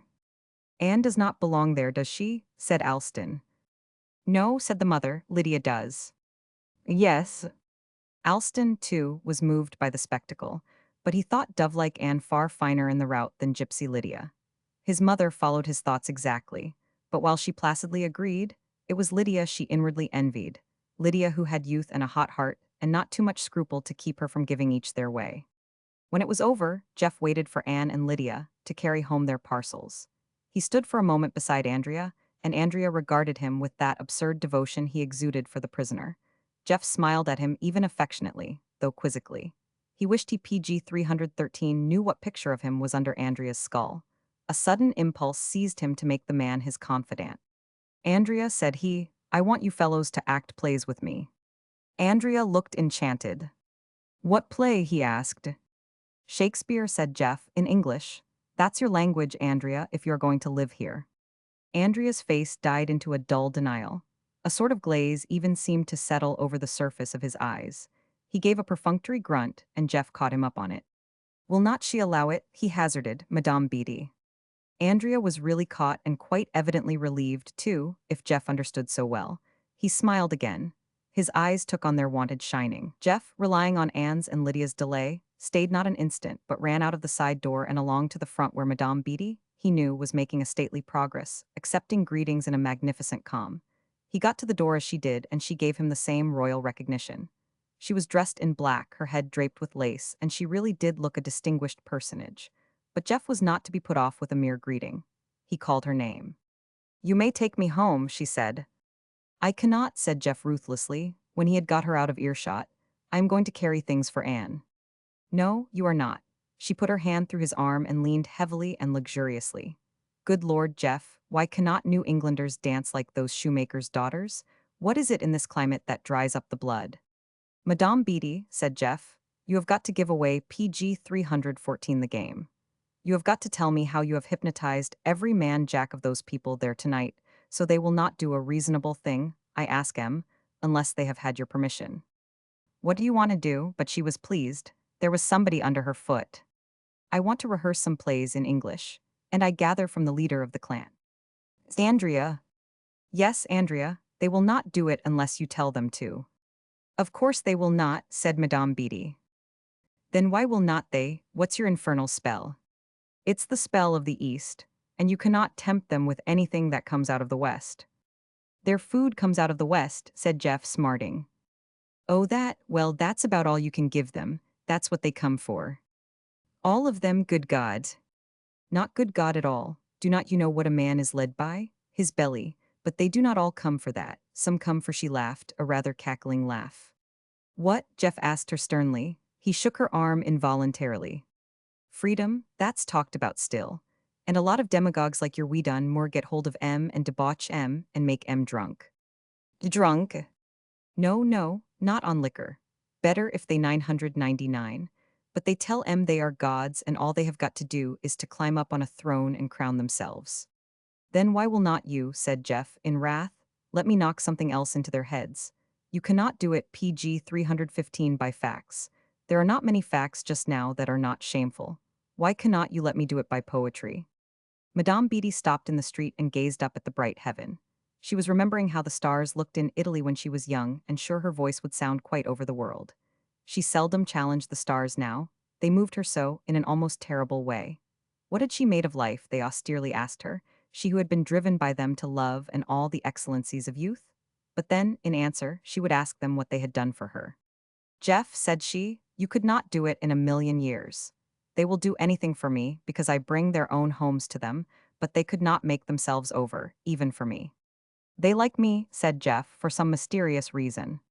They like you, because I have told them to. I do not believe it, but in his heart he 999. Jeff, said she, life is not a matter of fact, it's a matter of feeling. You cannot persuade men and women born in Italy and Greece and Syria and Russia that they are happy in this little bare town. It does not smell right to them. Their hearts are somewhere else. And they want nothing so much in the world as to get a breath from there or hear a story or see somebody that's lived there. Live, not stayed in a pension. Do they feel so when they have seen their sisters and cousins and aunts carved up into little pieces there? Jeff asked scoffingly. But she was hypnotizing him, too. He could believe they 999. What have you to offer him, Jeff, besides wages and a prospect of not being assassinated? That's something, but by God, it is not everything. She swore quite simply PG 316, because out in the night, even in the straight street of a New England town, she felt like it, and was carelessly willing to abide by the chance of God's objecting. "But I do not see," said Jeff, "why you will not let me have my try at it." He was waiting for her to signify her readiness to go on, and now she 999. "Because now, Jeff, they do think you are a god. If they saw you trying to produce The Merchant of Venice, they would be bored, and they would not think so anymore." "Have you any objection," said Jeff, "to my trying to produce The Merchant of Venice with English-speaking children of foreigners?" "Not a grain," said Madame Beatty cordially. "There's your chance. Or you can get up a pageant, if you like, another summer. But you will have to let these people act their own historic events in their own way. And Jeff, do not be a fool." They were standing before her door, and Esther at the darkened window above was looking down on them. Esther had not gone to the dances because she knew who would be there. She told herself she was afraid of seeing Jeff, and because she had said it often enough, she believed it. "Tell Lydia to come to see me tomorrow," said Madame Beatty. Sophie had opened the door. It came open quite easily now since the night Madame Beatty had called Esther's name aloud in the street. Jeff took off his hat and turned away. He did not mean to tell Lydia. She saw enough of Madame Beatty, without instigation. PG 317. Roman 28. Lydia needed no reminder to go to Madame Beatty. The next day, in the early afternoon, she was taking her unabashed course by the back stairs to Madame Beatty's bedchamber. She would not allow herself to be embarrassed or ashamed. If Esther treated Madame Beatty with a proper hospitality, she reasoned when her mind misgave her, it would not be necessary to enter by a furtive way. Madame Beatty was dressed and in a high state of exhilaration. She beckoned Lydia to her where she sat by a window commanding the street, and laid a hand upon her wrist. "I have actually done it," said she. "I have got on her nerves, she's going away." The clouds over Lydia seemed to lift. Yet it was incredible that Esther, this charming sinister figure always in the background or else blocking everybody's natural movements, should really take herself elsewhere. "It's only to New York," said Madame Beatty. "She tells me that much. But she's going because I have ransacked her room till she sees I am bound to find the necklace." Lydia was tired from the night before. Her vitality was low enough to waken in her the involuntary rebuttal, "I do not believe there is any necklace." But she only passed a hand over her forehead and pushed up her hair, and then drew a little chair to Madame Beatty's side. "So you think she will come back?" she asked drearily. PG 318. "Of course, she's only going for a couple of days. You do not suppose she would leave me here to conspire with Susan? She will put the necklace into a safe, that's all." "But you must not let her, must you?" "Oh, I shan't let her, of course I shan't." "What shall you do?" "She's not going till night. She takes Sophie, of course." "But what can you do?" "I shall consult that dirty little man. He's a lawyer and he's not in love with her." "Mr. Moore, you have not much time, Madame Beatty. She will be going." "That's why I am dressed," said Madame Beatty. "I shall go in a minute. He can give me a warrant or something to search her things." Lydia went at once, with a noiseless foot. She felt a sudden distaste for the accomplished fact of Esther face to face with justice. Yet she did not flinch in her certainty that Nemesis must be obeyed and even aided. Only the secrecy of it led her to a hatred of her own silent ways in the house, and as she often did, she turned to her right instead of to her left and walked to the front stairs. There at her hand was Esther's room, the door wide open. Downstairs she could hear her voice in colloquy with Sophie. Rhoda's voice on this floor made some curt remark. Everybody was accounted for. Lydia's heart was choking her, but she stepped softly into Esther's room. It seemed to her, in her quickened feeling, that she could see clairvoyantly through the matter that kept her from her quest. A traveling bag, open, stood on the floor. There was a handbag on the bed, and Lydia, as if taking a predestined step, went to it, slipped the clasp, and looked. A purse was there, a tiny mirror, a book that might have PG 319 been an address book, and in the bottom a roll of tissue paper. Nothing could have stopped her now. She had to know what was in the roll. It was a lumpy parcel, thrown together in haste as if, perhaps, Esther had thought of making it look as if it were of no account. She tore it open and found, with no surprise, as if this were an old dream, the hard brightness of the jewels. "There it is," she whispered to herself, with the scant breath her choking heart would lend her. "Oh, there it is." She rolled the necklace in its paper and closed the bag. With no precaution, she walked out of the room and down the stairs. The voices still went on, Esther's and Sophie's from the library, and she did not know whether Madame Beatty had already left the house. But opening the front door, still with no precaution, she closed it sharply behind her and walked along the street in sunshine that hurt her eyes. Lydia went straight home, not thinking at all about what she had done, but wondering what she should do now. Suddenly she felt the unfriendliness of the world.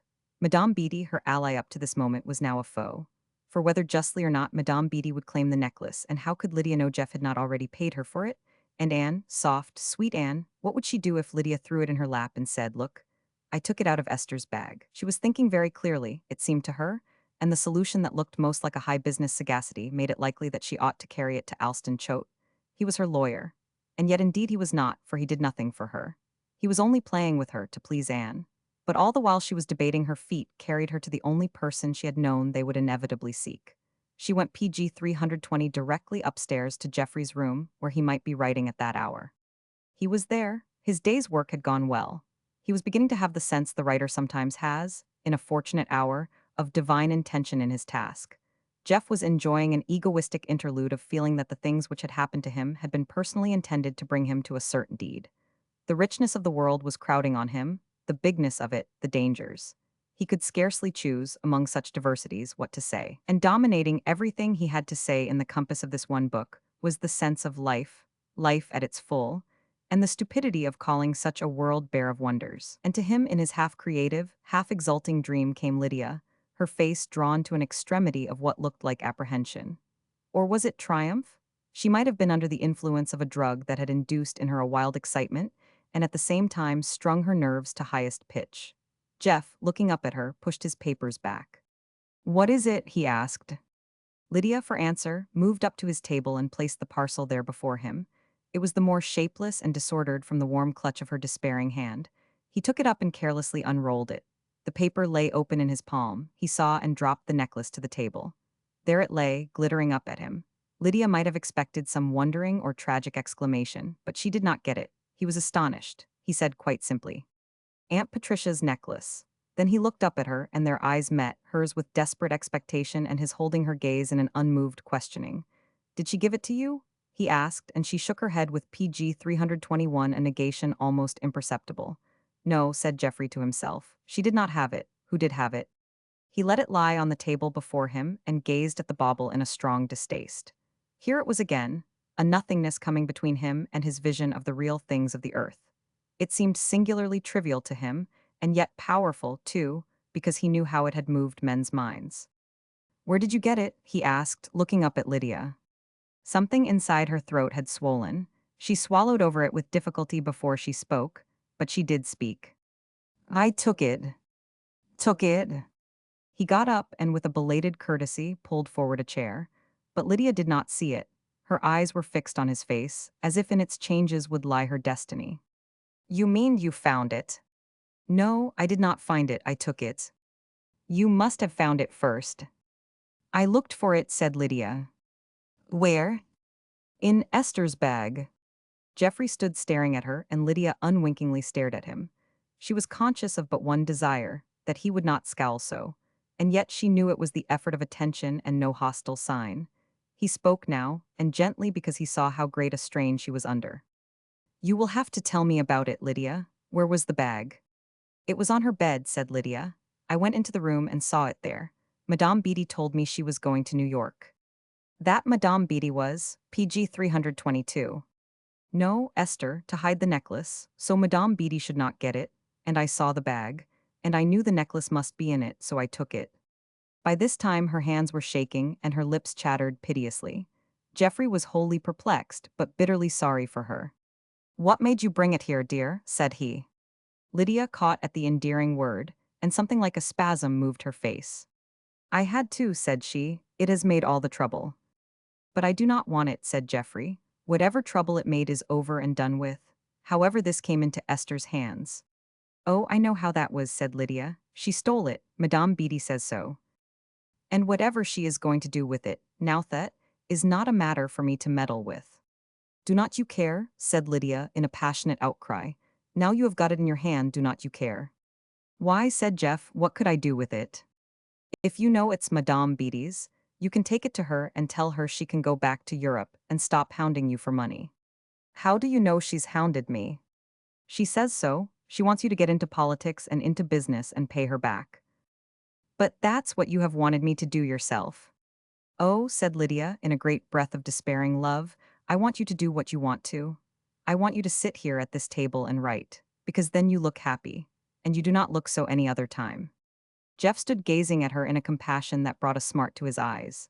This, a sad certainty told him, was love, the love that is unthinking.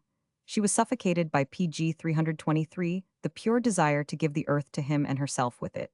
What disaster might come from it to her, or to the earth, her lulled brain did not consider. The self-immolation of passion had benumbed her.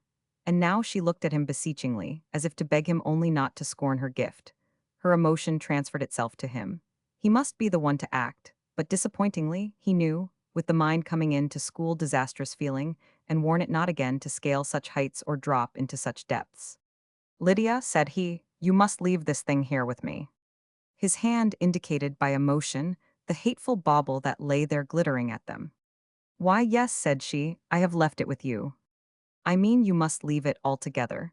The decision what to do with it, even the fact of your having had anything whatever to do with it yourself." Lydia nodded, watching him. It had not occurred to her that there need be any concealment. She had meant to indicate that to herself when she walked so boldly down the front stairs and clanged the door and went along the street with the parcel plainly in her hand. If there was a slight drop in her expectation now, she did not show it. What she had indeed believed was that Jeff would greet the necklace with an incredulous joy and flaunt it in the face of Esther who had stolen it, while he gave it back to Madame Beatty, who had preyed on him. "Do you understand?" said he. "You must not speak of it." "I shall have to tell," said Lydia, "if anybody asks me. If I did not, it would be queer." "It's a great deal more than queer," said Jeff. He smiled now, and she drew a happy breath. And he was amused, in a grim way.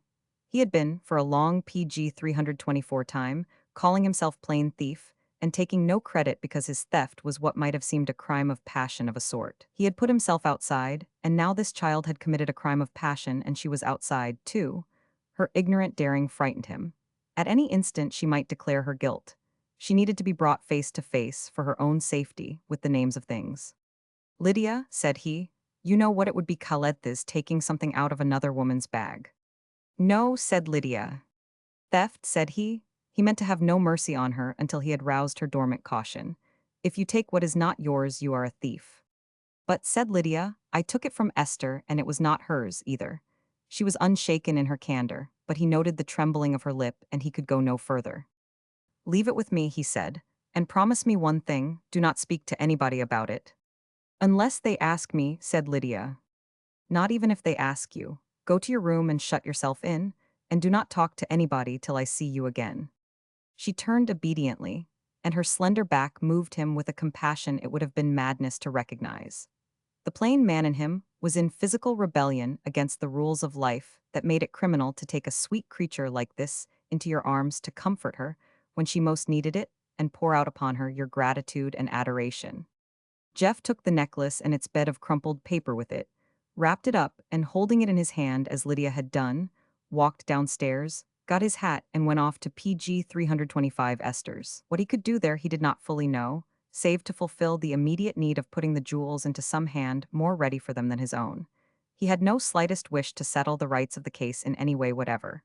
Then, his mind was saying in spite of him, Esther did have the necklace.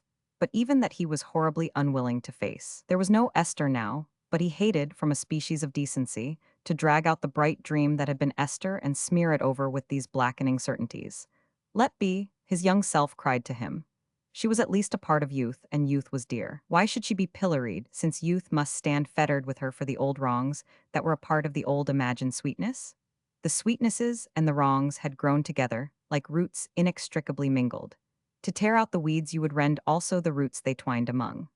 In a stern musing he was at Esther's door before he had decided what to say, had knocked, and Sophie, large-eyed and shaken out of her specious calm, had admitted him. She did not question him, nor did Geoffrey even ask for Esther. With the opening of the door he heard voices, and now the sound of an angry crying, and Sophie herself had the air of an unwilling servitor at a strange occasion. Geoffrey, standing in the doorway of the library, faced the group there. Esther was seated on a low chair, her face crumpled and red, as if she had just wiped it free of tears. The handkerchief, clutched into a ball in her angry fist, gave further evidence. Madame Beatty, enormously amused, sat in the handsome straight-backed chair that became her most, and unaffectedly and broadly smiled. And Alston Choate, rather pale in a sternness of judicial consideration, stood, hands in his pockets, and regarded PG 326 them. At Geoffrey's entrance, they looked up at him, and Esther instantly sprang to her feet and retreated to a position at the right of Choate, where he might be conceived of as standing in the position of tacitly protecting her. Jeff, the little parcel in his hand, advanced upon them. "Here is the necklace," said he, in a perfectly commonplace tone. "I suppose that's what you are talking about." Esther's eyes, by the burning force he felt in them, seemed to draw his, and he looked at her, as if to inquire what was to be done with it now it was here. Esther did not wait for anyone to put that question. She spoke sharply, as if the words leaped to utterance. "The necklace was stolen. It was taken out of this house. Who took it?" Geoffrey had not for a moment wondered whether he might be asked, but now he saw Lydia as he had left her, in her childish misery, and answered instantly, "I took it." Alston Choate gave a little exclamation, of amazement, of disgust. Then he drew the matter into his own judicial hands. "Where did you take it from?" he asked. Geoffrey looked at him in a grave consideration. Alston Choate seemed to him a negligible quantity. So did Esther, and so did Madame Beatty. All he wanted was to clear the slender shoulders of poor savage, wretched Lydia at home. "Do you mind telling me, Geoffrey?" Alston was asking, in quite a human way considering that he embodied the majesty of the law. "You could not have walked into this house and taken a thing which did not belong to you and carried it away." His tone was rather a chaffing one, a recall to the Inter PG 327 course of everyday life. "Be advised," it said. "Do not carry a dull joke too far." "Certainly I took it," said Geoffrey, smiling at Alston broadly. He was amused now little more. He saw how his background of wholesale thievery would serve him in the general eye, not old Alston's. He did not think for a moment Alston would believe him, but it seemed more or less of a grim joke to ask him to. "Do not you know," he said, "I am an ex-convict, once a jailbird, always a jailbird. Remember your novels, Choate. You know more about M than you do about law anyway." Then he saw, with a shock, that Alston really did believe him. He also knew at the same instant why. Esther was pouring the unspoken flood of her persuasion upon him. Jeff could almost feel the whiff and wind of the temperamental rush. He knew how Esther's belief set upon you like an army with banners when she wanted you also to believe. And still he held the little crumpled packet in his hand. "Will you open it?" Alston asked him, with a gentleness of courtesy that indicated he was sorry indeed, and Geoffrey laid it on the table, unrolled the paper, and let the bauble lie there drinking in the light and throwing it off again a million times enhanced. Alston advanced to it and gravely looked down upon it without touching it. Madame Beatty turned upon it a cursory gaze and gave a nod that seemed to accept its identity. But Esther did not look at all. She put her hand on the table to sustain herself, and her burning eyes never once left Alston's face. He looked round at her. "Is this it?" he asked. She nodded. "Are you sure?" "Of course I am sure," said Esther. PG 328. She seemed to ask how a woman could doubt the identity of a trinket she had clasped about her neck 1,000 times, and pored over while it lay in some hidden nest. "Ask her," said Madame Beatty, in her tiniest lisp, "if the necklace is hers." There flashed into Alston Choate's mind the picture of Lydia, as she came to his office that day in the early summer to bring her childish accusation against Esther. The incident had been neatly pigeonholed, but only as it affected Anne. It could not affect Esther, he had known then, with a leap at certainty measured by his belief in her. The belief had been big enough to offset all possible evidence. "Ask her," said Madame Beatty, with relish where she got it. When Esther had cried a little at the beginning of the interview, the low lamenting had moved him beyond hope of endurance, and he had wondered what he could do if she kept on crying. But now she drew herself up and looked, not at him, but at Madame Beatty. "How dare you?" she said, in a low tone, not convincingly to the ears of those who had heard it said better on the stage, yet with a reproving passion adequate to the case. But Alston asked no further questions. Madame Beatty went amicably on. "Mr. Choate, this matter of the necklace is a family affair. Why do not you run away and let Geoffrey and his wife and me, you know, let us settle it?" Alston, dismissed, forgot he had been summoned and that Esther might be still depending on him. He turned about to the door, but she recalled him. "Do not go," she said. The words were all in one breath. "Do not go far, I am afraid." PG 329. He hesitated, and Geoffrey said equably, but still with a grim amusement, "I think you would better go." So he went out of the room, and Esther was left between her two inquisitors. PG 330. Roman 29. That she did look upon Jeff as her tormentor he could see. She took a darting step to the door, but he was closing it. Wait a minute, he said. There are one or two things we have got to get at. Where did you find the necklace? She met his look immovably, in the softest obstinacy. It smote him like a blow. There was something implacable in it, too, an aversion almost as fierce as hate. This is the necklace, he went on. It was lost, you know. Where did you find it, Esther? But suddenly Esther remembered she had a counter-charge to make. You have broken into this house, she said, and taken it. If it is Aunt Patricia's, you have taken it from her. No, said Aunt Patricia easily, it is not altogether mine. Jeff made me a payment on it a good many years ago. Esther turned upon her. He paid you for it when? He paid me something, said Madame Beatty, not the value of the necklace. That was when you stole it, Esther. He meant to pay me the full value.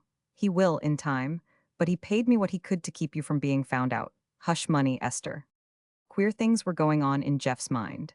The necklace, no matter what its market price, seemed to him of no PG 331 value whatever in itself. There it lay, a glittering gaud, but he had seen a piece of glass that threw out colors as divinely. Certainly the dew was brighter, but as evidence it was very important indeed. The world was a place, he realized, where we play with counters such as this. They enable us to speak a language.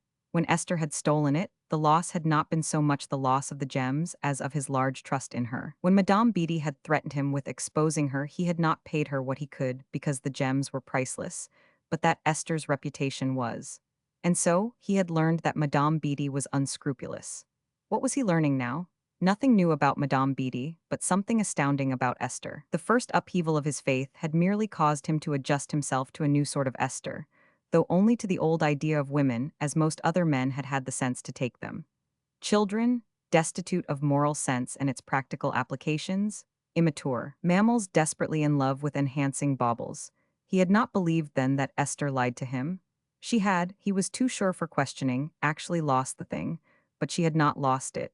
She had hidden it with an inexplicable purpose for all these years. Esther, he said. She lifted her head slightly but gave no other sign of hearing. We will give this back to Madame Beatty. No, you will not, Jeff, said Madame Beatty. I would rather have the money for it. Just as soon as you get into the swing again, you will pay me a little on the transaction. Sell the damned thing then, if you do not want it and do want money, said Jeff. You have got it back. I cannot sell it. She had half closed her eyes, and her lips gave an unctuous little relish to the words. PG 332. Why cannot you? My dear Geoffrey, because, when the royal personage who gave it to me was married, I signed certain papers in connection with this necklace, and I cannot sell it, either as a whole or piecemeal. I assure you I cannot. Very well, said Jeff. That's probably poppycock, invented for the occasion, but you have got your necklace. There it is, make the most of it. I never shall pay you another cent. Oh, yes, you will, said Madame Beatty. She was unclasping and clasping a bracelet on her small wrist, and she looked up at him idly and in a perfect enjoyment of the scene. Do not you want to pay me for not continuing my reminiscences in that horrid little man's paper? Here's the second chapter of the necklace. It was stolen. You come walking in here and say you have stolen it again. But where from? Out of Esther's handbag. Do you want the dirty little man to print that? Necklace found in Mrs. Geoffrey Blake's handbag. Jeff was looking at her sharply. I never said I took it from a handbag, he rejoined. Madame Beatty broke down and laughed. She gave the bracelet a final snap. You are quite a clever boy, said she. Alston Choate would not have seen that if he would hammered at it a week. Yes, it was in Esther's bag. I do not care much how it got out. The question is, how did it get in? How are you going to shield Esther? He was aware that Esther was looking at him in a breathless waiting. The hatred, he knew, must have gone out of her face. She was the abject human animal beseeching mercy from the stronger. That she could ask him whom she had repudiated to stand by her in her distress hurt him like a personal degradation. But he was PG 333 sorry for her, and he would fight. He answered roughly, at a venture, and he felt her start, yet the roughness was not for her. No, I shall do nothing whatever, he said, and heard her little cry and Madame Beatty's assured tone following it, with an uncertainty whether he had done well. You are quite decided? Madame Beatty was giving him one more chance. You are going to let Esther serve her time in the dirty little man's paper? It will be something more than publicity here. My word, her name will fly over the globe. He heard Esther's quick breathing nearer and nearer, and then he felt her hand on his arm. She had crept closer, involuntarily, he could believe, but drawn by the instinct to be saved. He felt his own heart beating thickly with sorrow for her, an agonizing ruth that she should have to sue to him. But he spoke sharply, not looking at her, his eyes on Madame Beatty's. I shall not assume the slightest responsibility in the matter. I have told you I took the necklace. You can say that in Weedon Moore's paper till you are both of you. He paused. The hand was resting on his arm, and Esther's breathing presence choked him with a sense of the strangeness of things and the poignant suffering in mere life. I shan't mention you, said Madame Beatty. I know who took the necklace. What? His movement must have shaken the touch on his arm, for Esther's hand fell. You do not suppose I am a fool, do you? Inquired Madame Beatty. I knew it was going to happen. I saw the whole thing.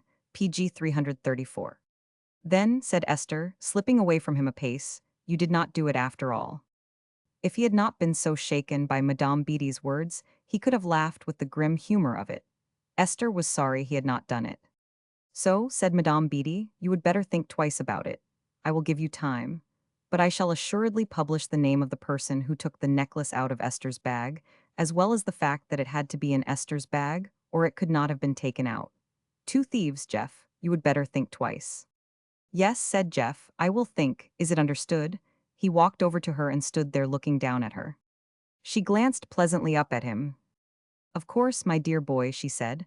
I should not dream of saying a word till you have thought twice. But you must think quick, Jeff. I cannot wait forever. I swear, said Jeff, you are neither words nor breath failed him, but he was afraid of his own passion. Madame Beatty laughed. Jeff, said she, I have no visible means of support. If I had, I should be as mild you cannot think. He turned, and without a look at Esther, strode out of the room. Esther hardly waited for the door to close behind him before she fell upon Madame Beatty. Who did it? She cried, that woman. Madame Beatty was exploring a little box for a tablet, which she took composedly. What woman? She asked. That woman upstairs. Rhoda Knox, God bless me, no. Rhoda Knox would not steal a button. She's New England to the bone. Sophie, PG 335. Esther, you are a fool. Why do not you let me manage Jeff in my own way? You will not manage him yourself. She got up with a clashing of little chains and yawned broadly. Do not forget Alston Choate sitting in the dining room waiting like a messenger boy. In the dining room? Yes, did you think he would go? He's waiting there to hear Jeff assault you and come to the rescue. You told him you were afraid. She was on her way to the door, but she turned. I may as well take this, she said idly, and swept the necklace into her hand. She held it up and shook it in the light, and Esther's eyes, as she knew they would, dwelt on it with a hungry passion. You are taking it away, said Esther. You have no right to. He said he had paid you money on it when it was lost. If he did, it belongs to him, and I am his wife. I might as well take it with me, said Madame Beatty. You do not act as if you were his wife. A quick madness shot into Esther's brain and overwhelmed it, anger or fright, she could not tell what. She did not cry out because she knew Alston Choate was in the next room, but she spoke sobbingly. He did take it out of my bag. You have planned it between you to get it back into your hands. Madame Beatty laughed pleasantly and went upstairs. And Esther crossed the little hall and stood in the dining room door looking at Alston Choate. As she looked, her heart rose, for she saw conquest easy in his bowed head, his frowning glance. He had not wanted to stay, his attitude told her. He was even yet raging against staying. But he could not leave her. Passion in him was fighting side by side with feminine implacability in her against the better part of him. She went forward and stood before him droopingly, a most engaging picture of the purely PG 336 feminine. But he did not look at her, and she had to throw what argument she might into her voice. You were so good to stay, she said with a little tired sigh. They have gone, come back into the other room. He rose heavily and followed her, but in the library he did not sit down. Esther sank into a low chair, leaned back in it and closed her eyes. She really needed to give way a little. Her nerves were trembling from the shock of more than one attack on them. Fear, anger, these were what her husband and Madame Beatty had roused in her. Geoffrey was refusing to help her, and she hated him. But here was another man deftly moved to her proximity by the ever-careful hand of Providence that had made the creatures for her. Alston stood by the mantel, leaning one elbow on it, with a strange implication of wanting to put his head down and hide his face. Esther, said he. There was no pretense now of being on terms too distant to let him use her name. She looked up at him, softly and appealingly, though he was not looking at her. But Esther, if she had played Othello, would have blacked herself all over. Alston began again in a voice of what sounded like an extreme of irritation. For God's sake, tell me about this thing. You know all I do, she said brokenly. I do not know anything, said Choate. You tell me your husband. Do not call him that, she entreated. Your husband entered this house and took the necklace. I want to know where he took it from. She told you, said Esther scornfully. He gained a little courage now and ventured to look at her. If she could repel Madame Beatty's insinuation, it PG 337 must mean she had something on her side. And when he looked, he wondered, in a rush of pity, how he could have felt anything for that crushed figure but ruth and love. So when he spoke again, his voice was gentler, and Esther's courage leaped to meet it. I am told the necklace was in your bag. How did it get there? I do not know, said Esther, in a perfect clarity. His new-formed hope crumbled. He could hear inexorably, like a counter-cry, Lydia's voice saying she stole it. Had Esther stolen it? But Esther did not know Lydia had said it, or that it had ever been said to him at all, and she was daring more than she would have dared if she had known of that antagonist. It is a plot between them, she said boldly. Between whom? Aunt Patricia and him. What is the plot? I do not know. If you think there was a plot, you must have made up your mind what the plot was, and what they were to gain by it. What do you believe the plot to have been? This was all very stupid, Esther felt, when he might be assuring her of his unchanged and practical devotion. Oh, I do not know, she said irritably. How should I know? You would not think there was a plot without having some idea of what it was. He was insisting, in what she thought his stupid way. What is your idea it was? This was really, she saw, the same question over again, which was another instance of his heavy literalness. She had to answer, she knew now, unless she was to dismiss him, disaffected. PG 338. She put the necklace in my bag, she ventured, with uncertainty as to the value of the statement, and yet no diminution of boldness in making it. What for? To have him steal it, I suppose. To have him steal her own necklace, could not she have given it to him? Oh, I do not know, said Esther. She is half crazy. Do not you see she is? She might have had 100 reasons. She might have thought if he tried to steal it he would get caught and she could blackmail him. But how was he to know she had put it in the bag? I do not know. Esther was settling into the stolidity of the obstinate when they are crowded too far. Yet she still remembered she must not cease to be engaging. Why was it better to have him find it in your bag than anywhere else in the house? He was hammering on. I do not know, said Esther again, and now she gave a little sigh. That, she thought, should have recalled him to his male responsibility not to trap and torture. But she had begun to wonder how she could escape when the door opened and Jeff came in. Alston turned to meet him, and with Esther, was amazed at his altered look. Jeff was like a man who had had a rage and got over it, who had even heard good news, or had in some way been recalled. And he had. On the way home, when he had nearly reached there, in haste to find Lydia and tell her the necklace was back in Madame Beatty's hands, he had suddenly remembered that he was a prisoner, and that all men were prisoners until they knew they were, and it became at once imperative to get back to Esther and see if he could let her out. And the effect of this was to make his face to shine as that of one who was already released from bond PG 339 age. To Esther he looked young, like the Jeff she used to know. Do not go, Choate, he said, when Alston picked himself up from the mantel and straightened, as if his next move might be to walk away. I wanted to see Esther, but I would rather see you both. I have been thinking about this infernal necklace, and I realize it's of no value at all. Choate's mind leaped at once to the jewels in Maupassant's story, and Madame Beatty's quick disclaimer when he ventured to hint the necklace might be paste. Did Jeff know it was actually of no value? Jeff began to walk about the room, expressing himself eagerly as if it were difficult to do it at all, and it certainly could not be done if he sat. I mean, said he, the only value of anything tangible is to help you get at something that is not tangible. The necklace, in itself, is not worth anything. It glitters, but if we were blind, we should not see it glitter. We could sell it, said Choate dryly, or its owner could, to help us live and support being blind. Esther looked from one to the other. Geoffrey seemed to her quite mad. She had known him to talk in erratic ways before he went into business and had no time to talk, but that had been a wildness incident to youth. But Choate was meeting him in some sort of understanding, and she decided she could only listen attentively and see what Choate might find in him. It's almost impossible to say what I want to, said Jeff. The sweat broke out on his forehead and he plunged his hands in his pockets and stood in an obstinate wrestling with his thought. I mean, this necklace as an object is of no more importance, really, than that doorstone out there. But the infernal thing has captured us. It's made us prisoner. And we have got to free ourselves. PG 340. Now Esther was entirely certain he was mad. Being mad, she did not see that he could say anything she need combat.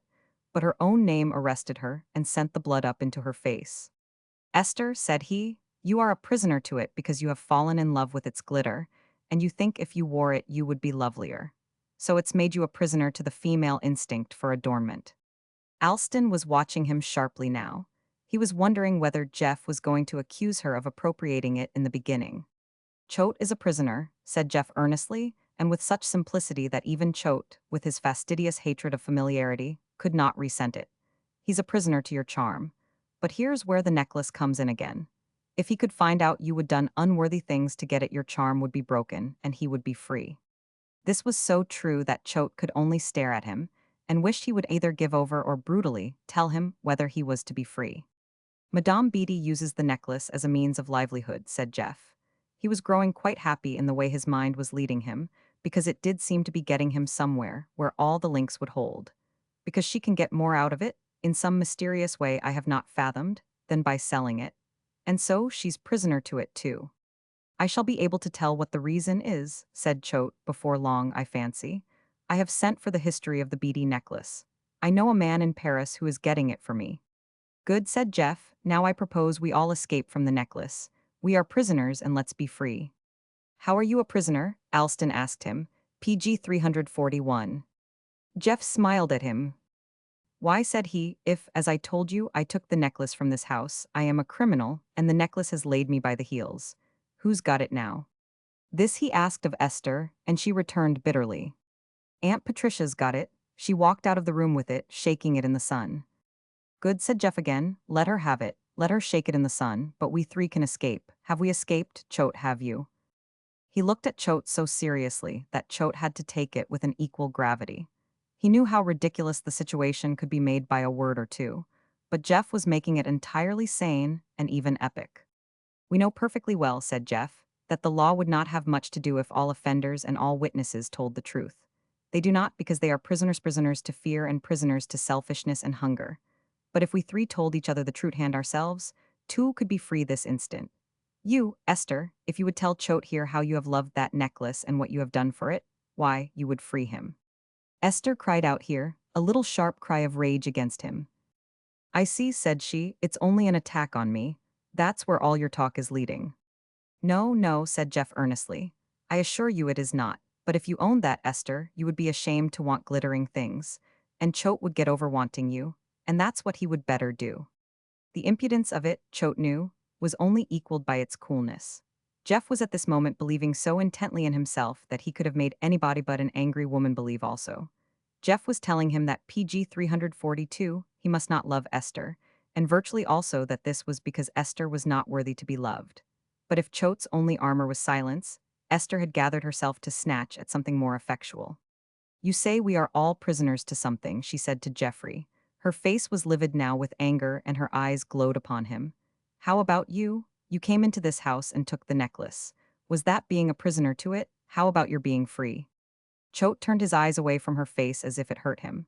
The taunt hurt him, too, like unclean words from lips beloved, but he looked involuntarily at Jeff to see how he had taken them. Jeff stood in silence, looking gravely at Esther, but yet as if he did not see her. He appeared to be thinking deeply. But presently he spoke, and as if still from deep reflection. It's true, Esther, I am a prisoner too. I am trying to see how I can get out. Choate spoke here, adopting the terms of Jeff's own fancy. If you want us all to understand each other, you could tell Esther why you took the necklace. You could tell us both. We seem to be thrown together over this. Yes, said Jeff, I could, I must. And yet I cannot. He looked up at Alston with a smile so whimsical that involuntarily Alston met it with a glimmer of a smile. Choate, it looks as if I should have to be a prisoner a little longer perhaps for life. He went toward the door like a man bound on an urgent errand, and involuntarily Alston turned to follow him. The sight hurt Esther like an indignity. They had forgotten her. Their man's country called them to settle man's deeds, and the accordance of their going lashed her brain to quick revolt. It had been working that shrewd, PG 343 small brain, through all their talk, ever since Madame Beatty had denied Jeff's having taken the necklace, and now it offered its result. "You did not take it at all," she called after them. "It was that girl that's had the entry to this house. It's Lydia French, PG 344. XXX. At the words, Alston turned to Jeff in an involuntary questioning. Jeff was inscrutable. His face, as Alston saw it, the lines of the mouth, the down-dropped gaze, was sad, tender even, as if he were merely sorry. They walked along the street together, and it was Choate who began awkwardly. "Miss Lydia came to me, some weeks ago, about these jewels." Here Jeff stopped him, breaking in upon him indeed when he had got thus far. "Alston, let's go down under the old willow and smoke a pipe." Alston was rather dashed at having the tentative introduction of Lydia at once cut off, and yet the proposition seemed to him natural. Indeed, as they turned into Mill Street, it occurred to him that Jeff might be providing solitude and a fitting place to talk. As they went down the old street, unchanged even to the hollows worn underfoot in the course of the years, something stole over them and softened imperceptibly the harsh moment. There was Ma'am Fowler's, where they used to come to buy doughnuts. There was the house where the crippled boy lived, and sat at the window waving signals to the other boys as they went past. At the same window, a man sat now. Jeff was pretty sure it was the boy grown up, and yet was too absorbed in his thought of Lydia to ask. He did not really care, but it was soothing to find the atmosphere of the place enveloped him like a charm. It PG 345 was not possible they were so old, or that they had been mightily excited a minute before over a foolish thing. Presently after leaving the houses, they turned off the road and crossed the shelving sward to the old willow, and there, on a bench hacked by their own jackknives, they sat down to smoke. Jeff remembered it was he who had thought to give the bench a back. He had nailed the board from tree to tree. It was here now, or its fellow liked to think it was his own board end. He leaned against it and lighted up. The day's perturbation had taken Choate in another way. He did not want to smoke, but he rolled a cigarette with care and pretended to take much interest in it. He felt it was for Jeff to begin. Jeff sat silent a while, his eyes upon the field across the flats where the boys were playing ball, yet in the end he did begin. "That necklace," Choate said he, "is a regular little devil of a necklace. Do you realize how much mischief it's already done?" Between Esther's asseverations and Lydia's theories, Choate's mind was in a good deal of a fog. He thought it best to give a perfunctory grunt and hope Jeff would go on. "And after all," said Jeff, "as I said, the devilish thing is not of the slightest real value in itself.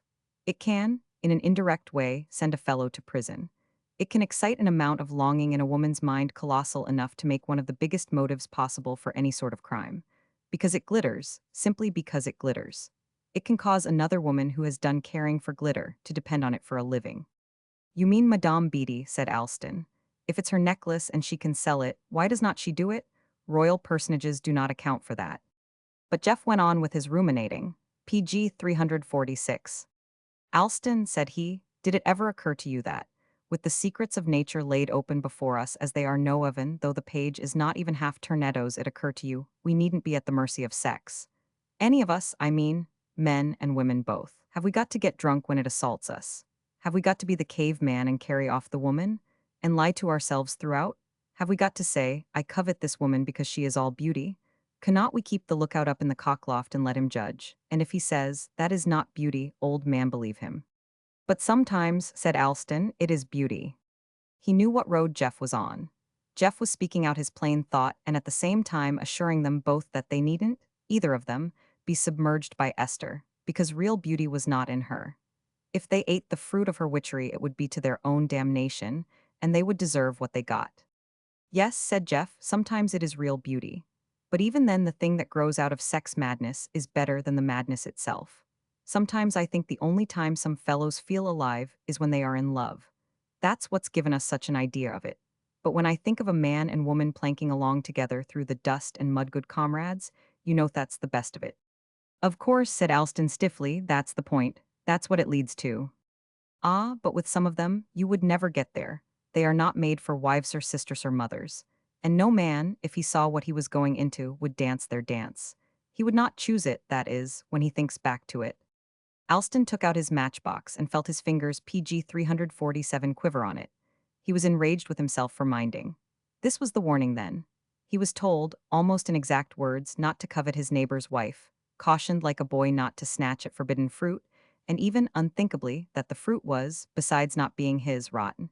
And at his heart, he knew the warning was fair and true. Esther had dealt a blow to his fastidious idealities.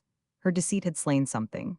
She had not so much betrayed it to him by facts, for facts he could, if passion were strong enough, put aside. But his inner heart searching for her heart, like a hand seeking a beloved hand, had found an emptiness. He was so bruised now that he wanted to hit out and hurt Jeff, perhaps, at least force him to naked warfare. "You want me to believe," he said.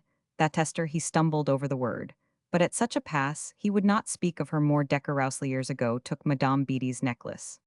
Jeff was watching the boys across the flats, critically and with a real interest. "She did," he said. Alston bolstered himself with a fictitious anger. "And you can tell me of it," he blustered. "You asked me. You believe she did." "It's true," said Jeff with the utmost quietness. "I never have said it before, not to my father even, but he knows. He did naturally in the flurry of that time. Yet you tell me because I ask you." Alston seemed to be bitterly defending Esther. "Not precisely," said Jeff, "because you are bewitched by her, you must get over that." The distance wavered before Choate's eyes. He hated Geoffrey childishly because he could be so calm. PG 348. "You needn't worry," he said. "She is as completely separated from me as if you had never been away from her." "That's it," said Jeff. "You cannot marry her unless she's divorced from me. She's welcome to that divorce, I mean, but you cannot go driveling on having frenzies over her. Good God, Choate, do not you see what you are doing? You are wasting yourself. Shake it off. You do not want Esther. She's shocked you out of your boots already. And she does not know there's anything to be shocked at. You are Addington to the bone, and Esther's a primitive squaw. You have nothing whatever to do with one another, you two. It's absurd." Choate sat looking at the landscape which no longer wavered. The boys ran fairly straight now. Suddenly he began to laugh. He laughed gaspingly, hysterically, and Jeff regarded him from time to time tolerantly and smoked. "I know what you're thinking," he said, when Alston stopped with a last splutter and wiped his eyes. "You are thinking between us we have broken all the codes. I have vilified my wife. I have warned you against her and you have not resented it.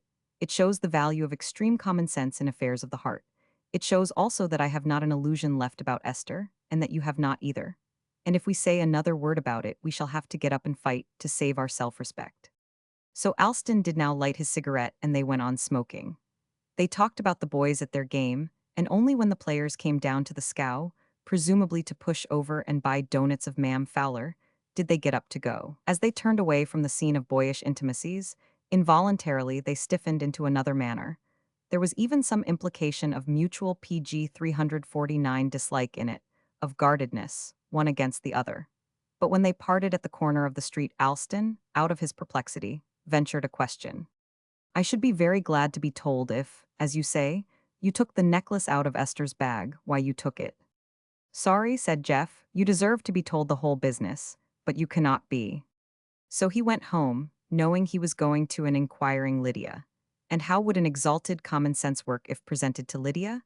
He thought of it all the way. How would it do if, in these big crises of the heart, men and women actually told each other what they thought? It was not the way of nature as she stood by their side prompting them to their most picturesque attitude, that her work might be accomplished, saying to the man, "Prove yourself a devil of a fellow because the girl desires a hero," and to the girl, "Be modesty and gentleness ineffable because that is the complexion a hero loves."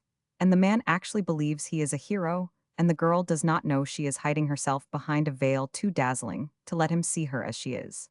How would it be if they outwitted nature at her little game and gave each other the fealty of blood brothers, the interchange of the true word? Lydia came to the supper table with the rest. She was rather quiet and absorbed and not especially alive to Jeff's coming in. No quick glance questioned him about the state of things as he had left them. But after supper, she lingered behind the others and asked him directly, "Could not we go out somewhere and talk?" "Yes," said he, "we could walk down to the river." They started at once, and Anne, seeing them go, sighed deeply. Lydia was shut away from her lately. Anne missed her. Lydia and Jeff went down the narrow path at the back PG 350 of the house, a path that had never, so persistent was it, got quite grown over in the years when the maiden ladies lived here.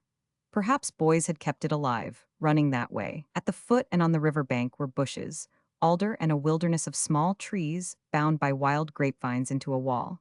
Through these Lydia led the way to the fallen birch by the waterside. She turned and faced Geoffrey in the gathering dusk. He fancied her face looked paler than it should. Does she know it? Asked Lydia. Who? Esther, does she know I stole it out of the bag?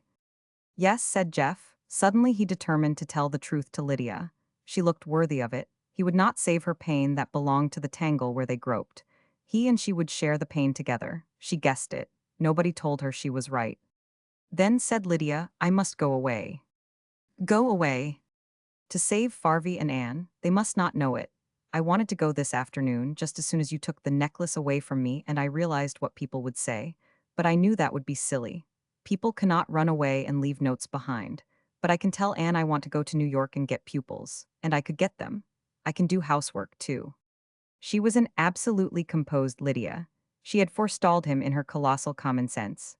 But Lydia, said he, you do not need to. Madame Beatty has her necklace. I gave it back into her hand. I dare say the old harpy will want hush money, but that's not your business. It's mine. I cannot give her any if I would, and she knows it. She will simply light here like a bird of prey for a while and harry me for money to PG 351 Shield Esther, to shield you, and when she finds she cannot get it she will sail peacefully off. Madame Beatty would not do anything hateful to me, said Lydia. Oh, yes, she would, if she could get an income out of it. She would not mean to be hateful. That nighthawk is not hateful when it spears a mole. Do you mean, said Lydia, that just because Madame Beatty has her necklace back, they could not arrest me? Because if they could, I have certainly got to go away. I cannot kill Farvey and Anne. Nobody will arrest anybody, said Jeff. You are absolutely out of it, and you must keep your mouth tight and stay out. But you said Esther knew I did it. She guessed, let her keep on guessing. Let Madame Beatty keep on. I have told them I did it and I shall keep on telling them so. Lydia turned upon him. You told them that? Oh, I cannot have it. I will not. I shall go to them at once. She had even turned to fly to them. No, said Jeff. Stay here, Lydia. That damnable necklace has made trouble enough. It goes slipping through our lives like a detestable snake, and now it's stopped with its original owner. I propose it shall stay stopped. It's like a property in a play. It goes about from hand to hand to hand to bring out something in the play. And after all, the play is not about the necklace. It's about Eustace and Esther and Choate and Madame Beatty and me. It's betraying us to ourselves. If it had not been for the necklace in the first place and Esther's coveting it, I might have been a greasy citizen of Addington instead of a queer half-laborer and half PG 352 loafer. My father would not have lost his nerve, Choate would not have been in love with Esther, and you would not have been doing divine childish things to bail me out of my destiny. Lydia selected from this the fact that hit her hardest. Is Alston Choate in love with Esther? He thinks he is. Then I must tell Anne. For God's sake, no. Lydia, I am talking to you down here in the dusk as if you were the sky or that star up there. The star does not tell. But Anne worships him. Do you mean she's in love with Choate? No, said Lydia, I do not mean that. I mean she thinks he's the most beautiful person she ever saw. Then let her keep on thinking so, said Jeff, and sometime he will think that of her. Lydia was indignant. If you think, Anne, she began, and he stopped her. No, no, Anne is a young angel. Only a feeling of that kind, Lydia. I am furious because I cannot talk to you as I want to. Why cannot you? Asked Lydia. Because it is not possible, between men and women, unless they have got a right to, unless they can throw even their shams and vanities away and live in each other's minds. I am married to Esther. If I tell you I will not ask you into my mind because I am married to her, you will think I am a hero. And if I do ask you in, you will comeffer you are very brave and you will see things I do not want you to see. You mean, said Lydia, see that you know I am in love with you? Well, I am not, Jeff, not in the way people talk about, not that way. PG 353. His quick sense of her meanings supplied what she did not say, not Esther's way. She scorned that with a youthful scorn, the feline domination of Esther. If that was being in love, she would have none of it, but Jeff was not actually thinking of her. He was listening to some voice inside himself, an interrogatory voice, an irresponsible one, not warning him but telling him. You care about Lydia. That's what you are fasting love of Lydia. It was disconcerting. It was the last thing for a man held by the leg in several ways to contemplate. And yet there it was. He had entered again into youth and was rushing along on the river that buoys up even a leaf for a time and feels so strong against the leaf's frail texture that every voyaging fiber trusts it joyously. The summer air felt sweet to him. There were wild perfumes in it and the smell of water and of earth. Lydia, he said, and again he spoke her name. Yes, said Lydia, what is it? She stood there apart from him, a slim thing, her white scarf held tight actually to his quickened sense, as if she kept the veil of her virginity wrapped about her sternly. For the moment he did not feel the despair of his greater age, of his tawdry past or his fettered present. He was young, and the night air was as innocently sweet to him as if he had never loved a woman and been repulsed by her, and dwelt for years in the anguish of his own recoil. Lydia, he said, what if you and I should tell each other the truth? We do, said Lydia simply. I tell you the truth anyway. And you could me, but you do not understand me quite. You think I would die for you. Yes, I would, but I should not think twice about wanting to be happier with you. I am happy enough now. PG 354. A thousand thoughts rushed to his lips to tell her she did not know how happy they could be, but he held them back. All the sweet intimacies of life ran before him. Life here in Addington, secure, based on old traditions. If she were his wife and they had so much happiness they could afford to be careless about it as other married folk were careless. There might not be daily banquets of delight, but cool fruits, the morning and the evening, the still course of being that seemed to him now, after his seething first youth, the actual paradise. But Lydia was going on, an erect, slim figure in her enfolding scarf. And you must not be sorry I stole the necklace except for Anne and Farvey, if she does anything to me. She was always Esther, he had learned. I am glad because it makes us both alike. You and me. Yes, you took something that makes you call yourself a thief. Now I am a thief. We are just alike. You said when you first came home, doing a thing like that, breaking law, makes you feel outside. It is not only feeling outside, he made haste to tell her. You are outside. You are outside the social covenant men have made. It's a good righteous covenant, Lydia. It was come to through blood and misery. It's pretty bad to be outside. Well, said Lydia, I am outside anyway, with you, and I am glad of it. You will not feel so lonesome now. Jeff's eyes began to brim. You little hateful thing, he said. You have made me cry. Got a hanky? Lydia inquired solicitously. Yes, besides, it is not a hanky cry, unless you make it worse. Lydia, I wish you and Anne would go away and let father and me muddle along alone. PG 355. Do you? Said Lydia joyously. Then you do like me. You like me awfully. You think you will tell me so if I stay round. Do I, you little prying thing? He thought he could establish some ground of understanding between them if he abused her. You are a good little sister, Lydia, but you are a terrifying one. No, said Lydia, I am not a sister. She let the enfolding scarf go and the breeze took its ends and made them ripple. Anne's a sister. She likes you almost as well as she does Farvey, but she does like Farvey best. I do not like Farvey best. I like you best of all the world, and I love to. I am determined to. You ought to be liked over and over because you have had so much taken away from you. Why, that's what I am for, Jeff. That's what I was born for, just to like you. He took a step toward her, and the rippling scarf seemed to beckon him on. Lydia stepped back. But if you touched me, Jeff, she said, if you kissed me, I would kill you. I am glad you did it once when you did not think. But if we did it once more? She stopped, and he heard her breath, and then the click of her teeth, as if she broke the words in two. Do not be afraid, Lydia, he said, I will not. I am not afraid, she flashed. And do not talk of killing. You thought I would kill myself. No, what would it matter about me? If I could make you a little happier, not so lonesomely, you might kiss me all day long, but you would care afterward. You would say you were outside. There was an exquisite pity in the words. She was older than he in her passion for him, stronger in her mastery of it, and she loved him overwhelmingly and knew she loved him. Now you see, said Lydia quietly. PG 356, you know the whole. You can call me your sister if you want to. I do not care what you call me. I suppose some sisters like their brothers more than anybody else in the world, but not as I like you. Nobody ever liked anybody as I like you. And when you put your arms down on the table and lay your head on them, you can think of that. How do you know I put my head on the table? Said Jeff. It was wholesome to him to sound rough to her. Why, of course you do, she said. You did, one of those first days. I wish you did not. It makes me want to run outdoors and scream because I cannot come in and pull your hair. I will not do it again, said Jeff. Lydia, I cannot say one of the things I want to, not one of them. I do not expect you to, said Lydia. I understand you and me too. All I wanted was for you to understand me. I do, said Jeff, and I will stand up to it. Shake hands, Lydia. No, said Lydia, I do not want to shake hands. She folded the scarf again about her tighter, it seemed, than it was before. You and I do not need signs and ceremonies. Now I am going back and read to Farvey. You go to walk, Jeff, walk a mile.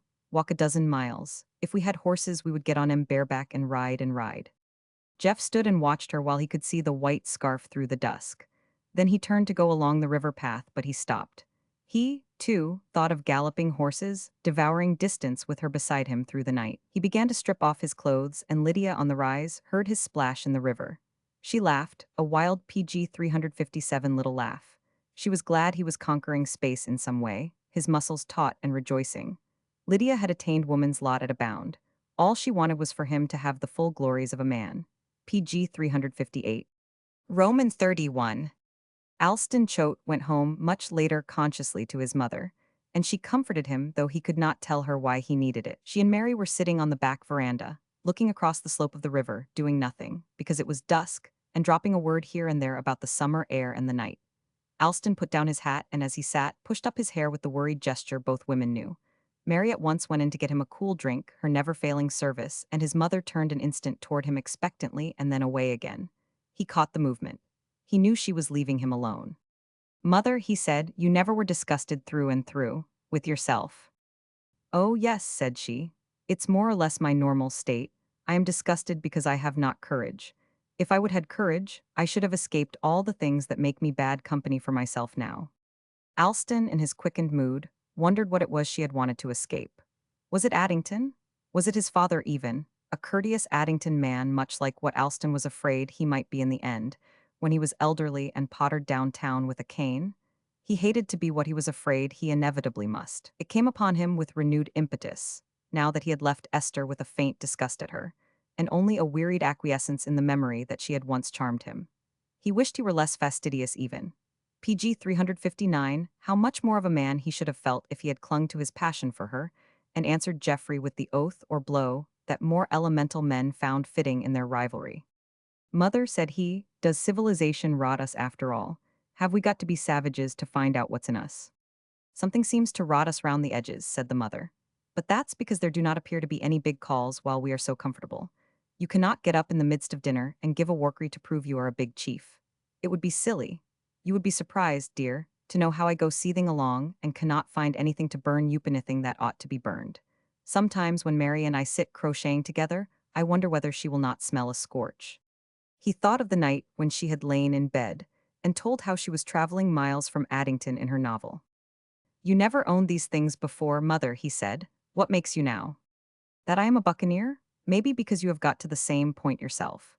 You half hate our little piffling customs, and yet they have bound you hand and foot because they are what you are used to. And they are the very devil, Alston, unless you are strong enough to fight against them and live laborious days.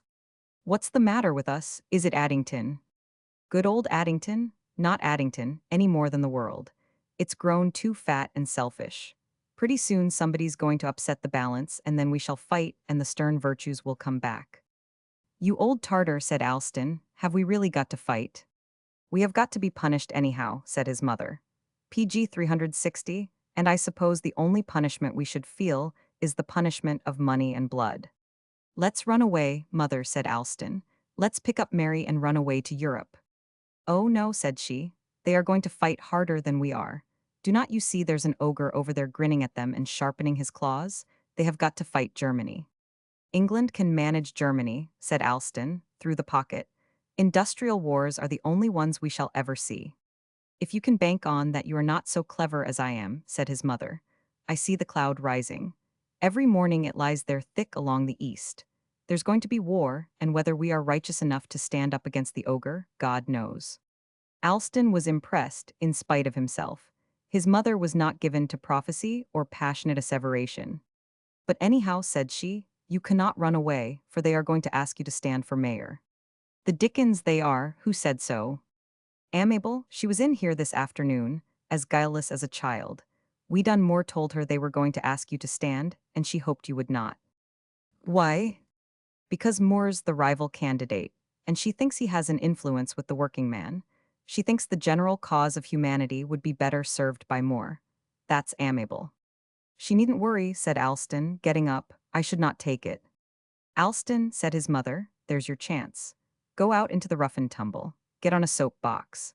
Tell the working man something that will make him think you PG 361 have not lived in a library all your life. It may not do him any good, but it will save your soul alive." She had at last surprised him. He was used to her well-bred acquiescence in his well-bred actions. She knew he invited only the choice between two equally irreproachable goods, not between the good and evil. Alston had a vague, uncomfortable besetment that his mother would have had a warmer hope for him if he had been tempted of demons, tortured by doubts. Then she would have bade him take refuge on heights, even have dragged him there. But she knew he was living serenely on a plain. Alston thought there ought to be some sympathy accorded men who liked living on a plain. "Good Lord," said he, looking down at her and liking her better with every word she said. "You scare me out of my boots. You are a firebrand on a mountain." "No," said his mother. "I'm a decent Addington matron with not a hundredth part of a chance of jolting the earth unless you do it for me. I cannot jolt for myself because I am an anti. There's Mary. Hear the ice clink. I will draw in my horns. Mary'd take my temperature." Alston stayed soberly at home and read a book that evening, his nerves on edge, listening for a telephone call. It did not come, but still he knew Esther was willing him to her. Esther sat by the window downstairs, in the dusk, in a fever of desire to know what, since the afternoon, he was thinking of her, and for the first time there was a little fleeting doubt in her heart whether she could make him think something else. As to Alston, she had the hesitations of an imperfect understanding. There were chambers where he habitually dwelt, and these she never entered at all. His senses were keenly yet fastidiously alive. They could never be approached save through shaded, of a PG 362 news she found it dull to traverse, and where she never really kept her way without great circumspection. The passion of men was, in her eyes, something practically valuable. She did not go out to meet it through an overwhelming impetus of her own. It was a way of controlling them, of buying what they had to give, comforts and pretty luxuries. She would have liked to live like an adored child, all her whims supplied, all her vanities fed. And here in this little circle of Addington Alston Choate was the one creature who could lift her out of her barren life and give her ease at every point with the recognition of the most captious world. And she was willing him. As the evening wore on, she found she was breathing hard, and her wrists were beating with loathing of her own situation and hatred of those who had made it for her, if she could allow herself to think she hated. For Esther had still to preserve the certainty that she was good. Madame Beatty up there with her nightlight and her book she knew she hated. Of Jeff she did not dare to think, he made her wrists beat so, and of Alston Choate she knew it was deliberately cruel of him not to come. And then, as if her need of something kind and unquestioning had summoned him, a step fell on the walk and she saw Reardon and went herself to let him in. There he was, florid, large, and a little anxious. "I felt," said he, "as if something had happened to you." She stood there under the dim hall-light, a girlish creature in her white dress, but with wonderful color blooming in her cheeks. He could not know that hate had brought it there. She seemed to him the flower of her own beauty, rich, overpowering. She held the door open for him, and when he had followed her into the library, she turned and put both her hands upon his arm, her soft PG 363 nearness like a perfume and a breath. To Reardon she was immeasurably beautiful and as far as that above him. His heart beating terribly in his ears, he drew her to him sure that, in her aloofness, she would reprove him. But Esther, to his infinite joy and amazement, melted into his arms and clung there. "God," said Reardon. She heard him saying it more than once as if entirely to himself and no smaller word would do. "You do not," he said to her then, "you don't care about me? It ain't possible." Reardon had reverted to oldest associations and forgot his verb. She did not tell him whether she cared about him. She did not need to. The constraining of her touch was enough, and presently they were sitting face to face, he holding her hands and leaning to hear her whispered words. For she had immediately her question ready. "Do you think I ought to live like this afraid?" "Afraid?" asked Reardon of him. "Yes, he came this afternoon. There is nobody to stand between us, I am afraid." Reardon made the only answer possible, and felt the thrill of his own adequacy.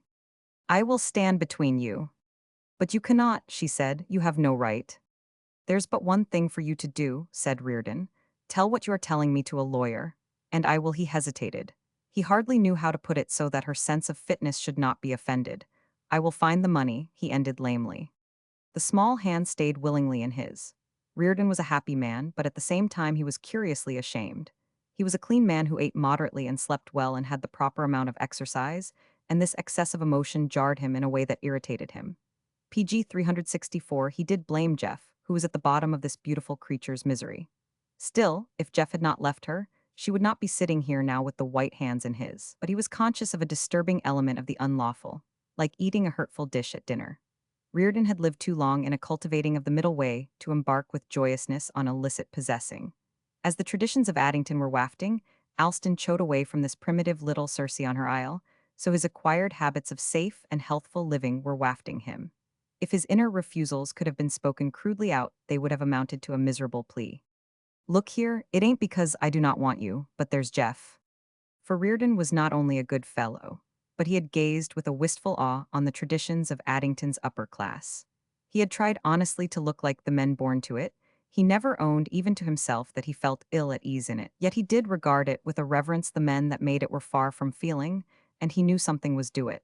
He drew back, releasing gently the white hands that lay in his. He wanted to kiss them, but he was not even yet sure they were enough his to justify it. He cleared his throat. The man for you to go to, said he, is Alston Choate. I do not like him, but he's square as a die.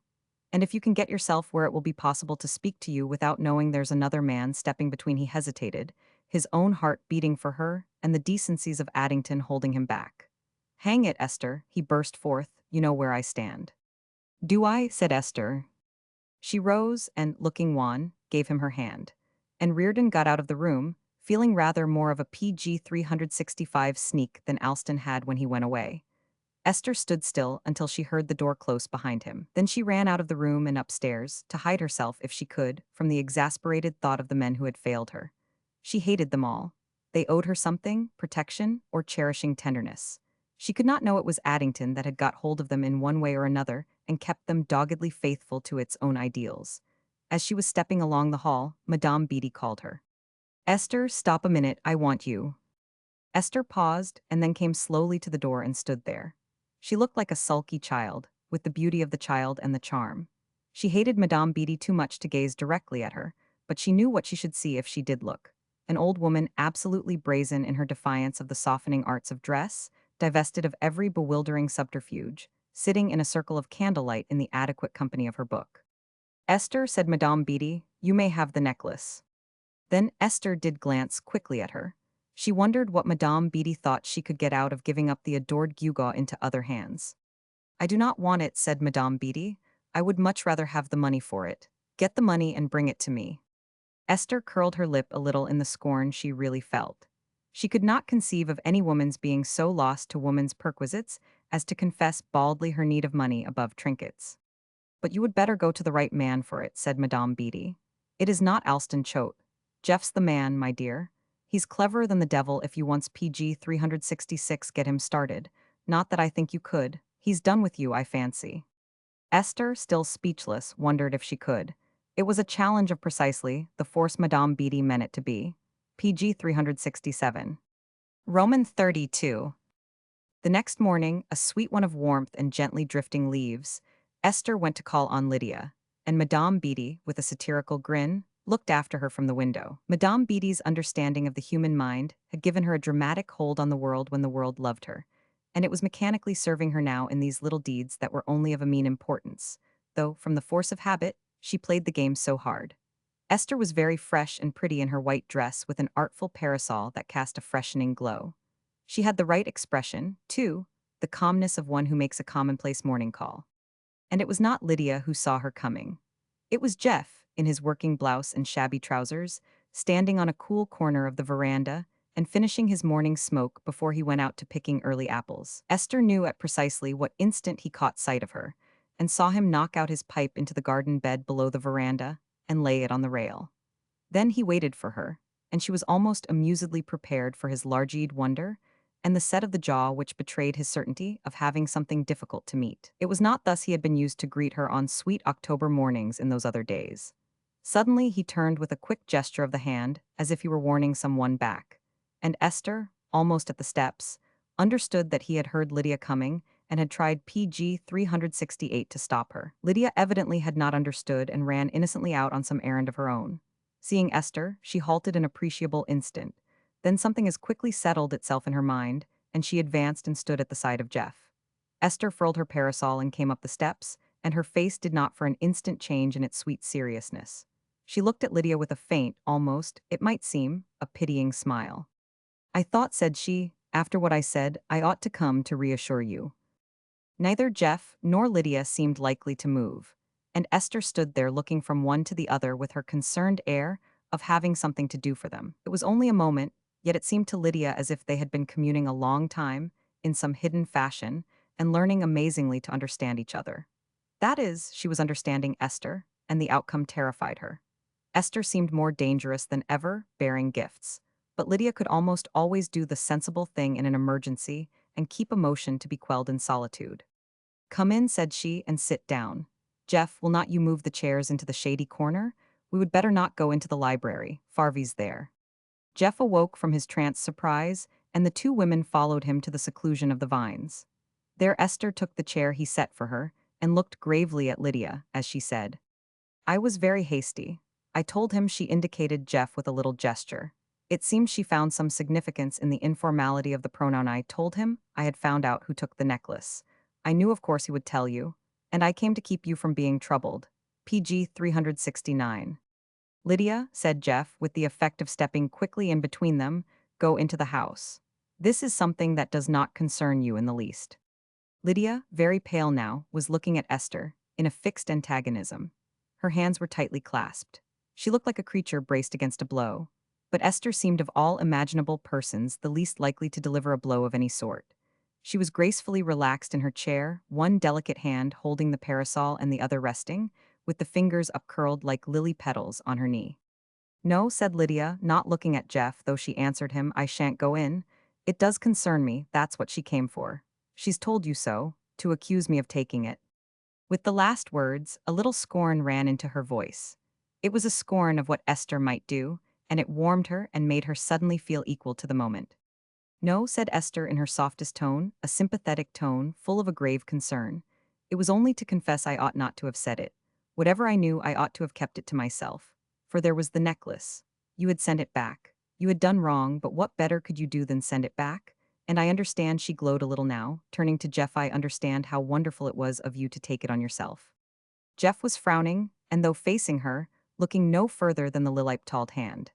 Esther was quite sure he was dwelling on the hand with inevitable appreciation. She had a feeling that he was frowning, because it distracted him from his task of pleasing Lydia, and at the same time meeting her own sympathetic tribute. But he was not. Esther knew a great many things about men, but she was naively unconscious of their complete detached PG 370, meant from feminine allurements when they are summoned to affairs. "Esther," said Jeff before Lydia could speak, "just why are you here?" "I told you," said Esther, with a pretty air of pained surprise, "to tell Lydia she must not be unhappy." Then Lydia found her tongue. "I am not unhappy," she said, with a brutality of incisiveness which offers the bare fact with no concern for its effect. "I took the necklace. But I do not know," said Lydia, with one of her happy convictions that she really had a legal mind and might well follow its inspirations. "I do not know whether it is stealing to take a thing away from a person who has stolen it herself." "Lydia," said Jeff warningly. He hardly knew why he was stopping her. Certainly not in compassion for Esther. She, at this moment, was merely an irritating cause of a spoiled morning.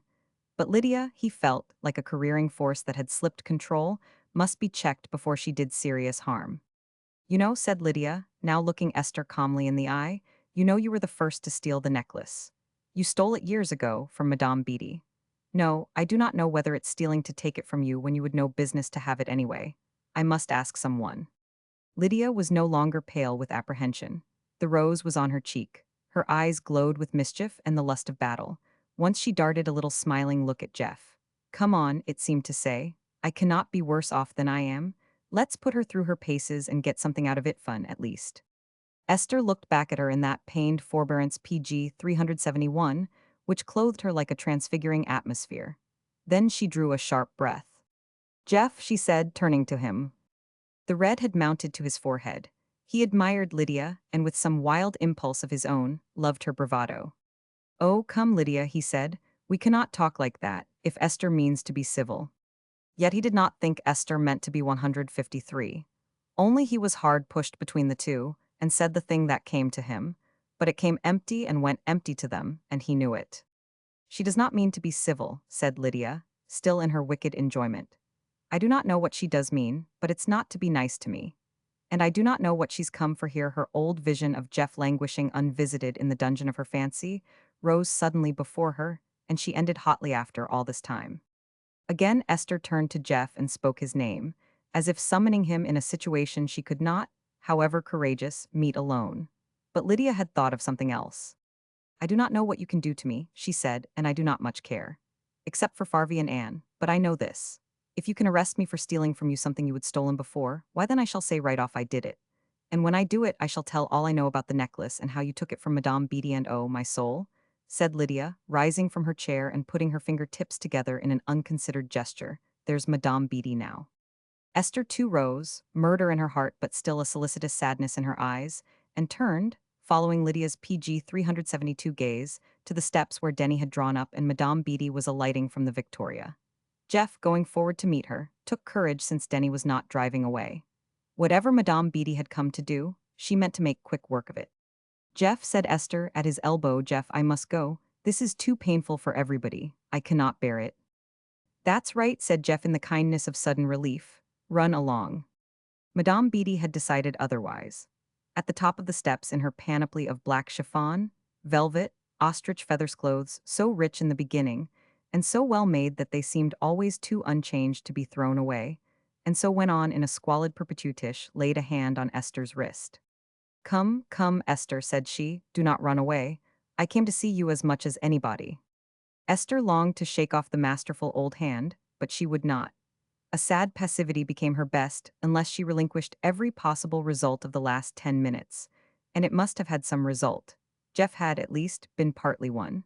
Surely there was an implied intimacy in his quick undertone when he had bade her run along. So Madame Beatty went on cheerfully leading her captive, and yet, with an art Esther hated her for, seeming to keep the wrist to lean on.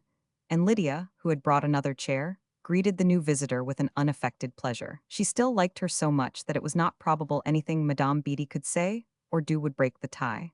And Madame Beatty liked her, only less than the assurance of her own daily comfort.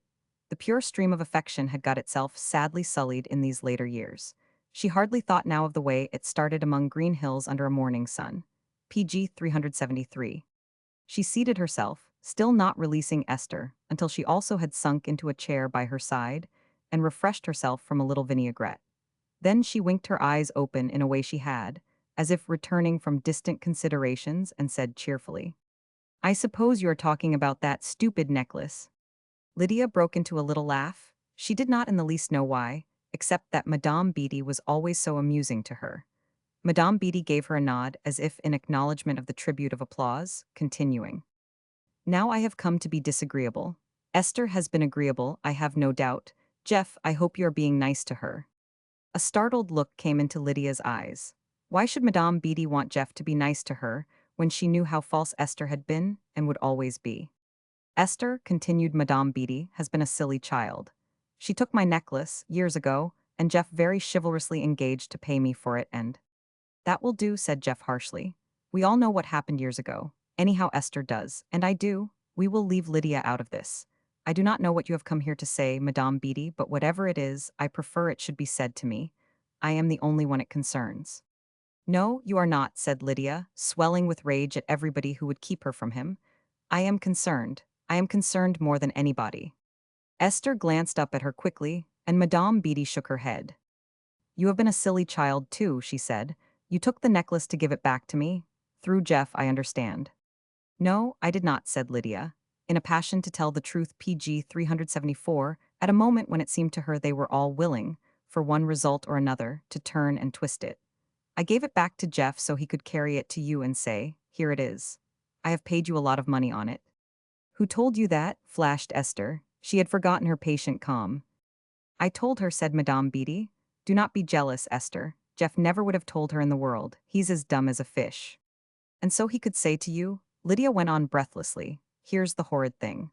And now you have got it, I do not owe you money. Bother, one of her legal inspirations came to her, and she added triumphantly, if anything, you owe me. You are a good imp, said Madame Beatty, in careless commendation, but if everybody told the truth as you do there would not be any drama. Now I am going to tell the truth. This is just what I propose doing, and what I mean somebody else shall do. I have got the necklace. Good, but I do not want it, I want money. I have told you, said Jeff, to sell it, if it's worth what you say. I have told you, said Madame Beatty, that I cannot. It is a question of honor, she ended somewhat pompously. Yet it was only a dramatic pomposity. Jeff saw that. When it was given me by a certain royal personage, she continued, and Jeff swore under his breath. He was tired of the royal personage. I signed an agreement that the necklace should be preserved intact and that I would never let it go into other hands. We have been all over that. Jeff moved uneasily in his chair. He thought there were things he might say to Madame Beatty if the others were not present. PG 375. But said Madame Beatty dramatically, Esther stole it. Lydia here, from the sweetest and most ridiculous of motives, stole it from Esther. Nobody knows that but us three and that cold-blooded fish, Alston Choate. He will not tell. But unless Jeff dear unless Jeff makes himself responsible for my future, I propose to tell the whole story of the necklace in print and make these two young women wish I had not. Better protect them, Jeff. Better make yourself responsible for Aunt Patricia. You propose telling it in print, said Jeff slowly. You said so yesterday. But I ought to have warned you then that we Dunmore will not print it not after I have seen him. He knows I would wring his neck. There are plenty of channels, said Madame Beatty with an unmoved authority. Journals here, journals abroad. Why, Jeff? Suddenly her voice rose in a shrill note and startled them. Her face convulsed and a deeper hue ran into it. I am a personage, Jeff. The world is my friend. You seem to think because I have lost my voice I am not Patricia Beatty. But I am Patricia Beatty, and I have power. Lydia made a movement toward her and laid her hands together, impetuously, in applause. Whether Madame Beatty were willing, as it had seemed a second ago, to sacrifice her for the sake of squeezing money out of Jeff, she did not care. Something dramatic in her discerned its like in the other woman and responded. But Jeff, startled for an instant, felt only the brutal impulse to tell Madame Beatty if the world were so much her friend, it might support her. And here appeared the last person any of them desired to see if they were to fight matters to a finish. The colonel in his morning calm, his finger, even so early, between the leaves of a book. As the year had PG 376 waned, and there was not so much outside work to do, he had betaken himself to his gentler pursuits, and in the renewed health of his muscles felt himself a better man. He had his turn of being startled, there was no doubt of that. Esther here, his eyes were all for her. It meant something significant, they seemed to say. Why, except for an emphatic reason, should she, after this absence, have come to Jeff? He even seemed to be ignoring Madame Beatty as he stepped forward to Esther, with outstretched hand. There was a welcome in his manner, a pleasure it smote Lydia's heart to see. She knew what the scene meant to him. Some shadowy renewal of the old certainties that had made Jeff's life like other men's. For an instant, under the spell of the colonel's belief, she saw Jeff going back and loving Esther as if the break had never been. It seemed incredible that anyone could look at her as the colonel was looking now, with warmth, even with gratitude, after she had been so hateful. And Esther was receiving it all with the prettiest grace. She might even have been pinning the olive leaf into her dress. Well, said he, well. Lydia was maliciously glad that even he could find nothing more to say.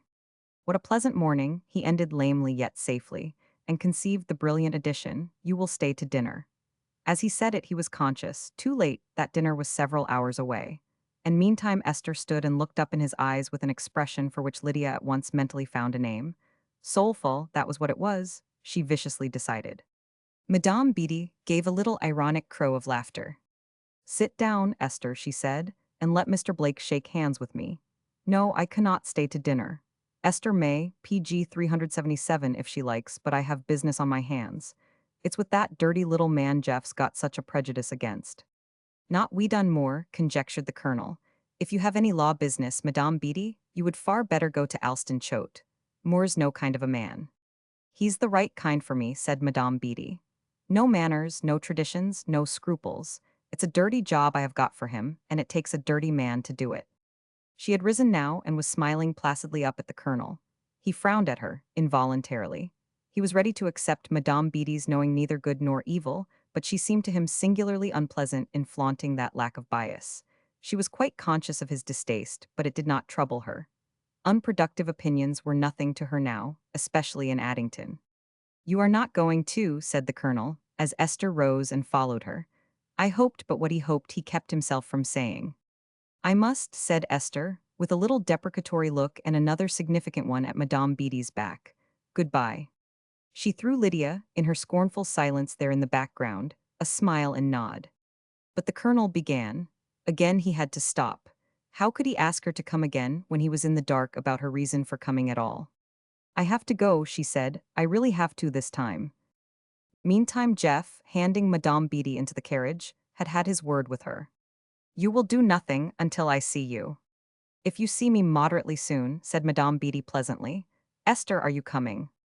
No, said Esther with a scrupulous politeness. No, thank you, I shall walk. PG 378. But before she went, and well in the rear of the carriage so that even Denny should not see, she gave Jeff one look, a suffused, appealing look that bade him remember how unhappy she was, how unprotected, and most of all, how feminine. She and the carriage also had in the next instant gone, and Jeff went stolidly back up the steps. There was sweat on his forehead, and he drew his breath like a man dead tired. My son, began the colonel. Do not, said Jeff shortly. He knew what his father would like to do: ask, in the sincerest sympathy, why Esther had come, discuss it and decide with him whether she was to come again and stay, whether it would be ill or well for him. The red mounted to the colonel's forehead, and Jeff put a hand on his shoulder. He could not help remembering that his father had called him son in a poignancy of sympathy all through the trials of the past, and it hurt to hear it now.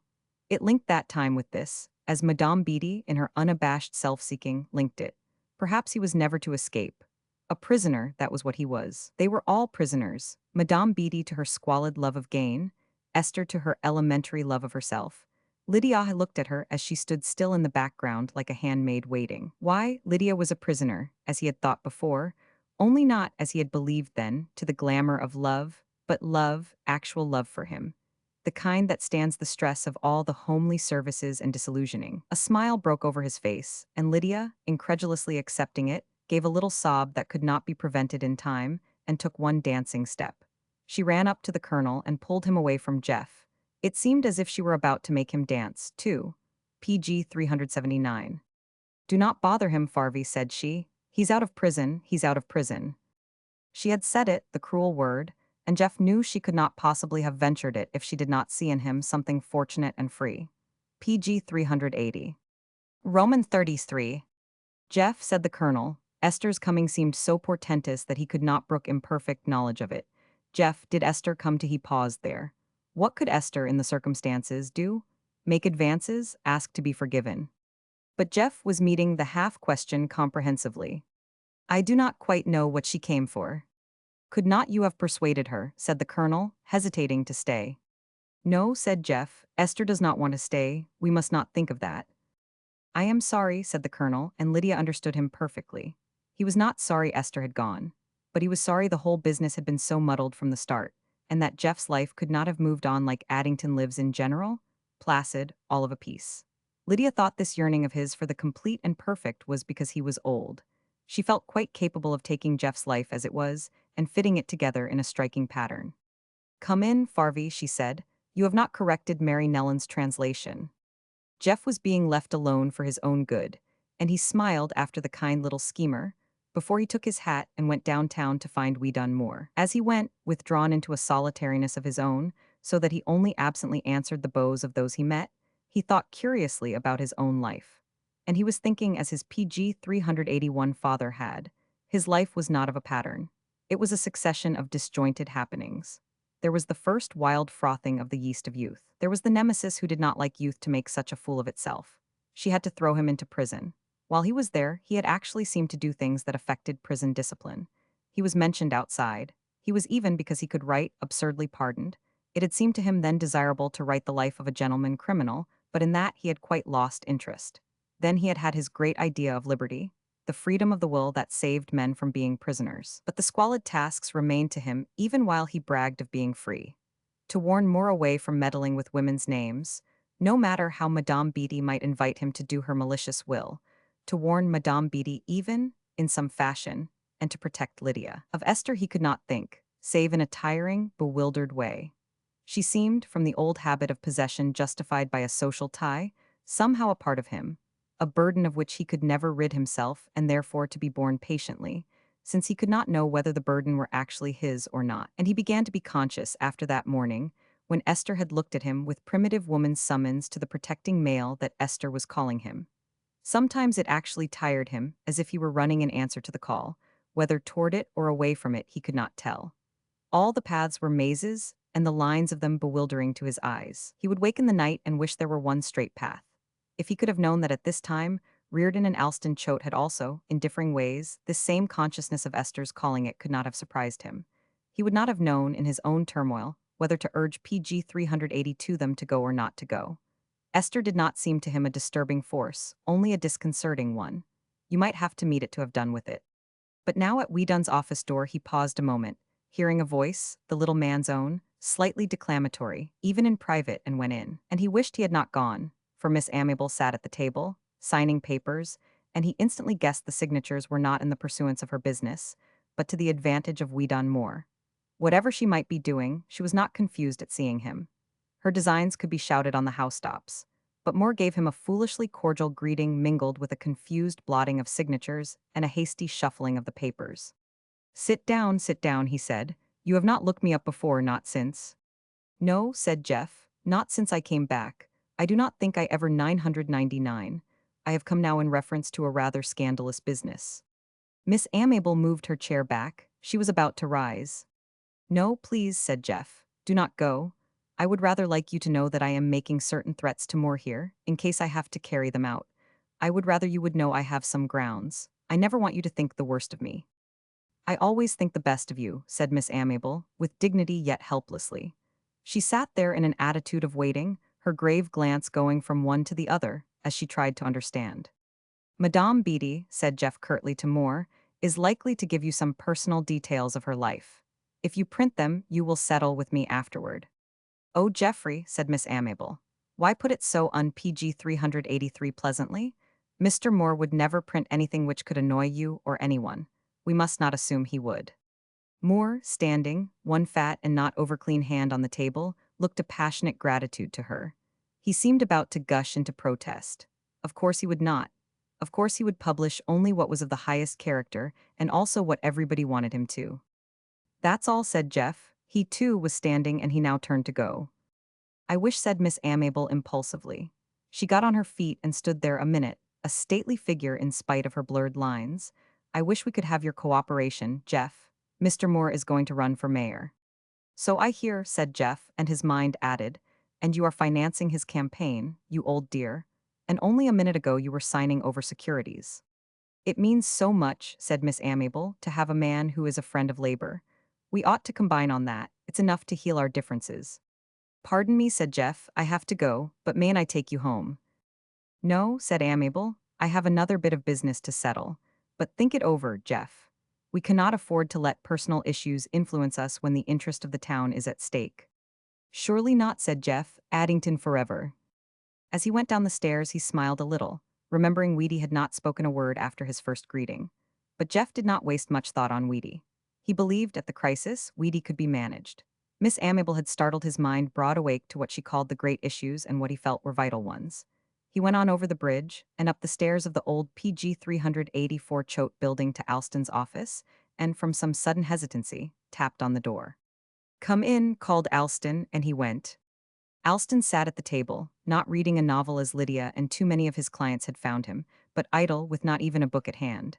There were packets of papers in a methodical sequence, but everything on the table bore the aspect of an order not akin to work. Choate looked pale and harassed. You, said his upward glance. You, of all the people I have been thinking of, what are you here for? There was, though, in the look, a faint relief. Perhaps he thought something connected with the harassing appeal of Esther, the brutalizing stir of her in the air, could be cleared up. Jeff was to surprise him. Choate, said he, have you been asked to run for mayor? Choate frowned. He was not thinking of public office. I have been approached, he said, as if the word made it the more remote. What did you say? Said I would not. Jeff, I believe you started the confounded thing. I have talked a lot, said Jeff, but any fool knows you have got to do it. Choate, you are about the only hope of tradition and decency here in Addington. Do not you know that? I am a weak man, said Alston, looking up at him unhappily. I do not half care for these things. I like the decent thing done, but, Jeff, I do not want to pitch into the dirty business and call names and be called names and uncover smells. I would rather quit the whole business and go to Europe. And let Addington go to pot? Why, we would all rather PG 385 go to Europe, if Addington could be kept on her pins without us. But she cannot. We have got to see the old girl through. She's gone to pot anyway, said Choate, so's the country. There are not any Americans now. They are blasted aliens. Ain't you an American? Asked Jeff, forgetting his grammar. I am, and I am going to die in my tracks before I am downed. You will be downed. I do not care. I do not care whether in 100 years' time it's stated in the history books that there was once a little tribe called New Englanders. And if you want to learn about them, the philologists send you to the inscriptions of Mary Wilkins and Robert Frost. This was before Robert Frost had come into his fame, but New England had printed a verse or two and then forgotten them. I did not know you were such a fellow, said Choate, really interested in an impersonal way. You go to my head. Sometimes I think, said Jeff, not half noticing him, that what really was doing in me in jail was contra patriotism, a kind of irrational thing, sort of mother love applied to the soiled thing men die for. Call it liberty, if you want to, but it's all boiled down now to Addington. Choate, do not you see Addington took hold on eternal things? Do not you know how deep her roots go? She was settled by English. You and I are English. We are not going to let east of Europe or south of Europe or middle Europe come over here and turn old Addington into something that's not Anglo-Saxon. Oh, Choate, wake up. Come alive. Stop being temperate. Run for mayor and beat Weedy out of his skin. PG 386. Dear fellow, said Choate, looking at him, as if for an instant he too were willing to speak out, you live in a country where the majority rules. And the majority has a perfect right to the government it wants. And you will be voted down by 10 aliens this year and 100 next. And so on, because the beastly capitalist wants more and more aliens imported to do his work, and the beastly politician wants them all thrown into citizenship neck and heels, so he can have more votes. You are defeated, Jeff, before you begin. You are defeated by sheer numbers. Then, for God's sake, said Jeff, take your alien and make an American of him. You cannot. Could I take you to Italy and make an Italian of you, or to Germany and make a German? You might do something with their children. They talk about the melting pot, said Jeff rather helplessly. They do, it's a part of our rank sentimentalism. You can pour your nationalities in, but they will no more combine than Tarquin's and Lucretia's blood. No, Jeff. America's gone, the vision as she was in the beginning. They have throttled her among them. Jeff stood looking at him, flushed, dogged, defiant. He had a vivid beauty at the moment, and Alston woke to a startled sense of what the young Jeff used to be. But this was better. There was something beaten into this face finer far than youth. Jeff seemed to be meeting him, as if their minds were at grapples. The handful of us, old New England, the sprinkling of us that's left, we have got to repel invasion. The aliens are upon us. PG 387. They have even brought their insect pests, put in Alston. Folks, said Jeff, that know no more about the passions and faithfulnesses this government was founded on than a Hottentot going into his neighbor's territory. Oh, come, said Alston, give him a fair show. They have come for liberty, you have got to take their word for it. Some of them have come to avoid being skinned alive by Islam, some to get money enough to go back with and be rentiers. The Germans have come to show us the beatitude of their specially anointed way of life. Well, said Alston curtly, we have got him, and they have got us. You cannot leaven the whole lump. I cannot look much beyond Addington, said Jeff. I believe I am dotty over the old girl. I do not want her to go back to being Victorian, but I want her to be right honest, and standing for decent things. That's why you are going to be mayor. Alston made no answer, but when, in a few weeks' time, some citizens of weight came to ask him again if he would accept the nomination, he said, without parley, that he would. And it was not Jeff that had constrained him. It was the look in his mother's eyes. PG 388. Roman 34. The late autumn had a profusion of exhilarating days. The crops kept Jeff in the garden and brought his father out for his quota of pottering care. When the land was cleared for plowing and even the pile of rubbish burned, Jeff got to feeling detached again, discontented even, and went for long tramps, sometimes with Alston Choate. Esther, seeing them go by, looked after them in a consternation real enough to blanch her damask cheek. What was the bond between them? Whatever bond they had formed must be to the exclusion of her and her dear wishes, and their amity enraged her. Once, in walking, she saw Jeff turn in at Miss Amabel's gate, and she did not swerve but actually finished her walk and came back that way praying, with the concentration of thought which is an assault of will, that he might be coming out and meet her. And it happened according to her desire. There, at the gate, was Jeff, handsomer, according to a woman's jealous eye, than she had ever seen him, fresh-colored, his face set in a determination that was not feigned, hard, fit for any muscular task more than the average man might do. Esther was looking her prettiest. She continued to look her prettiest now, so far as woman's art could serve her, for she could not know what moment might summon her to bring her own special strength to bear. Jeff, at sight of her, took off his hat but stopped short standing inside the gate. Esther understood. He was not going to commit her to PG 389 walk with him where Addington might see. She, too, stopped, her heart beating as fast as she could have desired and giving her a bright accession of color. Esther greatly prized her damask cheek. Jeff, feeling himself summoned, then came forward. He looked at her gravely, and he was at a loss how to address her, but Esther, with a beguiling accent of gentleness, began.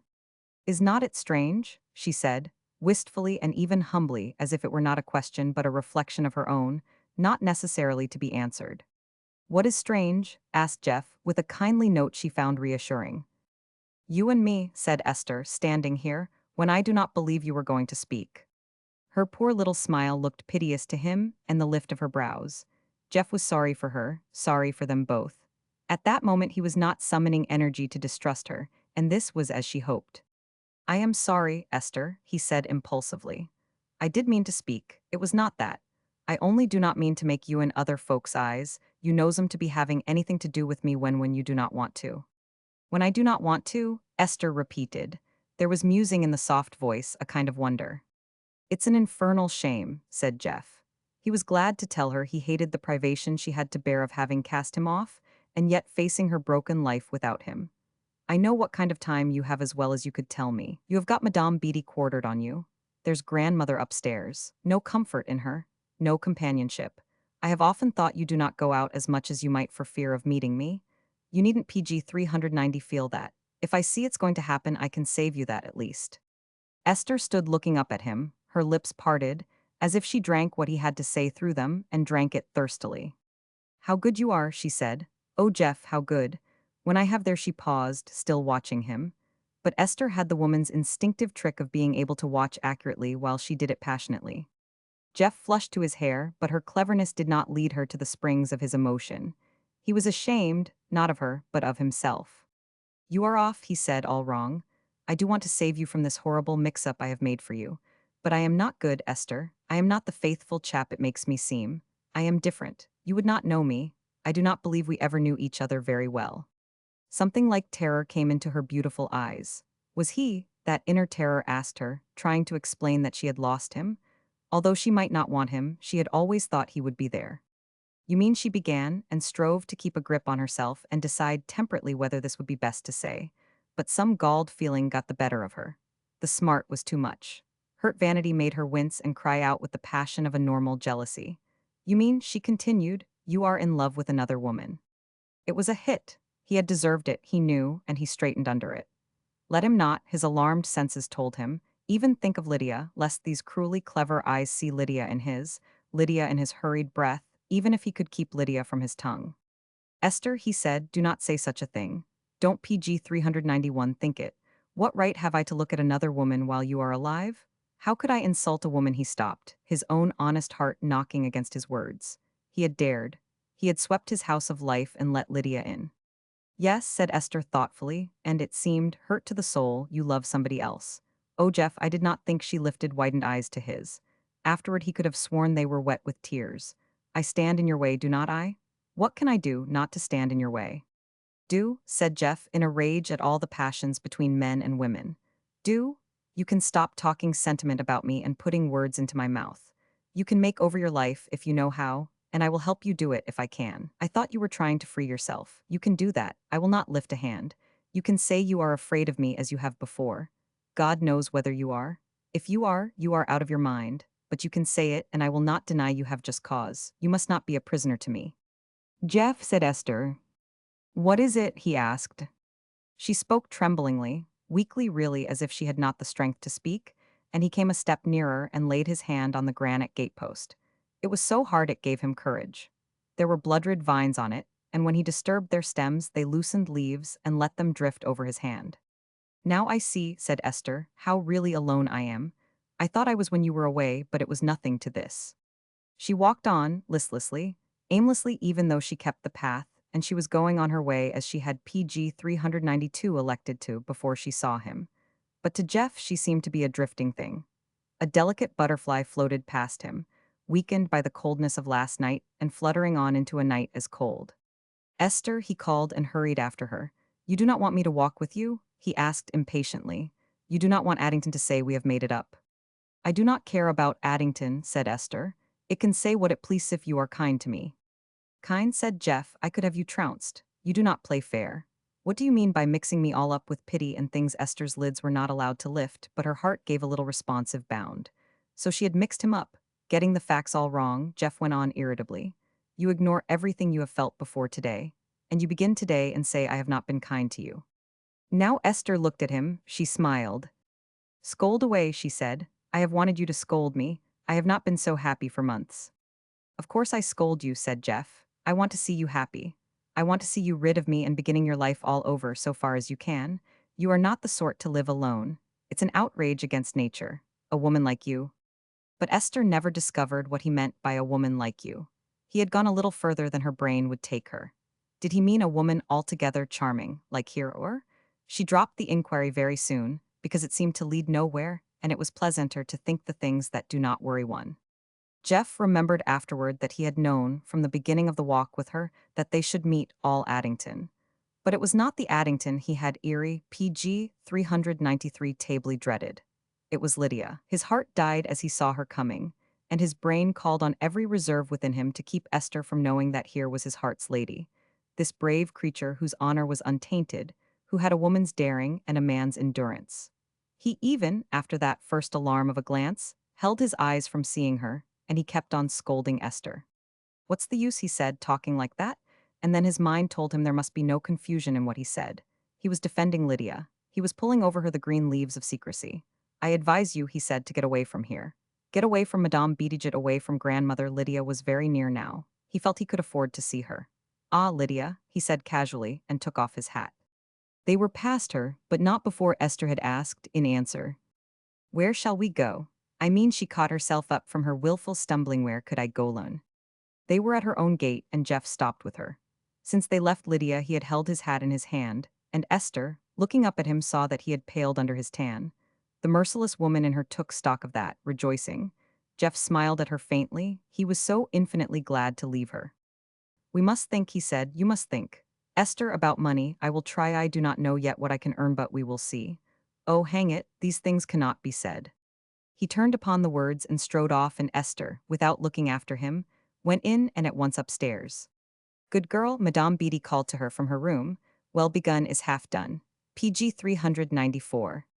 Esther did not answer. Neither did she take the trouble to hate Aunt Patricia for saying it. She went instantly to her glass and smiled into it. The person who smiled back at her was young and very engaging. Esther liked her. She thought she could trust her to do the best thing possible. Jeff went home and stood just inside his gateway to wait for Lydia.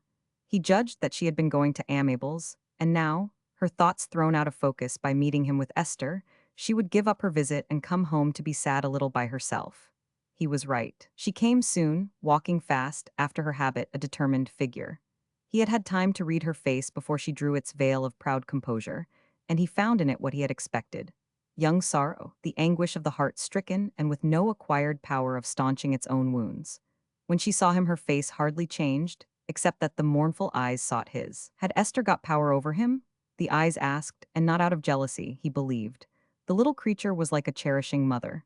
If Esther had gained power, she would fight it to the uttermost, not to possess him but to save his intimate self.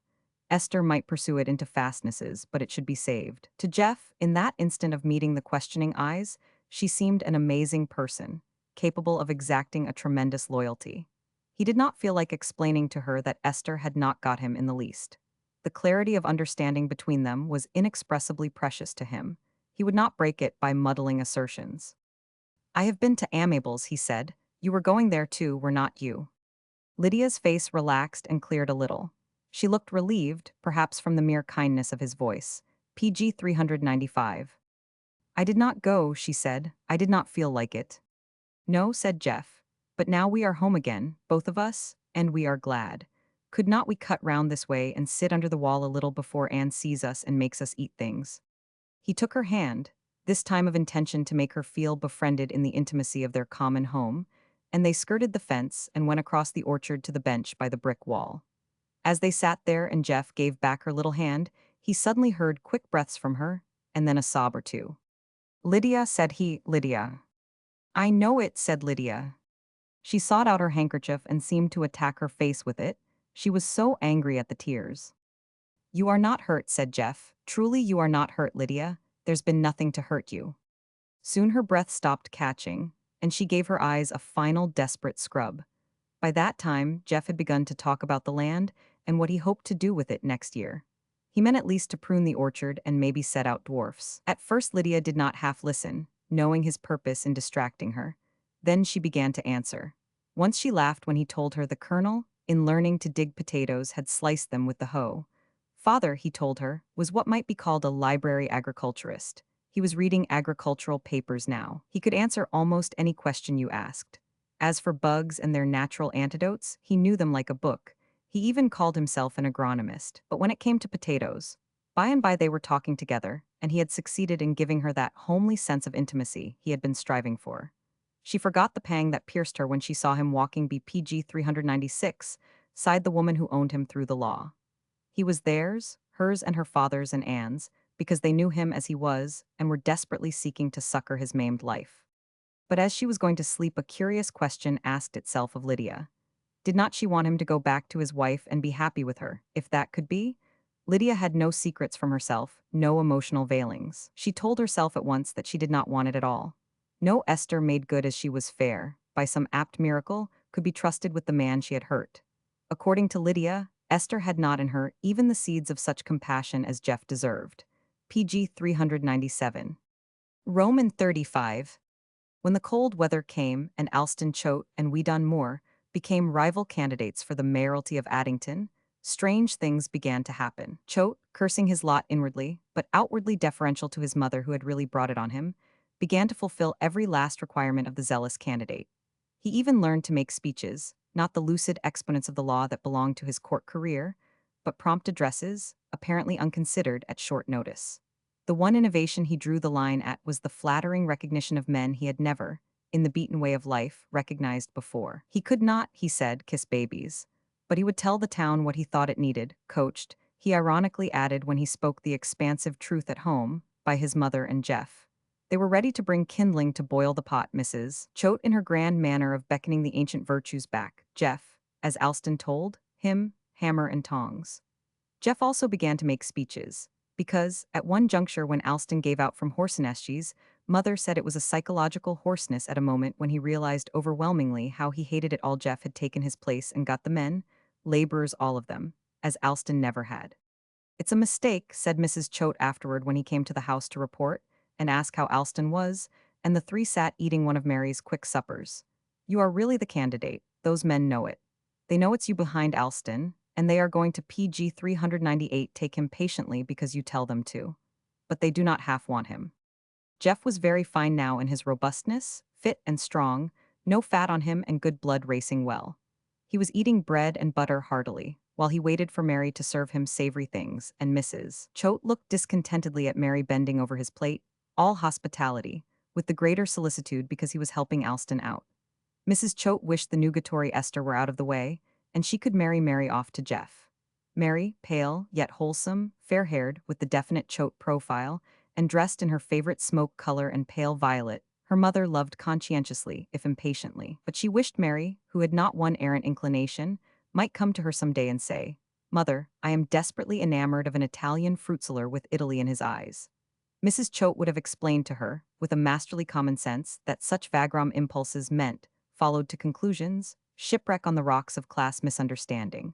But it would have warmed her heart to Mary to have so to explain. But here was Mary to whom no eccentricity ever had to be elucidated. She could not even have imagined a fruit seller outside his heaven-decorated occupation of selling fruit. Mrs. Choate smiled a little to herself, wondering what Mary would say if she could know her mother was willing to consign the inconvenient Esther to perpetual limbo and marry her to handsome Jeff.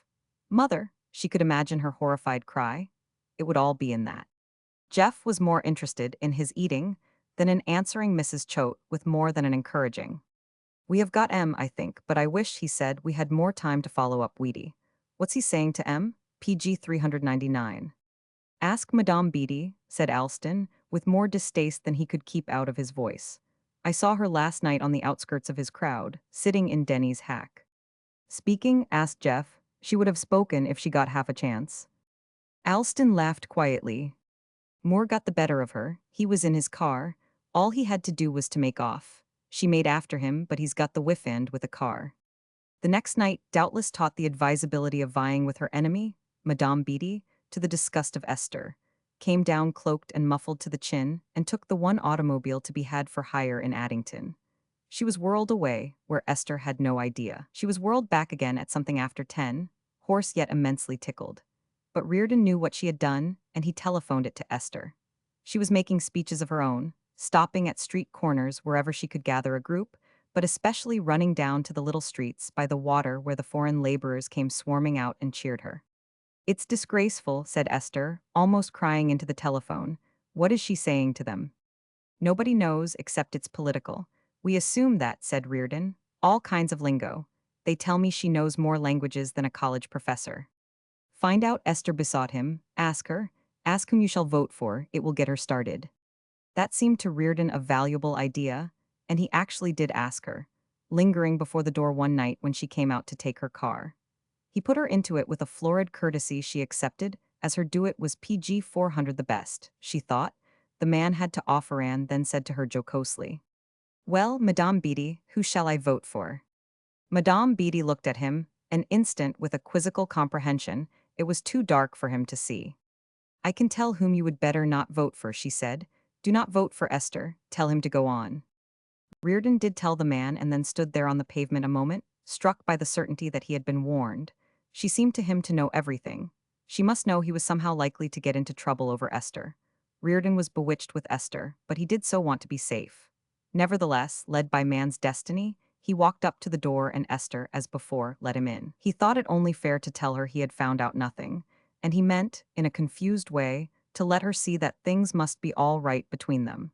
By this he meant that they must both be safe. But once within beside her perfumed presence, Esther used no vulgar helps to provoke the sensesh, forgot that he must be safe, and took her into his arms. He had been so certain of his stability, after his recoil from Madame Beatty, that he neglected to resist himself. And Esther did not help him. She clung to him and the perfume mounted to his brain. What was it? Not, even he knew, a cunning of the toilet, only the whole warm breath of her. "Look here," said Reardon, shaken, "what we going to do?" "You must tell me," she whispered. "How could I tell you?" Reardon afterward had an idea that he broke into rough beseeching of her to get free, to take his money, everything he had, and buy her freedom somehow.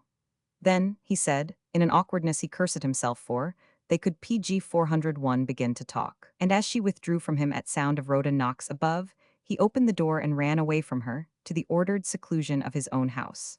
Once there he wiped his flustered brow and cursed a little, and then telephoned her. But Sophie answered that Mrs. Blake was not well. She had gone to her room. Reardon had a confused multitude of things to say to her. He wanted to beg her to understand, to assure her he was thinking of her and not himself, as indeed he was. But meantime, as he rehearsed the arguments he had at hand, he was going about the room getting things together. His papers were fairly in order. He could always shake them into perfect system at an hour's notice.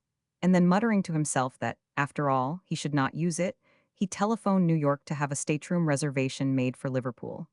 The office was closed, and he knew it would be, yet it somehow gave him a dull satisfaction to have tried, and next day he telephoned again. Within a week Jeff turned his eyes toward a place he had never thought of, never desired for a moment, and yet now longed for exceedingly. A master in a night school founded by Miss Amable had dropped out, and Jeff went, hot foot, to Amable and begged to take his place. How could she refuse him? Yet she did warn him against propaganda. "Jeff, dear," she said, moving a little from the open fire where he sat with her, bolt upright, eager, forceful, exactly like a suppliant for a job he desperately needs. "You will not use it to set the men against we done more." Jeff looked at her with a perfectly open candor, and such a force of persuasion in his asking eyes that she believed he was bringing his personal charm to influence her, and shook her head at him despairingly. PG 402. "I will not in that building or the school session," he said. "Outside I will knife him if I can." "Jeff," said Miss Amable, "if you would only work together." "We cannot," said Jeff, "any more than oil and water, or alkali and acid. We would make a mighty fizz. I am in it for all I am worth, Amable, to bust Weedy and save Addington." "We done more is saving Addington," said she. "Do you honestly believe that? Think how Addington began. Do you suppose a town that old boy up there helped to build?" He glanced at his friend. "The judge, do you think that little rat can do much for it? I do not. Perhaps Addington does not need his kind of help now, or yours. Addington is perfectly comfortable, except it's working class. And it's the working man we done more is striving for. Addington is comfortable on a red-hot crater, said Jeff. She's like all the rest of America. She sat here sentimentalizing and letting the crater get hotter and hotter under her, and unless we look out, amiable, there is not going to be any America one of these days. Mrs. Choate says it's going to be the spoil of damn German efficiency. She thinks the Huns are waking up and civilization's going under. But I do not. I believe we are going to be a great, unwieldy, industrial monster. No cohesion in us and no patriotism, no citizenship. No patriotism? Miss Amable rose involuntarily and stood there trembling. Her troubled eyes sought the pictured eyes of the old judge. Jeff, you do not know what you are saying. I do, said Jeff mighty well. Sit down, dear, or I shall have to salute the flag too, and I am too lazy. PG 403. She sat down, but she was trembling. And I am going to save Addington, if I can, said Jeff. I have not the tongue of men and angels, or I would go out and try to salvage the whole business. But I cannot. Addington's more my size. If there were invasion, a crippled man could not do more than try to defend his own dooryard. Dear old girl, we have got to save Addington. I am trying, said she. Jeff, dear, I am trying. And I have a lot of money. I do not know how it rolled up so. Do not give it to we done more, that's all, he ventured, and then, in the stiffening of her whole body, he saw it was a mistake even to mention more. Her large charity made her fiercely partisan. He ventured the audacious personal appeal. Give me some, amiable, if you have really got so much. Let me put on some plays in a simple way, and try to make your workmen see what we are at when we talk about home and country. They despise us, amiable, except on pay day. Let's hypnotize please in some other way besides shorter hours and easier strikes. Let's make fall over themselves to be Americans. Miss Amiable flushed all over her soft face, up to the line of her gray hair. Jeff, she said. What me? I have always meant when you were at liberty again, that seemed to her a tolerable euphemism to turn, in something toward your debt. To the creditors, Jeff supplied cheerfully. Amiable, dear, I do not believe there are any little people suffering from my thievery. It's only the big people that wanted to be as rich as I 999. Anne and Lydia are suffering in a way. But that's my business. I am going to PG 404 confess to you. Dear Sister Superior, I am going to confess. She did not move, hardly by an eyelash. She was afraid of choking his confidence, and she wanted it to come abundantly. Jeff sat for a minute or two frowning and staring into the fire. He had to catch himself back from what threatened to become silent reverie. I have thought a good deal about this, he said, when I have had time to think these last weeks. I would give a lot to stand clear with the world. I would like to do a spectacular refunding of what I stole and lost. But I would far rather pitch in and save Addington. Maybe it means I am warped somehow about money, standards lowered, perceptions blunted, that sort of thing. Well, if it's so, I shall find it out sometime and be punished. We cannot escape anything, in spite of their doctrine of vicarious atonement. She moved slightly at this, and Jeff smiled at her. Yes, said he, we have to be punished. Sometimes I suppose the full knowledge of what we have done is punishment enough. Now about me. If anybody came to me today and said, I will make you square with the world, I should say, do not you do it. Save Addington. I would rather throw my good name into the hopper and let it grind out grist for Addington. Miss Amiable put out the motherly hand, and he grasped it. And I assure you, he said again, I do not know whether that's common sense tossing the rotten past into the abyss and making a new dealer, whether it's because I have deteriorated too much to see I have deteriorated. You tell, Amiable. She took out her large handkerchief. Amiable had a convenient pocket-hand, openly wiped her eyes. PG 405. I will give you money, Jeff, she said, and you can put it into plays. I would like to pay you something definite for doing it, because I do not see how you are going to live. Lydia'll help me do it, said Jeff, she and Anne. They are curiously wise about plays and dances. No, Amiable, I shan't eat your money, except what you pay me for evening school. And I have an idea I am going to get on. I always had the devil's own luck about things, Look at the luck of getting you to fork out for plays you have never heard the mention of, and I feel terrible loquacious. I think I shall write things. I think folks'll take 'em. They have got to. I want to hand over a little more to Esther. Even to her, he had never mentioned the practical side of Esther's life. Miss Amiable looked at him sympathetically, inquiringly. Yes, he said, she's having a devil of a time. I want to ease it up somehow, send her abroad, or let her get a divorce or something. You could not, said Amiable, she stopped. His brows were black as thunder. No, said he, no. Esther and I are as far apart as he paused for a simile. Then he smiled at her. No, he said, it would not do. As he went out, he stopped a moment more and smiled at her, with the deprecating air of asking for indulgence that was his charm when he was good. His eyes were the soft, bright blue of happy seas. Amiable, said he, I do not want to cry for mercy, though I would rather have mercy from you than most anybody. Blame me if you have got to, but do not make any mistake about me. I am not good and I am not all bad. I am nothing but a confusion inside. I have got to pitch in PG 406 and do the best thing I know. I am an undiscovered country. You are no mystery to me, she said. You are a good boy, Jeff. He went straight home and called Lydia and Anne to counsel, the colonel sitting by, looking over his glasses in a benevolent way. I have been trying to undermine Weedy, said Jeff with amiable. I cannot quite do it, but I have got her to promise me some of her money. For plays, Lydia, played by Mill End. What do you say? She has not money enough for real plays, said Lydia.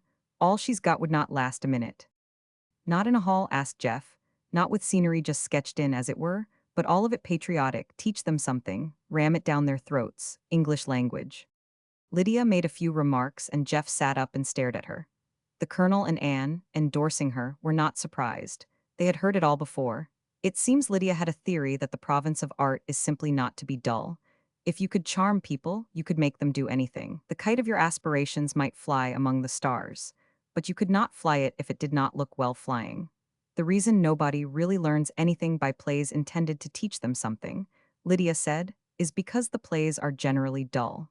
Nobody is going to listen to argifying if he can help it. If you tell people what it is beneficial for them to believe they are going home and to bed, unchanged. But they will yawn in your faces first. Lydia had a theory that you might teach the most extraordinary lessons if you only made them bewitching enough. Look at the blue bird. How many people who love to see bread cut a slice off his PG 407 stomach, and to follow the charming pageant of the glorified common things of life, thought anything save that this was a show with no appeal beyond the visual one? Yet there it was, the big symbolism beating in its heart and keeping it alive. The children of light could see the symbolism quick as a wink. Still, the children of darkness, who never saw any symbolism at all, and who were the ones to yawn and go home to bed, helped pay for tickets and keep the thing running. We must bewitch them also. Jeff inquired humbly if she would advise taking up Shakespeare with the Mill Enders, and found she still would not venture on it at once. She would do some fairy plays, quite easy to write on new lines.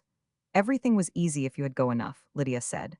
Jeff ventured to inquire about scenic effects, and discovered, to his enlightenment, that Lydia had the greatest faith in the imagination of any kind of audience. Do a thing well enough, she said, and the audience would forget whether it was looking at a painted scene or not.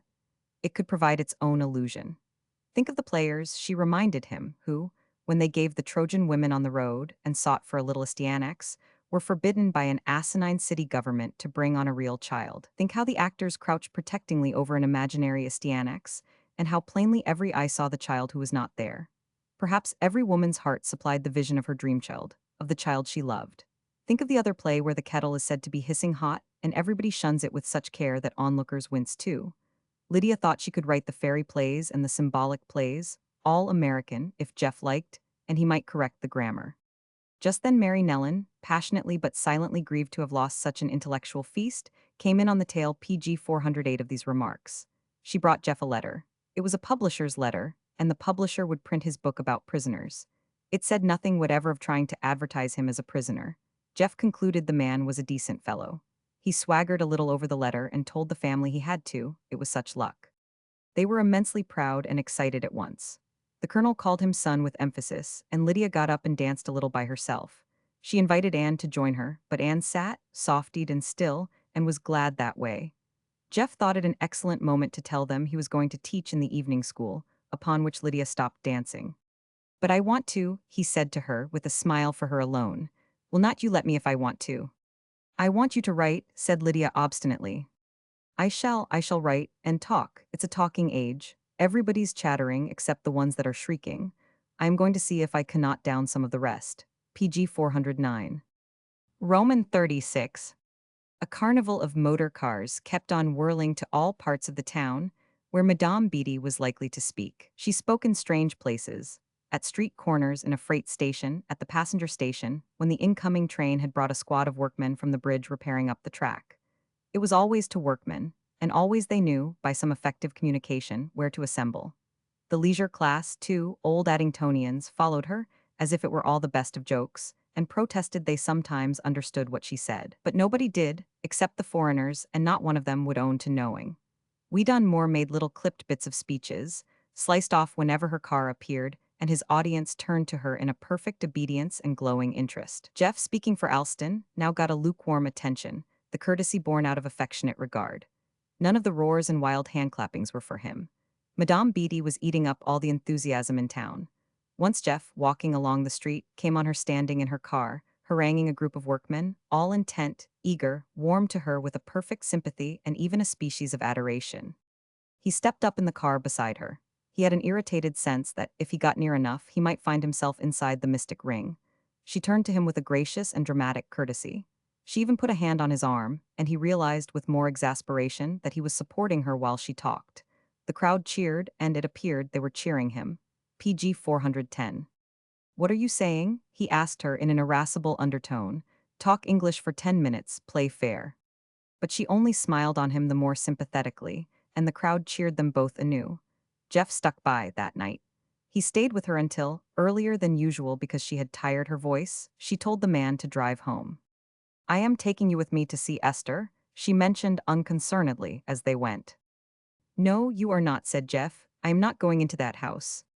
"Very well," said Madame Beatty. "Then tell him to stop here a minute while we talk." Jeff hesitated, having no desire to talk, and she herself gave the order. "Poor Esther," said Jeff, when the chauffeur had absented himself to a sufficient distance, and, according to Madame Beatty's direction, was walking up and down. "Is not it enough for you to pester her without bringing me into it? Why are you so hard on her?" "I have been quite patient," said Madame Beatty, "with both of you. I have sat down and waited for you to make up your minds what is going to be done about my necklace. You are doing nothing. Esther's doing nothing. The little imp that took it out of Esther's bag is doing nothing. I have got to be paid among you. If I am not paid, the little dirty man is going to have the whole story to publish. How Esther took the necklace, years ago, how the little imp took it, and how you said you took it to save her." "I have told we Dunmore," said Jeff succinctly, "in one form or another that I will break his neck if he touches the dirty job." "You have," said Madame Beatty. She breathed a PG 411 dramatic breath, whether of outraged pride or for calculated effect he could not tell. "Jeff, I can assure you if the little man refuses to do it, and I doubt whether he will, I'll have it set up myself in leaflets, and I will go through the town distributing them from this car. Jeff, I must have money. I must have it." He sat back immovable, arms folded, eyes on the distance, and frowningly thought. What use to blame her who acted after her kind, and was no more to be stirred by appeals than a wild creature, red-clawed upon its prey? "Madame Beatty," said he, "if I had money you should have it. Right or wrong you should have it if it would buy you out of here. But I have not got it." "It's there you are a fool," she said, moved actually now by his numbness to his own endowment. "I could beat my head and scream when I think how you are throwing things away, your time in that beastly night school, your power, your personal charm. Jeff, you have the devil's own luck. You were born with it, and you simply will not use it." He had said that himself in a moment of hope not long before, that he had the devil's own luck. But he was not going to accept it from her. "You talk of luck," he said, to a man just out of jail. "You needn't have been in jail." She was hurling at him in an unpleasant intensity of tone, as if she would have liked to scream it and the quiet street denied her. "If you had not pleaded guilty, if you had not handed over every scrap of evidence, if you had been willing to take advantage of what that clerk was ready to swear you might have got off and kept on in business and be a millionaire today." How she managed to know some of the things she did PG 412, he never fathomed. He had never seen anybody of the direct and shameless methods of Madame Beatty, willing to ask the most intimate questions, make the most unscrupulous demands. He remembered the young clerk who had wanted to perjure himself for his sake. "That would have made a difference, I suppose," he said, "young William's testimony. I wonder how he happened to think of it." "He thought of it because I went to him," said Madame Beatty. "I said, 'Is not there anything you could swear to that would help him?' He knew at once. He turned white as a sheet. 'Yes,' he said, 'and I will swear to it.' I told him we would make it worth his while." "You did," said Jeff. "Well, there's another illusion gone. I took a little comfort in young Williams. I thought he was willing to perjure himself because he had an affection for me, so you were to make it worth his while." She laughed a little, indifferently, with no bitterness, but in retrospect of a scene where she had been worsted. You needn't mourn that lost ideal, she said. Young Williams showed me the door. It was in your office, and he actually did show me the door. He was glad to perjure himself, he said, for you. Not for money, not for me. Jeff laughed out. Well, he said, that's something to the good anyway. We have not lost young Williams. He wrote to me not long ago. When I answer it, I will tell him he's something to the good. But Madame Beatty was not going to waste time on young Williams. It ought to be a criminal offense, she said rapidly, to be such a fool. You had the world in your hand. PG 413, you have got it still. You and Esther could run such a race. Think what you have got, both of you: youth, beauty, charm. You could make your way just by persuasion, persuading this man to one thing and that man to another. How Esther could help you. Do not you see she's an asset? What if you do not love her? Love, I know it from the first letter to the last, and there's nothing in it, Jeff, nothing. But if you make money, you can buy the whole world. Her eager old face was close to his. The eyes, greedy, ravenous, glittered into his and struck their base messages deeper and deeper into his soul. The red of nature had come into her cheeks and fought there with the overlying hue of art. Jeff, from an instinct of blind courage, met her gaze and tried to think he was defying it bravely. But he was overwhelmed with shame for her because she was avowedly what she was. Often he could laugh at her good-tempered cynicism. Over her now, for he actually did have a kind of affection for her, he could have cried. Do not, he said involuntarily, and she misunderstood him. His shame for her disgrace she had taken for yielding, and she redoubled the hot torrent of temperamental persuasion. I will, she said fiercely, until you get on your legs and act like a man. Go to Esther. Go to her now this night. Come with me, make love to her. She's a pretty woman, sweep her off her feet. Tell her you are going to make good and she's going to help you. Jeff rose and stepped out of the car. The ravenous old hand still dragged at his arm, but he lifted it quietly and gave it back to her. He stood there a moment, his hat off, and signaled the chauffeur. Madame Beatty leaned over to him until her eyes were again glittering into his. PG 414. Is that it? She asked. Are you going to run away? Yes, said Jeff quietly. I am going to run away. The man came and Jeff stood there, hat still in hand, until the car had started. He felt like showing her an exaggerated courtesy. Jeff thought he had never been so sorry for anybody in his life as for Madame Beatty. Madame Beatty drew her cloak the closer, sunk her chin in it, and concluded Jeff was done with her. She was briefly sorry, though not from shame. It scarcely disconcerted her to find he liked her even less than she had thought. Where was his large tolerance, she might have asked, the moral neutrality of the man of the world? He had made it incumbent on her merely to take other measures, and next day, seeing Lydia walk past the house, she went to call on Anne. Her way was smooth. Anne herself came to the door in the neighborly Addington fashion when help was busy, and took her into the library, expressing regret that her father was not there. The family had gone out on various errands. This she offered in her gentle way, even with a humorous ruefulness. Madame Beatty would find her so inadequate. To Anne, Madame Beatty was exotic as some strange Eastern flower, not less impressive because it was a little wilted and showed the results of brutal usage.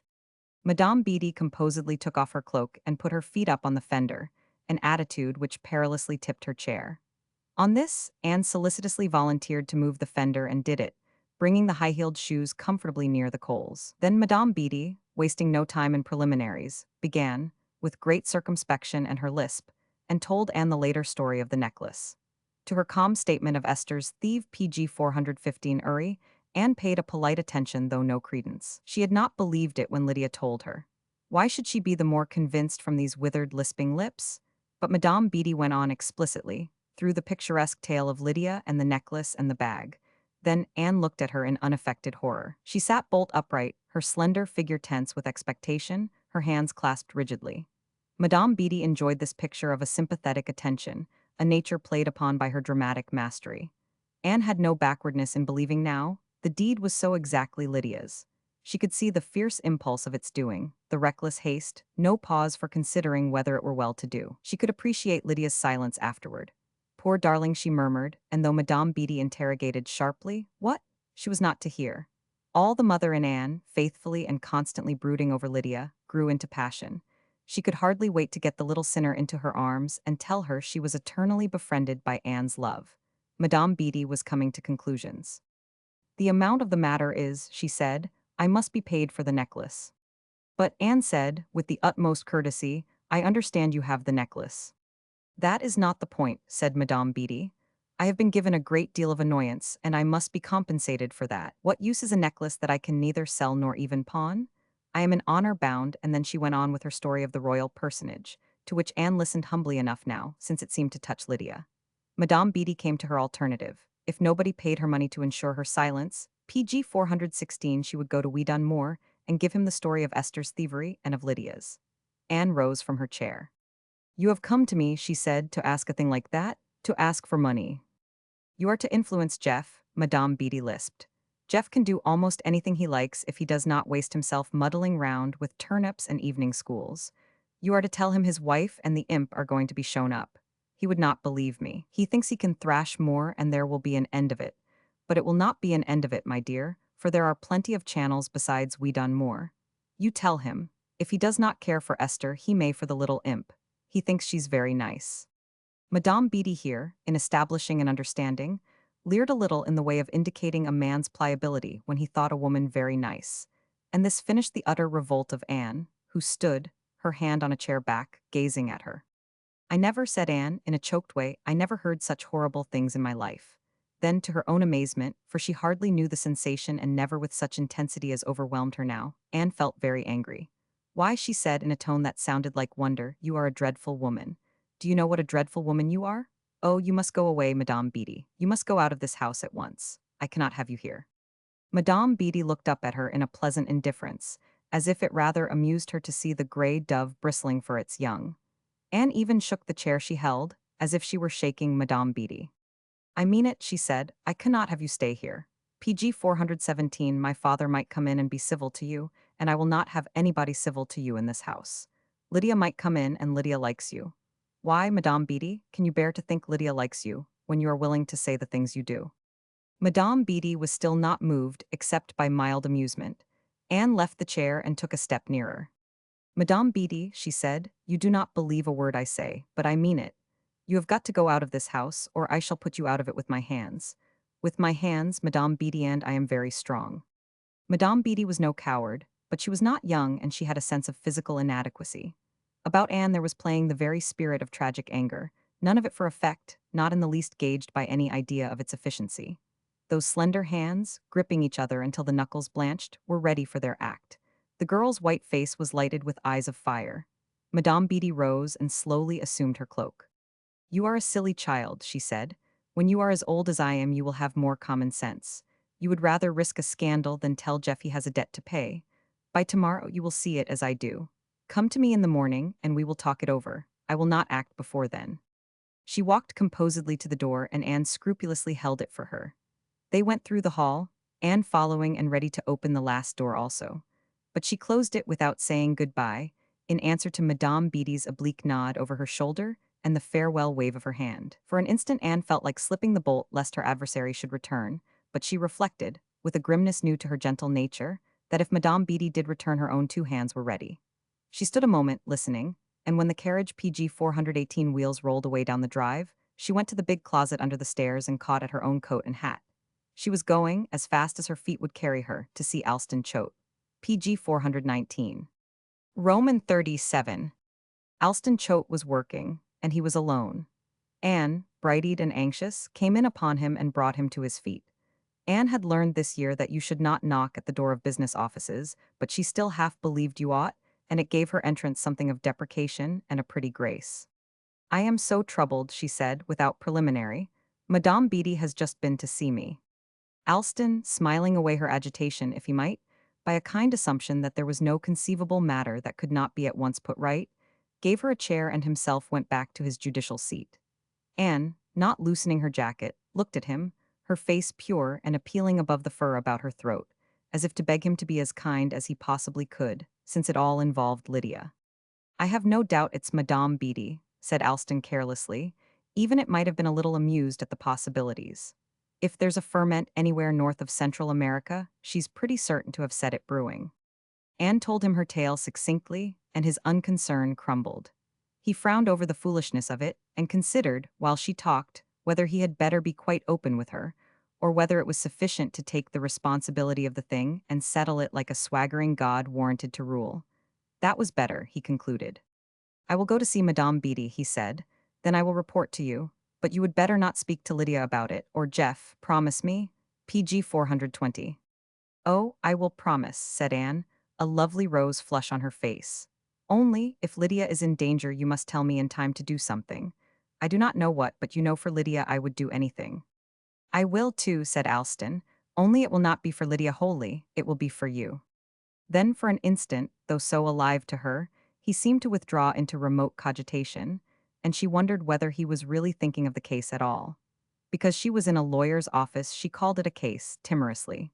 That made it much more serious. But Alston, in that instant, was thinking how strange it was that the shabby old office, witness of his unwilling drudgery and his life-saving excursions into the gardens of fiction, should be looking now on her, seated there in her earnestness and purity, and that he should at last be recognizing her. She was a part of him, Alston thought, beloved, not because she was so different but so like.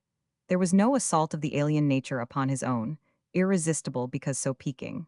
There were no unexplored tracks he could not at least fancy, green swards and clear waters where a man might be refreshed. Everything he found there would be, he knew, of the nature of the approaches to that gentle paradise.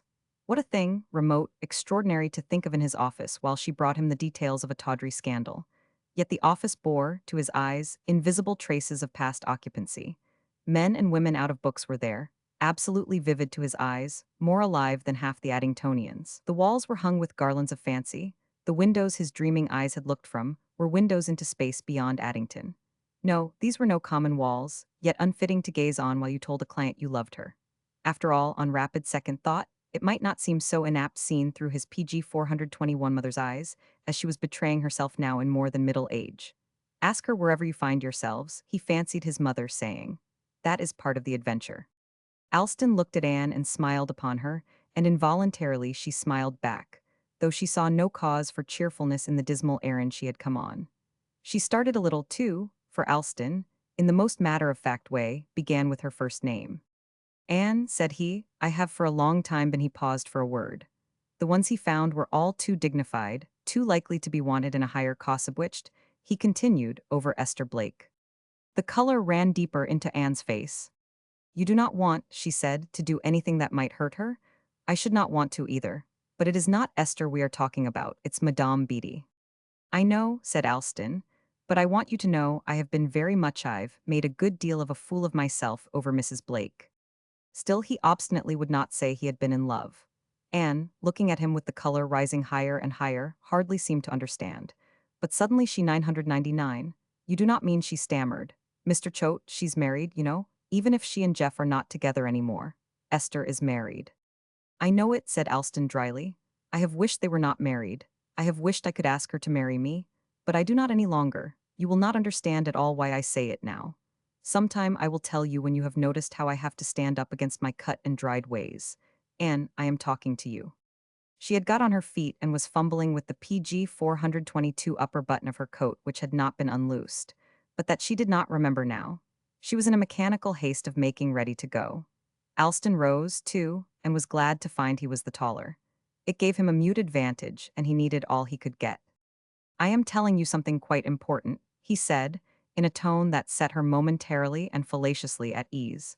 It's going to be very important to both of us. Dear Anne, darling Anne, he broke down and laughed. Her eyes were so big with the surprise of it, almost, it might be, with fright. That's because I am in love with you, said Alston. I have forgotten every other thing that ever happened to me, all except this miserable thing I have just told you. I had to tell you so you would know the worst of me. Darling Anne, he liked the sound of it. I must go, said Anne. You would better, said Alston. It will be much nicer to ask you the rest of it in a proper place. Anne, I have had so much to do with proper places I am sick of them. That's why I have begun to say it here. Nothing could be more improper in all Addington. Think about it. Be ready to tell me when I come, though that will not be for a long time. I am going to write you things, for fear if I said them you would say no. And do not really think, just remember your darling Anne. She gave him a grave look. Alston wondered afterward if it could possibly be a reproving one, and, with a fine dignity, walked to the door. Since he had begun to belie his nature, mischief possessed him. He wanted to go as far as he audaciously could and taste the sweet and bitter of her possible kindness, her almost certain blame. Goodbye, he said, darling Anne. This was as the handle of the door was in his grasp, PG 423, ready to be turned for her. Anne, still inexplicably grave, was looking at him. Goodbye, she said, Mr. Choate. He watched her to the head of the stairs, and then shut the door on her with a click. Alston was conscious of having, for the joy of the moment, really made a fool of himself. But he did not let it depress him. He needed his present cleverness too much to spend a grain of it on self-reproach. He went to his safe and took out a paper that had been lying there ready to be used, slipped it into his pocket, and went, before his spirit had time to cool, to see Madame Beatty.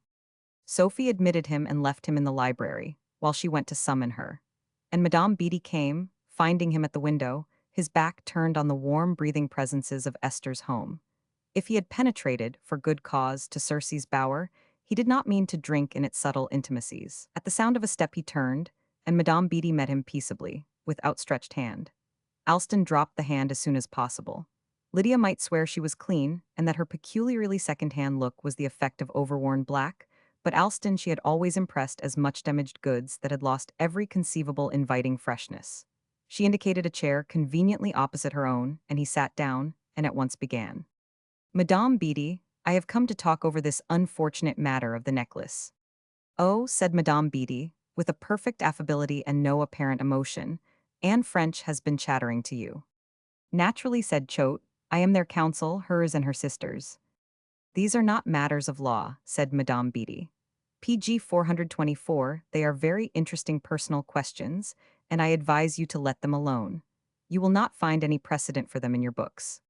I have been unpardonably slow in coming to you, said Alston, and my coming now has not so very much to do with Lydia and Anne. I might have come just the same if you had not begun to annoy them. Well, said Madame Beatty impatiently. She wanted her nap, for she was due that evening at street corners in Mill End. Get to the point, if you please. The point is, said Alston, that some months ago, when you began to make things unpleasant for a number of persons. Nonsense, said Madame Beatty briskly. I have not made things unpleasant. I have only waked this town out of its 100 years' sleep. You would better be thankful to me, all of you. Trade is better, politics are most exciting, everything's different since I came. I sent at once to Paris, said Alston, with an impartial air of conveying information they were equally interested in, for the history of the beady necklace. And I have got it.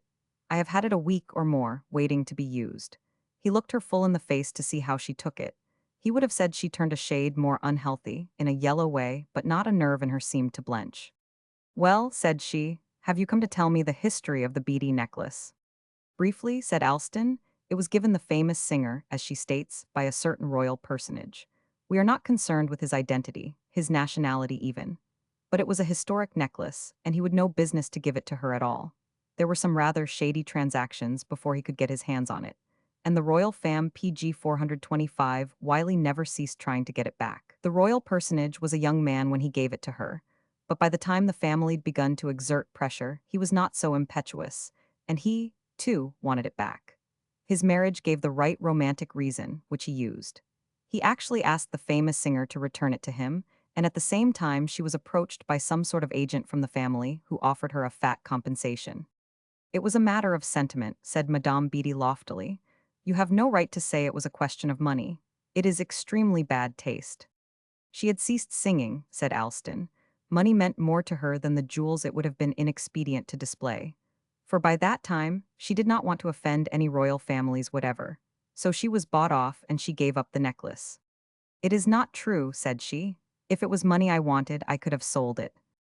Oh no, I beg your pardon. There would have been difficulties in the way of selling historic stones. Besides, there were so many royal personages concerned in keeping them intact. It might have been very different when the certain royal personage was young enough and impetuous enough to swear he stood behind you. He would got to the point where he might even have sworn he never gave them to you. She uttered a little hoarse exclamation. A curse, Alston could believe in whatever tongue. Besides, he continued, as I just said, Madame Beatty was not willing, on the whole, to offend her royal patrons, though she was not singing any longer. She had a good many favors to ask of the world, and she did not want Europe made too hot to hold her. He paused to rest a moment from his thankless task, PG 426, and they looked at each other calmly, yet quite recognizing they were at grips. You forget, said she, that I have the necklace at this moment in my possession. You have seen it and handled it. No, said Alston, I have never seen the necklace. Nobody has seen it on this side the water. When you came here years ago and got Jeff into difficulties, you brought another necklace, A spurious one, paste, stage jewels, I dare say, and none of us were clever enough to know the difference. You said it was the beady necklace, and Esther was hypnotized and stole it, Madame Beatty put in, with a real enjoyment now. And Jeff was paralyzed by loving Esther so much that he did not look into it. And as soon as he was out of prison, you came here and hypnotized us all over again. But it's not the necklace. Madame Beatty put back her head and burst into hoarse and perfectly spontaneous laughter. And it was for you to find it out, she said. I did not think you were so clever, Alston Choate. I did not know you were clever at all. You refresh me, God bless us. To think not one of them had the sense from first to last to guess the thing was paste.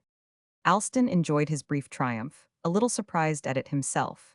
He had no idea she would back down instantly, nor indeed, though it were hammered into her, that she would own the game was up. The same recoil struck her, and she ludicrously cocked an eye. I shall give you a lot of trouble yet, though. The necklace may be a dead issue, but I am a living dog, Alston Choate. Do not they say a living dog is better than a dead lion? Well, I am living and I am here. PG 427. He saw her here indefinitely, rolling about in hacks, in phaetons, in victorias, in motors, perpetually stirring two houses at least to nervous misery. There would be no running away from her. They would have her absurdly tied about their necks forever. Madame Beatty, said he. This was Alston's great day, he reflected, with a grimace all to himself. He had never put so much impetuosity, so much daring to the square inch into any day before. He lounged back a little in his chair, put his hands in his pockets and tried to feel swaggering and at ease. Madame Beatty, he knew, would not object to swagger, and if it would help him dramatically, so much the better. Madame Beatty, he repeated, I have a proposition to make to you. I thought of it within the last minute. Her eyes gleamed out at him expectantly, avariciously, with some suspicion, too. She hoped it concerned money, but it seemed unlikely, so chill a habit of life had men of Addington. It is absolutely my own idea, said Alston. Nobody has suggested it, nobody has anything whatever to do with it. If I give myself time to think it over, I shan't make it at all. What would you take to leave Addington, lock, stock and barrel, cut stick to Europe and sign a paper never to come back? There would be other things in the paper. I should make it as tight as I knew how. Madame Beatty set her lips and looked him over, from his well-bred face and his exceedingly correct clothes to his feet. She would never have suspected an Addington man of such impetus, no one except perhaps Jeff in the old days. What was the utmost an Addington man would do? She had been used to consider them a meager set. Well, said Alston, PG 428. Madame Beatty blinked a little, and her mind came back.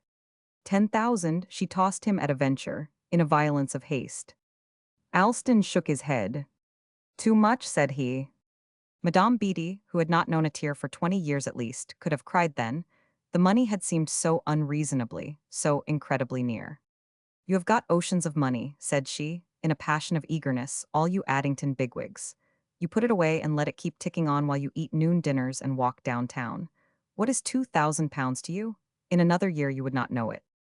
I shan't haggle, said Alston. I will tell you precisely what I will put into your hand with conditions if you agree to make this your farewell appearance. I will give you $5,000. And as a thrifty Addingtonian you know what we are I advise you to take it. I might repent. She leaned toward him and put a shaking hand on his knee.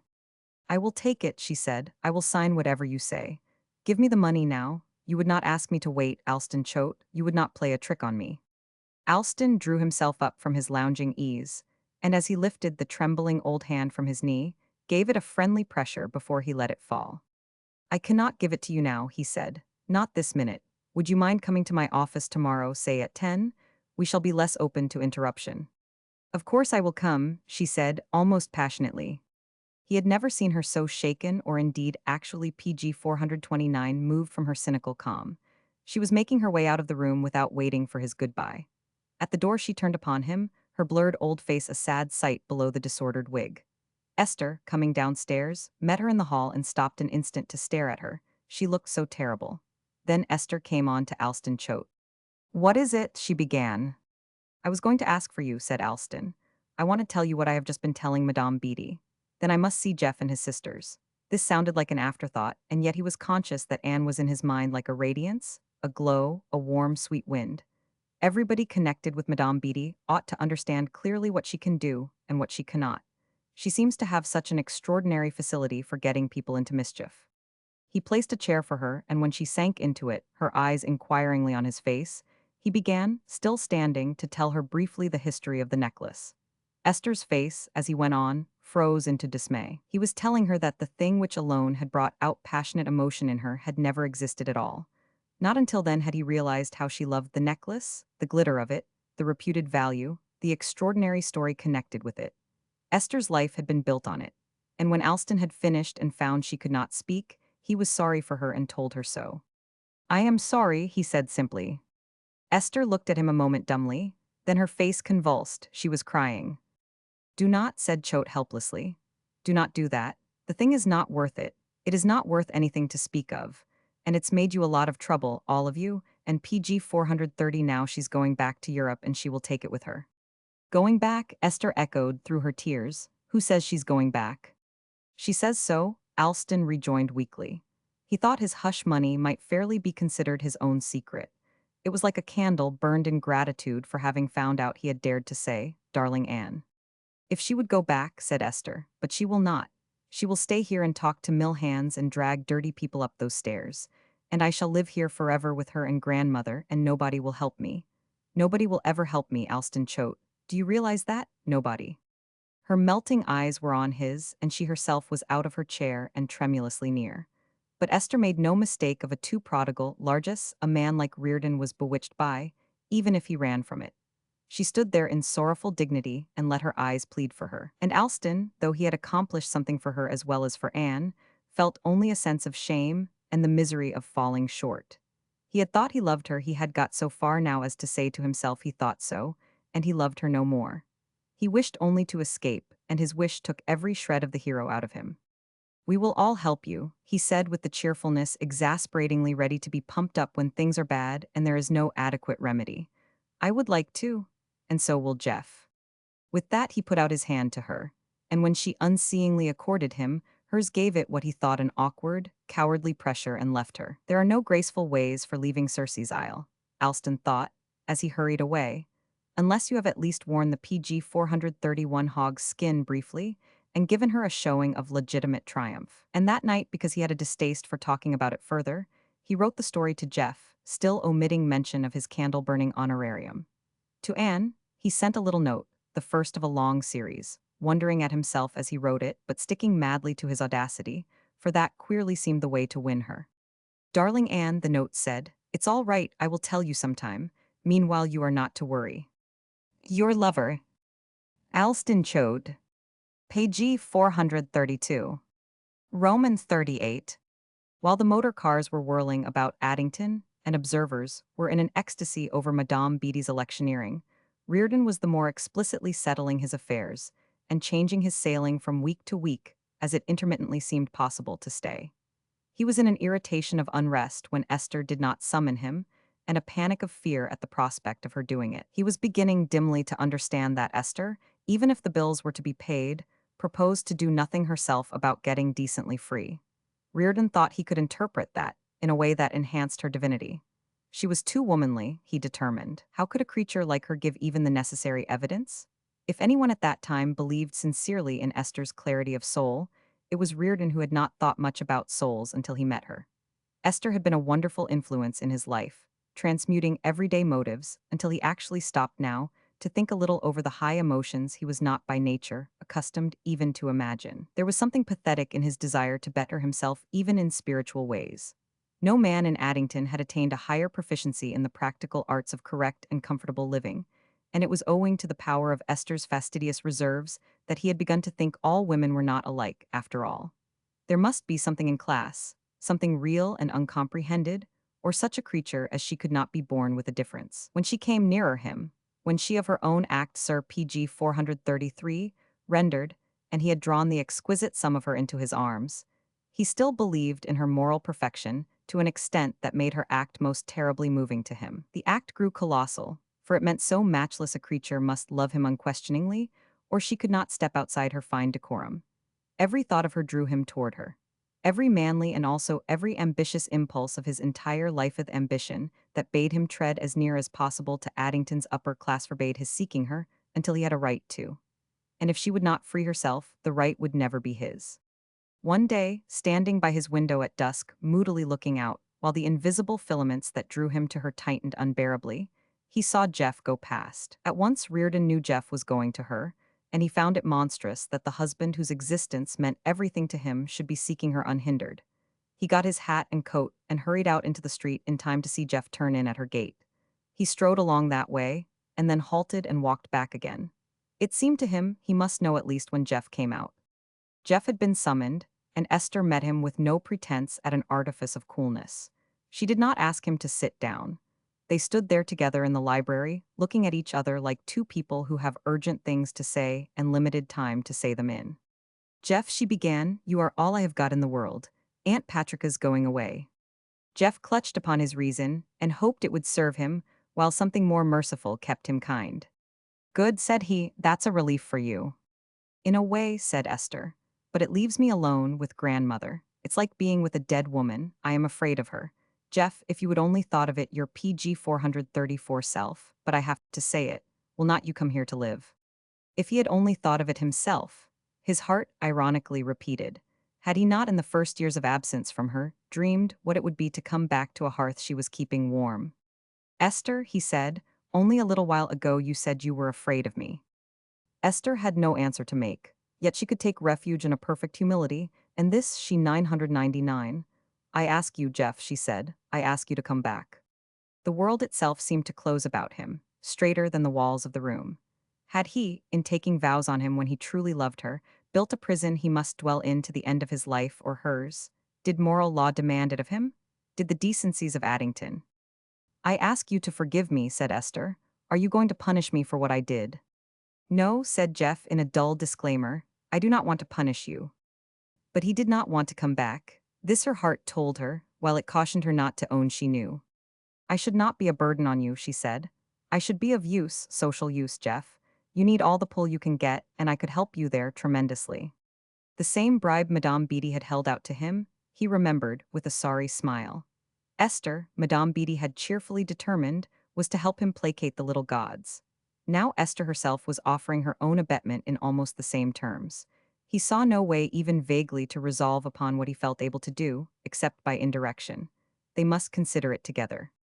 Esther, he said, sit down. Let me too, so we can get hold of ourselves, find out what we really think. They sat, and she clasped her hands in a way prayer PG 435 fully suggestive, and looked at him as if she hung on the known value of his words. Jeff groped about in his mind for their common language. What had it been? Laughter, kisses, the feverish commendation of the pageant of life. He sat there frowning, and when his brow cleared it was because he decided the only way possible was to open the door of his own mind and let her in. If she found herself lonesome, afraid even in its furnishings as they inevitably were now, that would tell them something. She need never come again. Esther, he said, the only thing I have found out about myself is that I have not found out anything. I do not know whether I am a decent fellow, just because I want to be decent, or whether I am stunted, calloused. All the things they say happen to criminals. Do not, said Esther sharply, do not talk of criminals. I have got to. You let me wander on a minute. Maybe it will get us somewhere. He debated whether he should tell her he wanted to save Addington. No, she would not understand. Could he tell her that at that minute he loved Addington better than anything but Lydia? And Lydia he must still keep hidden in the back of his mind under the green leaves of secrecy. Esther, said he, Esther, poor child, I do not want you to be a prisoner to me. And I do not want to be a prisoner to you. It would be a shocking wrong to you to be condemned to live with me all your life just because an old woman has scared you. What a penalty to pay for being afraid of Madame Bitailledo, live with a husband you had stopped thinking about at all. Esther gave a patient sigh. I do not understand, she said, what you are talking about. And this is not the way, dear, for us to understand PG 436 each other. If we love each other, oughtn't we to forgive? We do, said Jeff. I have not a hostile thought toward you. I should be mighty sorry if you had for me. But Esther, whatever we feel for each other, will the thing stand the test of the plain truth?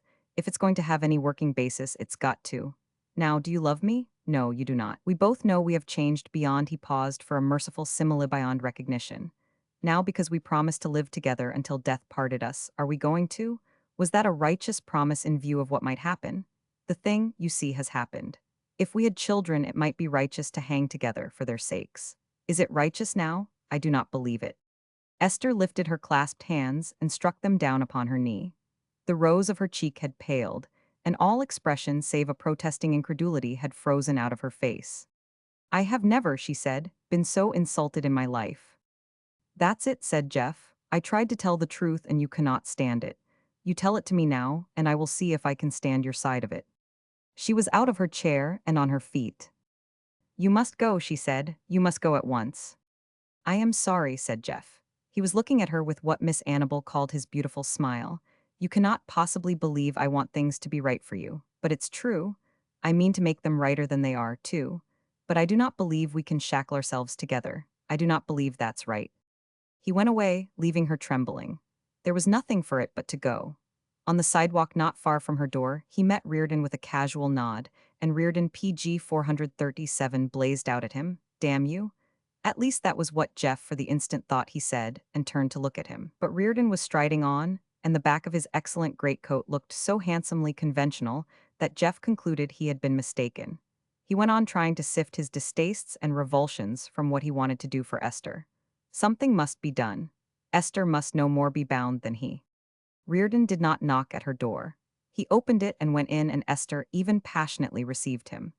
They greeted each other like acknowledged lovers, and he stood holding her to him while she sobbed bitterly against his arm. "What business had he?" he kept repeating. "What business had he?" "I cannot talk about it," said Esther, "but I can never go through it again. You must take me away." "I am going myself," said Reardon. "I am booked for Liverpool." Esther was spent with the weariness of the years that had brought her no compensating joys for her meager life with grandmother upstairs, and her most uneasy one since Madame Beatty came. How could she, even if Reardon furnished money for it, be sure to free herself from Jeff in time to taste some of the pleasures she craved while she was at her prime of beauty? After all, there were other lands to wander in. It was not necessary to sit down here and do what Addingtonians had done since they settled the wretched place on the date they seemed to find so sacred.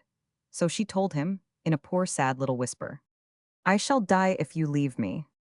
"I will not go," said Reardon at once. "I will stand by." "You will go," said Esther fiercely. Half in anger be PG 438 cause he had to be cajoled and prompted, "and take me with you." Reardon, standing there feeling her beating heart against his hand, thought that was how he had known it would be.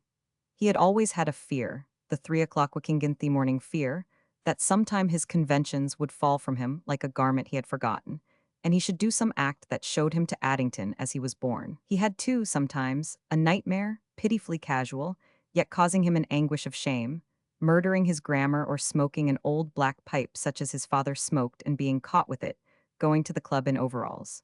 But now he realized what the malicious envy of fortune had in store for him.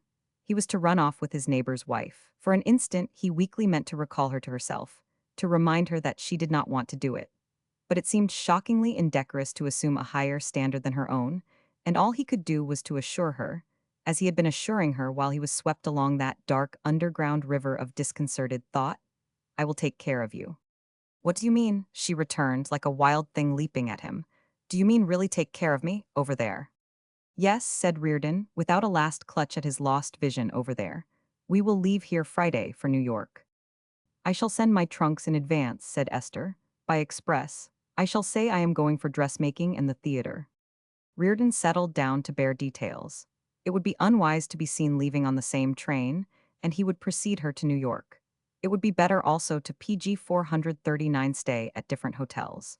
Once landed, they would become said this, in the threadbare, pathetic old Freisman and wife in the sight of God. He was trying honestly to spare her exquisite sensibilities, and Esther understood that she was to be saved at all points while she reaped the full harvest of her desires. Reardon kissed her solemnly and went away, at the door meeting Madame Beatty, who gave him what he thought an alarming look, at the least a satirical one. Had she listened? Had she seen their parting? But if she had, she made no comment. Madame Beatty had her own affairs to manage. "I have told Sophie to do some pressing for me," she said to Esther. "After that, she will pack." "Sophie is not very fond of packing," said Esther weakly. She was quite sure Sophie would refuse, and was immediately sorry she had given Madame Beatty even so slight a warning. What did Sophie's tempers matter now? She would be left behind with grandmother and Rhoda Knox. What difference would it make whether in the sulks or out of them? "Oh, yes," said Madame Beatty quietly, "she will do it." Esther plucked up spirit. For weeks she had hardly addressed Madame Beatty at all. She dared not openly show scorn of her, but she could at least live apart from her. Yet it seemed to her now that she might, as a sort of deputy hostess under grandmother, be told whether Madame Beatty actually did mean to go away. "Are you?" She hesitated. "Yes," said Madame Beatty, "I am sailing. I leave for New York Friday morning." Esther had a rudimentary sense of humor, and it did PG 440 occur to her that it would be rather a dire joke if she and Madame Beatty, inexorably linked by destiny, were to go on the same boat. But Madame Beatty dryly if innocently reassured her. And yet was it innocently? Esther could not be sure. She was sailing, she explained, for Naples. She should never think of venturing the northern crossing at this season. And that afternoon, while Madame Beatty took her drive, Esther had her own trunks brought to her room and she and Sophie packed. Sophie was enchanted. Mrs. Blake was going to New York, so Mrs. Blake told her, and as soon as she got settled, Sophie would be sent for. She was not to say anything, however, for Mrs. Blake's going depended on its being carried out quietly, for fear Madame Beatty should object. Sophie understood. She had been quiet about many things connected with the tranquility dependent on Madame Beatty, and she even undertook to have the express come at a certain hour and move the trunks down carefully. Sophie held many reins of influence. When Madame Beatty came back from driving, Andrea was with her. She had called at the shop and taken him away from his fruity barricades, and they had jogged about the streets, Madame Beatty talking and Andrea listening with a profound concentration, his smile in abeyance, his black eyes fiery. When they stopped at the house, Esther, watching from the window, contemptuously noted how familiar they were. Madame Beatty, she thought, was as intimate with a foreign fruit seller as with one of her own class. Madame Beatty seemed impressing upon him some command or at least instructions. Andrea listened, obsequiously attentive, and when it was over he took his hat off in a grand manner and bending, kissed her hand. He ran up the steps and rang for her, PG 441, and after she had gone in, Esther saw him, dramatic despondency in every drooping muscle, walk sorrowfully away. Madame Beatty, as if she meant to accomplish all her farewells betimes, had the hardihood, this being the hour when Rhoda Knox took an airing, to walk upstairs to her stepsister's room and seat herself by the bedside before grandmother had time to turn to the wall. There she sat, pulling off her gloves and talking casually as if they had been in the habit of daily converse, while grandmother lay and pierced her with unyielding eyes. There was not emotion in the glance, no aversion or remonstrance. It was the glance she had for Esther, for Rhoda Knox. "Here I am," it said, flat but not at your mercy. "You cannot make me do anything I do not want to do. I am in the last citadel of apparent helplessness. You cannot any of you drag me out of my bed. You cannot even make me speak." And she would not speak. Esther, creeping out on the landing to listen, was confident grandmother never said a word. What spirit it was, what indomitable pluck, thought Esther, to lie there at the mercy of Madame Beatty, and deny herself even the satisfaction of a reply. All that Madame Beatty said Esther could not hear, but evidently she was assuring her sister that she was an arch fool to lie there and leave Esther in supreme possession of the house. "Get up," Madame Beatty said at one point. "There's nothing the matter with you. One day of liberty'd be better than lying here and dying by inches and having that Knox woman stare at you. With your constitution, Susan, you have got 10 good years before you. Get up and rule your house. I shall be gone and you will not have me to worry you, and in a few days she will be gone, too." PG 442. So she knew it, Esther realized with a quickened heart. She slipped back into her room and stood there silent until Madame Beatty, calling Sophie to do some extra service for her, went away to her own room. And still grandmother did not speak. PG 443. Roman 39. On the morning Madame Beatty went, a strange intermittent procession trickled by the house, workmen, on their way to different activities, diverted from their usual road, and halting an instant to salute the windows with a mournful gaze. Some of them took their hats off, and the few who happened to catch a glimpse of Madame Beatty gave eager salutation. At one time a group of them had collected, and these Esther looked down on with a calm face but rage in her heart, wondering why she must be disgraced to the last. But when Madame Beatty really went there was no one in the street, and Esther, a cloak about her, stood by the carriage in a scrupulous courtesy, stamping a little, ostensibly to keep her feet warm but more than half because she was in a fever of impatience lest the unwelcome guest should be detained. Madame Beatty was irritatingly slow.